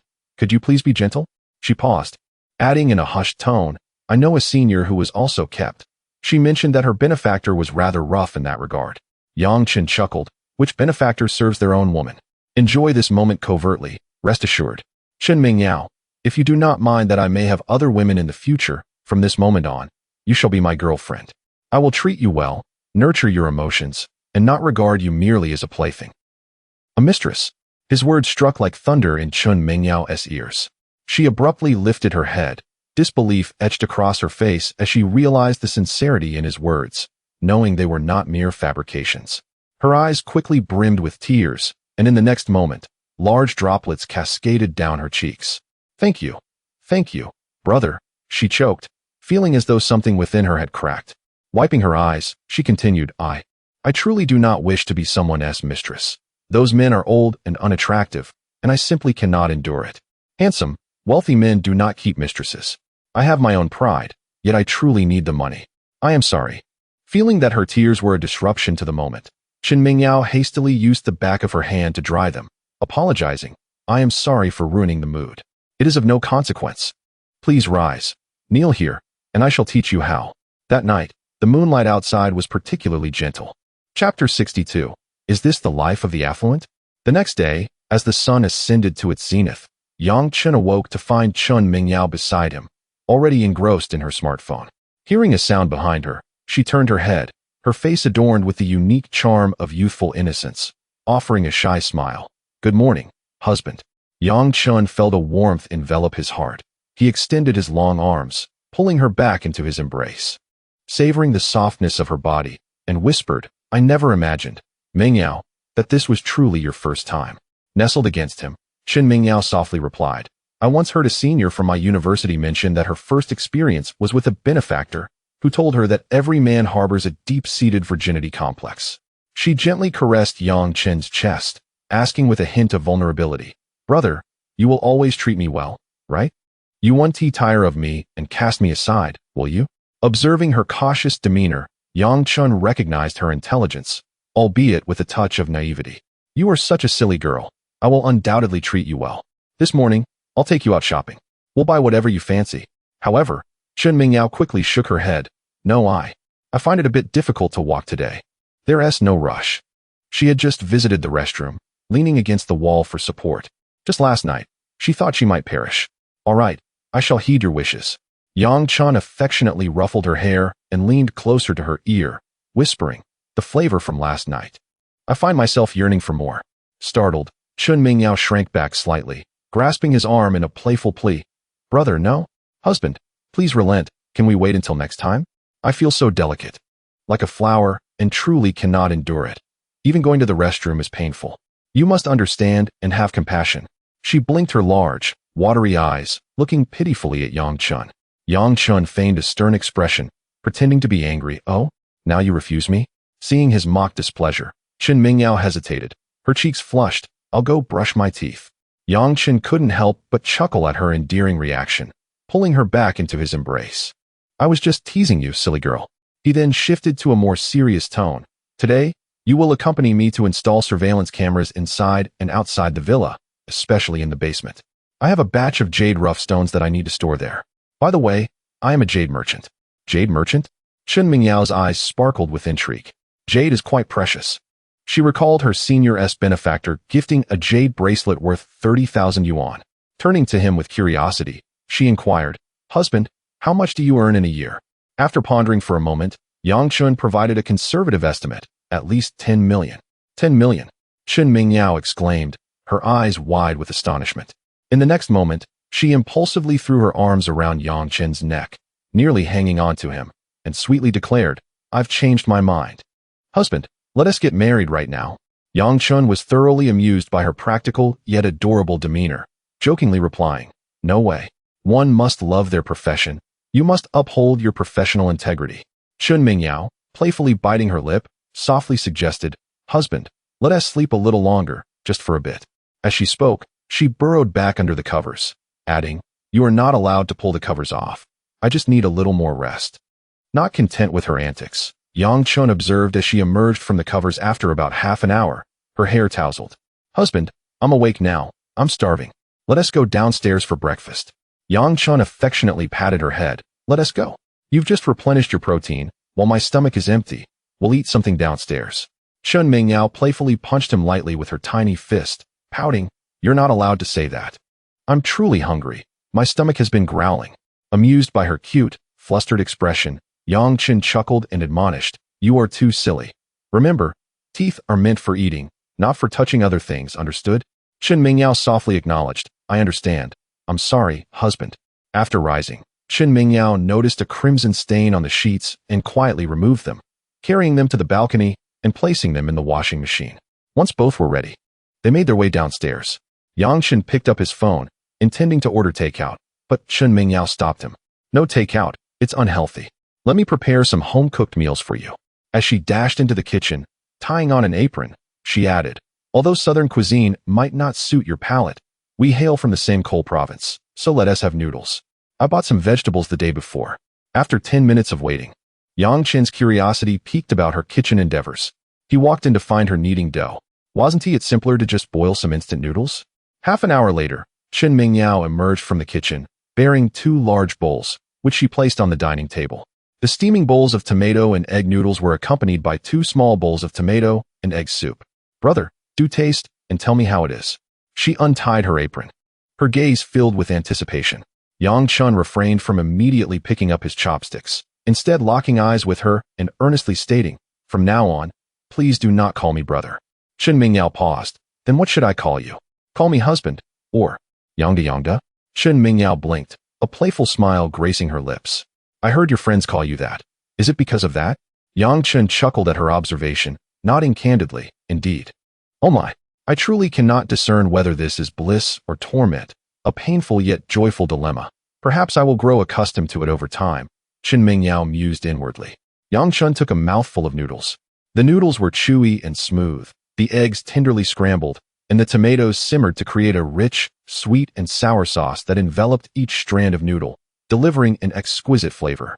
"You truly made the dough yourself?" "Yes." Chen Mingyao enthusiastically nodded. "As residents of the coal province, no matter how far we wander, we can never forget a bowl of hand-pulled noodles made by our mothers. I learned to knead and roll out dough at the age of 10. "Impressive," Yang Chen remarked. "To be candid, my previous aspirations were quite simple. I dreamt of marrying a wife who could cook and knead dough, leading a stable life together." Upon hearing this, Chen Mingyao promptly declared, "As long as I don't have classes, I will come over to cook for you. I have some matters to attend to. I'll step out for a while." After their meal, Yang Chen stood up. "Take care on your way, brother." Chen Mingyao replied obediently. Once Yang Chen departed, the villa fell into a serene silence. Chen Mingyao picked up her phone and dialed a number. "Mom," she began as the call connected. "I have transferred the dialysis fees for Dad this quarter. Do not worry. The money is earned from my part-time work as a Taobao model, and it is sufficient. I have some matters to attend to, so I must cut this short." As she gazed around the opulently decorated living room of the villa, her heart was flooded with mixed emotions. She felt as though she had stumbled upon an extraordinary stroke of fortune by crossing paths with Yang Chen. Not only was he youthful and handsome, but he also provided her with the privilege of residing in such a lavish abode, even granting her the identity of a girlfriend rather than merely being in a transactional relationship. Her mind drifted back to the frigid winter of the previous year when her mother had taken her to their second aunt's house, laden with fruits, in a desperate attempt to borrow money. They sought a mere 5,000 yuan to cover her father's upcoming dialysis expenses. Her mother had knelt, pleading earnestly, yet the second aunt and her husband had not only refused to lend a single cent, but had also mocked them with cruel words. Having uremia is like a bottomless pit. It is utterly hopeless and a waste of money. In that moment, she felt as if her world had collapsed. The second aunt was her mother's own sister. Although she was not wealthy, she owned 2 houses in the city and ran 2 large supermarkets. 5,000 yuan was a trifling sum for them. Yet, her elder sister had to kneel and beg for assistance, and the sister refused to lend anything, responding instead with scornful derision. It was in that moment that she silently wiped away her tears, vowing within herself that she, Chen Mingyao, would one day become wealthy and would never again allow her mother to plead with anyone, stripped of dignity. Chapter 63. What is a natural beauty on the other side? Yang Chen arrived alone at Suyu Yuan. The shop was devoid of staff, compelling Yang Chen to assume the role of a beleaguered worker, tidying up the chaos left by Sun Dayong's reckless actions the previous day, scattered bricks and debris. After a grueling 2 hours of labor, Shenyang Su Yanran entered the shop. "Dayong, you are here. I was about to call someone else to clean up," she said. Yang Chen smiled at Su Yanran, replying, "Shenyang, you pay me a salary and provide social insurance every month, so of course I must work." Seated on a chair, Su Yanran lit a cigarette and sighed. "Dayong, I just received news that Sun Dayong committed suicide by jumping from a hospital building this morning." Yang Chen, while moving a piece of scrap, expressed his surprise.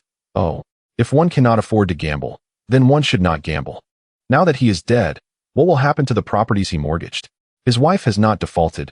She contacted me and promised to handle the transfer of ownership tomorrow." Su Yanran's gaze shifted to Zhou Hui's jade shop across the street, her expression turning cold. "Dayong, you must head to that shop immediately and inform Zhou Hui that the current owner of that shop is me, Su Yanran. He must vacate the premises within a week." "Understood, Shenyang. I shall go at once," Yang Chen replied, setting down what he was carrying. Su Yanran reflected aloud. Truth be told, Sun Dayong had some assets. I heard he owned a luxury apartment worth 50 million in the city center. It is astonishing that after losing several million, he chose such a desperate end. Yang Chun turned back with a smile. Shenyang, it was not just several million. Do you not recall that he lost over 40 million at the exhibition? Altogether, he has nearly gambled away 100 million, transforming from a billionaire to an ordinary person. It is quite normal for him to be unable to bear such a blow and take his own life. That is indeed so. Su Yanran realized she had been overly compassionate, lamenting for a gambler in her shop. Shenyang, there is something I must tell you. And I hope it does not sadden you too much, Yang Chen said, scratching his head. What could it be that would upset her? Su Yanran looked at him, puzzled. I have discovered the cause of my master Zhang Jingwo's death, Yang Chun began cautiously. What? Su Yanran's pupils contracted, her lips trembling slightly. De Yang, clarify what you mean. What do you know? Yesterday at the bar, I unexpectedly encountered Zhou Hui. He was intoxicated and spoke indiscriminately, inadvertently revealing the true cause of my master's death. The culprit is Wu Tian. That scoundrel is the true murderer of my master. Wu Tian, it really is him?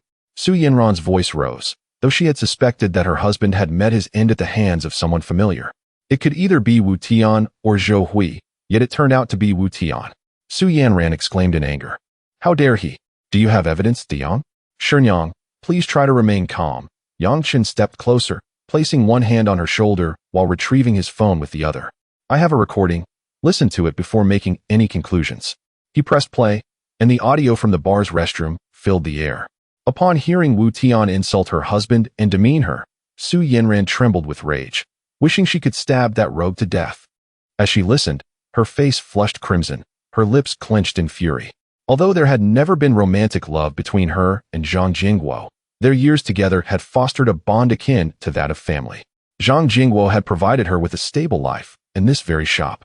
Even without romantic sentiments, the deep-seated affection built over time was undeniably real. In that moment, learning that her husband had been murdered, stabbed by Wu Tian no less, and shot twice afterward, while the perpetrator pretended to be virtuous, Su Yanran felt a surge of blood rush to her head, and her vision turned dark. Shenyang, Yang Chen rushed forward to steady her. Please, remain calm and take a deep breath. After a while, Su Yanran regained her composure and said, Wu Tian is truly a despicable creature. At your master's funeral, he feigned tears, comforting your master's parents. Good heavens, the murderer of her husband roams freely. Having just this recording is insufficient. These are Zhou Hui's drunken words. Wu Tian could easily refute them, claiming Zhou Hui was speaking nonsense or attempting to frame him. Unless we can obtain more direct evidence, or compel Wu Tian to confess. Su Yanran's lips twisted in a resigned expression, realizing that knowing the truth would not change the fact that the murderer remained at large. It is quite challenging to elicit a confession from Wu Tian. Yang Chen pondered. I believe we must confront him directly. At the very least, we should secure some form of compensation for the loss, ensuring he pays a price for his actions. I intend to set a trap, inviting both Wu Tian and Zhou Hui to a gathering, with you present as well. At the same dining table, I will find a way to ensure Wu Tian pays for his deeds. Su Yanran glared at her mischievous disciple. Your master is already dead. What good is compensation to me? Can any amount of money bring back Lao Zhang's life? Yang Chun replied earnestly, Shenyang, just follow my lead. Hearing this, Su Yanran pinched her disciple's face, confused. De Yang, you mean to suggest that I negotiate compensation with Wu Tian? To settle my husband's life with money?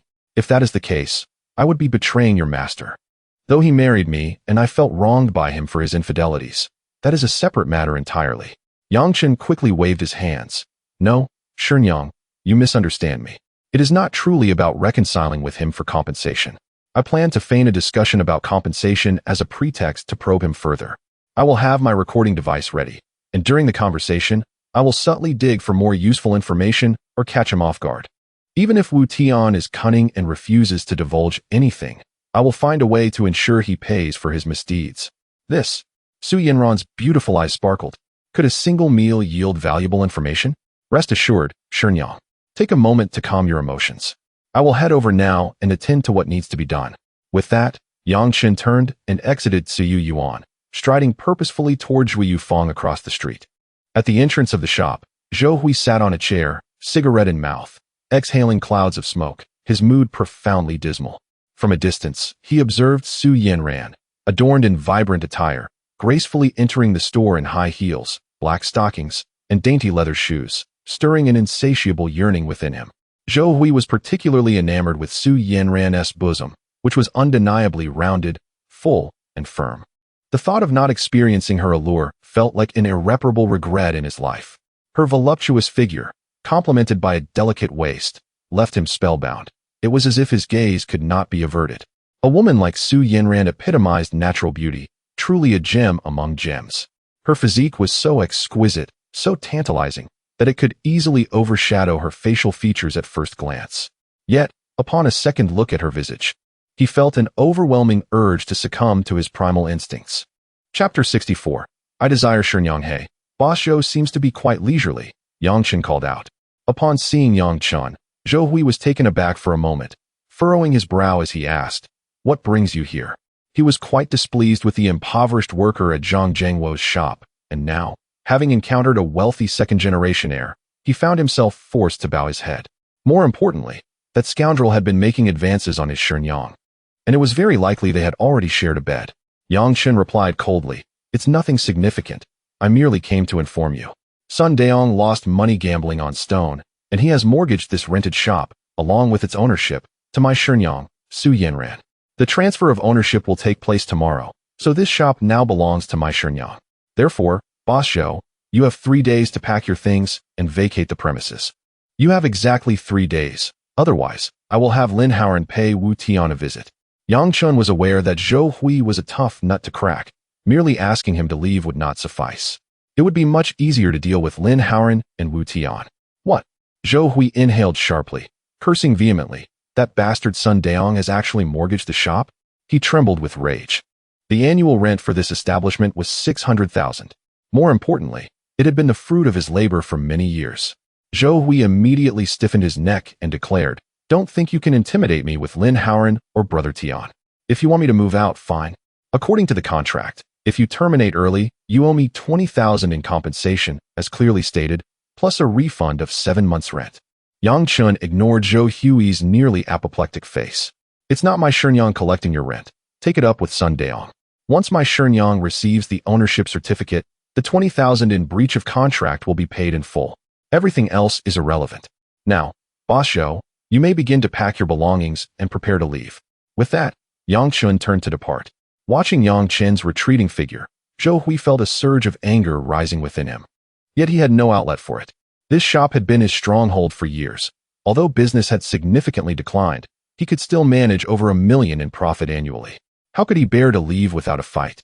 Sun Daong, damn your ancestors, you gambling fool. Zhou Hui gritted his teeth in fury. Upon returning to the Tsuyu Yuan shop, Yang Chen found his Shenyang, Su Yanran, lost in thought. Hearing the footsteps, Su Yanran snapped back to reality, hesitatingly biting her lip. "De Yang, I was just thinking, even if we invite Wu Tian out for a meal, he is so cunning that he might not agree. He could very well be wary of us." Ever since Lao Zhang's passing, Wu Tian had been a frequent nuisance at the shop, persistently inquiring about the cause of Lao Zhang's death. After that, he had not returned. Yang Chen spoke solemnly, "Shenyang, if you personally extend the invitation, Wu Tian will certainly agree." "Why is that?" Su Yanran asked, puzzled. "Because Wu Tian and Zhou Hui, those two scoundrels, have never harbored good intentions towards you. They have always had ulterior motives regarding you. With so many women in the world, why do they fixate on a widow like you? These two are truly despicable." Su Yanran bit her cherry lips. "Isn't it because you Shenyang are so charming? Flattery will get you nowhere. What is the next step?"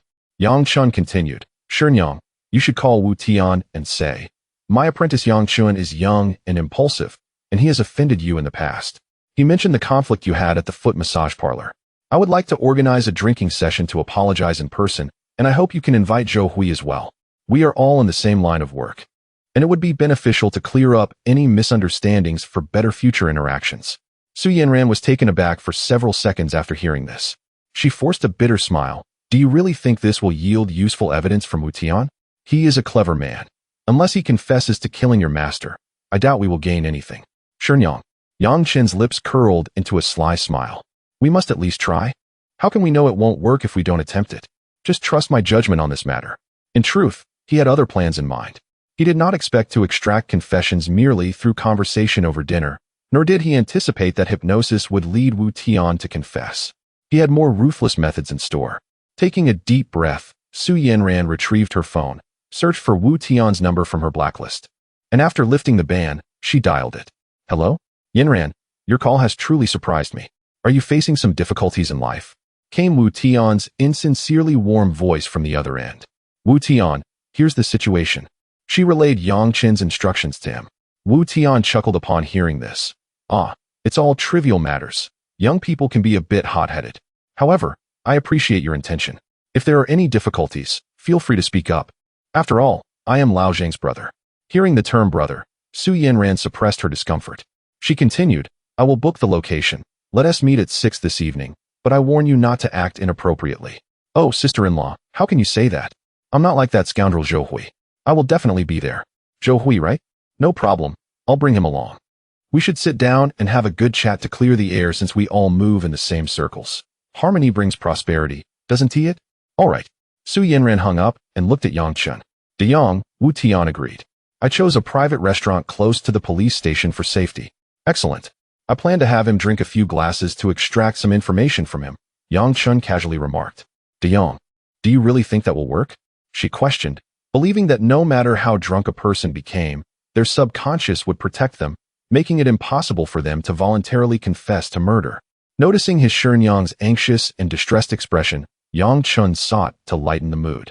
With a mischievous smile, he leaned in and asked, Shenyang, if I truly possessed the capability to send that scoundrel Wu Tian to prison, making him pay for my master's life, how would you reward me? Su Yanran, already troubled, cast a glare at Yang Chen in annoyance. In this moment of levity, one might question the appropriateness of jest. Yet, should you truly succeed in avenging Jian Gua and ensuring that Wu Tian receives his due retribution, it would be commendable. She pondered for a few moments, her tone turning earnest. Regardless, my master and I have no offspring. Hence I shall allocate you half of the shares in this establishment, Chui Yu Yuan, making you a co-owner. I assure you, my words carry weight. This reward is indeed substantial, for this establishment is the culmination of my master Yang Chen's years of dedication and represents a considerable asset. Surprisingly, Yang Chen shook his head, his gaze fixated on Su Yanran's resplendent visage. Master's wife, I do not desire this reward. Su Yanran inquired with a smile. What is it that you wish for? Yang Chen deliberately elongated his tone, whispering, I desire you, Master's wife. Chapter 65. Yang Chen sets a trap. What? Su Yanran nearly leaped from her chair, her beautiful eyes wide in disbelief as she stared at Yang Chen, her cheeks instantly flushed. She could hardly fathom that this little rascal dared to be so audacious, crossing boundaries with such outrageous words. You little brat, what nonsense are you spouting? Su Yanran felt a mix of embarrassment and anger, her heart racing anxiously. Instinctively, she reached out and pinched Yang Chen's cheek, twisting it with force. How dare you be so disrespectful to your teacher's wife? I shall crush that deceitful mouth of yours. Ouch, ouch, ouch. Teacher's wife, let go, please. Yang Chen had not anticipated such a strong reaction from her, and he grimaced in pain, quickly pleading for mercy. You misunderstood me. Let me explain. Su Yanran, still fuming, released her grip, her fair face adorned with a rosy hue. Speak. I wish to hear what further nonsense you can conjure, little rascal. How on earth did your master take you as a disciple? Rubbing his sore cheek, Yang Chen chuckled sheepishly, his eyes glinting mischievously. I meant to say that I wanted a kiss from you, teacher's wife, just a peck on the cheek. Surely that isn't too much to ask? Consider it a special reward for your devoted disciple. The more he spoke, the less confident he felt. A mere kiss seemed increasingly inappropriate. Su Yanran, upon hearing this, was overwhelmed with a mix of embarrassment and indignation. A kiss on the cheek? How absurd. She feigned anger, stating, that is quite inappropriate, utterly disrespectful. If you dare speak such nonsense again, see if I do not teach you a lesson. Taking a deep breath, Su Yanran promptly redirected the conversation to serious matters, her tone turning solemn. Let us set aside this triviality and focus on the task at hand. Since we are meeting Wu Tian, let us schedule it for tonight at the Old Dock Hot Pot restaurant across from the police station on Wudong Road. This hot pot establishment is quite popular, bustling with patrons, and directly faces the police station. Even if a conflict arises with Wu Tian, he would think twice before acting recklessly, unless he is seeking his own demise. This is not Rueli. A glimmer of clarity flashed in Yang Chen's eyes as he replied, Teacher's wife, your considerations are astute, The police station's proximity indeed makes it the optimal choice. In the event of any issues, the response time for the police will be swift. As evening approached, the streets illuminated with vibrant lights. Yang Chun and Su Yanran arrived early at the Old Dock Hot Pot restaurant across from the police station. The waiter guided them to a private room, which, though small, was exquisitely decorated. Su Yanran inquired, "Excuse me, does this private room have surveillance cameras?" The young waitress nodded, pointing to a discreet black hemisphere in the corner. "Yes, indeed. Our establishment is equipped with cameras not just in the main hall, but in every private room as well." Hearing this, Su Yanran felt a wave of relief wash over her. With surveillance in place, even if Wu Tian were to act recklessly, he would not dare to do so openly, especially with the police station right across the street. His influence did not extend that far. Once seated, Yang Chun took the menu and simply ordered a fruit platter, 2 plates of lamb shoulder, and some vegetable dishes. After placing the order, as soon as the waitress left the room, Yang Chun pulled out a large fruit knife from his sports backpack. The blade gleamed coldly, sharp as could be. "Yang." Su Yanran gasped in shock, her expression changing as she instinctively glanced at the closed door of the room. Lowering her voice, she admonished, "What on earth are you preparing this for? Put it away, quickly." Yang Chun placed the knife on the table with a grin. "Teacher's wife, this is just a precaution. If that scoundrel Wu Tian dares to disrespect you or attempt to bully you, I will stab him without hesitation. It's better to be prepared. Have you forgotten what happened last time in Rueli?" Su Yanran looked at him, feeling both touched and anxious. She quickly urged, "You foolish boy, think things through. You must learn to be patient. Violence will not solve problems. It may only lead to your own downfall. If you act impulsively on my behalf and end up in trouble, how would I feel? Your master's spirit would not rest easy either. We must learn to endure. Never resort to violence. You are still Yo at this moment. I cannot afford to offend you, my precious disciple." Su Yanran, upon hearing this, turned to Yang Chun and asked, "De Yang, what is going on? Why did you not inform your master?" Yang Chun cast a cold glance at Wu Tian and replied, "It is nothing. I merely fortuitously became acquainted with a friend who possesses some influence, and coincidentally, Boss Wu is also acquainted with him." He then fixed his gaze on Wu Tian and warned, "If you dare to lay a hand on my master or bully her, I shall have my friend Lin Heron have a serious discussion with you and summon his connections to deal with you." Chapter 66. Confrontation. Upon encountering Lin Heron, the old man resembled a mouse in the presence of a cat, while Yang Chun regarded him with disdain. Wu Tian's expression darkened momentarily as he forced a couple of dry laughs. "Look at this, Yanran. Your disciple, though young, certainly possesses a fiery temper. Today, you are attempting to smooth things over with me on his behalf, yet he remains so arrogant. Yang Chun, do you not perceive that your Shermu wishes to foster a cordial relationship with me, Wu Tian? I advise you to be sensible. In front of Shermu, address me as Uncle Wu. Regarding the past grievances between us, I, Wu Tian, am magnanimous enough to let bygones be bygones." Yang Chun fell silent for a few moments. This scoundrel truly speaks of forgiveness? It was Wu Tian who had summoned a group of tattooed ruffians to deal with him. Yet somehow it was now Yang Chen's fault? Nevertheless, procedures must be adhered to. "Uncle Wu, Uncle Zhou. Ha ha ha, that is more like it." Wu Tian laughed heartily, attempting to pat Yang Chun on the shoulder, only to find that Yang Chun was too tall for him to reach. "Young man, if only you had been so sensible earlier. Come, Yanran, have a seat. Do not just stand there." Zhou Hui, seated behind Wu Tian, furrowed his brow. He understood Wu Tian all too well and was aware of his fear of Lin Heron, the wealthy heir. Logically, given Yang Chen's connections, he could have taken a more assertive stance today. Even if he were to slap Wu Tian in public, Wu Tian would likely not dare to retaliate. Yet, Yang Chun inexplicably backed down. He even called him uncle? Something was amiss. Very amiss indeed. Zhou Hui's gaze quickly scanned the private room. Only Su Yanran and Yang Chun were present, and on the table lay a plate of fruit and uncooked lamb.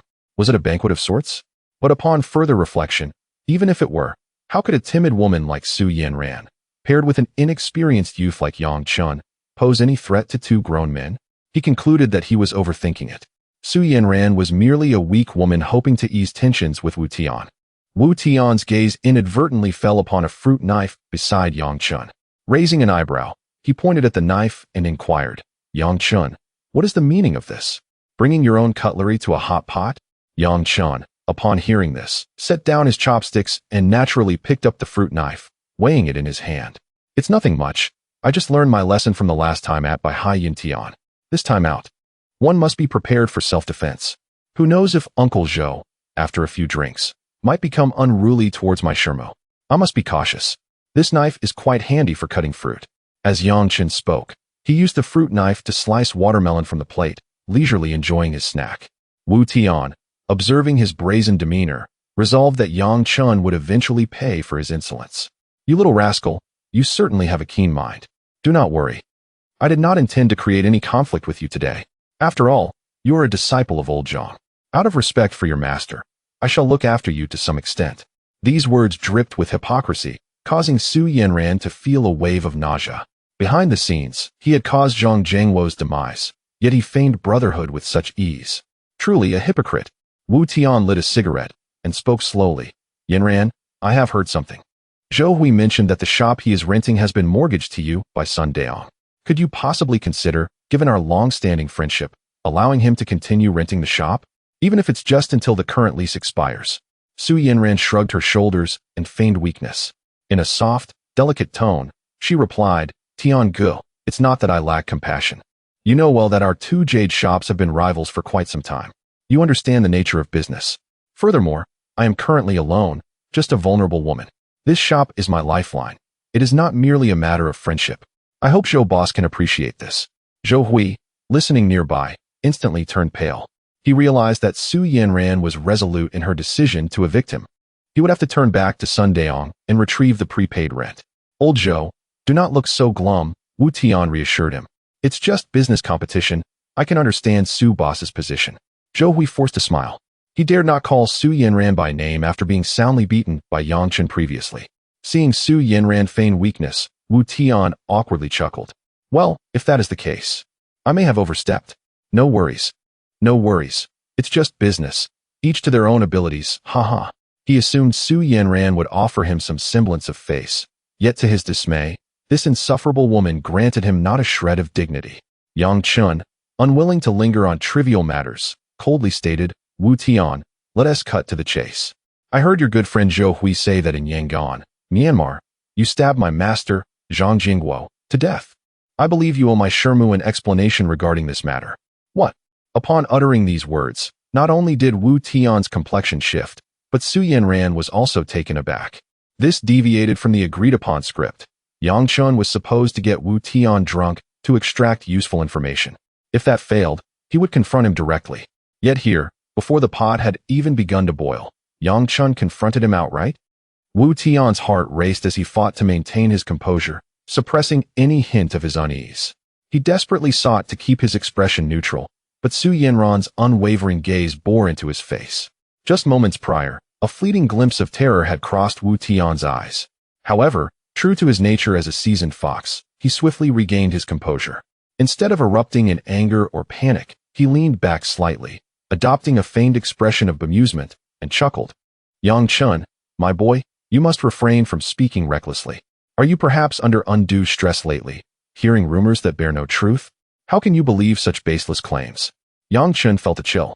What a cunning old fox. His control over his facial expressions was remarkable. Wu Tian helplessly shook his head and turned to the increasingly pale Zhou Hui. Zhou Hui, look at yourself. You never keep your mouth shut. Did you get drunk and babble nonsense with Yang Chen? Such jesting is utterly inappropriate, understand? If old Zhang were to hear this from beyond, how heartbroken would he be? After all these years of camaraderie, he would wish nothing more than to plunge a knife into you. What on earth did you say to Yang Chen last night at the bar? Zhou Hui, having been bribed with $1 million by Yang Chen, how could you possibly claim that the usually disdainful Su Yanran suddenly reached out to you? It seems the pretense of setting the stage was merely a facade, a true test of your character. Zhou Hui was entirely flustered, hastily waving his hands, his voice trembling. Tian Gu, I did not speak out of turn. How could I utter such words? Yang Chen, you are slandering me. Wu Tian, unable to deal with Yang Chen, nor with Lin Haoran behind him, found it all too easy to handle Zhou Hui. I don't care whether you said it or not. I hope you will refrain from spewing nonsense next time, alright? Zhou Hui truly deserves a good reprimand. Chapter 67. Wu Tian's self-destruction. Upon hearing that Yang Chen had deviated from their previously agreed-upon plan, Su Yanran could not help but pinch Yang Chen's thigh with considerable force. This was not in accordance with the script they had discussed. Wasn't the strategy supposed to involve some preliminary maneuvering, followed by a gradual probing? To confront Wu Tian so directly, how could this old fox possibly admit to anything? Yang Chen's eagerness to lay everything bare seemed to Su Yanran as an attempt to leverage the recording against Wu Tian, compelling him to settle by paying a substantial sum. However, if this were the case, and she took the money while Wu Tian remained unscathed, how could she reconcile that within herself? Su Yanran felt her thoughts spiral into chaos. This obedient disciple of hers, did she not realize that her master did not lack for money? Su Yanran's own family circumstances were far from dire. Following her husband's death, she felt a sense of guilt and wished to return all her assets to her in-laws. She had given her mother-in-law 10 million, yet retained the house owned by Zhang Jingguo, and still had a savings of 10 million. This sum was more than sufficient for her needs, especially with the jade shop continuing to yield profits and the basement filled with over 50 million worth of raw stones. Yang Chen disregarded Su Yanran's turmoil, expressionless as he picked up his phone, swiped a few times on the screen, and then aimed it at Wu Tian and Zhou Hui, pressing the play button. Wu Tian, listen closely to this recording and see if I am speaking without basis. In the next moment, Wu Tian and Zhou Hui's expressions tightened.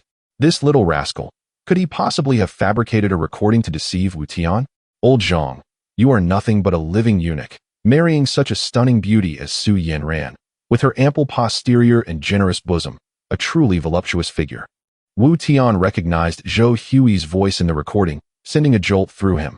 The smile vanished from his face, and before he had even heard half of it, he shot up from his chair.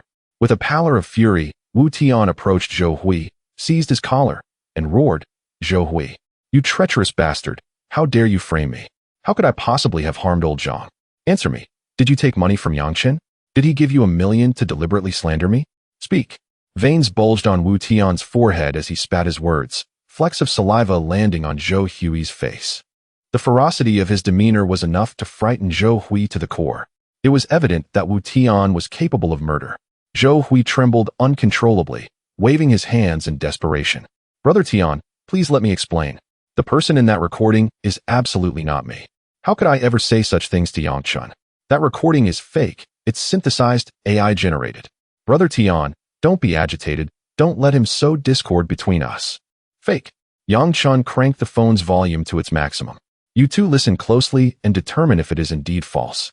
Wu Tian gritted his teeth. "You'd better listen carefully, you scoundrel. Is that voice, that tone not yours?"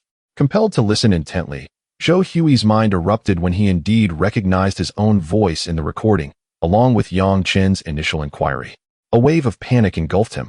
Had he truly lost his memory last night and drunkenly babbled to Yang Chen?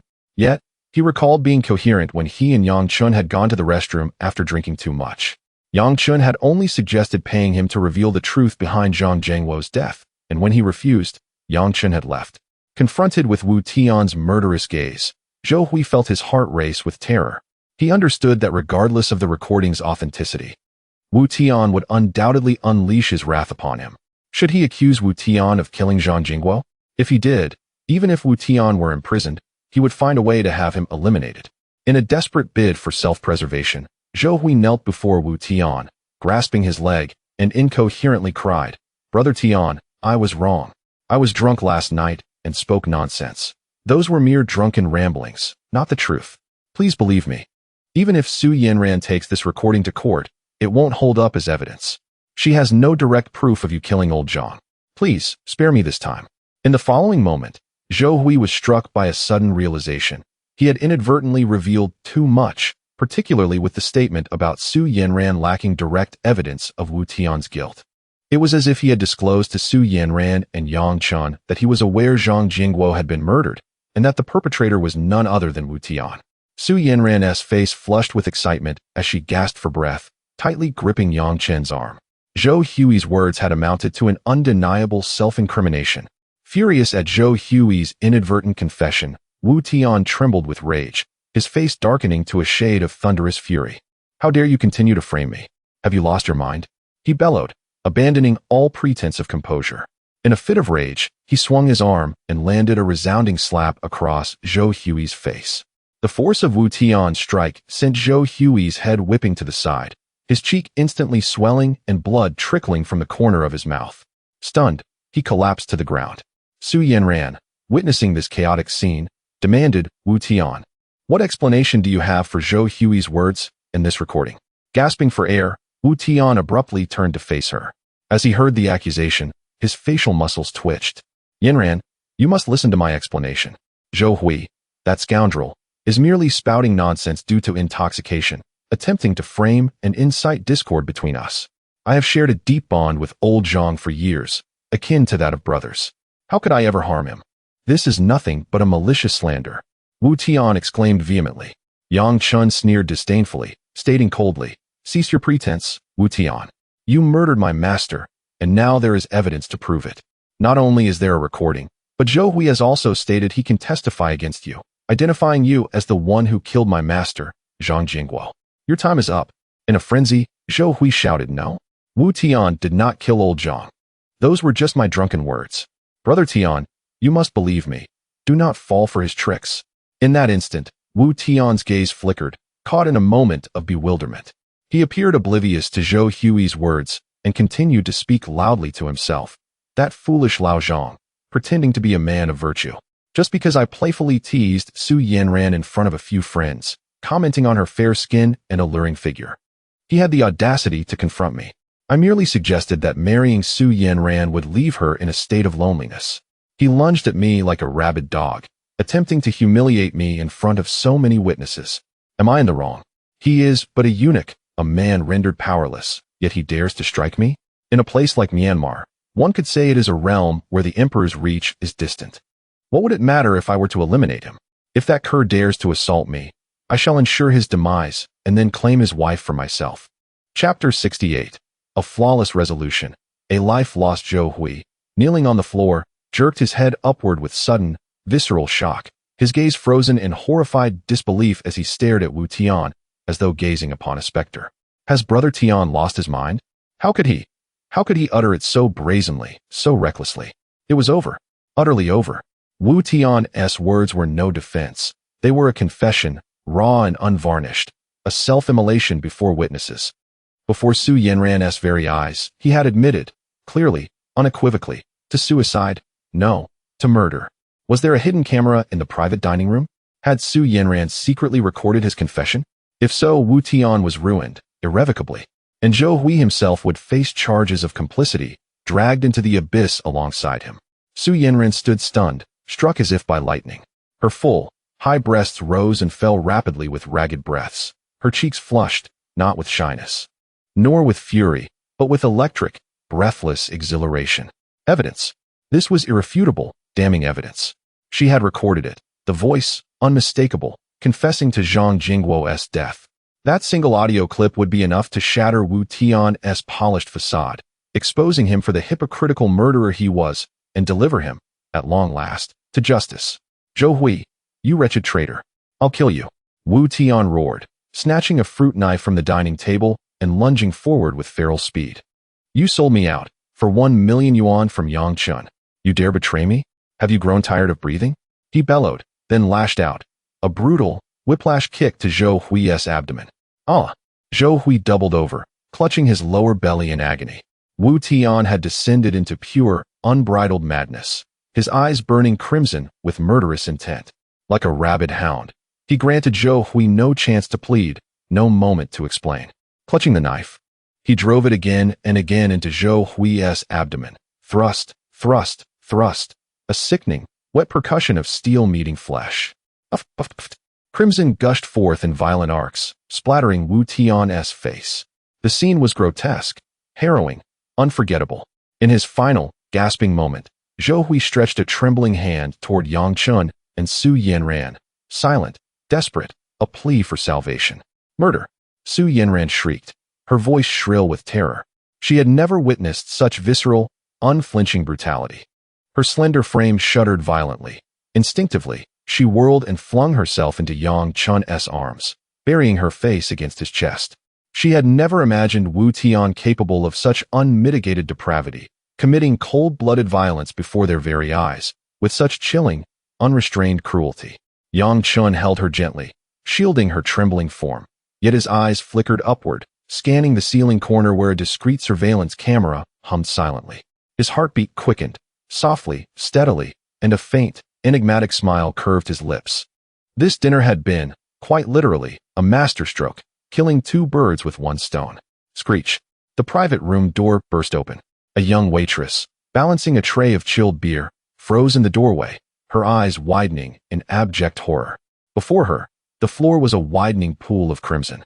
Zhou Hui lay curled in the blood, eyes bulging, vacant, life already extinguished. Murder, she screamed, her voice cracking with hysteria. The tray clattered to the floor, bottles shattered. Glass and foam exploding outward in chaotic spray.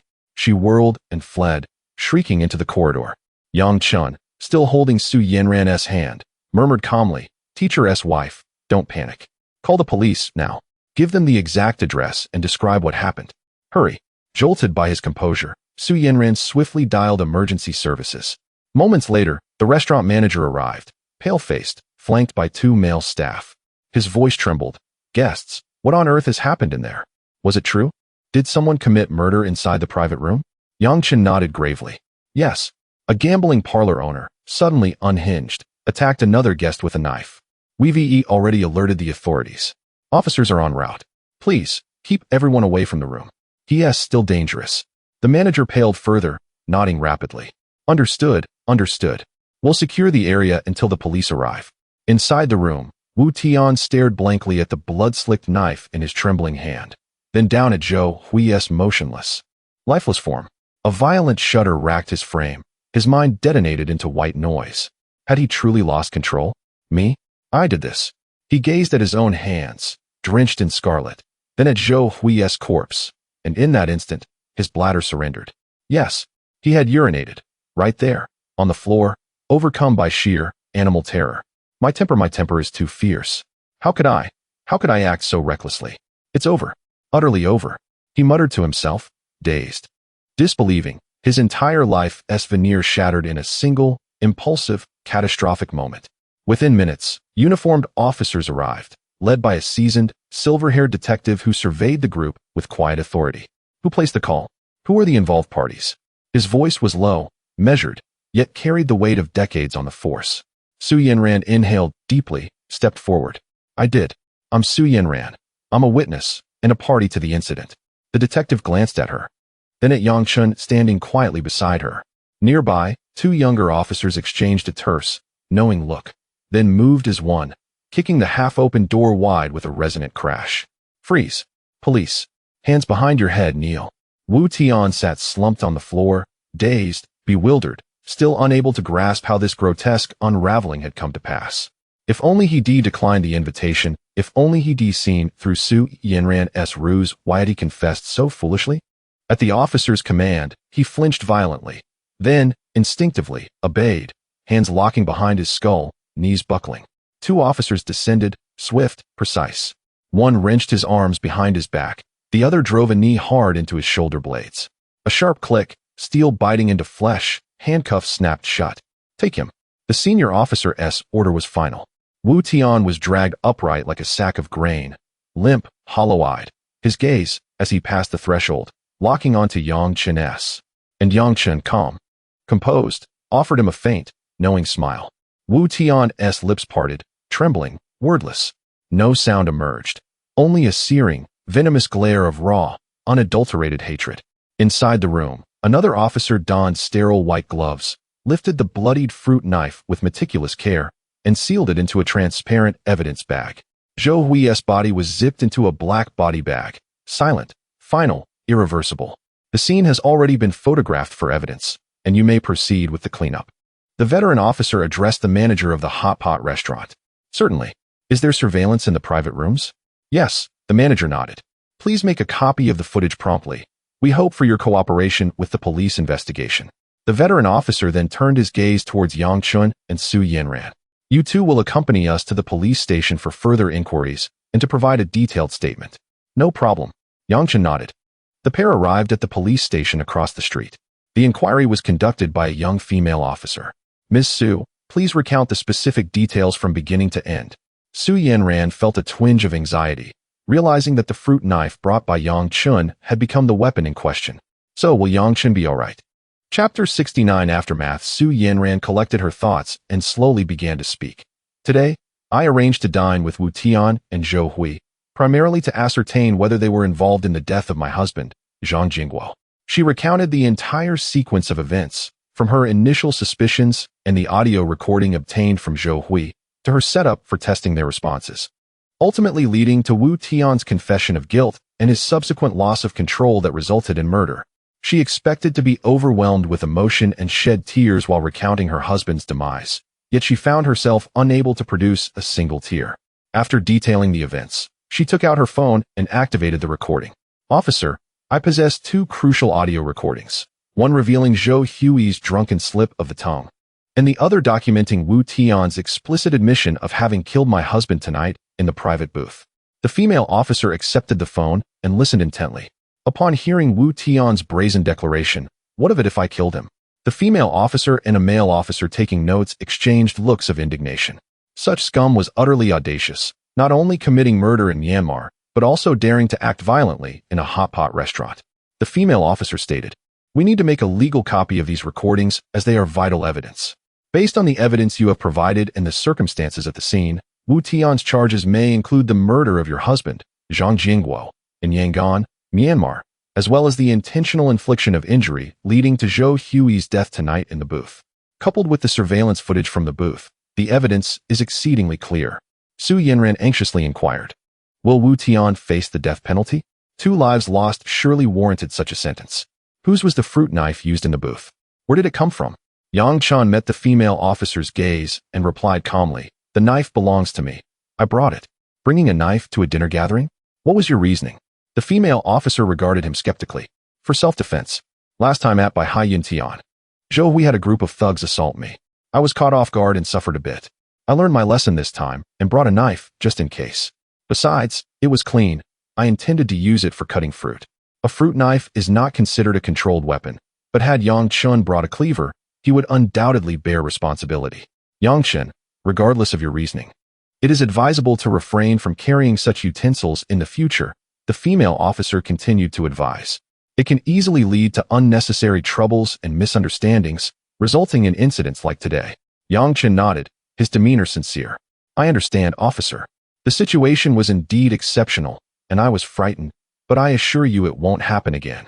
The recording process extended well into the early hours of the morning. "Ms. Su, we will handle this case strictly according to legal procedures. Wu Tian's actions are severe, and the law will not be lenient. You may return home to rest, but please keep your phone accessible as we may require your cooperation later." "Thank you. I am truly grateful to you." Exiting the police station, Su Yanran exhaled deeply. Heaven knows how tense she felt due to the weapon being Yang Chen's fruit knife. Yang Chen, in contrast, felt lighthearted as he stretched. "Master, you can rest now. That scoundrel Wu Tian has met his end and will surely face the death penalty." Su Yanran's emotions were mixed. The matter had been resolved, and the cause of her husband's death was finally clear. She had no intention of informing her in-laws, fearing it would only cause them further sorrow. Murdered? How painful it must be to hear that. "De Jong, thank you." Although the situation was unexpected and resulted in loss of life, Zhou Hui is also dead. At least the matter has been settled. I never expected Wu Tian to be so bold as to directly kill Zhou Hui. That bastard must have other lives on his conscience. Why didn't you follow the plan we discussed? Yang Chen did not respond to that comment, instead rubbing his stomach. "Master, let us not dwell on that. What matters is that Wu Tian is finished. I'm hungry." Su Yanran paused for a moment before a hint of a relaxed smile appeared on her lips. "Let us go get a late-night snack. We've been delayed by the recording for too long." They searched for a nearby barbecue restaurant, which was nearly empty. They chose a seat towards the back. As soon as Su Yanran sat down, Yang Chen, wearing a broad smile, plopped down beside her. In such barbecue restaurants, the seating is typically along long sofas. "You should sit opposite. It's too cramped this way," Su Yanran nudged him. Yang Chen remained unmoved, instead shifting closer, declaring, "No, I want to sit here." "Master, you promised me a reward that you haven't given yet. Have you forgotten?" Upon hearing the word reward, Su Yanran's cheeks flushed. She recalled how Yang Chen had said before their departure that if Wu Tian were brought to justice, she would owe him a kiss. Su Yanran shyly bit her cherry lips and shot Yang Chen a playful glare. "You little lecher, always thinking of taking advantage of your master. Even if you avenged your master, He would surely be upset knowing this. Masters must keep their word, Yang Chen reminded her. In the next moment, the waiter approached with the menu and inquired, "Table for two. What would you like to eat?" Yang Chen took the menu and glanced at it.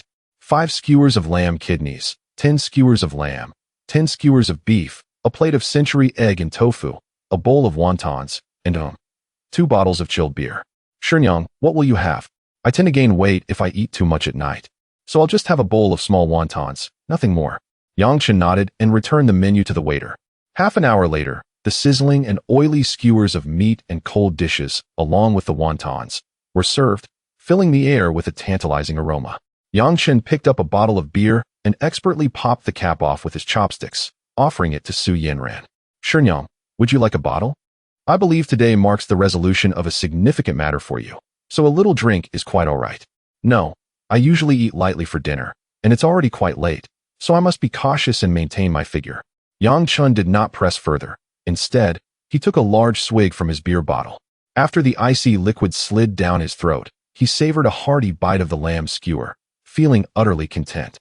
He understood how Shenyang maintained her exquisite figure through remarkable self-discipline.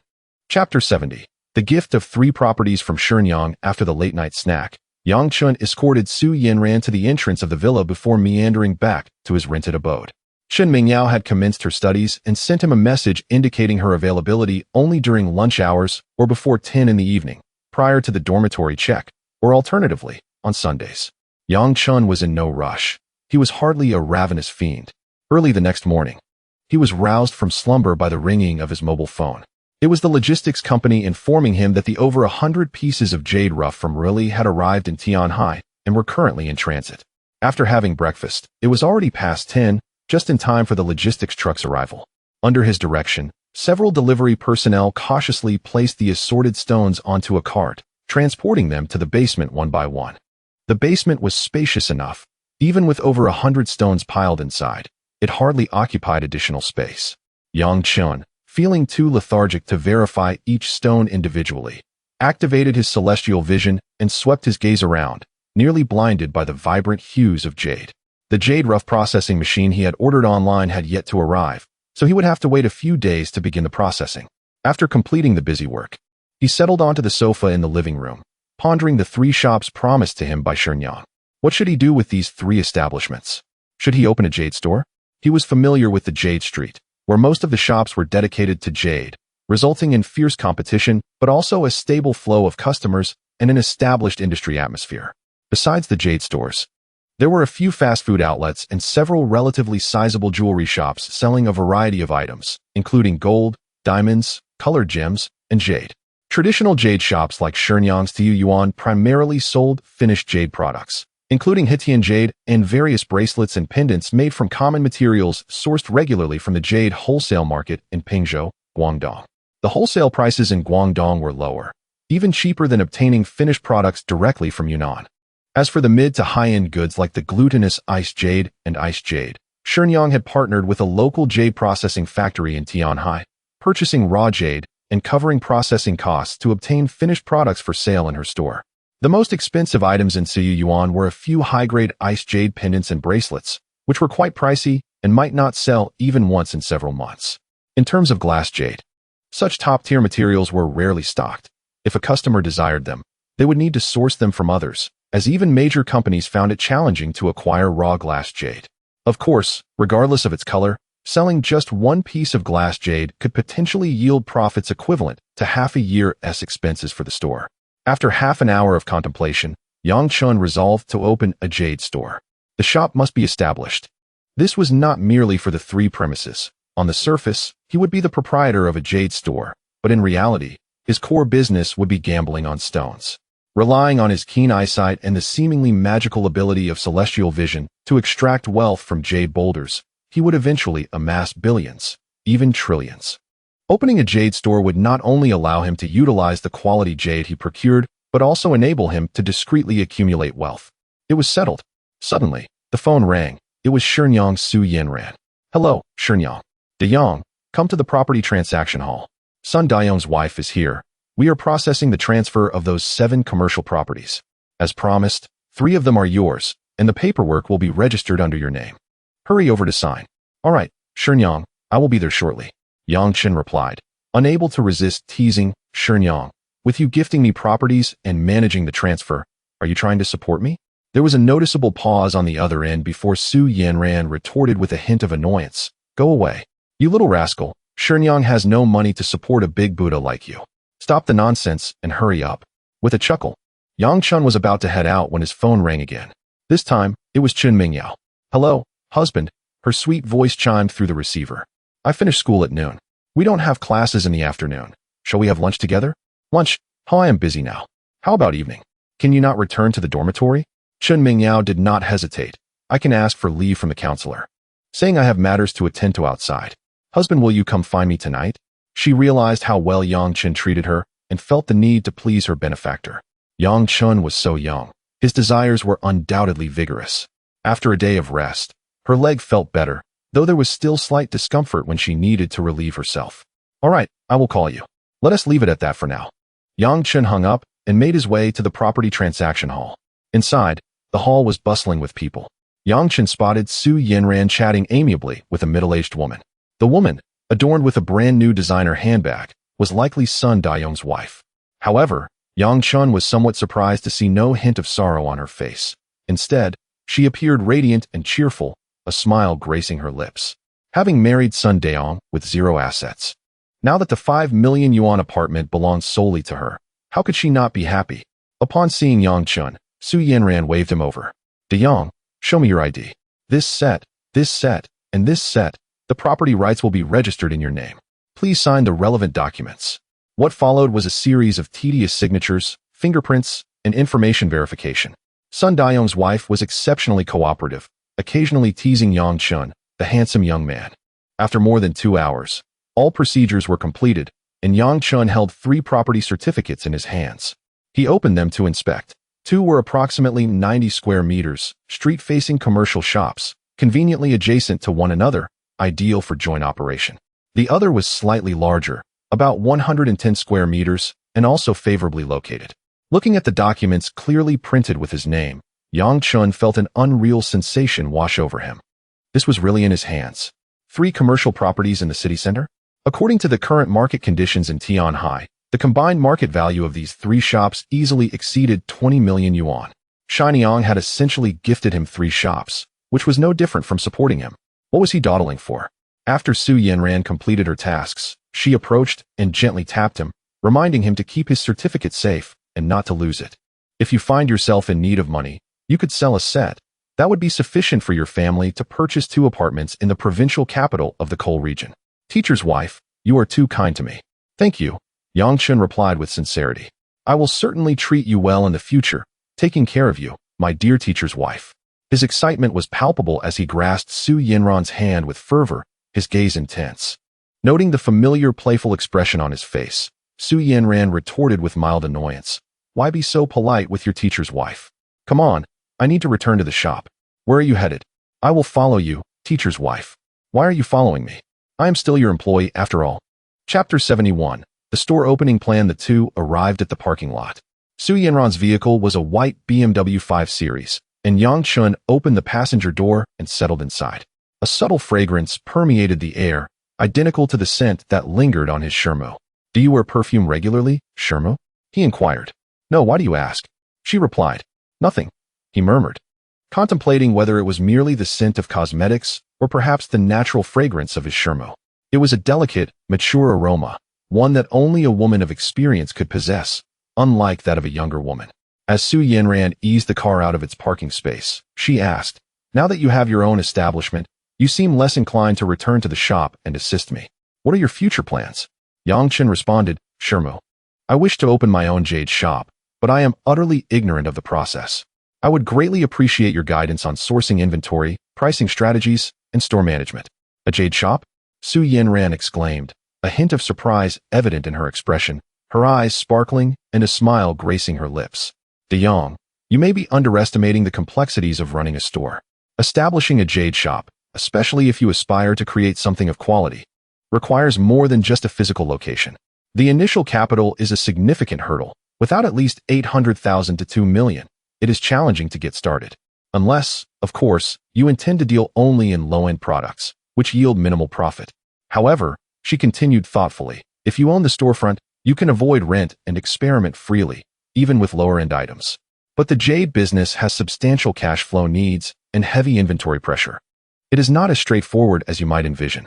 High-quality jade requires significant investment. If clients demand premium products and you lack inventory, your business cannot flourish.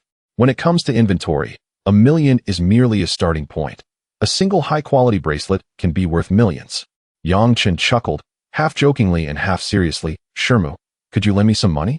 I'll pay you back once I start earning. He added, I find myself thinking of you when you're not around. Last night, I even dreamt of you. I want to open my shop near you, so I can seek your advice and chat daily. Yanran felt her cheeks flush. This young man's words bore an unmistakable resemblance to a confession. In that moment, her heart fluttered with a confusing blend of excitement and shyness. She quickly adopted a serious demeanor, scolding, enough. Do not speak to your Shermu in such an irreverent manner. I am your Shermu. You ought to focus on finding a proper girlfriend instead of daydreaming. She felt a twinge of anxiety, fearing that if Chen continued to harbor such feelings, her heart, which had been dormant for years, might waver. The relationship between a disciple and his Shermu was too delicate and unconventional. Just the thought made her feel her face grow warm and her heart race. De Jong was undeniably handsome and tall. Recently, she had experienced a delay in her menstrual cycle and visited the gynecologist. The doctor informed her that medication was ineffective and suggested she find a man to restore her natural rhythm. Shermu, you are truly beautiful, Chen said, gazing at Yanran with admiration. Be quiet, do not flatter me. I am naturally beautiful.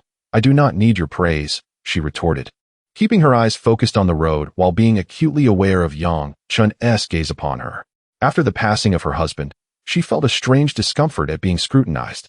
Yanran coughed lightly. All right, stop staring. If you wish to open a jade shop, I can lend you $5 million. With your previous savings and the profits from your stone gambling, you should be able to gather enough for $1 million in startup capital.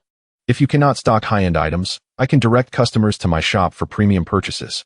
She paused before adding, as for sourcing, you should explore on your own to gain experience. Do not rely solely on your Shermu.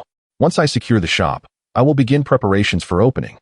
Chen exclaimed with a grin. Thank you, Shermu. I will heed your advice. Jade Street was a pedestrian area, and vehicles were not permitted. Yanran parked nearby, and the two walked to Jade Street. De Jong, go speak with Boss Lu here and urge him to clear out the space quickly.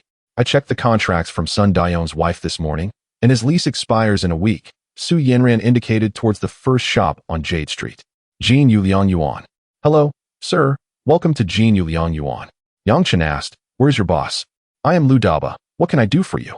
A stout man with a beer belly approached from next door, where a stone gambling shop was connected to Lu's store.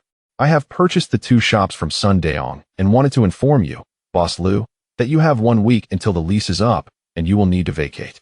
Vacate? Lu Daba was taken aback. Young man, are you not planning to renew our lease? The combined annual rent for both stores is $160,000. I can offer you an additional $10,000 as a concession. I've operated this shop for 6 years.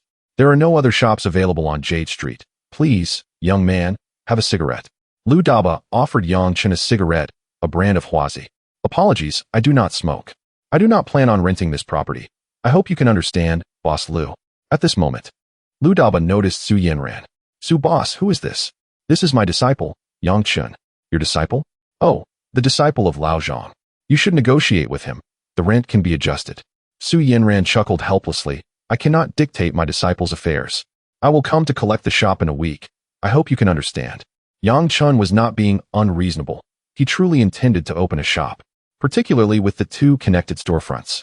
He could manage the shop while also processing raw stones.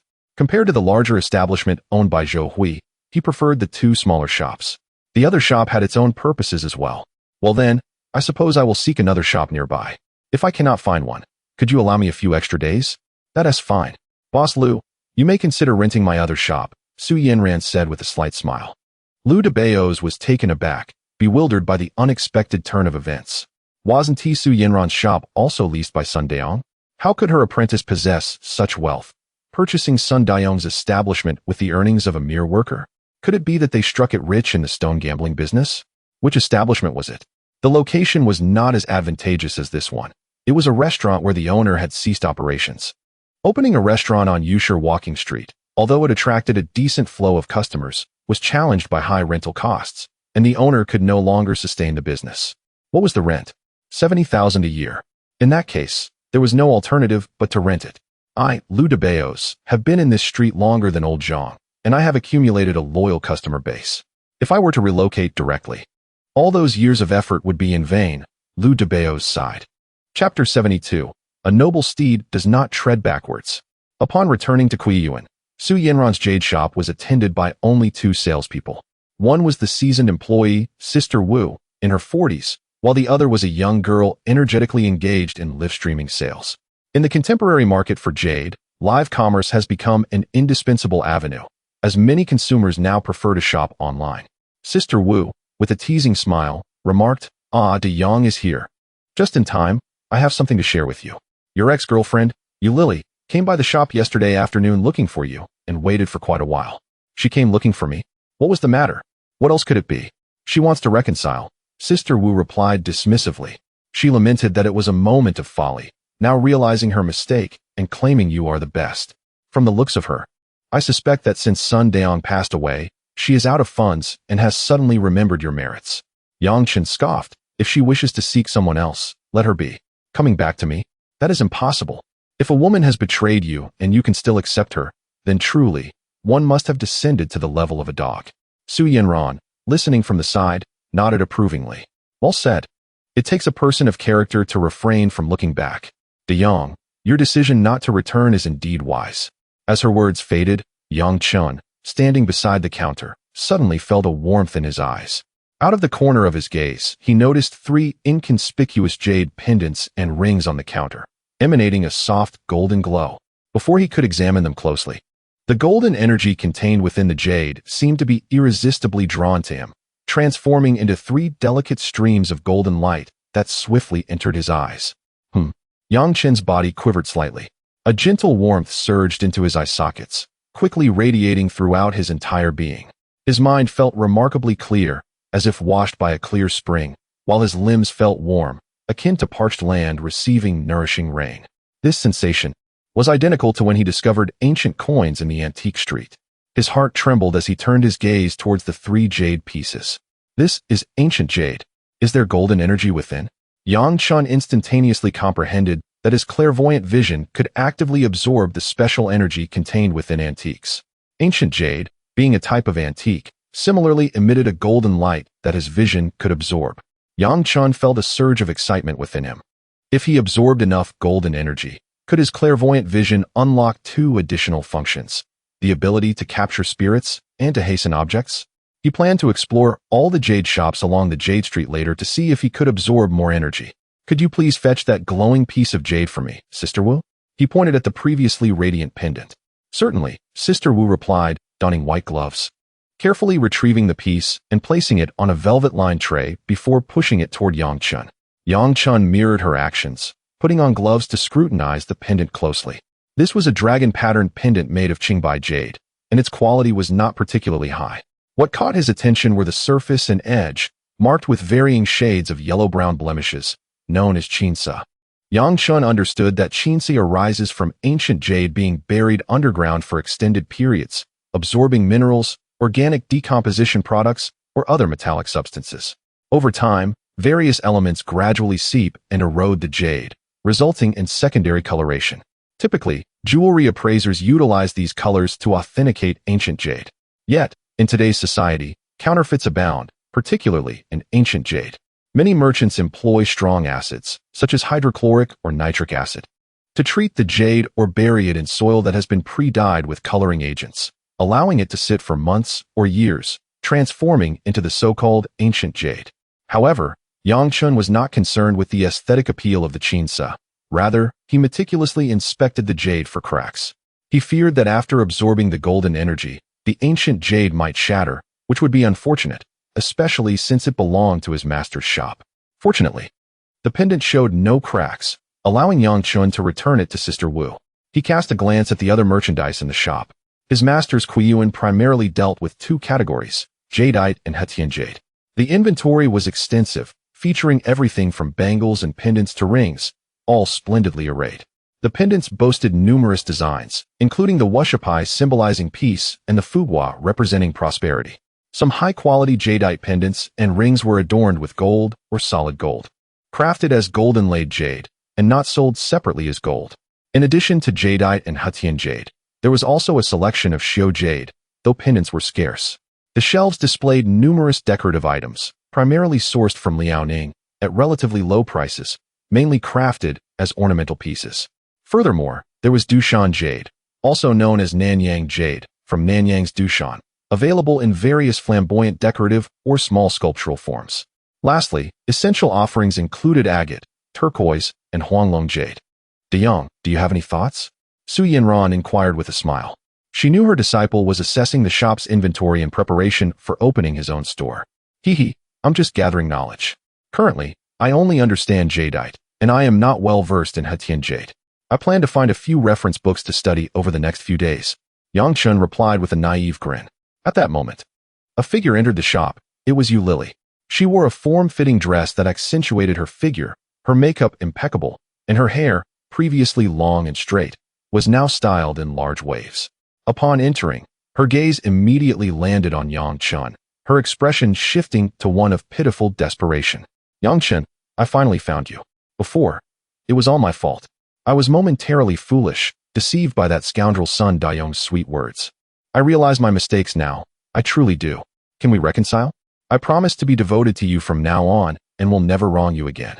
Don't you remember all the beautiful memories we shared? She put on a sorrowful display, her voice tinged with a quiver as she wiped away tears from her face. Yang Chen, observing her act, felt a wave of disdain and amusement wash over him. He swiftly grasped Su Yanran's hand beside him. Su Yanran was caught off guard, her entire being momentarily frozen, as a sudden flush of crimson graced her cheeks. Instinctively, she attempted to retract her hand, yet was firmly grasped by Yang Chen. What on earth did this audacious apprentice intend? Did he mean to use her, his esteemed Shermu, as a shield? Yu Lily, our chapter has long since concluded. It was irrevocably sealed the moment you chose to walk away with Sun Dao. Did you believe that I, Yang Chen, would be unable to find another companion after parting ways with you? Open your eyes, for this is my Shermu, the one I cherish dearly now. We are together, so I kindly ask that you refrain from disturbing us in the future. I wish you happiness. Chapter 73. The upgrade of the celestial Yu Lily was taken aback. She believed that even if she were not with Yang Chen, he still harbored feelings for her. As long as she humbled herself and made concessions, Yang Chen would undoubtedly reconcile with her. Watching Yang Chen holding Su Yanran's hand, she felt incredulous. A glance at Su Yanran's delicate face, flushed with shyness, suggested that their relationship had already progressed quite far. Su Yanran surpassed her in every aspect: figure, appearance, demeanor, and even the balance in her bank account. It was accurate to say that she could not measure up to even half of Su Yanran's qualities. Yu Lily's lips trembled, and she found herself at a loss for words. Abruptly, she turned and stumbled out of Chui Yu Yuan. Regret washed over her. She lamented having betrayed Yang Chen for a mere sum of money from Sun Daong. Now that Sun Daong was gone, she wished to turn back time, only to find that the man who once adored her was now accompanied by a woman of 100 times greater merit. Yang, what are you doing? Su Yanran said, pulling her hand back in embarrassment and anger, her cheeks still rosy. Apologies, Shermu, but I need you to shield me from Yu Lily. Otherwise, she will surely pester me. Yang Chen chuckled. Su Yanran scoffed. What are you babbling about? Don't say such things carelessly. Who is with you? And don't use Shermu as a shield. I will deal with you if you do. Shermu, with someone like her, it is best to cut ties quickly. Otherwise, she will continue to bother me, and it is quite vexing. Even if Yu Lily continued to pursue him, her intentions were not genuine. She was merely eyeing the balance in his bank account. Such women are merely for fleeting experiences, but to marry one would most likely result in more than one green hat.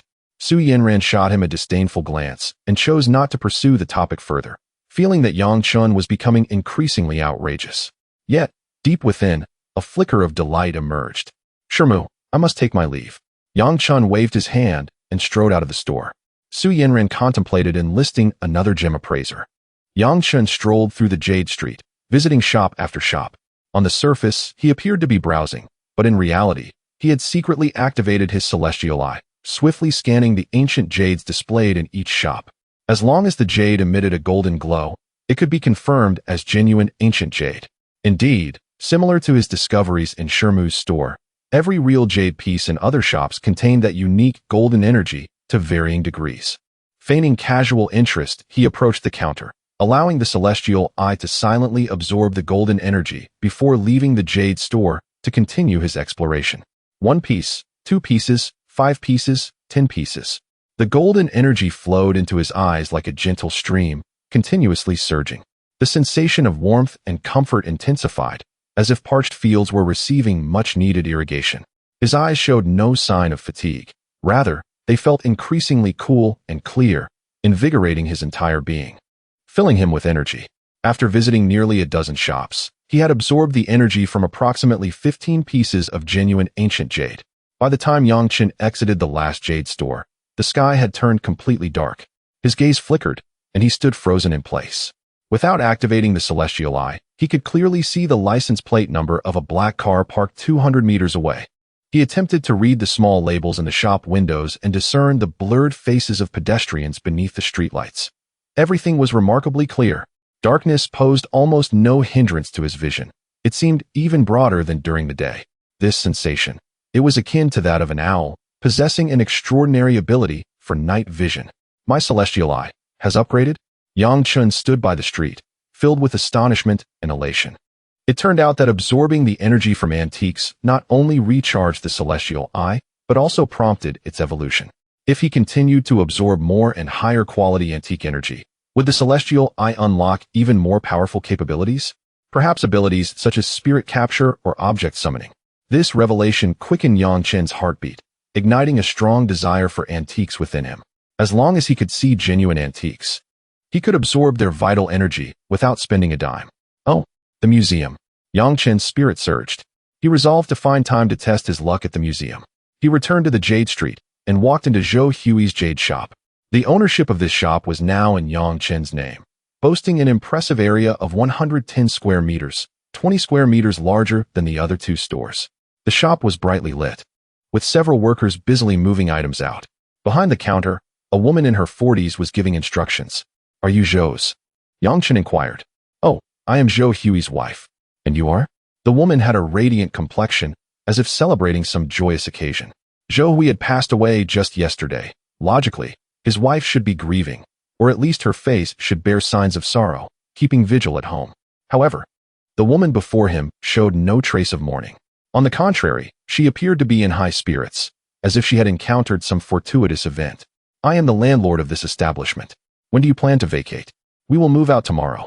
By the way, are you the new landlord? Zhou Hui mentioned that you were willing to pay a penalty of 20,000 yuan. Absolutely, I can make the payment right now. Thank you, handsome. The woman cast a flirtatious glance at Chen. Her husband, Zhou Hui, had been unfaithful for quite some time. Their marriage had long since crumbled. She could not have been happier with Zhou Hui's untimely demise. Now, as his legal spouse, she could rightfully inherit the assets he left behind. The inheritance included the shop's inventory, savings, and property, instantly transforming her into a wealthy woman with considerable assets. Her joy was immeasurable, and she could invite men over to her home without a second thought. What a delightful situation. Returning to the villa, it was already past 9 o'clock. Chen felt too lazy to cook and ordered a takeout of beef stir-fried rice noodles through his phone. While waiting, he remembered Chen Mingyao and sent her a message. You don't need to ask for leave from the counselor. Rest early today. The text message was almost replied to in an instant. All right. Dear. By the way, dear, I have inquired and I will go to the hospital this Sunday to obtain a certificate for neurosis and sleep disorders. A senior in our department managed to secure off-campus accommodation this way, and then I can accompany you more often. Chen couldn't help but smile. So obedient. Chen Mingyao immediately responded. Of course. I can't let your money go to waste. However, I am quite the novice. So please be gentle with me at night, or else I might be bedridden every day and unable to attend school. My counselor will surely want to talk to me. Her words were both sweet and bold, and one could almost envision her charming, yet slightly mischievous demeanor through the screen. Chen Mingyao was a girl who was intelligent, innocent, yet mature, and one couldn't help but be curious about her family background. Rest assured, I will be very gentle. You are deceiving me. Dear, you are a great brute. It still hurts when I urinate. Humph. You show no concern for me at all. Chapter 74. Ruyao fragments, I must attend to something.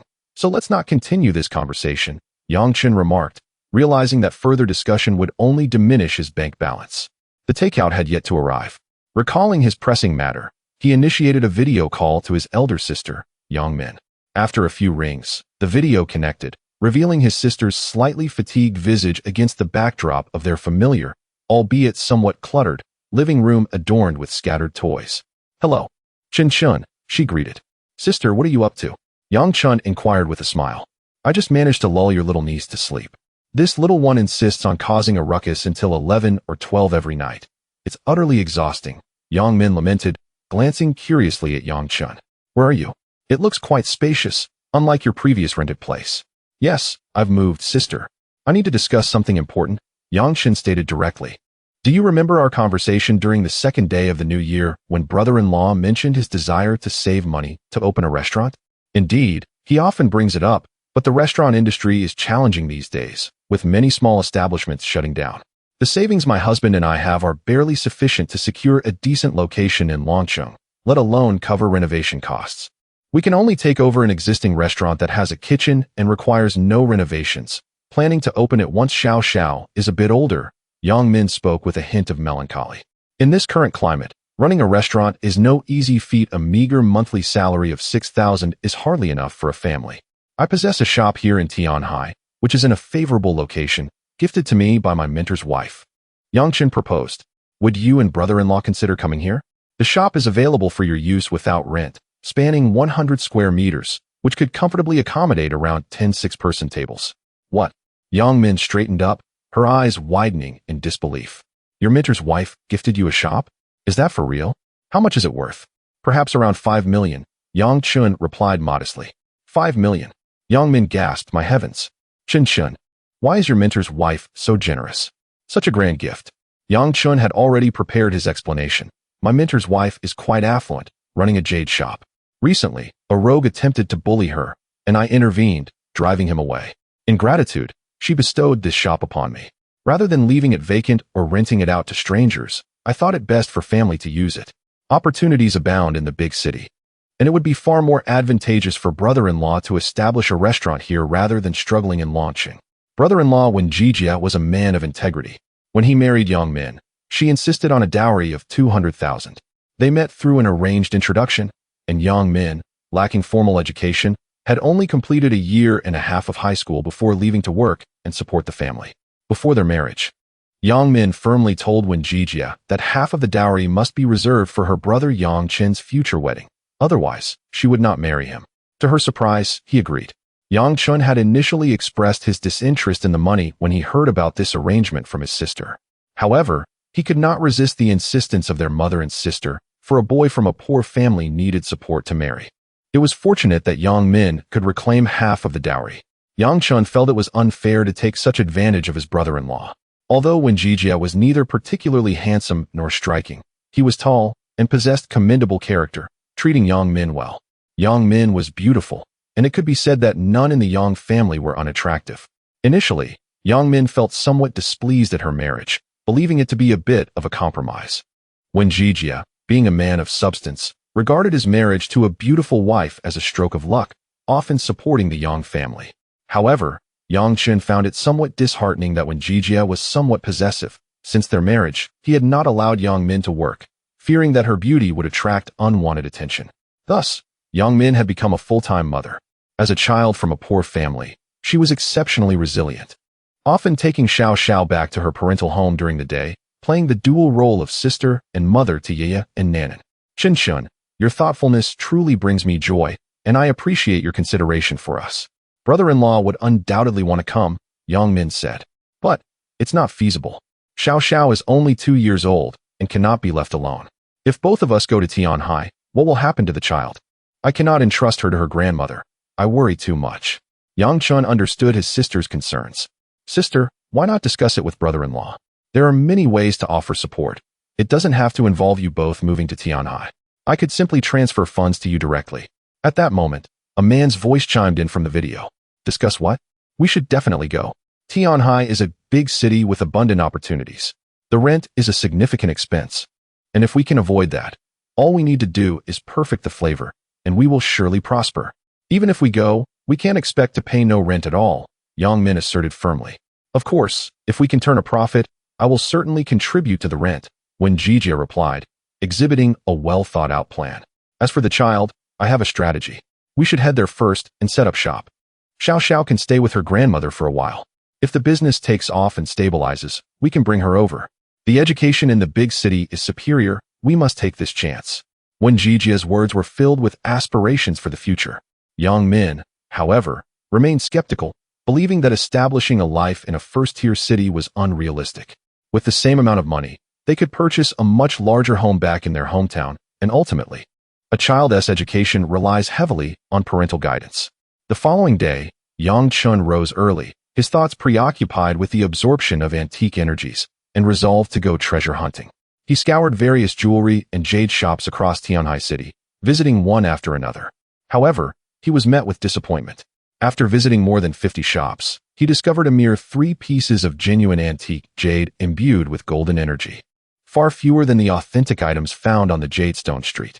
The majority of the antique jades in jewelry stores were either modern replicas made to appear aged or of inferior quality, and upon activating his third eye, he sensed no energy fluctuations whatsoever. True artifacts were rare, while the market was flooded with counterfeit goods.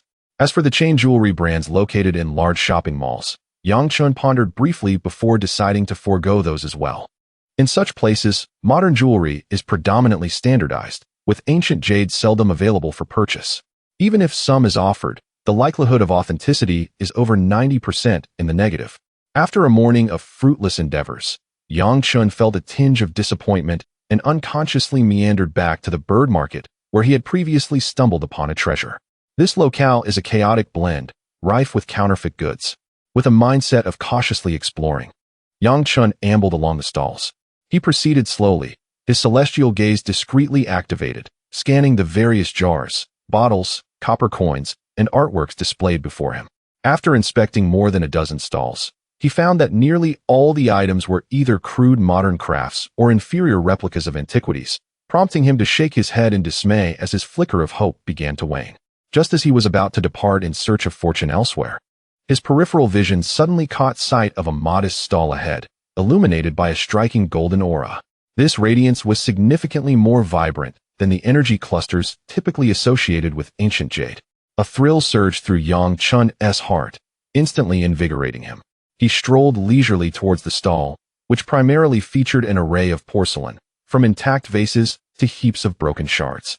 The vendor, a woman in her 40s, was engrossed in her mobile phone. The source of the golden glow was a fragment nestled among the shards, a piece not much larger than a hand, with a sky-blue glaze and unevenly broken edges. Chapter 75. The depths of the antique trade. Yang Chun suppressed the excitement surging within him, crouching down to casually sift through the pile of porcelain shards. After 2 minutes of contemplation, he picked up a piece of sky-blue fragment. "Boss, what are these shards? They look rather appealing." The stall's proprietress glanced up. "You have a discerning eye, handsome. These are all fragments from the Ru kiln of the Song dynasty, ancient artifacts with significant collectible value. Those who study Song dynasty porcelain culture often seek out such pieces." Ru kiln? Yang Chun felt a stir of intrigue. That kiln is renowned as the foremost among the 5 great kilns of the Song dynasty, with very few surviving pieces, making them exceedingly rare. However, at a street stall, it was likely that most items were mere deceptions. Yet, this particular shard radiated a golden energy. Perhaps it could indeed be genuine? He wore a skeptical smile while weighing the fragment in his hand. Is this for real? Is this what Song dynasty Ru kiln porcelain looks like? It's in such a shattered state. How much is it? The proprietress extended 5 fingers. 500. This is genuine from an old kiln. Just look at the glaze and the crackle. It's impossible to replicate. That's how it is in this line of work.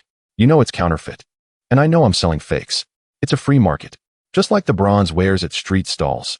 Everyone knows they're fakes, merely crafts. If you insist on claiming that I'm selling fakes, then there's definitely something wrong with your head. He returned the porcelain shard and stood up, brushing off his hands. 500? That's too expensive. How about 10? I'm only interested in its unique color, planning to use it as a decorative piece. Yang Chun had slashed the price to the bone. The proprietress was momentarily taken aback, seemingly unprepared for his audacity. She glanced at the pile of neglected shards and quickly called out, Hey, Don't go, handsome. 10 it is. Consider it a way to get started. As she spoke, she swiftly grabbed a small plastic bag and placed the sky-blue porcelain shard inside. Yang Chen's heart soared with joy, though he maintained a facade of calm. Retrieving his phone to scan and pay the 10 yuan, he noticed that after the upgrade of his Tianyan last night, it had not actively absorbed energy. Under the watchful gaze of the Tianyan, the golden energy contained within the shard was more concentrated than any ancient jade he had previously encountered. With a mere thought, he attempted to draw upon this energy. In an instant, the energy from the Ru kiln fragment surged into his eyes, enveloping him in a warmth far more profound than any experience before. His eyes felt a refreshing coolness, as if cleansed by the purest spring water. Indeed, the older and higher quality the antique, the more potent the energy it contained. Yang Chen was invigorated. It seemed that his future search should not only focus on ancient elm trees. Truly ancient porcelain and bronze artifacts might be the true reservoirs of energy. Could this shard genuinely be a remnant of the Ru kiln from the Song dynasty?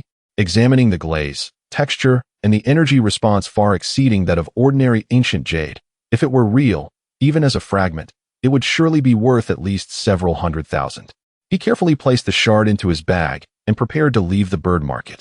As he reached the market entrance, he heard someone calling out to him, "De Yang, what a coincidence. You're here at the bird market too." Turning around, he saw Zhu Pongzi.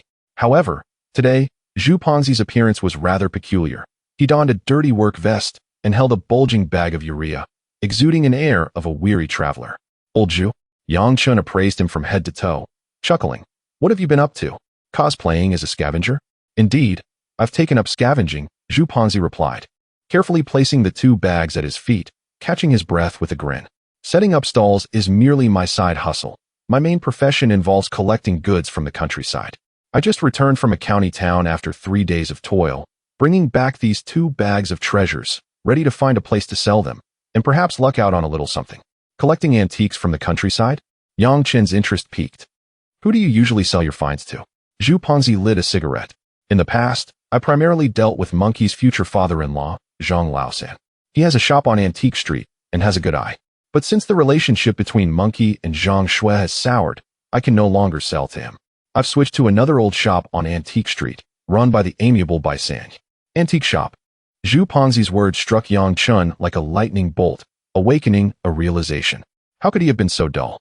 He had only considered jewelry and jade shops for ancient jade and had completely overlooked the most pertinent location, antique shops.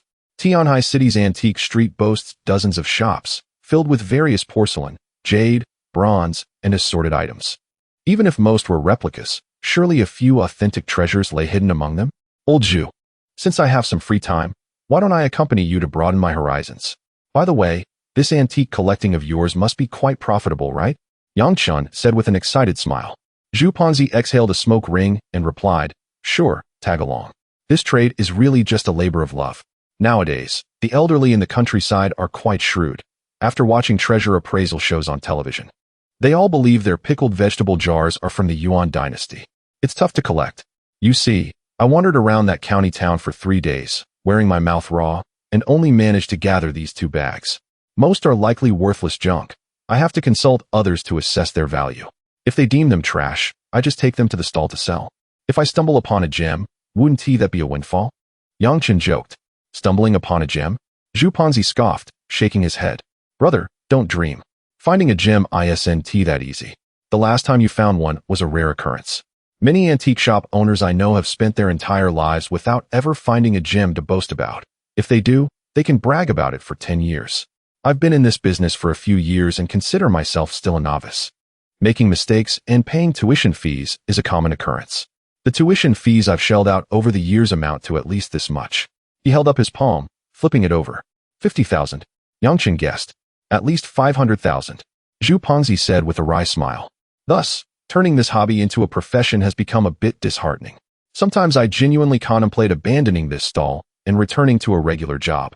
Yang Chen, upon hearing this, felt a surge of astonishment. He understood that Zhu Pongzi's family background was likely decent, but he had not expected him to invest so much in antiques. Clearly, the antique trade ran deep waters. Ordinary individuals without a solid financial foundation could hardly navigate it. "Let's go. Fat brother, take me to take a look." Yang Chen assisted in lifting a bag of urea, its weight not insignificant, exclaiming that perhaps today luck was on their side. May your words bring good fortune. Zhu Pongzi hoisted another bag. The two made their way towards the antique street. Following Zhu Pongzi through a labyrinth of turns, they arrived at a shop situated in the middle of the antique street. The sign, adorned with golden characters on a black background, read Guyuxian. Upon entering, Yang Chen cast a quick glance around. The display shelves showcased an array of porcelain, jade carvings, bronze incense burners, and other artifacts.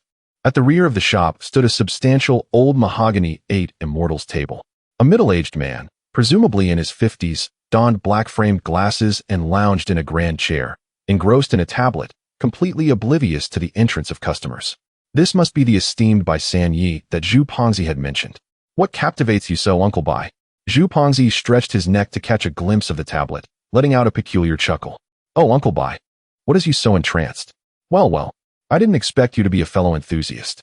You have exquisite taste. I just finished reading teacher Hashimoto's latest work, and it truly is exceptional. Chapter 76. Bai San Yi. Yang Chen cast a quick glance, and what he saw was utterly unbearable. This Bai San Yi was indeed aging like fine wine, brimming with vitality. The sudden shout from Zhu Pongzi startled Bai San Yi, causing him to hastily shut off the screen, his face turning crimson at an alarming rate. He quickly tucked his tablet away in the drawer beneath the table, cleared his throat, and feigned calmness as he scolded, Zhu Pongzi. You rascal, what nonsense are you spouting? I was merely researching the traditional cultural arts of the island nation. Don't speak out of turn. Adjusting his glasses, he noticed 2 large bags at Zhu Pongzi's feet. Little Zhu, it seems you've been quite industrious this time. What treasures have you gathered? Let's take a look. With a sly grin, Zhu Pongzi crouched down and began to rummage through his bags. Bottles, jars, strings of coins, ink stones, and several stone seals spilled onto the floor in a chaotic array. Yang Chen felt his eyelids twitch at the sight. Was Zhu Pongzi truly treating this like a junk collection? With such a mix of items, if there were any delicate genuine antiques among them, they would surely be shattered in this commotion. Bai San Yi turned his gaze to Yang Chen, smiling as he inquired, and who might this young gentleman be? Without looking up, Zhu Pongzi replied while sifting through the scattered items. Oh, this is Yang Chen, my buddy. He's in the jade business and far more skilled than I am. He was quick to boast about Yang Chen, for gambling stones were essentially part of the jade trade, not entirely untrue. Bai San Yi nodded towards Yang Chen, saying, so you're a friend of the jade trade. A pleasure to meet you. I am Bai, and in our line of work, I'm affectionately referred to as Bai San. Yang Chen responded courteously with a smile. Uncle Bai, you flatter me. You may call me Xiao Yang. I am merely a novice, with a burgeoning interest in antiques and curiosities, accompanying Lao Zhu to broaden my horizons. He recalled the piece of sky blue porcelain in his pocket and quickly retrieved it from his backpack, presenting it to Bai San Yi. Uncle Bai, I stumbled upon this porcelain shard at the bird market. It caught my eye due to its unique glaze, but I am uncertain of its authenticity. As an expert in this field, could you kindly assess it for me? At that moment, Zhu Pongzi abruptly raised his head. What the heck? Big Yang, have you gone treasure hunting again? Yang Chen chuckled. I merely wandered through the bird market, hoping for a stroke of luck. It was just a trinket I bought for 10 yuan. 10 yuan? Zhu Pongzi's eyes widened in disbelief. Bai San Yi took the sky blue porcelain shard, examined it briefly, and then retrieved a piece of black velvet cloth from the drawer, carefully placing the shard upon it. He then produced a magnifying glass for a closer inspection. Bai San Yi scrutinized the piece slowly, his fingers gently caressing the edges and the glaze, his brow furrowing as he continued his examination. If it were a contemporary piece, one glance would suffice to determine its authenticity.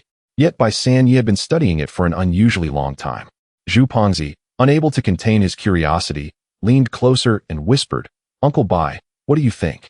Is it just a fake contemporary piece? After a lengthy examination, Bai San Yi finally set down the magnifying glass, exhaling deeply. This piece is intriguing. If it were a new item, I would have identified it immediately, but he pointed to the shard and explained to Yang Chen, the glaze is known as Qing glaze, with a lustrous quality reminiscent of jade, and the crackle is fine. The so-called crackle refers to the natural fissures in the glaze. These patterns resemble crab claw or fish roe textures, which are characteristic features of the Song Dynasty roux kiln. The exposed body is quite refined, exhibiting the essence of fragrant ash. Bai San Yi's expression shifted, his brow furrowing once more.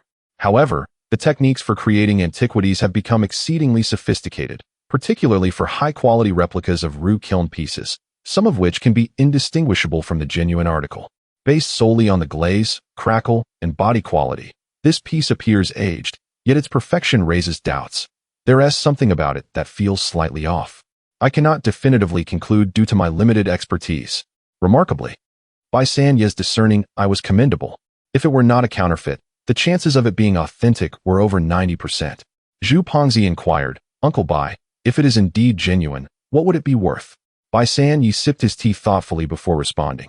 If this is truly a fragment of the Song Dynasty roux-kiln, even a small shard like this would command a significant value. The roux-kiln was the premier among the 5 great kilns of the Song Dynasty, primarily crafted for the imperial court. Its craftsmanship reached unparalleled heights, yet the production period was brief, resulting in exceedingly few surviving pieces. Fewer than 100 complete vessels are recognized worldwide, each a national treasure. Thus, even a fragment holds considerable worth. A well-preserved shard of Qing glaze such as this could fetch between 600,000 to 700,000, and at auction, it might even exceed $1 million. Song Dynasty roux-kiln, the foremost among the 5 great kilns, fewer than 100 pieces in existence. Even fragments are worth millions. Zhu Pengzi gasped in astonishment, realizing it was his first encounter with a roux-kiln piece. After years in the trade, he had yet to see even a few genuine items. His eyes nearly bulged with excitement as he exclaimed, "Oh my goodness!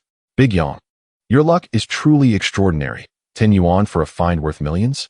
In truth, Yang Chen was already quite confident. He understood Bai Sanye's reservations, given the plethora of high-quality imitations available today. However, he was certain that this porcelain shard was genuine, for the rich golden energy it emanated could not be fabricated. Yang Chen smiled and said, "Uncle Bai, if you are uncertain, then I shall let it be. I was merely curious about my purchase." "Wait," Bai Sanye interjected, raising a hand.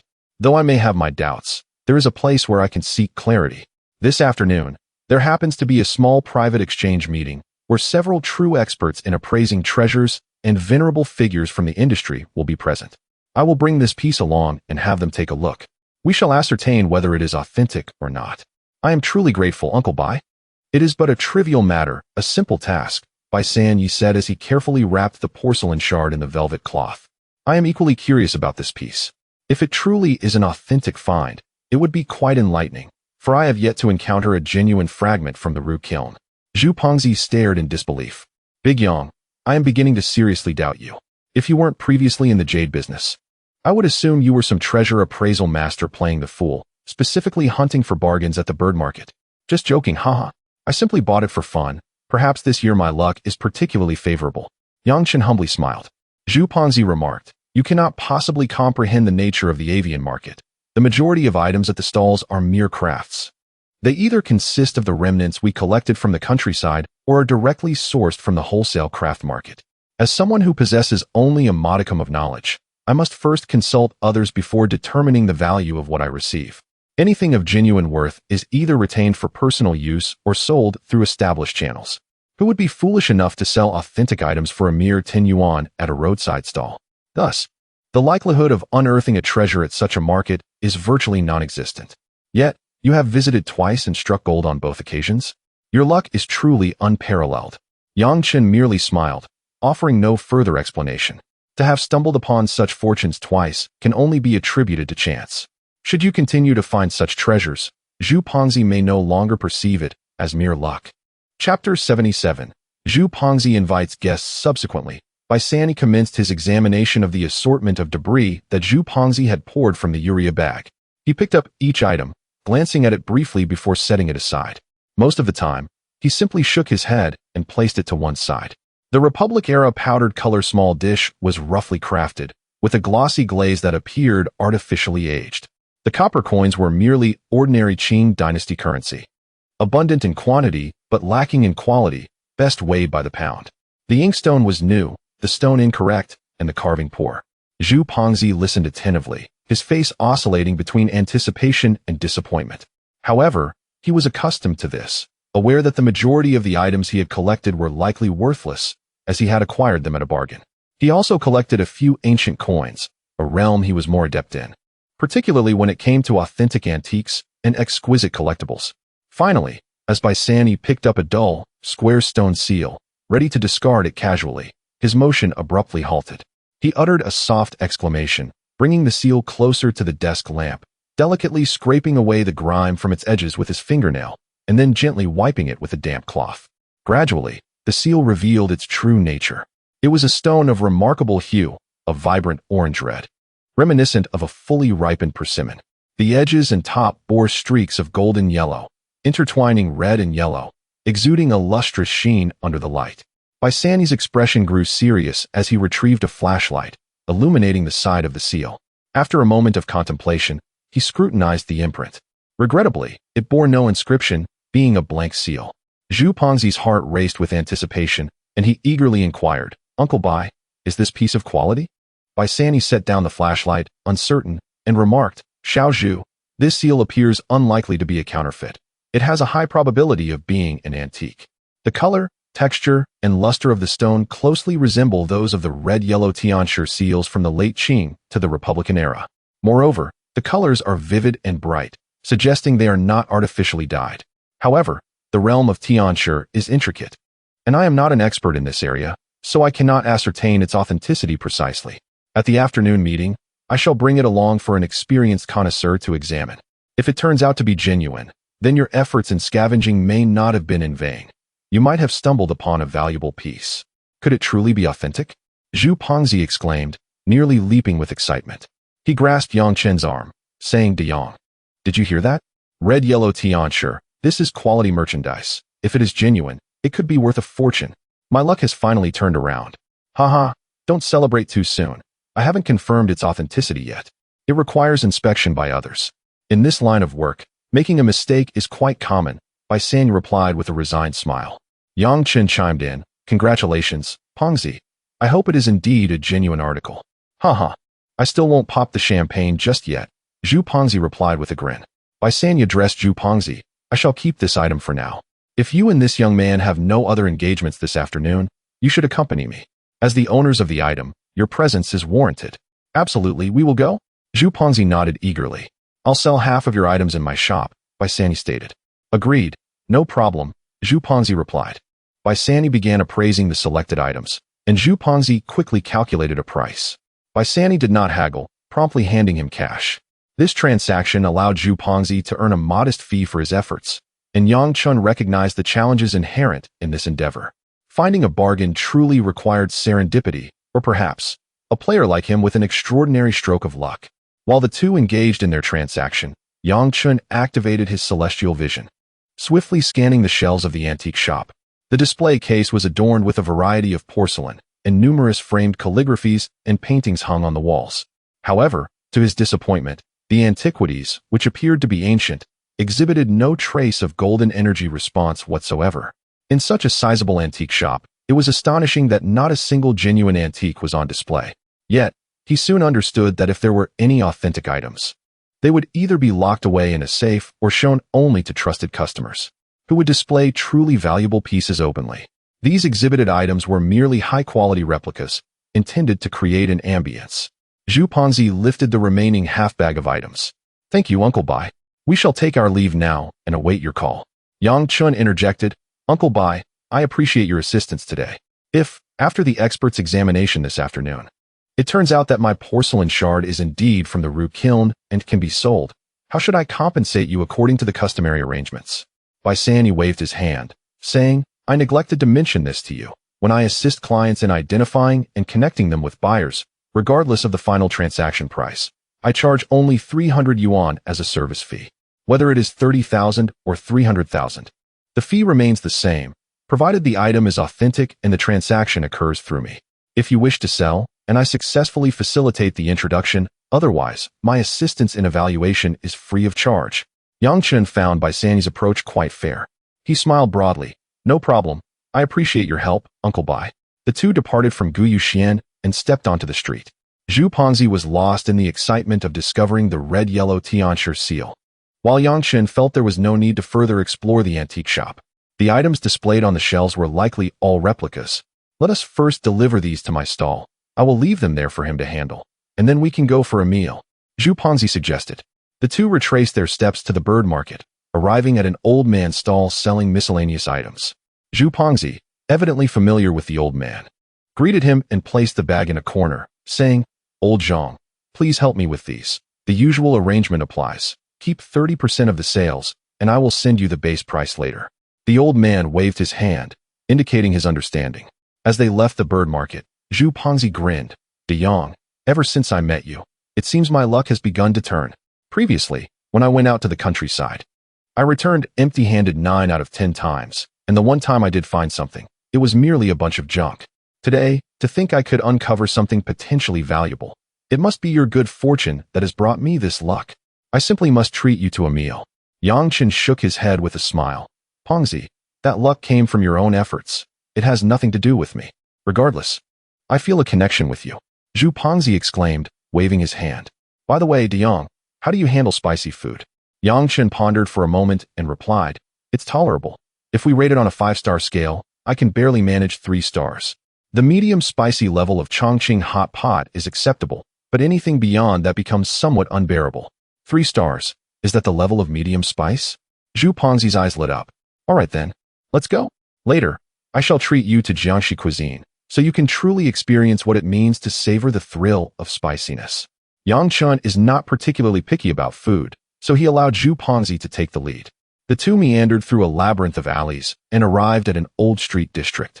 They entered a modest Jiangxi stir-fry restaurant, where the ambience was lively and filled with patrons. Once seated, Zhu Pongzi, well acquainted with the place, picked up the menu and called out to the proprietress, "Madam, I would like fish roe with fish balls, stir-fried green peppers with preserved eggs, beer-braised duck, and a large bowl of Jiangxi stir-fried noodles, with extra chili." He slid the menu over, saying, "De Yong, what else would you like to eat? Don't hold back. Today, it's my treat, as we might be on the brink of fortune." Chapter 78. The complexity of Zhu Pongzi's family. Yang Chen glanced at the menu and remarked, "Fat brother, 3 dishes plus fried noodles will suffice for the 2 of us. I'll just have a portion of Jiangxi fried noodles." During his financially constrained days, he often indulged in the inexpensive 8 yuan bowls of nanchong mixed noodles, even unable to afford the clay pot soup. Soon, several steaming dishes were brought to the table, the enticing red oil and sauce stimulating the appetite. Zhu Pongzi enthusiastically said, "Come, De Yong, try this, fish roe with fish maw, a specialty of Jiangxi, perfect with drinks and rice." It was Yang Chen's first encounter with this dish, and out of curiosity, he picked up a piece. The fish roe was firm and bouncy, while the fish maw had a soft yet slightly chewy texture. The spiciness had a lingering kick, igniting a fiery sensation from his tongue to his stomach. "It tastes great. Fat brother, how about a bottle?" Yang Chen praised. Zhu Pongzi, relishing his meal, replied, "I want tea drink, as I need to drive later. When dining out, it's best to rely on an experienced foodie like me. By the way, did you quit your previous job? You seem to have a lot of free time lately, and even went to Yanran to gamble on stones." "Yes, I resigned," Yang Chen nodded, pushing a mouthful of fried noodles aside. "What are your plans next? You can't just remain idle, can you?" Zhu Pongzi inquired with concern. Yang Chen took a sip of water and explained, "I plan to start my own venture, investing in a jade shop, becoming my own boss. I intend to visit the jade market in Pingzhou." "Pingzhou?" Zhu Pongzi's voice suddenly rose in excitement. "You're going to Pingzhou? That's a renowned place, a national hub for jade, especially jadeite. After you took me to gamble last time, I researched gambling on stones and gathered a wealth of information about Pingzhou. The gambling atmosphere there is far more mature than ours, with public auctions held annually, rivaling even Yunnan. You're transitioning from a stone cutter to a jade business owner." Yang Chen smiled. "I just plan to explore and broaden my horizons. Opening a shop requires a stable supply, and the prices in Pingzhou are more reasonable." Zhu Pongzi rubbed his hands together. "When are you going? Do you want me to accompany you as a bag carrier to liven up the atmosphere? I also want to experience Pingzhou." "Old Zhu, I can tell you're eager to gamble on stones. You should discard that thought," Yang Chen boldly pointed out, aware of their familiarity. "Last time, you tasted success and now wish to continue investing." Zhu Pongzi, realizing his intentions had been unveiled, chuckled amiably. "De Yong, you're right. If I go to Pingzhou, could you let me indulge in a bit of gambling? Just once, to satisfy my curiosity, a small investment of around 100,000. If I lose, it won't matter much."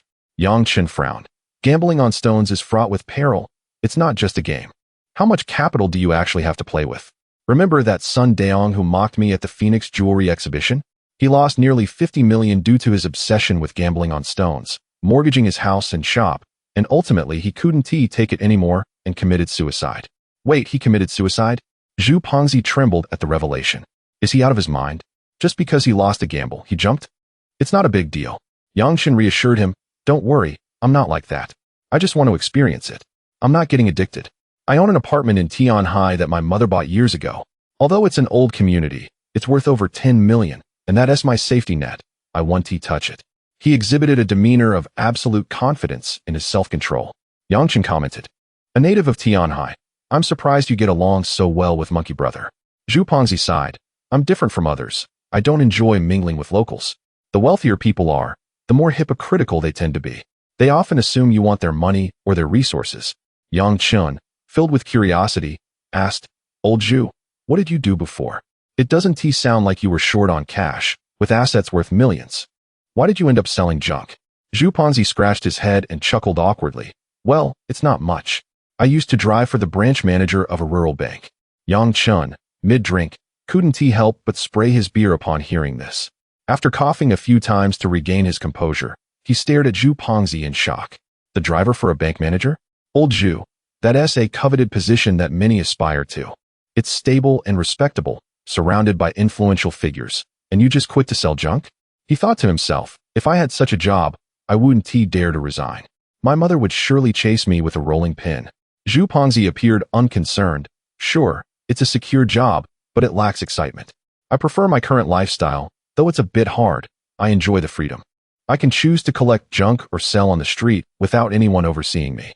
As for money, as long as it's sufficient for my needs, I'm content. His words carried an air of nonchalance. Yang Chen recognized the sincerity behind them.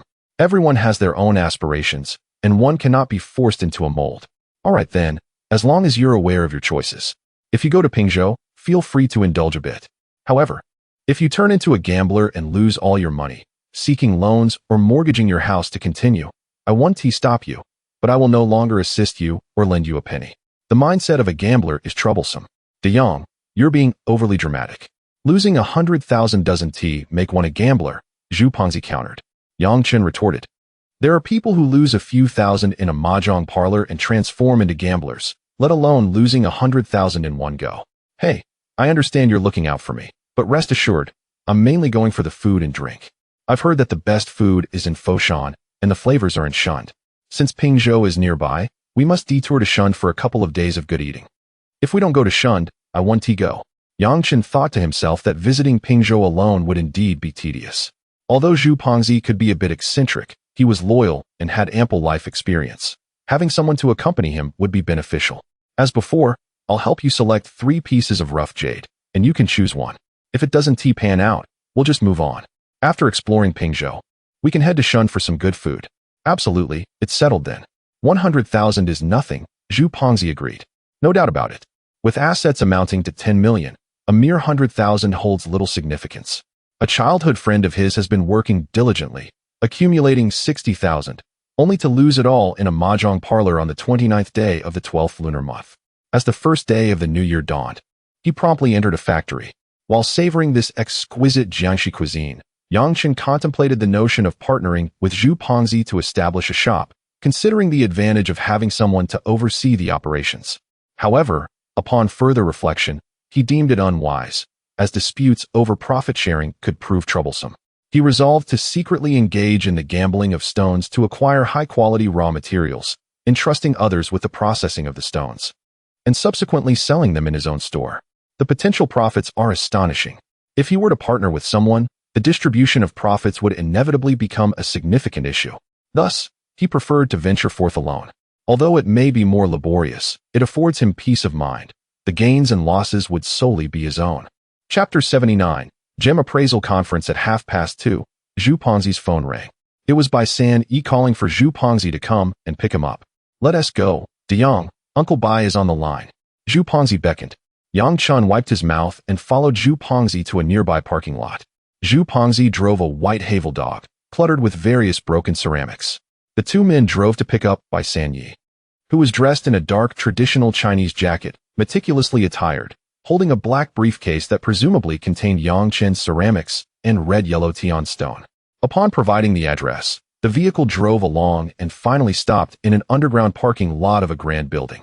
As Yang Chen stepped out, he felt a sense of familiarity with the location. Upon closer inspection of the nearby sign, it read Phoenix Jewelry Building. Phoenix Jewelry? Yang Chen mused internally. Could this private auction be organized by Su Wanqiu? He recalled his previous encounters with Su Wanqiu in Ruili. This beautiful CEO indeed wielded considerable influence. Bai Sanyi appeared quite familiar with the place, leading them directly to the 16th floor via the elevator. When the elevator doors opened, they entered a hall. Contrary to Yang Chen's expectations of a resplendent auction room, it was a modest space. The decor was unique, with a half-height platform at the front adorned with a dark red carpet, upon which sat several long tables covered in velvet. The ambience resembled that of an old-style theater stage. Below the platform, dozens of vintage hardwood chairs were neatly arranged. At this moment, around 30 individuals had already gathered in the hall. A glance revealed that most were elderly, in their 60s or 70s, with only 2 or 3 middle-aged individuals appearing to be in their 40s.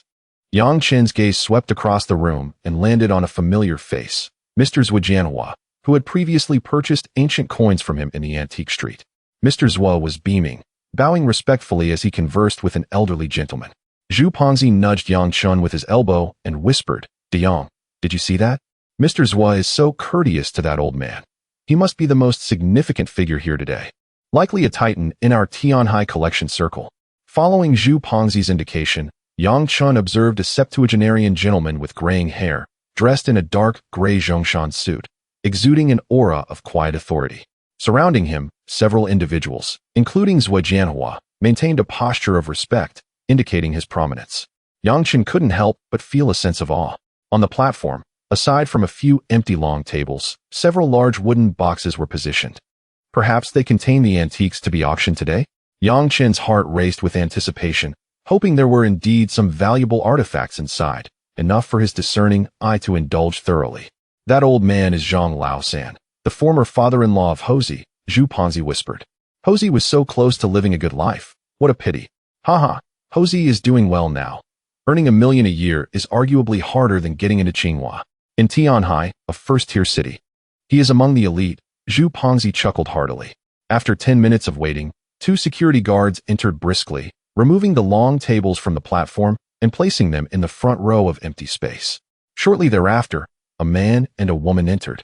The man, slightly portly, wore a dark red floral silk gown. His face beamed as he entered and, with a bow, addressed the audience. "Dear friends, thank you for your patience. I am honored to be here today as the host of this auction, thanks to the esteemed Lin Lao and Zhong Lao. We all understand the rules. This event organized by Zhong Lao is not a first-time occurrence. Let us not be bound by formality, but rather enjoy the treasures and foster friendships. Shall we have a round of applause?" A chorus of elderly gentlemen responded with applause, with Yang Chen and Zhu Pongzi clapping the loudest. Wu Lao continued. "Today, we are privileged to have the renowned gem appraisal expert of the Tianhai Collection Circle, Ms. Yi Pei, overseeing the treasures. Please give her a warm welcome." All eyes turned toward Yi Pei, a woman in her 60s, who was not just an elderly lady but a refined middle-aged woman. Yang Chen was taken aback. The so-called fire-eyed golden pupil expert was a graceful woman.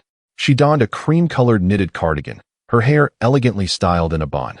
With delicate gold-rimmed glasses perched on her nose, holding a notebook, exuding an air of scholarly sophistication. Zhu Pongzi leaned in to enlighten Yang Chen. "This is Ms. Yi Pei, a senior researcher at our city museum, with a formal background. Her expertise is unparalleled.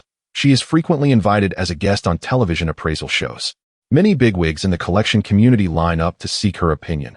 She is indeed a genuine expert." Zhu Pongzi pointed to the jovial elderly gentleman who had spoken earlier. That was Wu Lao, the owner of the Tsangbao Pavilion, who has been running his shop on the antique street for over 30 years. He is a senior figure among many shop owners there, with both skill and insight of the highest caliber. This gathering is not made up of ordinary individuals. Yang Chen nodded.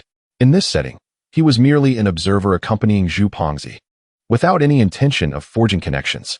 Those who could engage in antique collection at such a level to attend a private auction were undoubtedly affluent. Ordinary people could not penetrate this circle.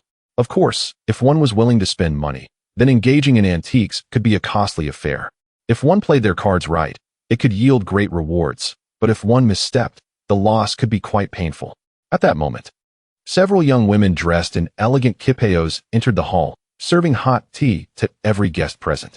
This gesture added an air of refinement to the private auctions atmosphere. The appraisal segment commenced officially. Wu Lao approached a long table at the front and called out, "Ladies and gentlemen, who would like to begin?" "I will." An elderly gentleman seated in the front row stood up, retrieving a porcelain piece from a brocade box he had brought. Placing it on the long table, a blue and white porcelain vase, perfectly shaped with a lustrous glaze, depicting a landscape motif. "This is a Kangxi blue and white landscape appreciation vase. I invite Ms. Yi to evaluate it," the elder said courteously. As soon as this exquisite item made its debut, it immediately captivated everyone's attention. A group of elderly gentlemen clustered around the long table, meticulously examining the porcelain vase. This vase was no small affair. It resembled a large mallet. "Come on, De Yong, let us join the crowd and take a closer look," exclaimed Zhu Pongzi with excitement. Such a high-caliber Kangxi imperial kiln blue and white porcelain can only be found in museums. To have the chance to observe it up close today is truly rare. After all these years, I, Lao Zhu, have never had the opportunity to lay my hands on fine antiques. How regretful that would be. Yang Chen's curiosity was piqued as well. Although he held little interest in porcelain, he was eager to see whether this item would exhibit any golden energy responses under the gaze of the Tianyan. The two of them followed the throng and approached the long table. Poor Zhu Pongzi, standing at a mere 1.7 meters, could barely see even on his tiptoes, unlike Yang Chen, who was tall enough to gaze upon the porcelain vase with clarity. Chapter 80. Master Appraisal of Treasures. All eyes were drawn to the Kangxi blue and white landscape patterned appreciation vase.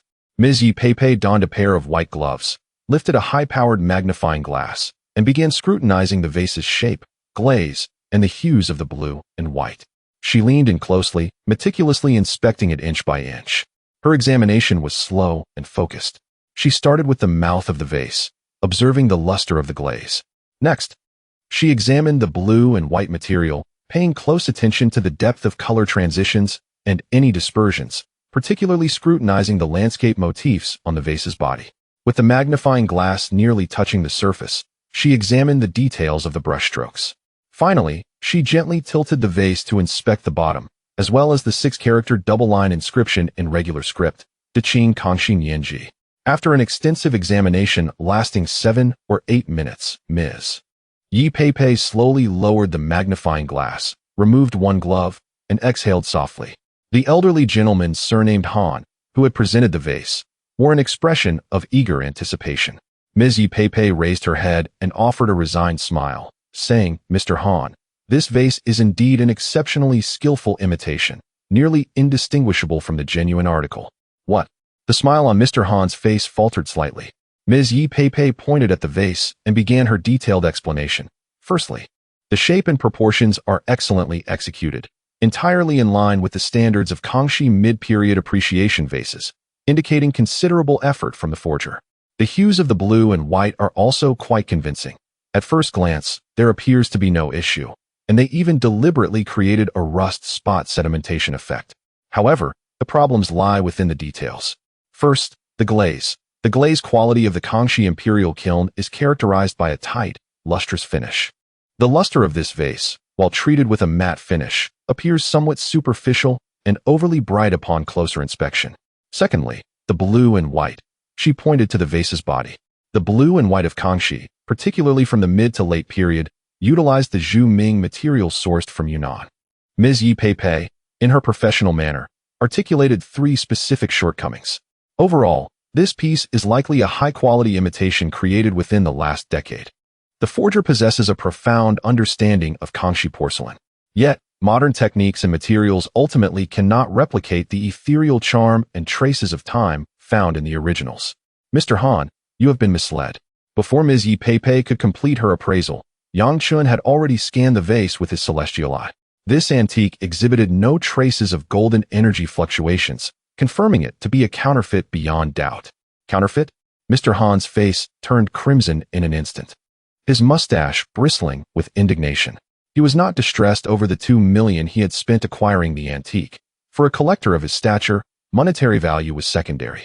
His anger stemmed from the humiliation of having, as a seasoned collector, acquired a nearly indistinguishable counterfeit. This was the ultimate disgrace for a collector. Trash! Mr. Han roared, suddenly seizing the blue and white vase from the table and smashing it violently to the ground. With a resounding crash, the exquisite porcelain shattered into countless pieces. Several ladies in Qipao hurried over to clean up the mess. Mr. Han, please calm down. The host, Mr. Wu, quickly intervened, saying, every collector has their moments of oversight. Consider it a lesson learned rather than taking it out on the object. Is this merely a lesson? Mr. Han retorted, I have paid tuition fees for a lifetime and do not wish to incur any more. Yet here I am, paying again for a piece sold to me by the antique shop in the capital, Panjiayuan, named Jubioch. Remember that name. Mr. Han panted heavily. The atmosphere in the room became somewhat awkward. However, several elderly gentlemen familiar with Mr. Han began to tease him, finding amusement in their friend's misfortune. The mood lightened considerably. At that moment, Mr. Zhang Laosan approached the long table, holding a wooden box, and opened it to reveal 9 gleaming yellow copper coins. Ms. Yi, Mr. Wu, esteemed seniors, Mr. Zhang Laosan said with a smile, may I trouble you to examine this set of Kangxi Tongbao, 12 earthly branch coins I have acquired? There are a total of 9 varieties. Could you please appraise their authenticity? The crowd's attention was drawn to him. Ms. Yi Pei donned her gloves once more and picked up each copper coin, carefully inspecting the inscriptions, the holes, the edges, the patina, and the aging. After approximately 5 or 6 minutes, she nodded. This set of Kangxi Tongbao, 12 earthly branch coins boasts a naturally aged patina and is a rare example of Qing dynasty currency. Given its remarkable preservation, I firmly believe it to be genuine. After a moment of contemplation, she offered her advice. Such complete and well-preserved special editions of Kangxi Tongbao are highly sought after in the coin-collecting community. I suggest starting the bidding at around 1.8 million yuan. The final price will depend on the interest and competition among you all. 1.8 million. Mr. Zhang Laosan's face lit up with joy. Soon, someone called out a bid. 1.85 million. 1.9 million. Yang Chen noticed that the elderly gentleman surnamed Lin merely cast a distant glance at the set of coins, seemingly uninterested. Yang Chen's mind sparked, and he discreetly activated his celestial eye, scanning the 9 bright yellow ancient coins. Indeed, under the gaze of the celestial eye, each coin radiated strands of golden energy. These energies coalesced into a luminous aura. In the next moment, the celestial eye began to absorb those golden energies strand by strand. Delight surged within Yang Chen. He eagerly anticipated that the esteemed collectors present would unveil more of their treasured antiques for him to indulge in. Ultimately, the set of Kangxi Tongbao 12 earthly branch coins was acquired by an elderly gentleman for a price of 2 million. Did you see that, De Yang? Zhu Pongzi whispered. The special edition Kangxi Tongbao coins do not necessarily need to consist of 12 pieces to hold value. A set of 9, well-preserved and particularly rare, is already quite precious. Missing even one piece would significantly reduce the price. This private auction allows everyone to present what they deem valuable. Those who appreciate them will bid accordingly. Some are fond of paintings, others specialize in porcelain, and some, like that gentleman earlier, have a passion for ancient coins. Ultimately, collecting antiques is simply a costly hobby. Even those without the discerning eye can pool resources to hire experts for appraisal. Yang Chen nodded. So there are so many intricacies involved. I have truly broadened my horizons. Then, Bai San approached the long table. Ms. Yi, Mr. Wu, esteemed seniors, I have 2 items here that I would appreciate your assistance in examining. As Bai San spoke, he opened a brocade box, revealing a celadone roux kiln shard. Yi Pei's expression immediately sharpened with focus as she meticulously examined the glaze, luster, and crackle of the porcelain under the light. She scrutinized the cross-section of the body and glaze with a high-powered magnifying glass, paying even closer attention than she had to the previous piece of Kangxi blue and white porcelain.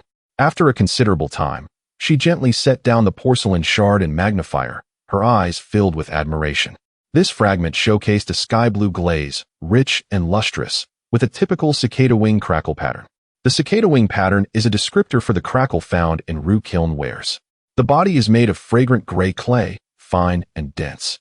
The radiant sheen of the glaze, the naturally aged traces of the crackle, and the sense of time conveyed by the cross-section all align with the characteristics of roux kiln wares from the Song dynasty. Ru kiln fragment? The crowd's eyes brightened. Yi Pei continued, stating that the current market value ranges between 700,000 to 800,000, depending on everyone's preferences. A higher price could be warranted, considering that fewer than 100 pieces of Ru kiln porcelain remain in existence. Chapter 81. Suck, suck, suck. As Yi Pei's words echoed in the air, the elderly gentleman surnamed Zhong immediately interjected, I shall acquire this fragment as per teacher Ye's suggestion, setting the price at 750,000. Is there anyone willing to bid higher? A silence enveloped the crowd. What value could a mere broken shard possibly hold for collectors? A minute passed, and Bai Sanyi pointed towards the young Yang Chun, standing at the periphery of the gathering. Zhong Lao, the owner of this piece, is the young gentleman Yang Chun. You may proceed with the transaction directly. Yang Chun approached with poise, addressing Zhong Lao. Greetings, the item belongs to me. Zhong Lao scrutinized Yang Chun for a moment, then stated, Young man, provide me with your account details. I shall transfer the funds immediately. Moments later, Yang Chun received a notification on his phone indicating the arrival of 750,000 yuan. Having previously dwindled his balance to 230,000, he now found himself back at 3 million. Thank you, Zhong Lao. Yang Chun expressed his gratitude politely. It is but a trifling matter, each party benefiting. Zhong Lao waved his hand, securing the Ru kiln shard, a satisfied smile gracing his face. Subsequently, Yi Pei commenced the appraisal of Zhu Pengzi's red-yellow Tian stone seal. The seal possessed a smooth and delicate texture, its colors vividly contrasting red and yellow, characteristic of typical red-yellow Tian stone. Such dual-colored Tian stones are rare, and the carving style hails from the late Qing to the Republican era. In summary, this was a red-yellow Tian stone seal from the late Qing dynasty, in excellent condition and exceedingly rare. I propose setting the starting price at 2 million. Have I truly struck gold? Zhu Pengzi exclaimed, his face flushed with excitement, gripping Yang Chen's arm tightly. He could hardly contain his exhilaration. My goodness, Yang, did you hear that? I, Zhu Pengzi, have finally hit a jackpot, huh? His excitement stemmed not merely from the prospect of a significant profit, but from the thrill of unearthing a treasure. Yang Chen chuckled, Congratulations, Brother Pang, fortune is favoring you. However, a thought flickered through Yang Chen's mind. Zhu Pengzi might soon pocket several million. He hoped he wouldn't impulsively forget their prior agreement to only invest 100,000 in gambling stones, risking further capital. The auction for the red-yellow Tian stone seal commenced, drawing the interest of numerous seasoned collectors. 2,100,000, 2,200,000, 2,500,000, 2,600,000. The price soared, the competition fierce. Zhu Pengzi listened, his heart racing, nearly drooling in anticipation. When the bid reached 2,900,000, a sudden hush fell over the room. 3 million. The venerable Lin Lao, respected by all, had spoken. With his voice, it became clear to all that Lin Lao was resolute in his intent to acquire the piece. Aware that his bid would quell further offers, he strategically chose to announce his price at the peak of the excitement, ensuring the seller was well compensated. 3 million. Does anyone else wish to bid? Wu Lao surveyed the room, and, upon receiving no response, remarked, Congratulations, Lin Lao, this exquisite red-yellow Tian stone is now yours. Lin Lao turned to Zhong Lao beside him. Old Zhong, please make the payment on my behalf for now. My daughter will transfer the funds to you by noon. Of course. Zhong Lao promptly agreed, and shortly thereafter, Zhu Pengzi's account reflected a transfer of 3 million yuan. Were it not for the decorum of the occasion, Zhu Pengzi would have laughed heartily, for this sum surpassed his earnings from years of selling goods in the countryside. The subsequent appraisal and auction segments continued, with several collectors presenting their treasures. There were paintings, porcelain, and only one counterfeit among predominantly authentic items, much to Yang Chen's delight. His mystical vision was in a state of constant absorption, eagerly drawing the golden energy from each antique as it was unveiled for evaluation. As yet another genuine Qing dynasty jade ornament was authenticated, and the energy was completely absorbed, Yang Chun felt a wave of warmth radiating from his vision. The sensation was not painful but rather soothing, akin to the bliss experienced when he had previously absorbed a significant amount of ancient jade energy, awakening his night vision capabilities. Was his mystical sight on the cusp of an upgrade? Yang Chen's heart surged with joy. The last enhancement had granted him formidable night vision. He wondered what new abilities this impending upgrade might unveil. He was certain that his hypnotic prowess would no longer be limited to a mere 15 minutes. With just a bit more energy absorption, an upgrade was imminent.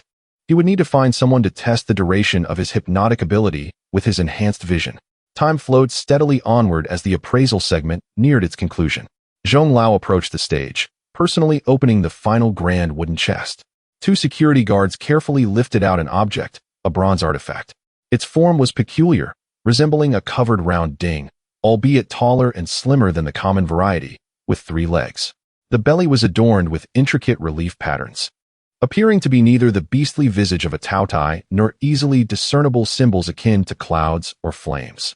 The surface was cloaked in a uniform dark green patina, exuding an ancient charm. Ladies and gentlemen, this final piece was an unexpected acquisition. I only know it to be a copper artifact from the Ming Dynasty.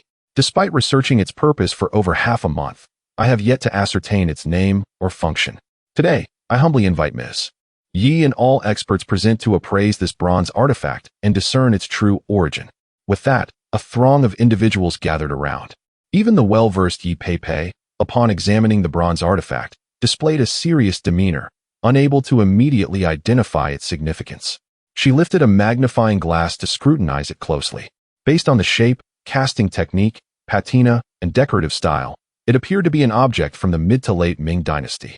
Yi Pei began to speak slowly. This is not a typical ding from ceremonial vessels. The patterns here are quite unique. They do not resemble traditional dragons or phoenixes, but rather seem to carry religious or ritualistic significance. Shaking her head slightly, uncertain, she concluded, determining its exact purpose is challenging. It could possibly be a special incense burner used in folk rituals, or perhaps a rare container for a dragon-throwing ceremony. Apologies, everyone. My vision is lacking, and I require further research and comparative analysis of similar unearthed artifacts to reach a definitive conclusion. Yi Pei sighed. She found herself utterly unable to discern the essence of this treasure. As a group of venerable scholars, collectively aged over a millennium, engaged in discussions and speculations regarding its purpose, Yang Chen's gaze remained fixated on this bronze vessel. Within the realm of his celestial vision, the golden radiance enveloping the artifact was overwhelmingly intense, verging on explosive, surpassing the cumulative luminosity of all the antiques he had previously absorbed. Draw in, let me absorb it, Yang Chen silently exclaimed with exhilaration. Chapter 82. The Celestial Is Ascension. Yang Chen transcends into a connoisseur of antiquities in an instant. The celestial eye surged with immense suction. Dense, golden energy emanating from the bronze vessel surged forth like a torrential river, racing toward the eye upon Yang Chen's forehead. Boom, whoosh, whoosh, whoosh. Upon absorbing this wave of energy, Yang Chen nearly trembled with euphoria. Not mere refreshment, but a profound, soul-deep purification, an overwhelming sense of fullness and transcendence. Every cell in his body seemed to rejoice, pulsing with quiet rapture so intensely that he nearly gasped aloud, yet clenched his teeth, restraining himself with sheer will. Zhu Pengzi, noticing Yang Chen's sudden stillness, murmured, "Brother Yang, what's wrong?" "Nothing, absolutely nothing." The next moment, Yang Chen's vision blurred, then plunged into absolute darkness. When light returned, he stood before an awe-inspiring tableau, a moonlit night, a solemn, ancient altar, and a gathering of figures clad in Ming Dynasty robes, some wearing square-collared scholar-esque caps, others with top knots coiled high. Their expressions were reverent, hushed with sacred awe. Upon the altar rested the very bronze vessel before him. Within its hollow, fragrant incense smoldered. Delicate blue-gray smoke spiraled upward through perforations in its lid, mingling with the flickering, amber glow of torchlight. A venerable elder in a dark Taoist robe stood before it, holding a ritual sword aloft, chanting incantations with measured solemnity. Then, swift as a blink, the scene shifted. The ceremony reached its zenith.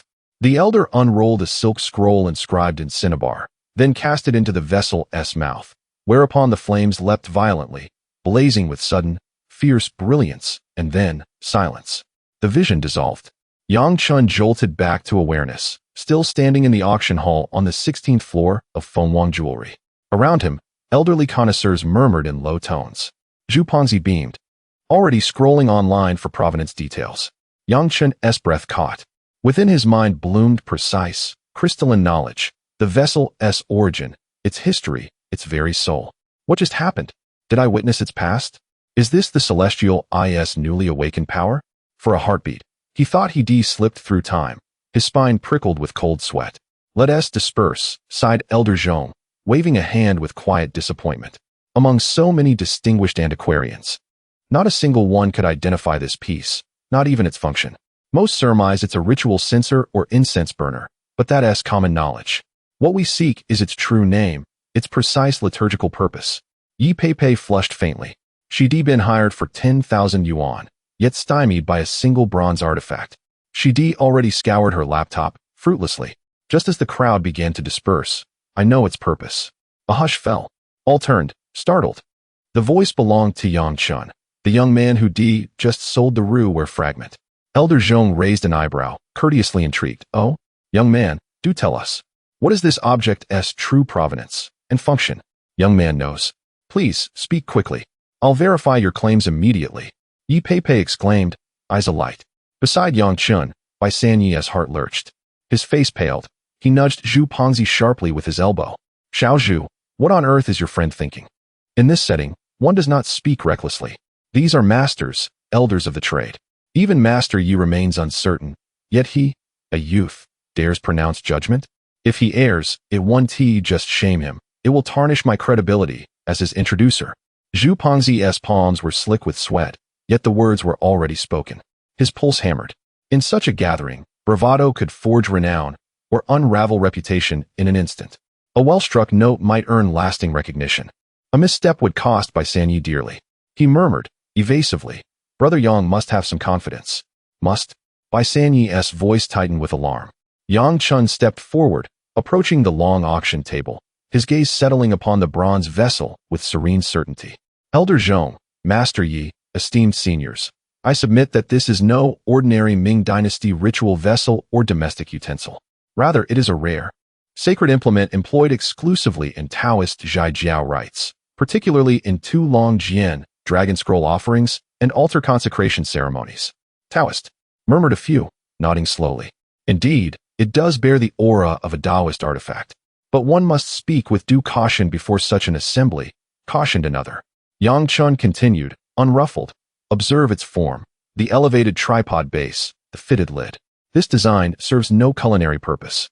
Rather, it seals the vessel during ritual combustion of sacred incense, talismanic scrolls, or jade and gold jian tablets, ensuring the smoke rises pure and undispersed, ascending directly to heaven's ear.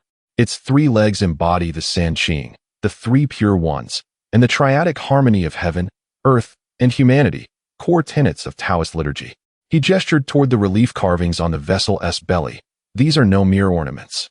Those sinuous glyphs are variants of Yun Zhuan, cloud script, or celestial calligraphy drawn from Taoist thunder magic, employed in talismanic writing to summon deities and command celestial legions. A simple photograph, shown to seasoned Taoist masters, would confirm their meaning instantly. And these swirling cloud-inflamed motifs? In canonical Taoist texts, they are termed Li Huo Wen, cinnabar flame patterns, symbolizing the purifying, ascending power of sacred incense. Their arrangement follows the precise cosmological geometry of the Bagua, 8 trigrams, or Jiugong, 9 palaces. Such vessels flourished during the mid to late Ming, particularly under emperors Jiajing and Wanli, reigns marked by profound imperial devotion to Taoism, used in state-sponsored or grand monastic rites. He paused, then added, voice resonant. Its principal function? In Tu Long Jian, it served as the sacred casket for scrolls cast into rivers, mountains, or gorges, imploring heaven for bountiful harvests, harmonious seasons, and national prosperity. Its secondary sacred role? As the central altar vessel in major Zhaijiao assemblies, filled with sanctified incense and apotropaic talismans. Its smoke forming a spiritual barrier, warding off malevolent forces and preserving the sanctity of the rite. His exposition was meticulous, detailing iconography, historical context, and liturgical nuance with scholarly precision. The assembly listened, struck not by presumption, but by authenticity. His fluency in Taoist symbolism and ritual protocol surpassed the expertise of most collectors, whose knowledge centered on porcelain, jade, or ink paintings. This young friend speaks with remarkable insight, affirmed Elder Lin, his voice calm and authoritative. I myself have attended Taoist Zhaijiao ceremonies, and you may recall the Wu Zhao Golden Scroll, another celestial petition, now housed in the Hunan Museum. Mr. Zhong nodded, realizing the situation at hand. I am familiar with Empress Wu Zetian's golden tablets, which articulate a multitude of wishes, seeking to absolve her of the sins she accumulated throughout her life by invoking the blessings of various deities through Taoist priests. It becomes clear now. I had noticed the unfamiliar patterns, which are indeed the cloud script of Taoism. The Tu Long Jian, as it is referred to, seems to be recorded in historical texts and local chronicles, with Emperor Jiajing being particularly enamored with this practice. The young man spoke with remarkable eloquence, truly impressive. I never anticipated that someone so youthful could possess such knowledge of this esoteric field. The elderly gentlemen expressed their admiration, feeling enlightened by the discourse. Even the appraisal expert, Yi Peipei, regarded Yang Chen with evident respect. Yi Peipei remarked, "Mr. Zhong, what this young gentleman has articulated aligns with my initial assessment." However, the supplementary details he provided, particularly regarding the purpose of the Tu Long Jian and the Zhenten ritual, along with his interpretations of the patterns, are exceedingly professional and logically sound. It appears that this artifact is indeed the type of Taoist ritual implement he described. You mentioned investing 5 million in this piece. I assure you, it is a worthy purchase, as this bronze vessel holds significant cultural and religious artistic value. Chapter 83. The Unrivaled Perspective and Treasure Appraisal. Upon hearing Yi Peipei's words, Old Zhong's face broke into a delighted smile. Ah, young Mr. Yang truly possesses an extraordinary demeanor hidden beneath his exterior. Prior to today, I had consulted numerous treasure appraisal experts, yet none could provide clarity. While they all acknowledged the connection to sacrificial rites, the specifics remained elusive. I never anticipated such profound insights. Yang Chen offered a slight bow, responding, "Old Zhong, you flatter me. I merely happen to be acquainted with this subject." Yi Peipei gazed at Yang Chen with curiosity. "Mr. Yang, despite your youth, you exhibit an impressive understanding of bronze artifacts, particularly such obscure Taoist instruments. It is truly astonishing. Which esteemed master did you study under?" This inquiry echoed the curiosity in the minds of everyone present. To possess such discernment regarding bronze artifacts at such a young age must surely imply the guidance of a renowned mentor. Yang Chen humbly smiled. "Teacher Yi, you overestimate me. I have no master. I simply harbor a keen interest in bronze artifacts, especially those imbued with religious and mystical significance. I enjoy perusing relevant texts and pondering them on my own, merely an amateur enthusiast. I know little of other antique categories, such as ceramics or paintings. Today, I merely stumbled upon a basic understanding of this particular item." Yang Chen's words stirred excitement in Zhu Pongzi. Could it be that his good friend had become the centerpiece of the treasure appraisal conference? This was beyond merely making an appearance. He had effectively showcased himself before a gathering of esteemed collectors and the appraisal master, Yi Peipei. The impression he made was grand, indeed. In an instant, the inconspicuous Yang Chen transformed into the focus of the entire event. Many elderly gentlemen regarded him with newfound appreciation, shifting from mere curiosity to admiration and inquiry. Old Bai breathed a sigh of relief and quietly remarked to Zhu Pongzi, "I did not expect your friend to possess such skills. Young Yang is truly remarkable." After the appraisal session concluded, a number of elderly gentlemen approached him to exchange contact information. "Old Han, Old Zhong, Old Wu. This young Mr. Yang is quite accomplished. Should I acquire any bronze artifacts in the future, I shall undoubtedly seek your assistance," Old Han said with a beaming smile. Old Zhong jested, "Old Han, feel free to pursue Ming and Qing pieces, but do refrain from touching anything illegal. I know well enough to heed your warning. Young friend Yang, your research into Taoist relics is commendable. Please leave your contact information. I hope for more opportunities to exchange ideas."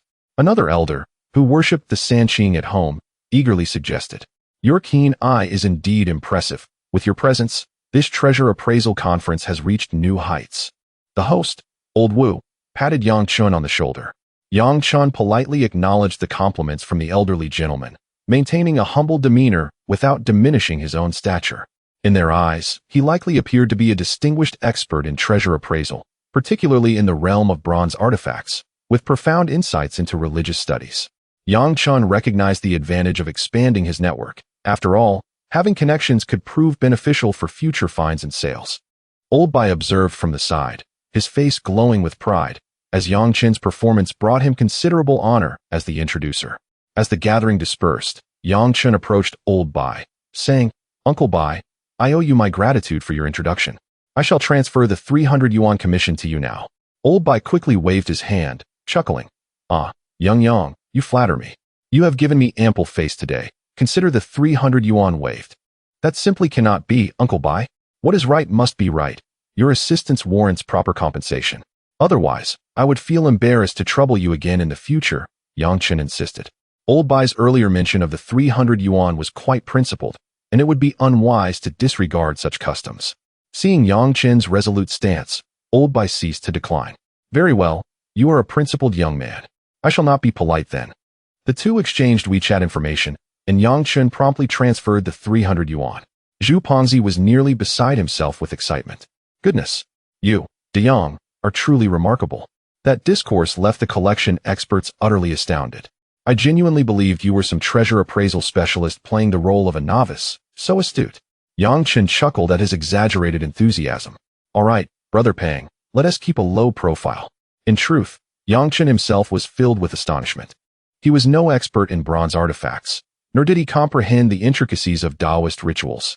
The detailed and professional descriptions he had provided earlier were entirely due to the upgrades of his perspective ability, which allowed him to glimpse historical fragments and acquire detailed information about the bronze artifacts, as if imprinted in his mind. This upgrade not only enabled him to see historical moments, but also granted him specific knowledge about the items at hand. Remarkably, was he not, in essence, a treasure appraisal expert now? This newfound ability bore a striking resemblance to the provenance tracing of artifacts in the appraisal field. Yang Chen's heart raced with exhilaration. This capability was extraordinary, truly a tailor-made enhancement for antique appraisal. In the future, any antique that came into his possession would reveal ancient scenes at a mere glance, flooding his mind with information, instantly elevating him to the ranks of experts in the realm of treasure appraisal. As they conversed, they entered the elevator, descending to the underground parking area. Old Bai was invited by an elder for dinner. Climbing into Zhu Pongzi's Havel dog, Yang Chen said, Brother Pang, please send me your ID number. Why? Zhu Pongzi inquired while starting the vehicle. To purchase flight tickets. We agreed to go to Foshan, did we not? How about an early morning flight tomorrow? Yang Chen pulled out his phone to check flight information. Zhu Pongzi grinned. Tomorrow morning? So soon? Sure, I'm ready whenever. By the way, you are truly impressive. I never expected a novice in the industry to have researched bronze artifacts. Why didn't you take the initiative to exchange numbers with Teacher Yi? She is a genuine professor from the archaeology department in the capital.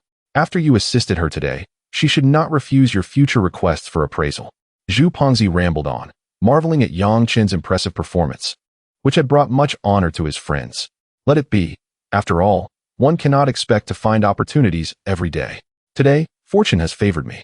Zhu Pongzi chuckled, recalling the last time he encountered Yi Peipei's daughter, who is exceptionally beautiful and also a student in the archaeology department.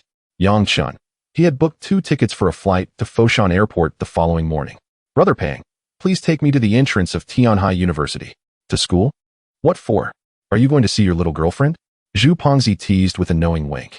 I have arranged to have dinner together, Yang Chen admitted candidly. Earlier, during a break at the auction, he had already messaged Chun Mingyao to make plans. Chapter 84 The Terrifying Power of Money. As dusk approached, the Grand Harvard automobile came to a halt near the entrance of Tianhai University. Yang Chen stepped out of the vehicle and waved to Zhu Pongzi, saying, Brother Pang, see you at the airport tomorrow. Don't be late. You need to rise early. Zhu Pongzi chuckled heartily. Rest assured, I will be even more eager than you. He drove off, leaving Yang Chen standing by the roadside, where he soon spotted a familiar figure. Chen Mingyao stood beneath a phoenix tree, peering on tiptoe.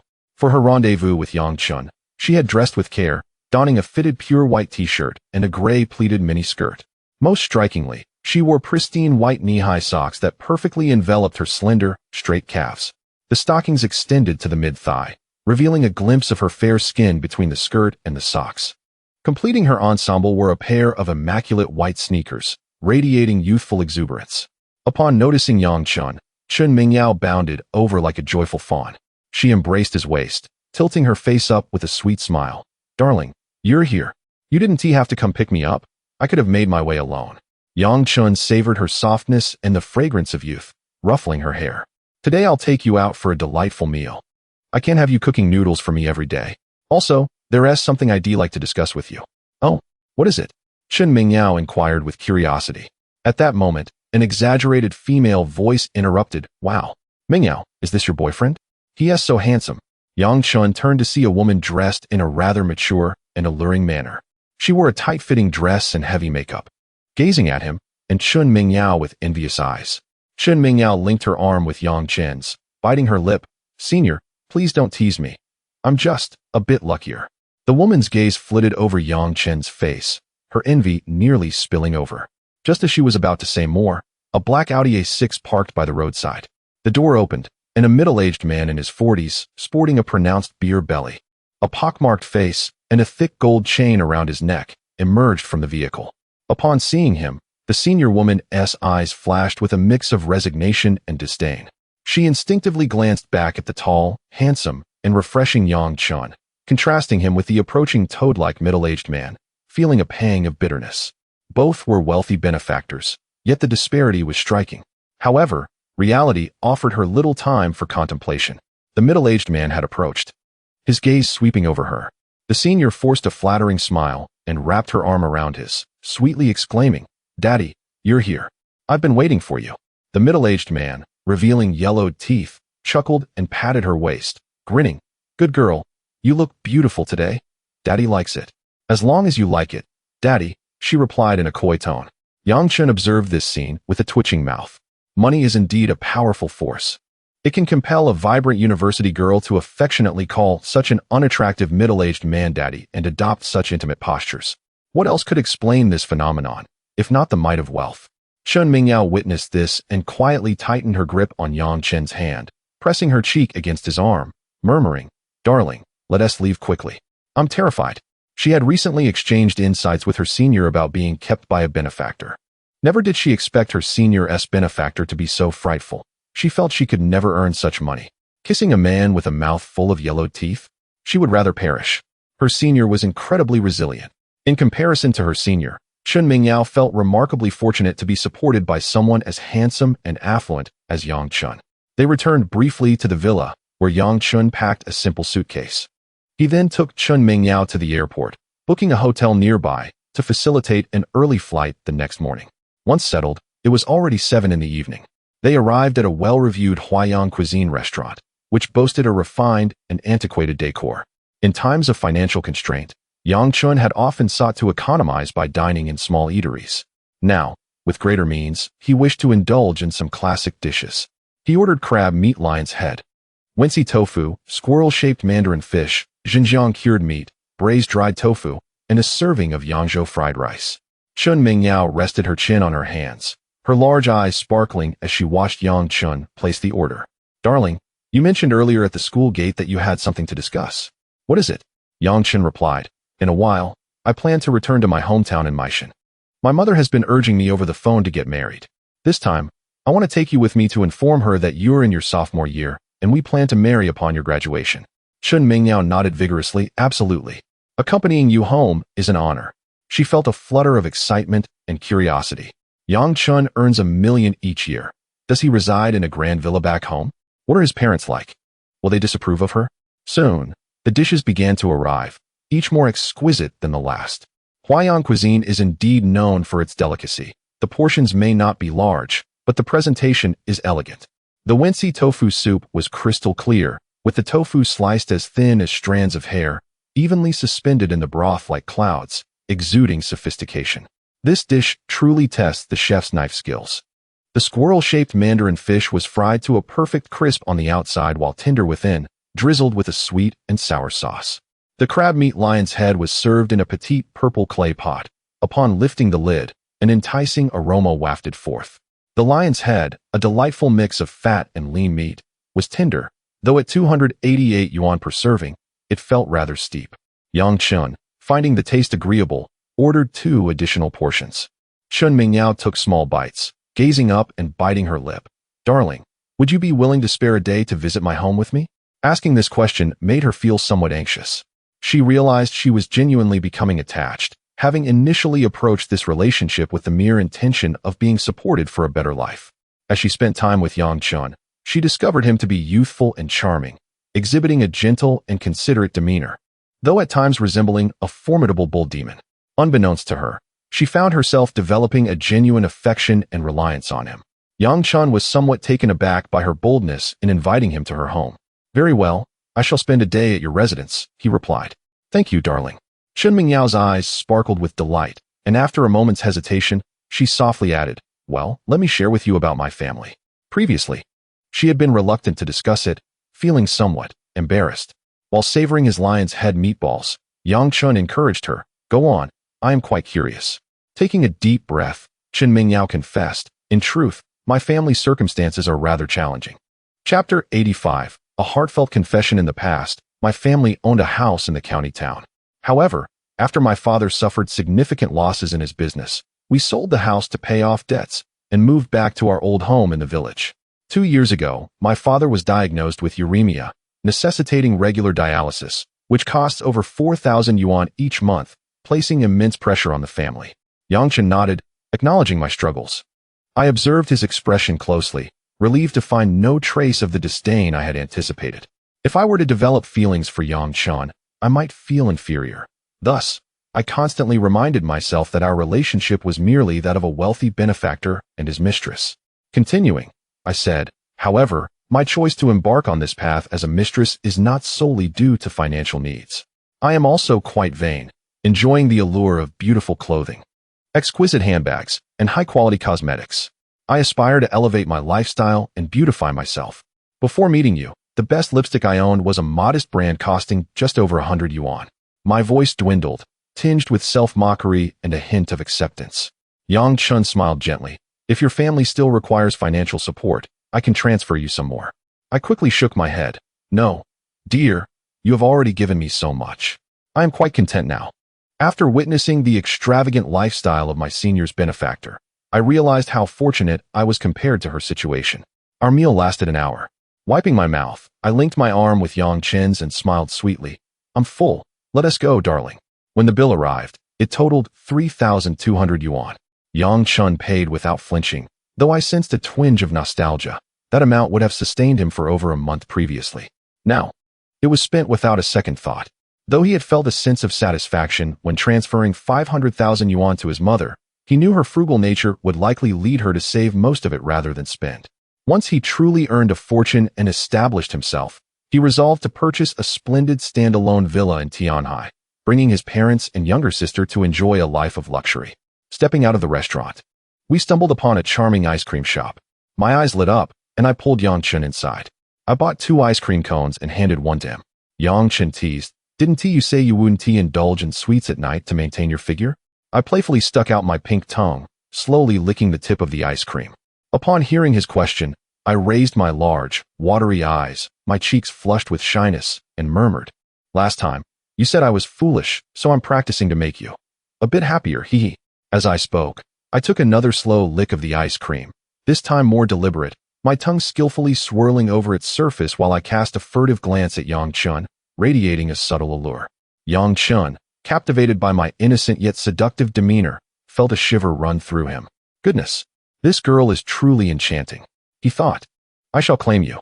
After consuming nearly half of my ice cream, I noticed Yang Chen's intense gaze lingering on me. My face reddened further as I leaned closer to his ear, whispering softly, "Darling, should I buy a pair of black stockings now?" Yang Chen's eyes drifted to my long, beautiful legs adorned in white stockings. He swallowed hard, replying, "No need, you look lovely in white. It has its own charm. This girl is playing with fire. Let us go, we can eat later. Practicing with ice cream is pointless." My heart raced, and my cheeks burned. Upon returning to the hotel room, as soon as the door closed, Yang Chen pinned me against it and kissed my lips, which still held the sweetness of ice cream. As we kissed, we tumbled onto the bed. The next morning, just before dawn, I gingerly supported my aching waist with one hand while dragging my suitcase with the other, quietly closing the hotel door behind me as I headed to the elevator. Having such a beautiful girlfriend can sometimes be quite taxing. We had promised to have breakfast together, yet I awoke well past noon. A couple of hours later, in the hotel room, I groggily climbed out of bed, my body feeling as if it had been dismantled. I had been jolted awake by a pressing need to relieve myself and felt sore all over, especially in my thighs and lower back, akin to having just completed a marathon. Sitting on the toilet, I frowned, silently chiding, "Humph, that naughty husband." He has no regard for my well-being, only his own pleasure. I realized Yang Chun had an early flight that morning and had likely departed already. To be safe, I decided to visit the pharmacy later to buy a pill. Lying on the bed, I chatted with my senior, who mentioned she would come visit me. I sent her the hotel name and room number. Soon, there was a knock at the door. I opened it to find my senior from my junior year, her face adorned with heavy makeup. She exclaimed, "Oh, little Chun, you are truly fortunate. You found a handsome man. Seeing your boyfriend. No, let us call him your benefactor. So dashing and youthful makes me feel like the sky is falling. Ugh, I'm considering breaking up with mine, but I can't bear to part with the balance in his bank account." I slumped back onto the bed, feeling drained, and replied weakly, "Please don't mock me, senior. I'm utterly exhausted. I barely slept for 4 hours last night. I feel like my bones are about to crumble. How can I improve my stamina? At this rate, I want to even make it to school." Upon hearing this, my senior wore a teasing smile. "Silly girl, after a few more experiences, you'll naturally adjust, and your stamina will improve. But you must also learn to beg for mercy." The more I plead, the more excited he becomes. I blushed deeply at her words. She continued, "You need to convey to your benefactor that good things should be savored slowly. If you overindulge too quickly, it may lead to undesirable consequences. Encourage him to be gentle. Do you understand?" This is truly a piece of advice from a senior. Chun Mingyao felt her cheeks flush from the candid remarks, making her feel rather inadequate. "Let us go for breakfast, senior. There happens to be a breakfast for two," and he left without eating. Upon arriving in Foshan, Yang Chun took a taxi with Zhu Pengzi directly to Pingzhou after disembarking from the plane. Upon reaching the pre-booked hotel in Pingzhou, they enjoyed a lunch at the entrance before taking the elevator upstairs. "De Yang, you covered the airfare and hotel for this trip. How much was it?" "I will transfer the amount to you," Zhu Pengzi remarked politely. Yang Chun waved his hand dismissively, saying, "No need to worry about that, Pengzi. Just treat me to dinner later. I will catch a quick nap now, and we can go out to explore in the afternoon." Zhu Pengzi scrutinized him for a moment and chuckled mischievously. "Got it. It's clear you didn't behave well last night. Fine, you rest first, and I will wake you up in the afternoon." Chapter 86. Pingzhou Jade Market. Yang Chun returned to his room and immediately succumbed to slumber. The fatigue from the flight and the restless night prior enveloped him in a deep sleep. After an indeterminate duration, he was roused by the sound of his mobile phone alarm. After freshening up, he stepped out to summon Zhu Pengzi. Upon reaching the door, he knocked lightly. Knock, knock. The door opened, revealing not Zhu Pengzi, but a woman of approximately 40, still possessing a certain allure. Clad in a black bodycon dress and stockings, with slightly disheveled hair, she paused momentarily upon seeing Yang Chun before gracefully stepping aside to leave. As Yang Chun entered the room, he found Zhu Pengzi in a fluster, hastily donning a t-shirt, the bed in disarray. "Pengzi, you truly are something," Yang Chun teased, leaning against the door frame. "Not satisfied with lunch, now indulging in afternoon tea. Your energy is quite impressive." Zhu Pengzi's cheeks flushed with embarrassment as he fastened his belt, chuckling awkwardly. "Well, who doesn't enjoy a spot of afternoon tea? In a new place, it is wise to find a local guide to explore the customs. Shall we head to the jade market now?" "Let us go immediately, lest we be caught in the dark," Yang Chun replied.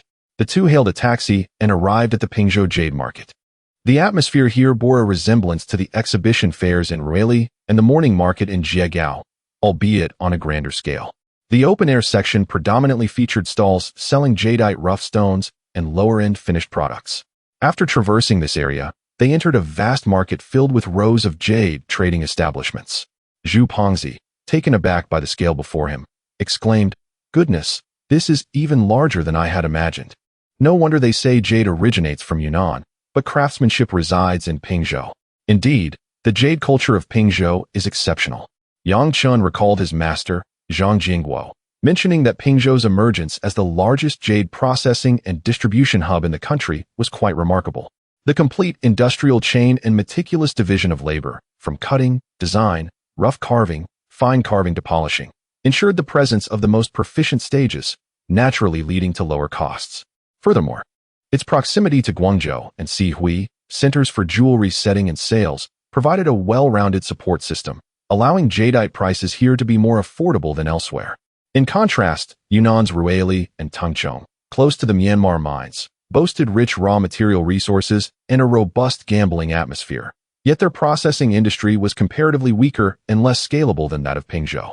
Consequently, Many merchants operating jade stores in Yunnan would procure finished products from Pingzhou, as the total cost, even with shipping, might still be lower than engaging local small workshops for processing.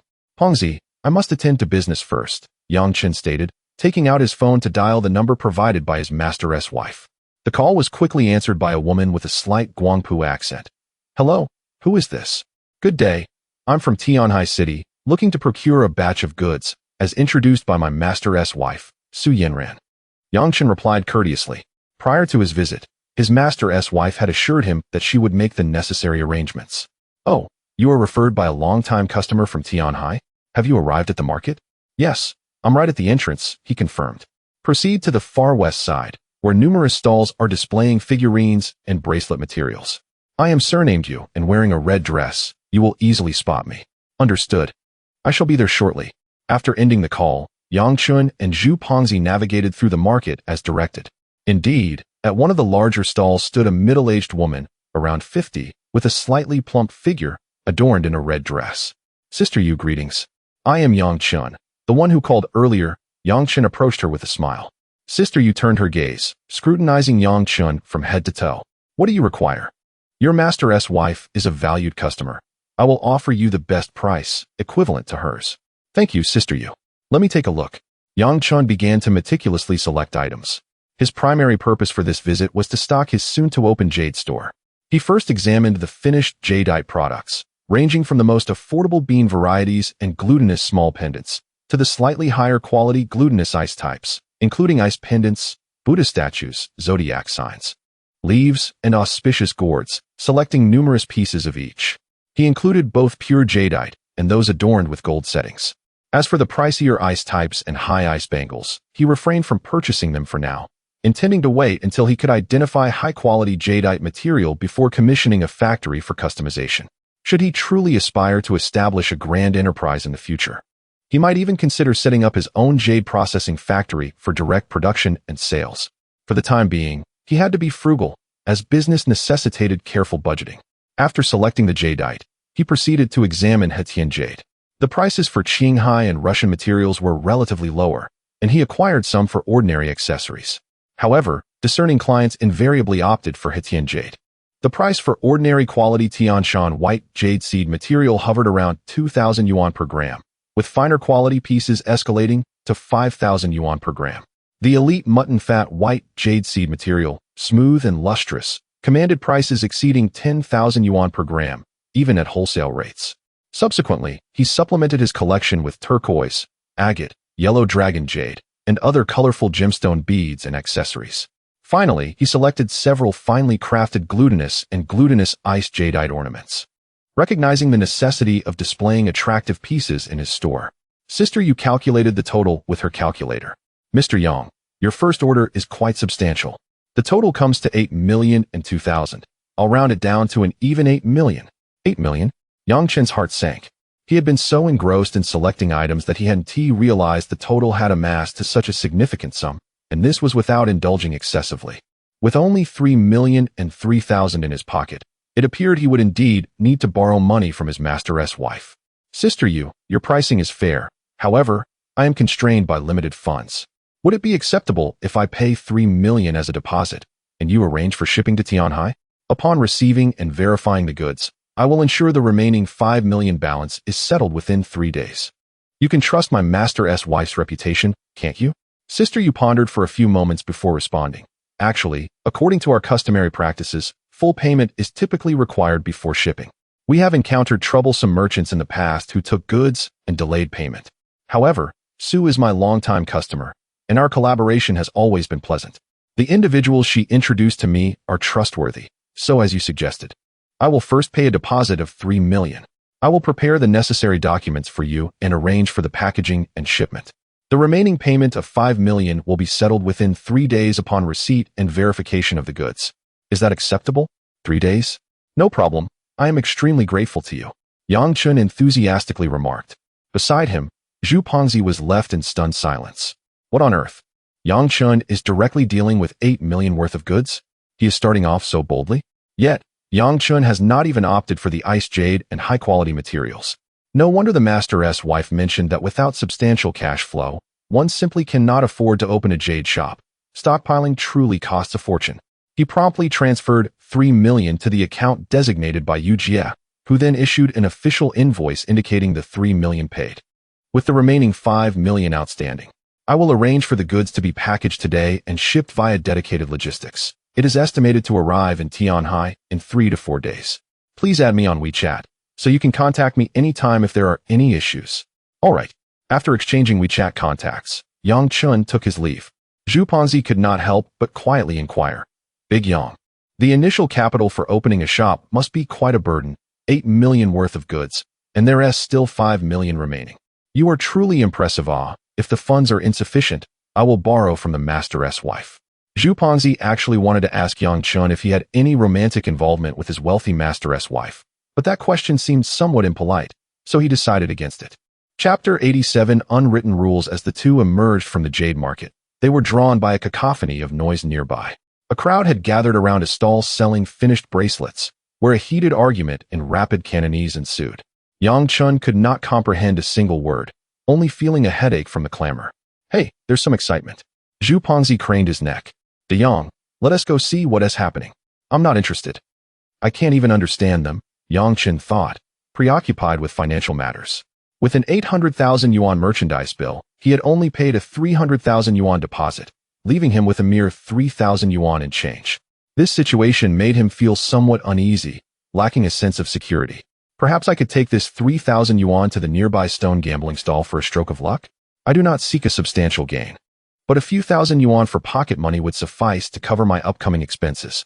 As he contemplated this, Zhu Ponzi squeezed into the crowd, glanced around, and hurried back. I am truly astounded. De Yang, do you know why they are fighting over there? Zhu Ponzi exclaimed dramatically. Why? All over a bracelet. Zhu Ponzi gestured animatedly, recounting how a customer had expressed interest in a translucent icy jade bracelet, negotiating the price down from 26,000 to 21,000 yuan. After the seller eventually agreed, the customer declared he would think it over and return in the afternoon, attempting to leave. The seller exploded with fury, insisting he must purchase it since they had reached an agreement, leading to a near-physical altercation. Yang Chen chuckled. This is quite normal in the jade industry, particularly in face-to-face transactions. There exists an unwritten rule. Whether it be finished products or rough stones, once a price is agreed upon, the deal is considered verbally binding. You are obliged to complete the purchase. Reneging is akin to breaking the rules. Goodness. Zhu Ponzi's eyes widened. Isn't that just coercive selling? There is no choice involved. I might as well shop on e-commerce platforms, where I at least have a 7-day return policy. Yang Chen grinned. That's why e-commerce is booming. It has shattered these traditional trading norms. However, from the seller's perspective, it is understandable. Psychological pricing and trade secrets are at play. If you probe for a price and then turn to leave, it seems inappropriate. Especially with jade, a unique commodity where each piece is one of a kind and prices fluctuate greatly. This binding verbal agreement also serves to protect the seller. In better circumstances within China, while bargaining for jadeite in Myanmar.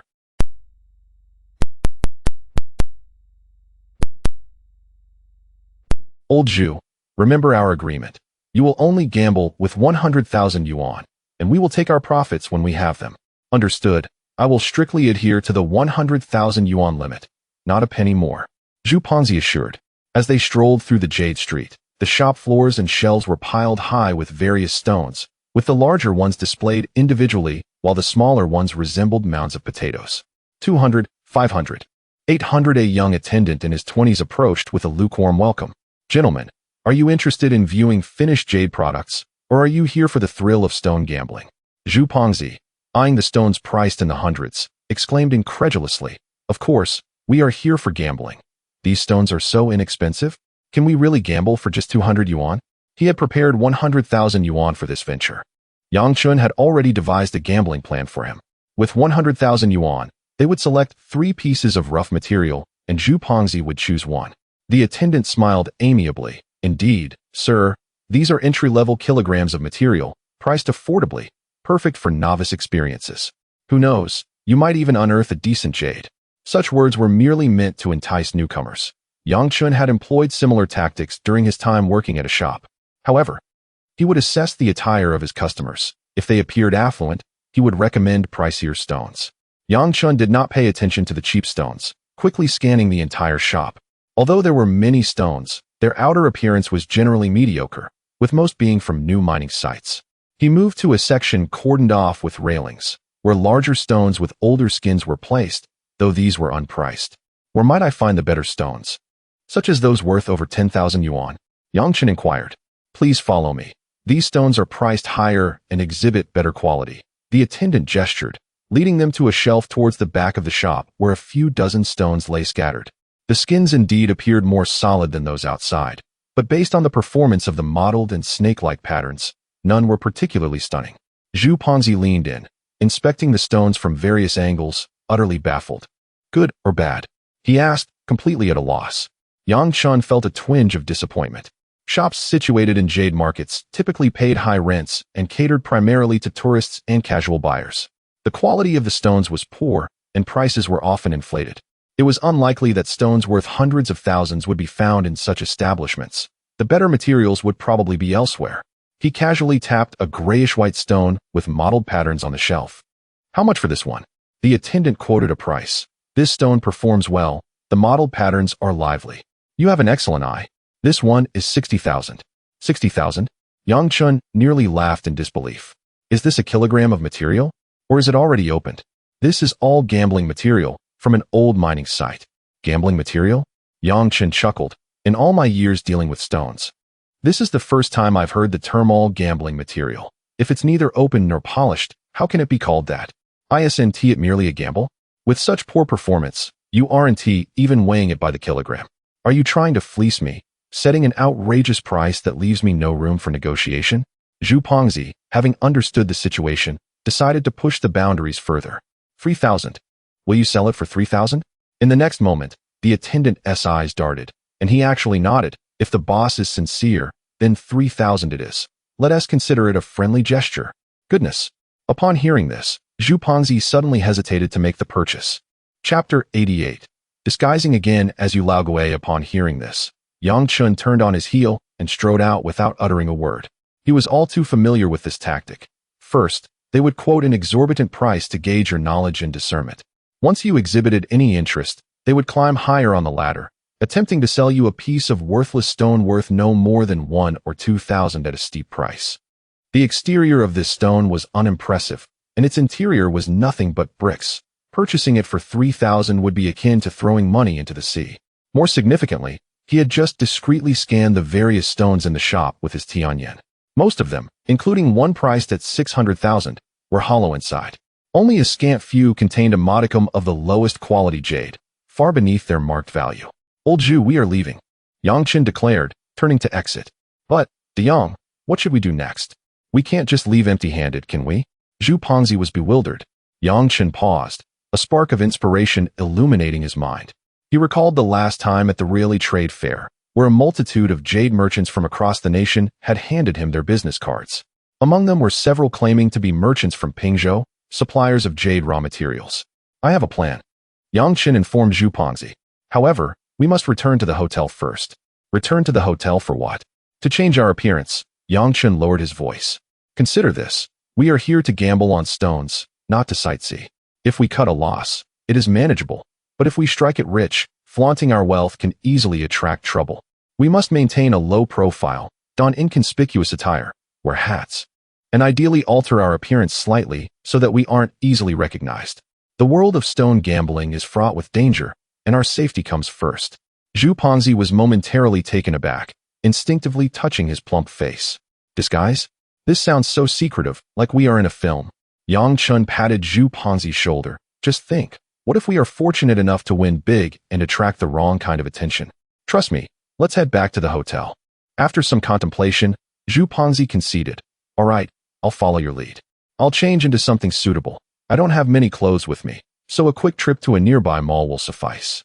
Zhu Pengzi's interpretation of disguise was evidently on a different wavelength from Yang Chen's.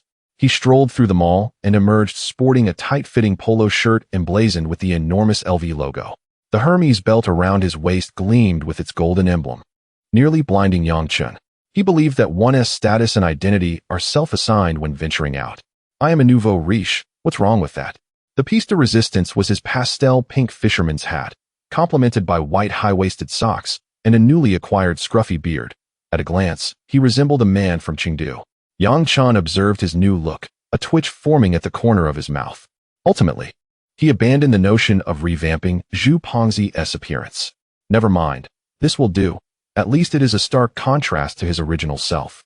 Having grown more adept at disguises, Yang Chen retrieved his attire from the last really trip and transformed back into Yu Laoguei. After the two had completed their changes, Yang Chen promptly opened his bag and rummaged through it. He soon produced a business card that read, Qiu Gaofeng, Puyu Xian, Pingzhou Yuqi Street XX, along with a contact number. Yang Chen dialed the number. After a few rings, it was answered by a middle-aged man with a Guangpu accent. Hello, who is this? Yang Chen cleared his throat. Is this Mr. Qiu Gaofeng? I am Yu Laoguei. A few days ago at the Jade Fair in Ruili, you gave me your business card. There was a noticeable pause on the other end before the voice elevated.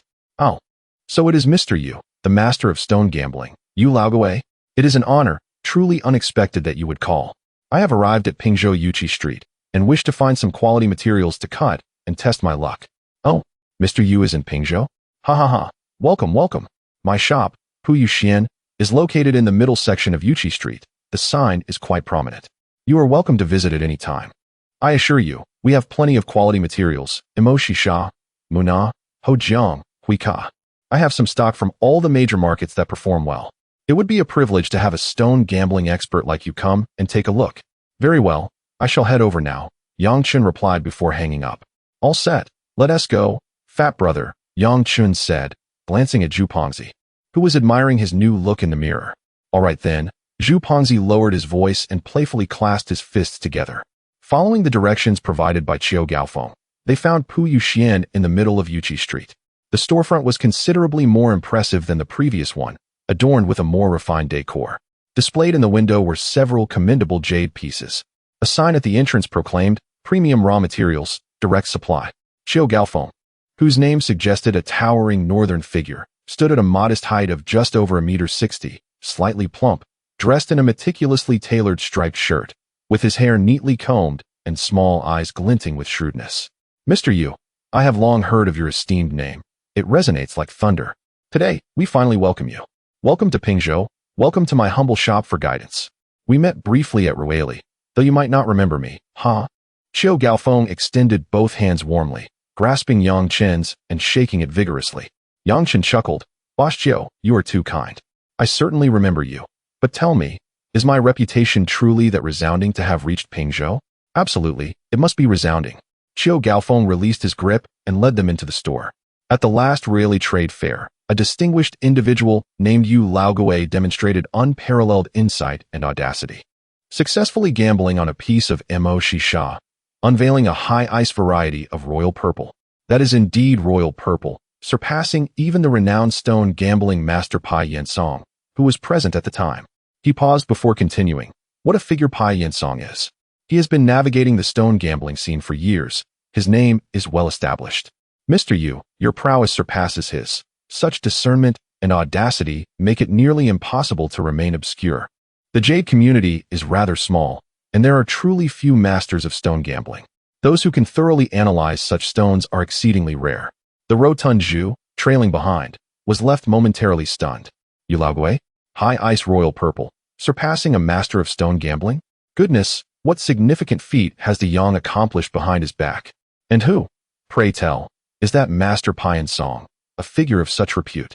Yang Chen, with a humble demeanor, replied, Boss Qiu, you flatter me. It is merely good fortune that I stumbled upon this. In the realm of stone gambling, luck accounts for 70%, while experience constitutes the remaining 30%. No matter how skilled a master may be, without luck, their talents are rendered futile. Master Pai is a venerable predecessor. I am but fortunate, merely fortunate. Haha, Mr. Yu is far too modest. This gentleman is. Qiu Gaofeng turned towards Zhu. My friend Lu Pengzi. Just came to take a look, Yang Chen casually fabricated. Chapter 89, The Jade Merchant. Qiu Gaofeng. Mr. Lu, it is a pleasure to meet you. Please, gentlemen, step inside. Fine tea has been prepared. Qiu Gaofeng greeted with a beaming smile, gesturing for the two men to enter his shop. Mr. Yu, I am curious about your impressive skills. May I inquire which jewelry company you typically serve? Yang Chen lifted his teacup, savoring a sip, and replied with a slight smile. I occasionally serve as a temporary consultant for Tianhai's Fenghuang Jewelry Company, assisting them in evaluating materials, but it is not a permanent position. You know how it is in our line of work. Being a consultant for a company while privately gambling on stones is a significant taboo, so I only take on consulting jobs from time to time, primarily for my own enjoyment. Ah, I understand now. Xiao Gaofeng nodded vigorously. A skilled gambler like Mr. Yu, who is not bound by the strictures of large corporations, is precisely the type of client these rough material merchants adore. They possess both the discernment to recognize value and the financial means to indulge in it. Xiao Gaofeng's smile widened as he boisterously inquired, "So, Mr. Yu, what type of materials are you interested in today? Do you prefer covered stones or open stones? Any specific preferences for the market?" Yang Chen replied in a serious tone. "I only gamble on covered stones, specifically from the old pits. The quality must be sufficient. I particularly favor Ma Sha and Lao Pa Gan, as well as Mu Na and Ho Jiang. The key is that the stones are of high quality and sufficiently aged." "I understand. Please enjoy a couple of cups of tea first. I will take you to view the jade raw stones shortly." "There's no need for tea. Let's go now." Yang Chen set his teacup down. "Very well, please follow me." Yang Chen lowered his voice and stated, "I prefer to keep a low profile in my stone gambling. The last time I was forced to gamble in public due to a bet, regardless of whether I won or lost. I hope Mr. Chiu will keep this confidential." "You can rest assured. I completely understand," Xiao Gaofeng nodded. He had heard about a renowned stone gambling master who was kidnapped and taken to a private mine in Myanmar. The incident had sent shockwaves through the entire industry, and it cost several million in ransom for him to return. Xiao Gaofeng led Yang Chun and Zhu Pongzi through the back door of the shop, arriving at a spacious courtyard. In the yard stood a small shed housing a stone-cutting machine, along with many inexpensive stones. Zhu Pongzi instinctively looked around, noting the presence of no fewer than 7 or 8 surveillance cameras installed in various corners of the yard, ensuring comprehensive coverage. With so many cameras, the stones in the yard must be valuable. Xiao Gaofeng approached the corner of the yard, standing before a sturdy iron door. After unlocking it with a fingerprint scanner, he opened the door to reveal a modestly sized room, illuminated solely by overhead lights. On the floor lay neatly stacked over 20 pieces of jade rough. "Mr. Yu, Mr. Liu, please," Xiao Gaofeng gestured aside. "These are all meticulously selected old pit materials from Mowanji, which have performed quite well. I have been stockpiling them for 7 years, hoping that when the old site is completely shut down, the prices of these materials will rise. I am making an exception today, given your esteemed presence. Thank you for your consideration, Mr. Chiu."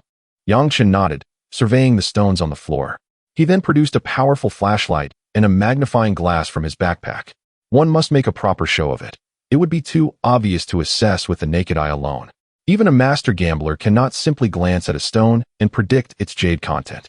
Yang Chun addressed Xiao Gaofeng. "My friend Zhu here is quite interested in stone gambling and is just starting out. Today, I primarily brought him along for an experience and to help him select a rough stone with a budget of 100,000. Do you have anything suitable?" 100,000? Xiao Gaofeng's expression faltered slightly. "Mr. Yu, I do not wish to dampen your spirits, but finding 3 decent old pit stones for that amount is indeed quite challenging. The smallest stones in this room weigh at least 10 kilograms, although there are some Mu Na materials. If you are not gambling on Mu Na, with 100,000, you might only be able to look at new site materials, which are priced at several thousand per kilogram. Perhaps you could find a larger piece." 3 pieces? Zhu Pongzi countered. 3 pieces? Xiao Gaofeng paused, realizing that only new site stones would be feasible.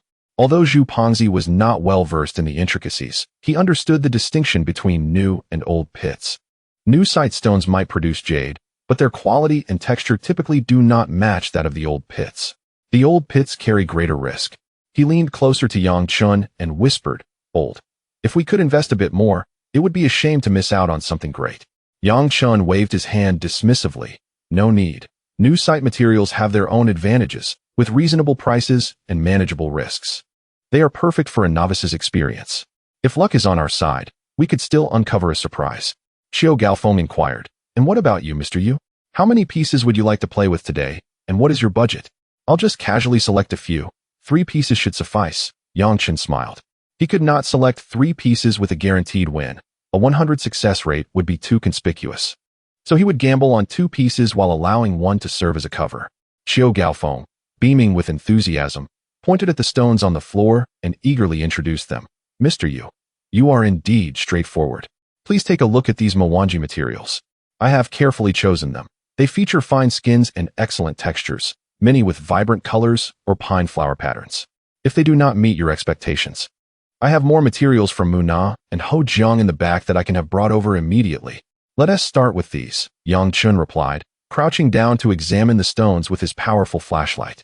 After observing for about 10 minutes, he activated his Tianyan, discreetly scanning the 20 or so stones.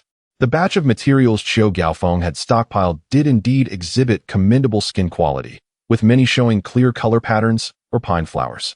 No wonder he boasted of them being meticulously selected old pit materials. However, under the scrutiny of Tianyan, these stones were disappointingly subpar. Nevertheless, among the 20 stones, 2 were of high quality, which could be considered a remarkable find. The stones varied. Some contained brick-like material, while others yielded sparse, coarse jade or glutinous jade, their values far below their marked prices. Only 2 stones held genuine worth. The first stone weighed approximately 30 kilograms, containing ordinary iced jade, characterized by an uncommon green with a distinct purple hue, colloquially known as Chun Dai Kai. However, some refer to it as green chun. The second stone was slightly smaller, with a skin of Mo Wanji's black sand. Hidden within was a strikingly rare and vibrant pink jade, possessing a delicate texture and ample water content, at least of iced jade quality. This particular hue of jadeite is referred to within the industry as Tao Hua Chun or Funzi Luo Lan, and it is exceedingly rare. Yang Chun had never encountered a finished product of this kind even in his master's shop, as pink jadeite is quite an uncommon sight. Its delicate and tender pink tone bears a resemblance to Chen Mingyao's. Its value and popularity are unparalleled in the female market. The remaining stones are either of ordinary quality or outright inferior. After assessing the stones, Yang Chun brushed off the dust from his hands, stood upright, and inquired, Boss Chiu, how shall we determine the price for these materials? Chapter 90 The Green Emerges. Floating flower jade. Qiu Gaofeng smiled and said, Mr. Yu, for this batch of Mo1G old pit material, we will price it uniformly by the kilogram, at 16,000 per kilogram. Just look at the skin and the quality. The clarity of the Songhua python pattern is evident. You are an expert and should be aware of the market trends. For materials of this quality, if you go to Yunnan's Ruili or Tengchong, you won't find it for less than 20,000 per kilogram. The price I offer is already a sincere gesture of friendship, considering your expertise. Therefore, you need not trouble yourself with haggling over the price. However, Qiu Gaofeng rubbed his hands together and continued, I do have a small request that I hope you can consider. What request? Yang Chen inquired. If today luck is on your side, and you uncover some good material, I hope you will prioritize selling it to me at market price, without undervaluing it. Qiu Gaofeng said earnestly. As you know, it is increasingly difficult to acquire quality jade materials, especially those with unique characteristics. We, who run shops, are in dire need of good materials. This request was not unreasonable for Yang Chen. He had originally planned to sell the good materials he uncovered, either to Su Wanqiu's Fengwang Jewelry or Li Huihuang's Shangyun Jewelry. Large companies are typically generous with their offers. If Qiu Gaofeng's price is fair, selling to him would be a matter of convenience. Quick capital recovery is also appealing, especially since he could barely afford the cost of the stones. All right, no problem, Yang Chen readily agreed. If I strike gold and uncover good material, I will prioritize selling it to you, provided the price is right. Mr. Yu is indeed straightforward. I will absolutely purchase at market price fairly. Qiu Gaofeng rejoiced. Then I will select 3 pieces. Yang Chen quickly picked 3 pieces of rough stone. After weighing them, the total weight was 106 kilograms. Qiu Gaofeng swiftly calculated with his calculator. 106 kilograms at 16,000 per kilogram totals 1,696,000. Since the amount is too large, I hope Mr. Yu can understand. Adding 4,000 makes it 1,700,000. 1,700,000.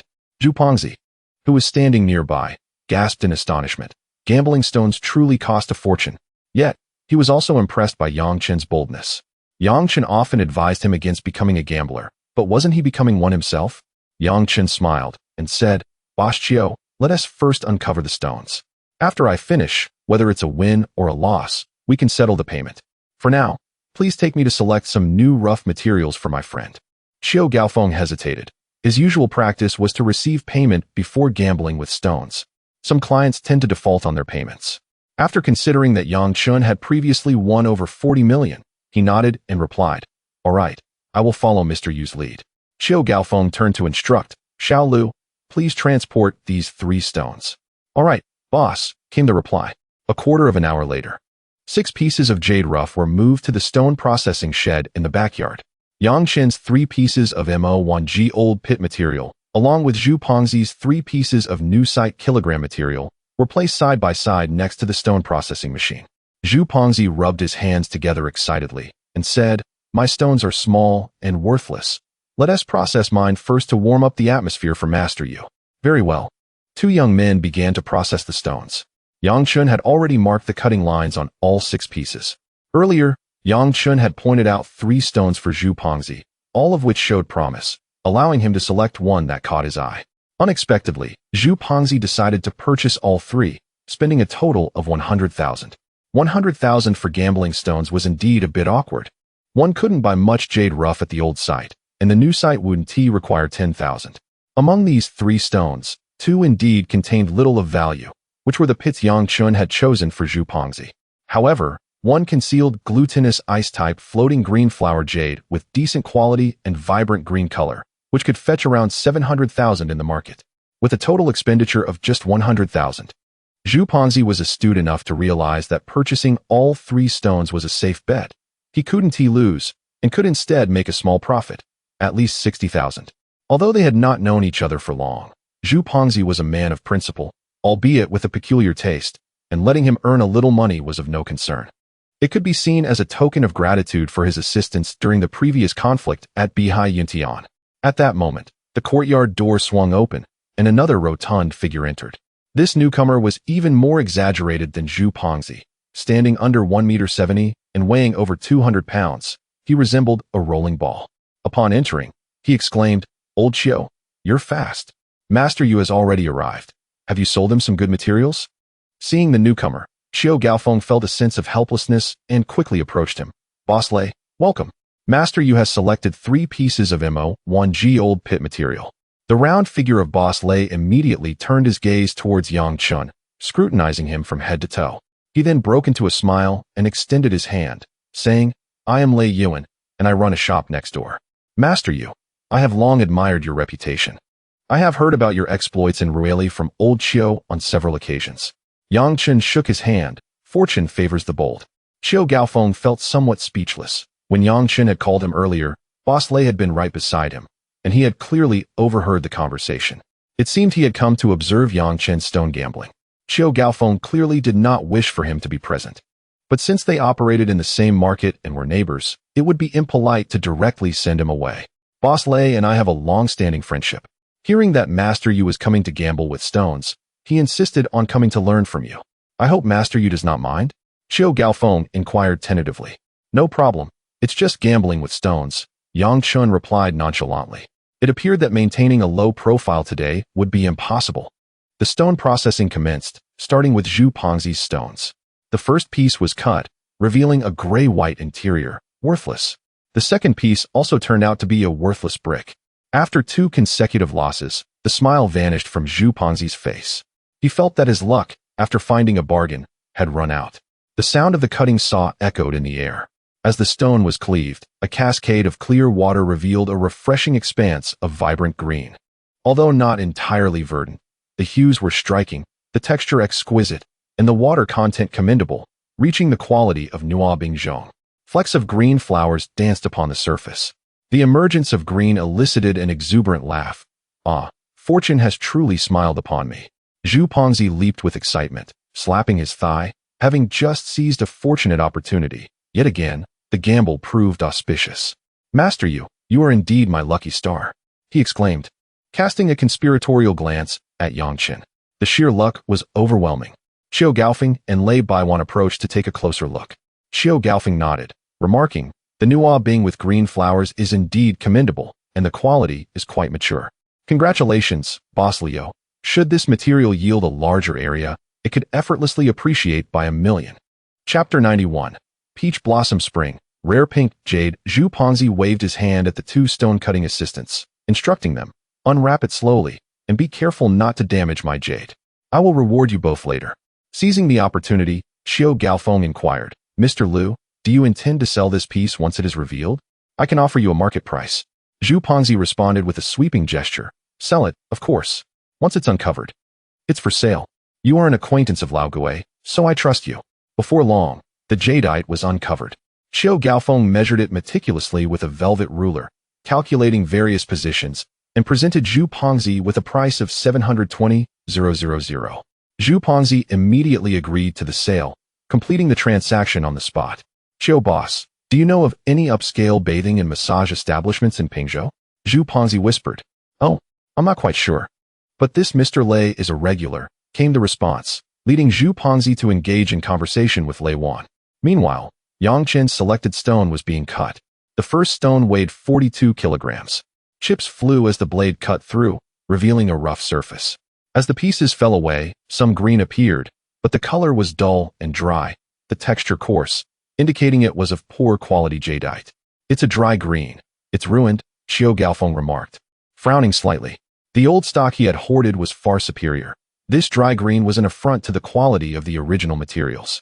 The cost of this piece was nearly 700,000, yet the meager amount of dry green it yielded was hardly worth 2,000 or 3,000, a significant loss. Yang Chen merely frowned. Truly, a master of gambling stones, his composure remained intact.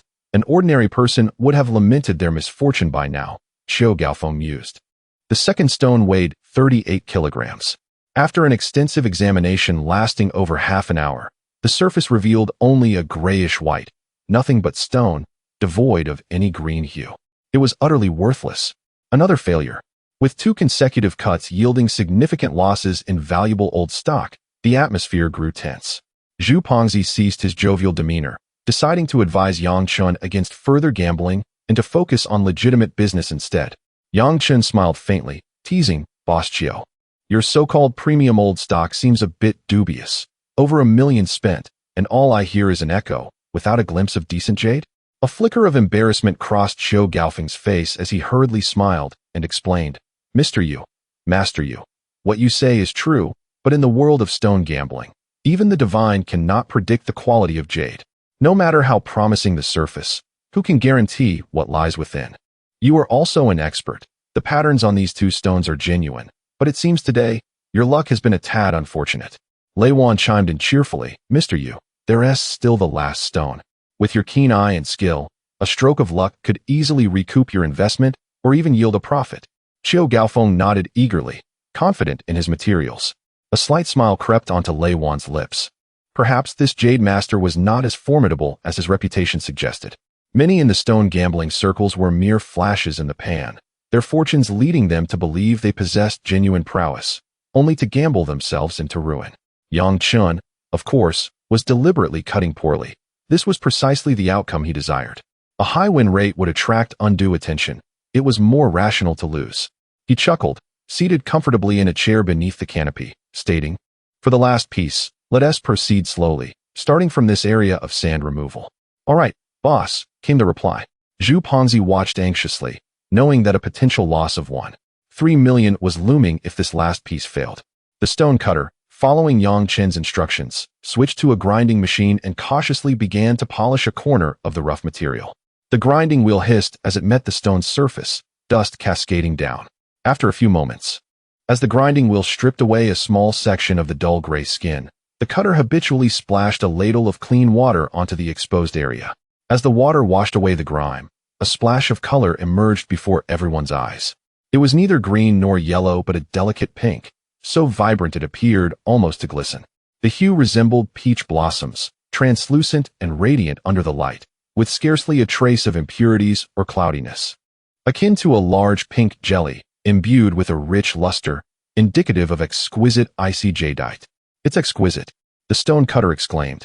It's pink, icy pink jade, an absolute rarity. Zhu Pongzi gasped, his eyes nearly popping out. Is there really jade of this color? This is astonishingly delicate. Xiao Gaofeng rushed forward, nearly pressing his face against the polishing area, his expression one of sheer astonishment.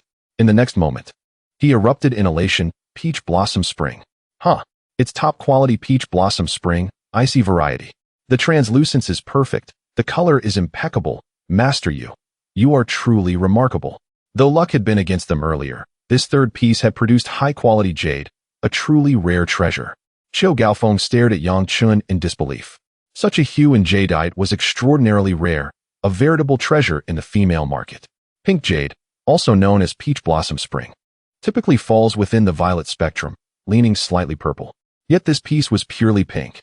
Beside them, Lei Wan was equally astonished, his mouth agape. Wow, pink jade. And icy too. It seems this jade master is not merely a figure of reputation, but possesses genuine skill in stone gambling. A rise in fortune from a single piece might be serendipity. But to accurately identify such an exceptionally rare peach blossom spring from old stock was a testament to true expertise. Master, you are indeed the jade master. It's truly impressive. 3 stones, and you produced a high-quality gem. I am in awe, Lei Wan exclaimed. As he spoke, the flesh on his face quivered. Merely luck, nothing more. Yang Chun had long anticipated such a reaction and offered a modest smile. The ensuing process unfolded with remarkable ease. The gemologist confirmed the presence of high-quality material within, and indeed, it was a rare specimen. The extraction became more meticulous as he began to carefully peel away the surrounding stone, gradually revealing the jadeite within. Ultimately, a piece of jadeite, slightly larger than 2 adult male fists, in a mesmerizing pink hue reminiscent of spring peach blossoms, was fully unveiled before the gathered crowd. Chapter 92. Uninvited guest. The piece of jade was indeed quite substantial, likely yielding 2 to 5 exquisite bangles, along with numerous pendants and ring faces. Qiu Gaofeng eagerly took out a soft ruler and an electronic scale, measuring and weighing it himself, performing rapid mental calculations as he worked. Master Yu. Qiu Gaofeng inhaled deeply. This piece of peach blossom spring ice jade is of perfect quality, with top-tier color and considerable size. I offer you a fair price of 12 million. What do you think? Upon hearing this price, before Yang Chun could respond, Lei Baiwan reacted with surprise. Old Qiu, your offer is rather unreasonable. This is a rare pink jadeite, peach blossom spring, of auction quality. When crafted into a bangle, it commands a premium during acquisition. I'll add 1 million, making it 13 million. Master Yu, how about selling it to me? Qiu Gaofeng's expression darkened slightly as he shot a fierce glare at Lei Baiwan, cursing him inwardly for being a troublemaker. Had this fellow not been present to drive up the price, he might have easily secured this exceptional piece. Yang Chun observed Qiu Gaofeng's expression. In the eyes of a merchant, everything revolves around profit. Lei Baiwan's presence was not entirely unwelcome. Qiu Gaofeng's eyes flickered with indecision as he gritted his teeth and declared, Master Yu. Lei Boss is correct. This material is indeed rare. I will add an additional 500,000, totaling 13.5 million. This is the highest price I can offer. Any more, and I would have no profit margin left. Seeing Qiu Gaofeng's determined attitude, Lei Baiwan realized that further bidding could jeopardize their amicable relations. Qiu Gaofeng clearly desired this piece. He chuckled, since you're so sincere, old Qiu, I won the contest it. Congratulations, Master Yu. Yang Chun stroked his faux beard and interjected, Boss Qiu, Boss Lei, in business, one must negotiate. The previous rough stone was priced at 1.7 million, and for this clear jade, you offered 13.5 million. How about you settle with me for a total of 12 million? 12 million?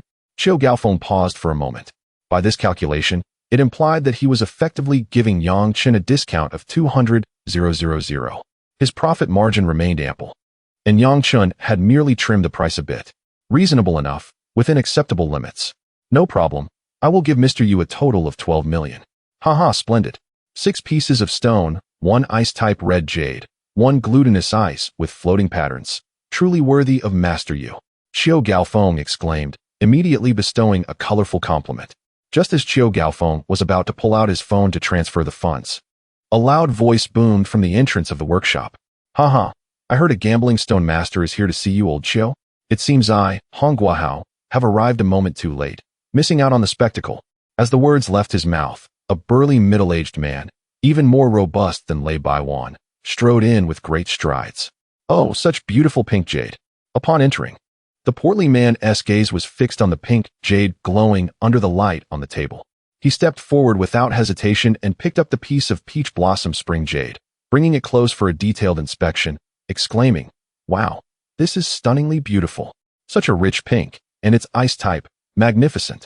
Old Xiao, what incredible luck you have to acquire such a treasure. Seeing the newcomer, Xiao Gaofeng's expression slightly changed. Boss Hong, you jest. This is not my fortune. It is from the stone that this gambling stone master just uncovered. Oh, gambling stone master? Hong Guahao finally shifted his gaze from the jade, sweeping it over Yang Chun and the others with an air of pretentiousness. Which one of you is the master? Lei Baiwan quickly stepped forward, a smile plastered on his face as he introduced, Boss Hong. This is the one, Master Yu. Today showcasing his skills at Old Xiao's place. Hong Guahao scrutinized Yang Chen for a moment, then extended his hand with a grin. I am Hong Guahao, Master Yu. A pleasure to meet you. Despite Yang Chen perceiving him as somewhat boisterous and frivolous, he believed in not striking at a friendly face. Hello, Boss Hong. Lei Baiwan remarked. Boss Hong is a significant figure in our market, owning much of the land and shops along the Jade Street. He also runs one of the largest and most advanced jade processing factories in Pingzhou, with considerable strength, Master Yu. Hong Guahao was pleased by this compliment and laughed heartily, then turned to Yang Chen. I enjoy making friends with those truly skilled, especially experts in gambling stones. I wonder if you would honor me with your presence for dinner? My treat. Yang Chen, with an apologetic smile, declined. Boss Hong, you are too kind. However, I must regretfully inform you that we have a flight tonight, and we are about to leave Foshan. Perhaps next time. Tonight's flight? Hong Guahao's smile faded. It seemed dinner was not possible, but he quickly shifted gears, speaking in a serious tone. I happen to have a batch of old mine rough stones nearby, the best of the lot, which I typically do not show to others. Today, seeing Master Yu, I am itching to share them with you. How about we have a little gamble? Perhaps you could help me identify a few stones? I am in need of high-quality jadeite, just as a means of making a friend. His words sounded like an invitation, yet his tone carried a hint of coercion. Zhu Paozi furrowed his brow. This man was clearly not amicable, and his tone was overly aggressive. If Yang Chun were to refuse, what would he do?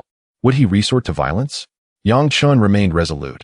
I appreciate your kind invitation, Boss Hong, but we truly cannot make it this time. Perhaps next time. It won't take long.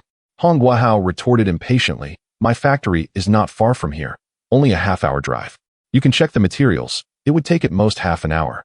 Surely, Master, you would not deny me this small favor? His words now bore a threatening undertone, suggesting intimidation. Yang Chun glanced at Xiao Gaofeng, who recoiled slightly, refraining from interjecting, and sighed, evidently intimidated by Hong Guahao. At that moment, Zhu Paozi, who had been mostly silent, could no longer contain himself. Being a straightforward person, he felt his anger rising at Hong Guahao's aggressive demeanor. Hey, what is wrong with you? Didn't you hear my brother say we have a flight to catch? Do you not understand the meaning of time? Hey, Qiu Laoban, what are you dawdling about? Hurry and transfer the funds to my brother. We are in a rush. Hong Guahao's expression darkened sharply at Zhu Panzi's taunt. Glancing at the Hermes belt around Zhu's waist, he couldn't help but scoff. This attire was purely that of a nouveau riche. Where did this so-called displaced person come from? Master Yu, I shall ask you once more, are you truly unwilling to grant me, Hong Guahao, this favor? Hong Guahao spoke coldly. Who the hell do you think you are? Of course, Yang Chun, this little man, dared not utter such words. Suddenly, 6 burly men strode into the courtyard. Each of these individuals was tall and robust, their fierce gazes unmistakably marking them as unsavory characters. Upon witnessing this scene, Zhu Pengzi's expression also turned grim. He now understood why Yang Chun had chosen to disguise himself and maintain a low profile before arriving. In the realm of stone gambling, success is not solely reliant on keen eyesight and luck. Making a fortune, especially a substantial one, inevitably attracts predators. The Hong Guahao before him was clearly not a benign figure. He was undoubtedly a local tyrant in Pingzhou, or even the entire city of Foshan. Chapter 93. What is this kid trying to prove? Yang Chun chuckled softly. Boss Hong, you misunderstand. It's not that I'm disregarding your authority. It's simply my old habit when it comes to gambling stones. I only wager on a maximum of 3 stones per day. My luck has already been exhausted with Boss Chiu earlier today. If I were to continue gambling, I would undoubtedly face ruin, which would only dampen your spirits. How about this? I will reschedule my flight and come back tomorrow morning to enjoy a few rounds with you, if that suits you. It was prudent to retreat first. Once one escapes and changes their appearance, Yu Laoguei would vanish without a trace. He pulled out a new phone card to contact Xiao Gaofeng, intending to use it solely for the identity of Yu Laoguei. Yang Chun had already been holding back. attempting to ease the tension with his words. However, Hong Guahao was evidently not swayed by such gestures. Sneering rules? You dare speak of rules with me? It appears you are determined to disregard my face. I, Hong Guahao, treat gambling masters with utmost respect, as I admire those with true skill. His eyes gleamed with menace as he cast a glance at Zhu Pongzi. But as for others, my patience is not so generous. It seems you wish for your friend to linger a bit longer in Foshan. Make your move. In the next moment, two burly men standing behind Zhu Pongzi lunged forward. One seized Zhu Pongzi's arm and twisted it painfully behind his back, while the other delivered a brutal punch to his abdomen. Ugh! Zhu Pongzi gasped in surprise, his face turning crimson as cold sweat poured from his forehead. Yet, he was a tough individual. Gritting his teeth, he lifted his head defiantly, glaring fiercely at Hong Guahao. You dare to lay hands on me. Don't provoke me, or you'll learn why I'm not to be trifled with. Oh, quite resilient, aren't we? Hong Guahao stepped closer to Zhu Pongzi, tugging at the ostentatious Hermes belt around his waist. What pretense is this? A nouveau riche daring to boast before me? Do you believe I won't render you betterton for a fortnight? Xiao Gaofeng, witnessing this scene, felt a surge of anxiety and fear. Surely, it was Lei Wan, that loquacious fellow, who had divulged the news of a gambling master's presence to Hong Guahao. Now that the situation had escalated, he found himself caught in the middle, with no way out. He wished to intervene, but the ferocity in Hong Guahao's gaze silenced him. He understood that offending Hong Guahao could jeopardize not only his business at Puyu Xian, but also his ability to operate in Pingzhou. Yang Chen recognized that confronting them head-on would only lead to their downfall, given their numbers and the fact that they were on enemy territory. Stop, Boss Hong. Let us gamble as you wish. I assure you, I will ensure your enjoyment. Yang Chen interjected, furrowing his brow. Zhu Pongzi, upon hearing Yang Chen's willingness to capitulate, shouted, Old Laogwei, don't back down. This bastard is clearly trying to deceive you. If you anger him, he'll find an excuse to deal with us, so don't trust him. Hong Guahao replied coldly. Ah, you are perceptive. Indeed, I prefer dealing with those who are astute. He turned to Yang Chen, holding up 2 fingers and leisurely stating, I will choose 10 pieces of old pit material for you. I guarantee the outer skin will be exceptional. My only requirement is that you must at least unveil ice-grade jadeite. If you fail to do so, or if what you reveal is not worth the value of my 10 pieces, then your friend will lose a leg as tuition. Yang Chen's expression hardened. We harbor no significant enmity. Why provoke someone you have never met? Do you think I cannot afford to offend you? Since you have turned down my invitation, why should I grant you any courtesy? In this domain, there is no one I cannot afford to offend. Do you understand? Fuck you. Zhu Pongzi cursed vehemently. You're courting death. Hong Guahao was taken aback. What was this fat man trying to prove? Given the circumstances, he should be groveling, not acting so arrogantly. Master you, your friend truly needs a lesson. He laughed. Zhu Pongzi inhaled sharply, gritting his teeth and summoning surprising strength. Threatening me? Do you think I am easygoing? With a twist of his waist, he broke free from his captors and retaliated with a resounding slap across Hong Guahao's face. The impact left Hong Guahao momentarily stunned, a distinct handprint emerging on his cheek. He instinctively covered his face, staring incredulously at the audacious Zhu Pongzi. Get him! Break him! Hong Guahao roared. The remaining burly men charged at Zhu Pongzi in a frenzy. However, what happened next left everyone dumbfounded. Zhu Pongzi, weighing over 200 pounds, moved with unexpected agility. As the foremost thug lunged, he sidestepped, delivering a powerful elbow strike to the man's ribs. The thug let out a pained cry, collapsing to his knees, clutching his side. Immediately after, Zhu Pongzi seized another thug's arm, using his momentum to execute a flawless shoulder throw, slamming the man onto the ground. In just a few swift moves, 2 assailants lay defeated at Zhu Pongzi's feet. Yang Chen assessed the scene and realized that reconciliation was no longer an option. Without hesitation, he noticed a thug attempting to sneak up on Zhu Pongzi from the side. With a swift kick, he struck the assailant's waist with tremendous force. The sound of impact echoed, and the robust man was sent flying as though struck by a truck, crashing to the ground 4 meters away, groaning in agony and unable to rise. Yang Chen was taken aback by his own strength.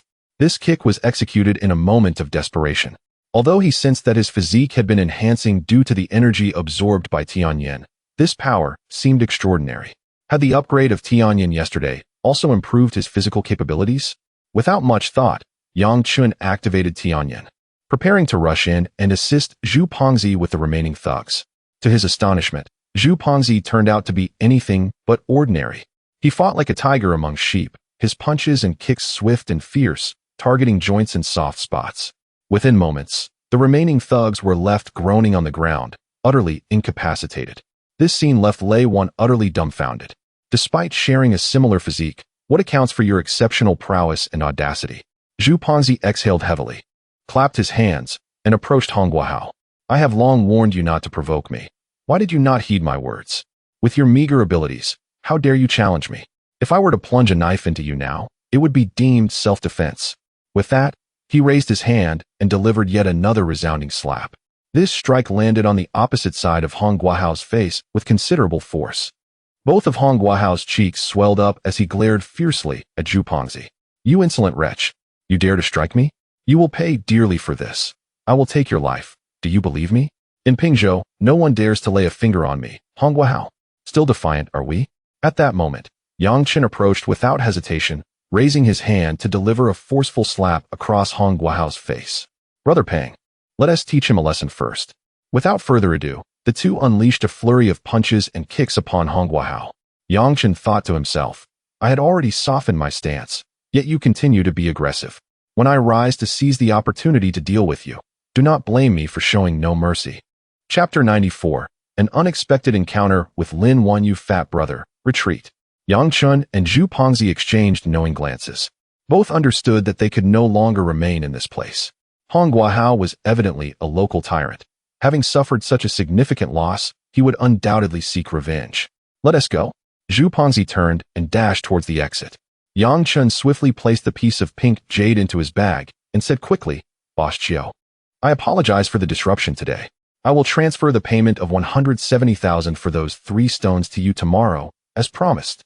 With that, he and Zhu Pongzi hurriedly exited the courtyard. These little brats are truly infuriating. Hong Guahao seethed in rage. He never anticipated that the fat man was skilled in combat. Qiu Gaofeng was filled with indignation.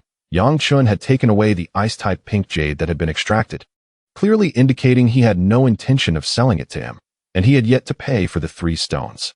Under the cover of night, Yang Chen and Zhu Pongzi sprinted out of the Jade Street and blended into the nearby night market. They paused at the entrance of a public restroom, leaning against the wall while catching their breath. Who? I never imagined that gambling on stones could lead to such trouble. Yang Chen gasped, removing his cap and lamenting, in the 21st century, in broad daylight. No, in the pitch dark, there still exists such oppressive gambling practices and intimidating local bullies. Zhu Pongzi was drenched in sweat, his t-shirt completely soaked, as he leaned against the wall, groaning. Oh my, I'm exhausted. But honestly, that felt exhilarating. It's been ages since I had such physical activity. De Jong, that kick from earlier was impressive. That guy must weigh 170 or 80 pounds, and you sent him flying 4 or 5 meters. Yang Chen waved his hand dismissively. I had no idea what was happening. In a moment of desperation, I just kicked him. But you, fat brother, truly are a hidden gem. Those moves were so fierce, it felt like a scene from a movie. I didn't realize your combat skills were so formidable back at by Hai Yin Tian. The last time was too cramped. There wasn't enough room to showcase my abilities, Zhu Pongzi chuckled, wiping the sweat from his forehead. To be honest, I was a proper armed police officer in my youth. I spent 5 years in the military. Hand-to-hand combat was basic training for us. Later, I transitioned to driving for my superiors, but I never entirely let go of my skills. Those few people earlier could intimidate ordinary folks. But in a real fight, they wouldn't stand a chance. Unfortunately, with my current physique, my stamina is truly lacking. After a few moves, I'm already winded. Yang Chen was astonished upon hearing this. No wonder Zhu Pongzi's moves were so agile. He had a solid foundation. He gave a thumbs up, exclaiming, impressive. Old Zhu, we owe our escape to you today. Don't mention it. I must tell you, when facing local bullies, one cannot show fear. We must act decisively, Zhu Pongzi replied. Yang Chen shrugged. I never anticipated your combat prowess was so strong. Otherwise, I would have taken him on from the start. Zhu Pongzi glanced around nervously. We're in unfamiliar territory, and Hong Guahao 1T let this go easily after suffering such a significant loss. We need to change our appearances quickly. The two slipped into the public restroom. Inside, the restroom was empty. Yang Chen swiftly tore off the fake beard and glasses, washed his face after removing his hat, and changed into a casual t-shirt and jacket from his backpack. Zhu Pengzi also discarded his ostentatious LV polo shirt and pink cap, removed his beard, and put on his original attire. A few minutes later, the two emerged from the restroom. "Fat brother, let us grab something to eat first," Zhu Pengzi suggested. "After all that running, I'm starving." This disguise trick is truly effective. Zhu Pengzi stroked his smooth chin, thinking that even if Hong Guahao turned the world upside down, he would never find them now. "De Yang, are you brave enough to stroll down the Jade Street?" Zhu Pengzi raised an eyebrow. Yang Chen chuckled wryly. "Let us not. It's better to be cautious. My identity as Yu Lao Gui has made an enemy of Hong Guahao, so we shouldn't use it carelessly in the future." "Scared of what?" Zhu Pengzi feigned bravado, but a smile crept onto his face. "Still, you're right. Better safe than sorry. That dog looks like a madman." Yang Chen observed Zhu Pengzi's slightly disheveled hair. "Fat brother, let us find a place to tidy ourselves up." "Tidy up? Why?" Zhu Pengzi was taken aback. "I mean, let us get haircuts and change our styles completely." "Oh, De Yang, your cautious nature is just too much." An hour later, at 8 o'clock in the evening, having exited the barber shop, Yang Chen and Zhu Pengzi had transformed into entirely different individuals. Yang Chen's previously neat short hair was now styled in a trendy perm, complementing his handsome features, making him look like a youthful heartthrob that nobody would associate with Yu Lao Gui, especially with the bangs falling down. Even his mother would be taken aback for a moment. Zhu Pengzi's prior hairdo had been outrageous, resembling a wild-haired singer. Under the skilled hands of the barber, he received a fashionable short hairstyle that suited him well, and with hair gel in place, he looked spirited, his round face and slightly portly figure giving him an endearing charm.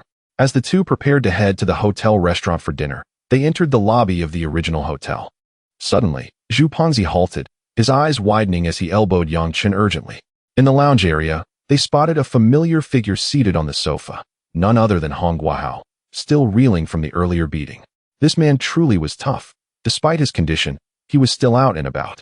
His cheeks were still red and swollen, clearly marked by the imprints of slaps, as he exhaled clouds of smoke. Seeing him in such a pitiful state, Zhu Pengzi couldn't help but chuckle, though he quickly stifled his laughter, feigning a cough and turning away. Hong Guahao seemed to sense the noise, glancing over at Yang Chen and Zhu Pengzi for a moment. He didn't recognize Yang Chen, merely shooting him a cold glance before returning to his cigarette, visibly agitated, as if waiting for someone. At that moment, a man accompanied by 3 women approached Hong Guahao. Yang Chen was momentarily taken aback. Recognizing the man, the gentleman, in his 60s, wore glasses and was none other than Master Cheng, the stone gambling consultant from Fengwang Jewelry. The woman was clad in a sleek black professional ensemble, the fitted skirt accentuating her graceful curves, while alluring black stockings enveloped her long, elegant legs, culminating in a pair of striking black high heels. Lin Wanyu, the aunt of Su Wanxiu and the mother of Lin Haoran. What is she doing here? And how does she know Hong Guahao? "Come on, De Yang, let us grab a bite. I'm starving," urged Zhu, the rotund figure. Yang Chen hushed him. "Wait a moment, Lao Zhu. That woman seems familiar. She is from Fengwang Jewelry, and is indeed Haoran's mother, connected with Hong Guahao. This stunning woman is Haoran's mother. She is truly breathtaking, an absolute paragon of beauty. To be candid, I envy Haoran's father." Zhu gulped. Unable to contain his admiration, Yang Chen remained silent.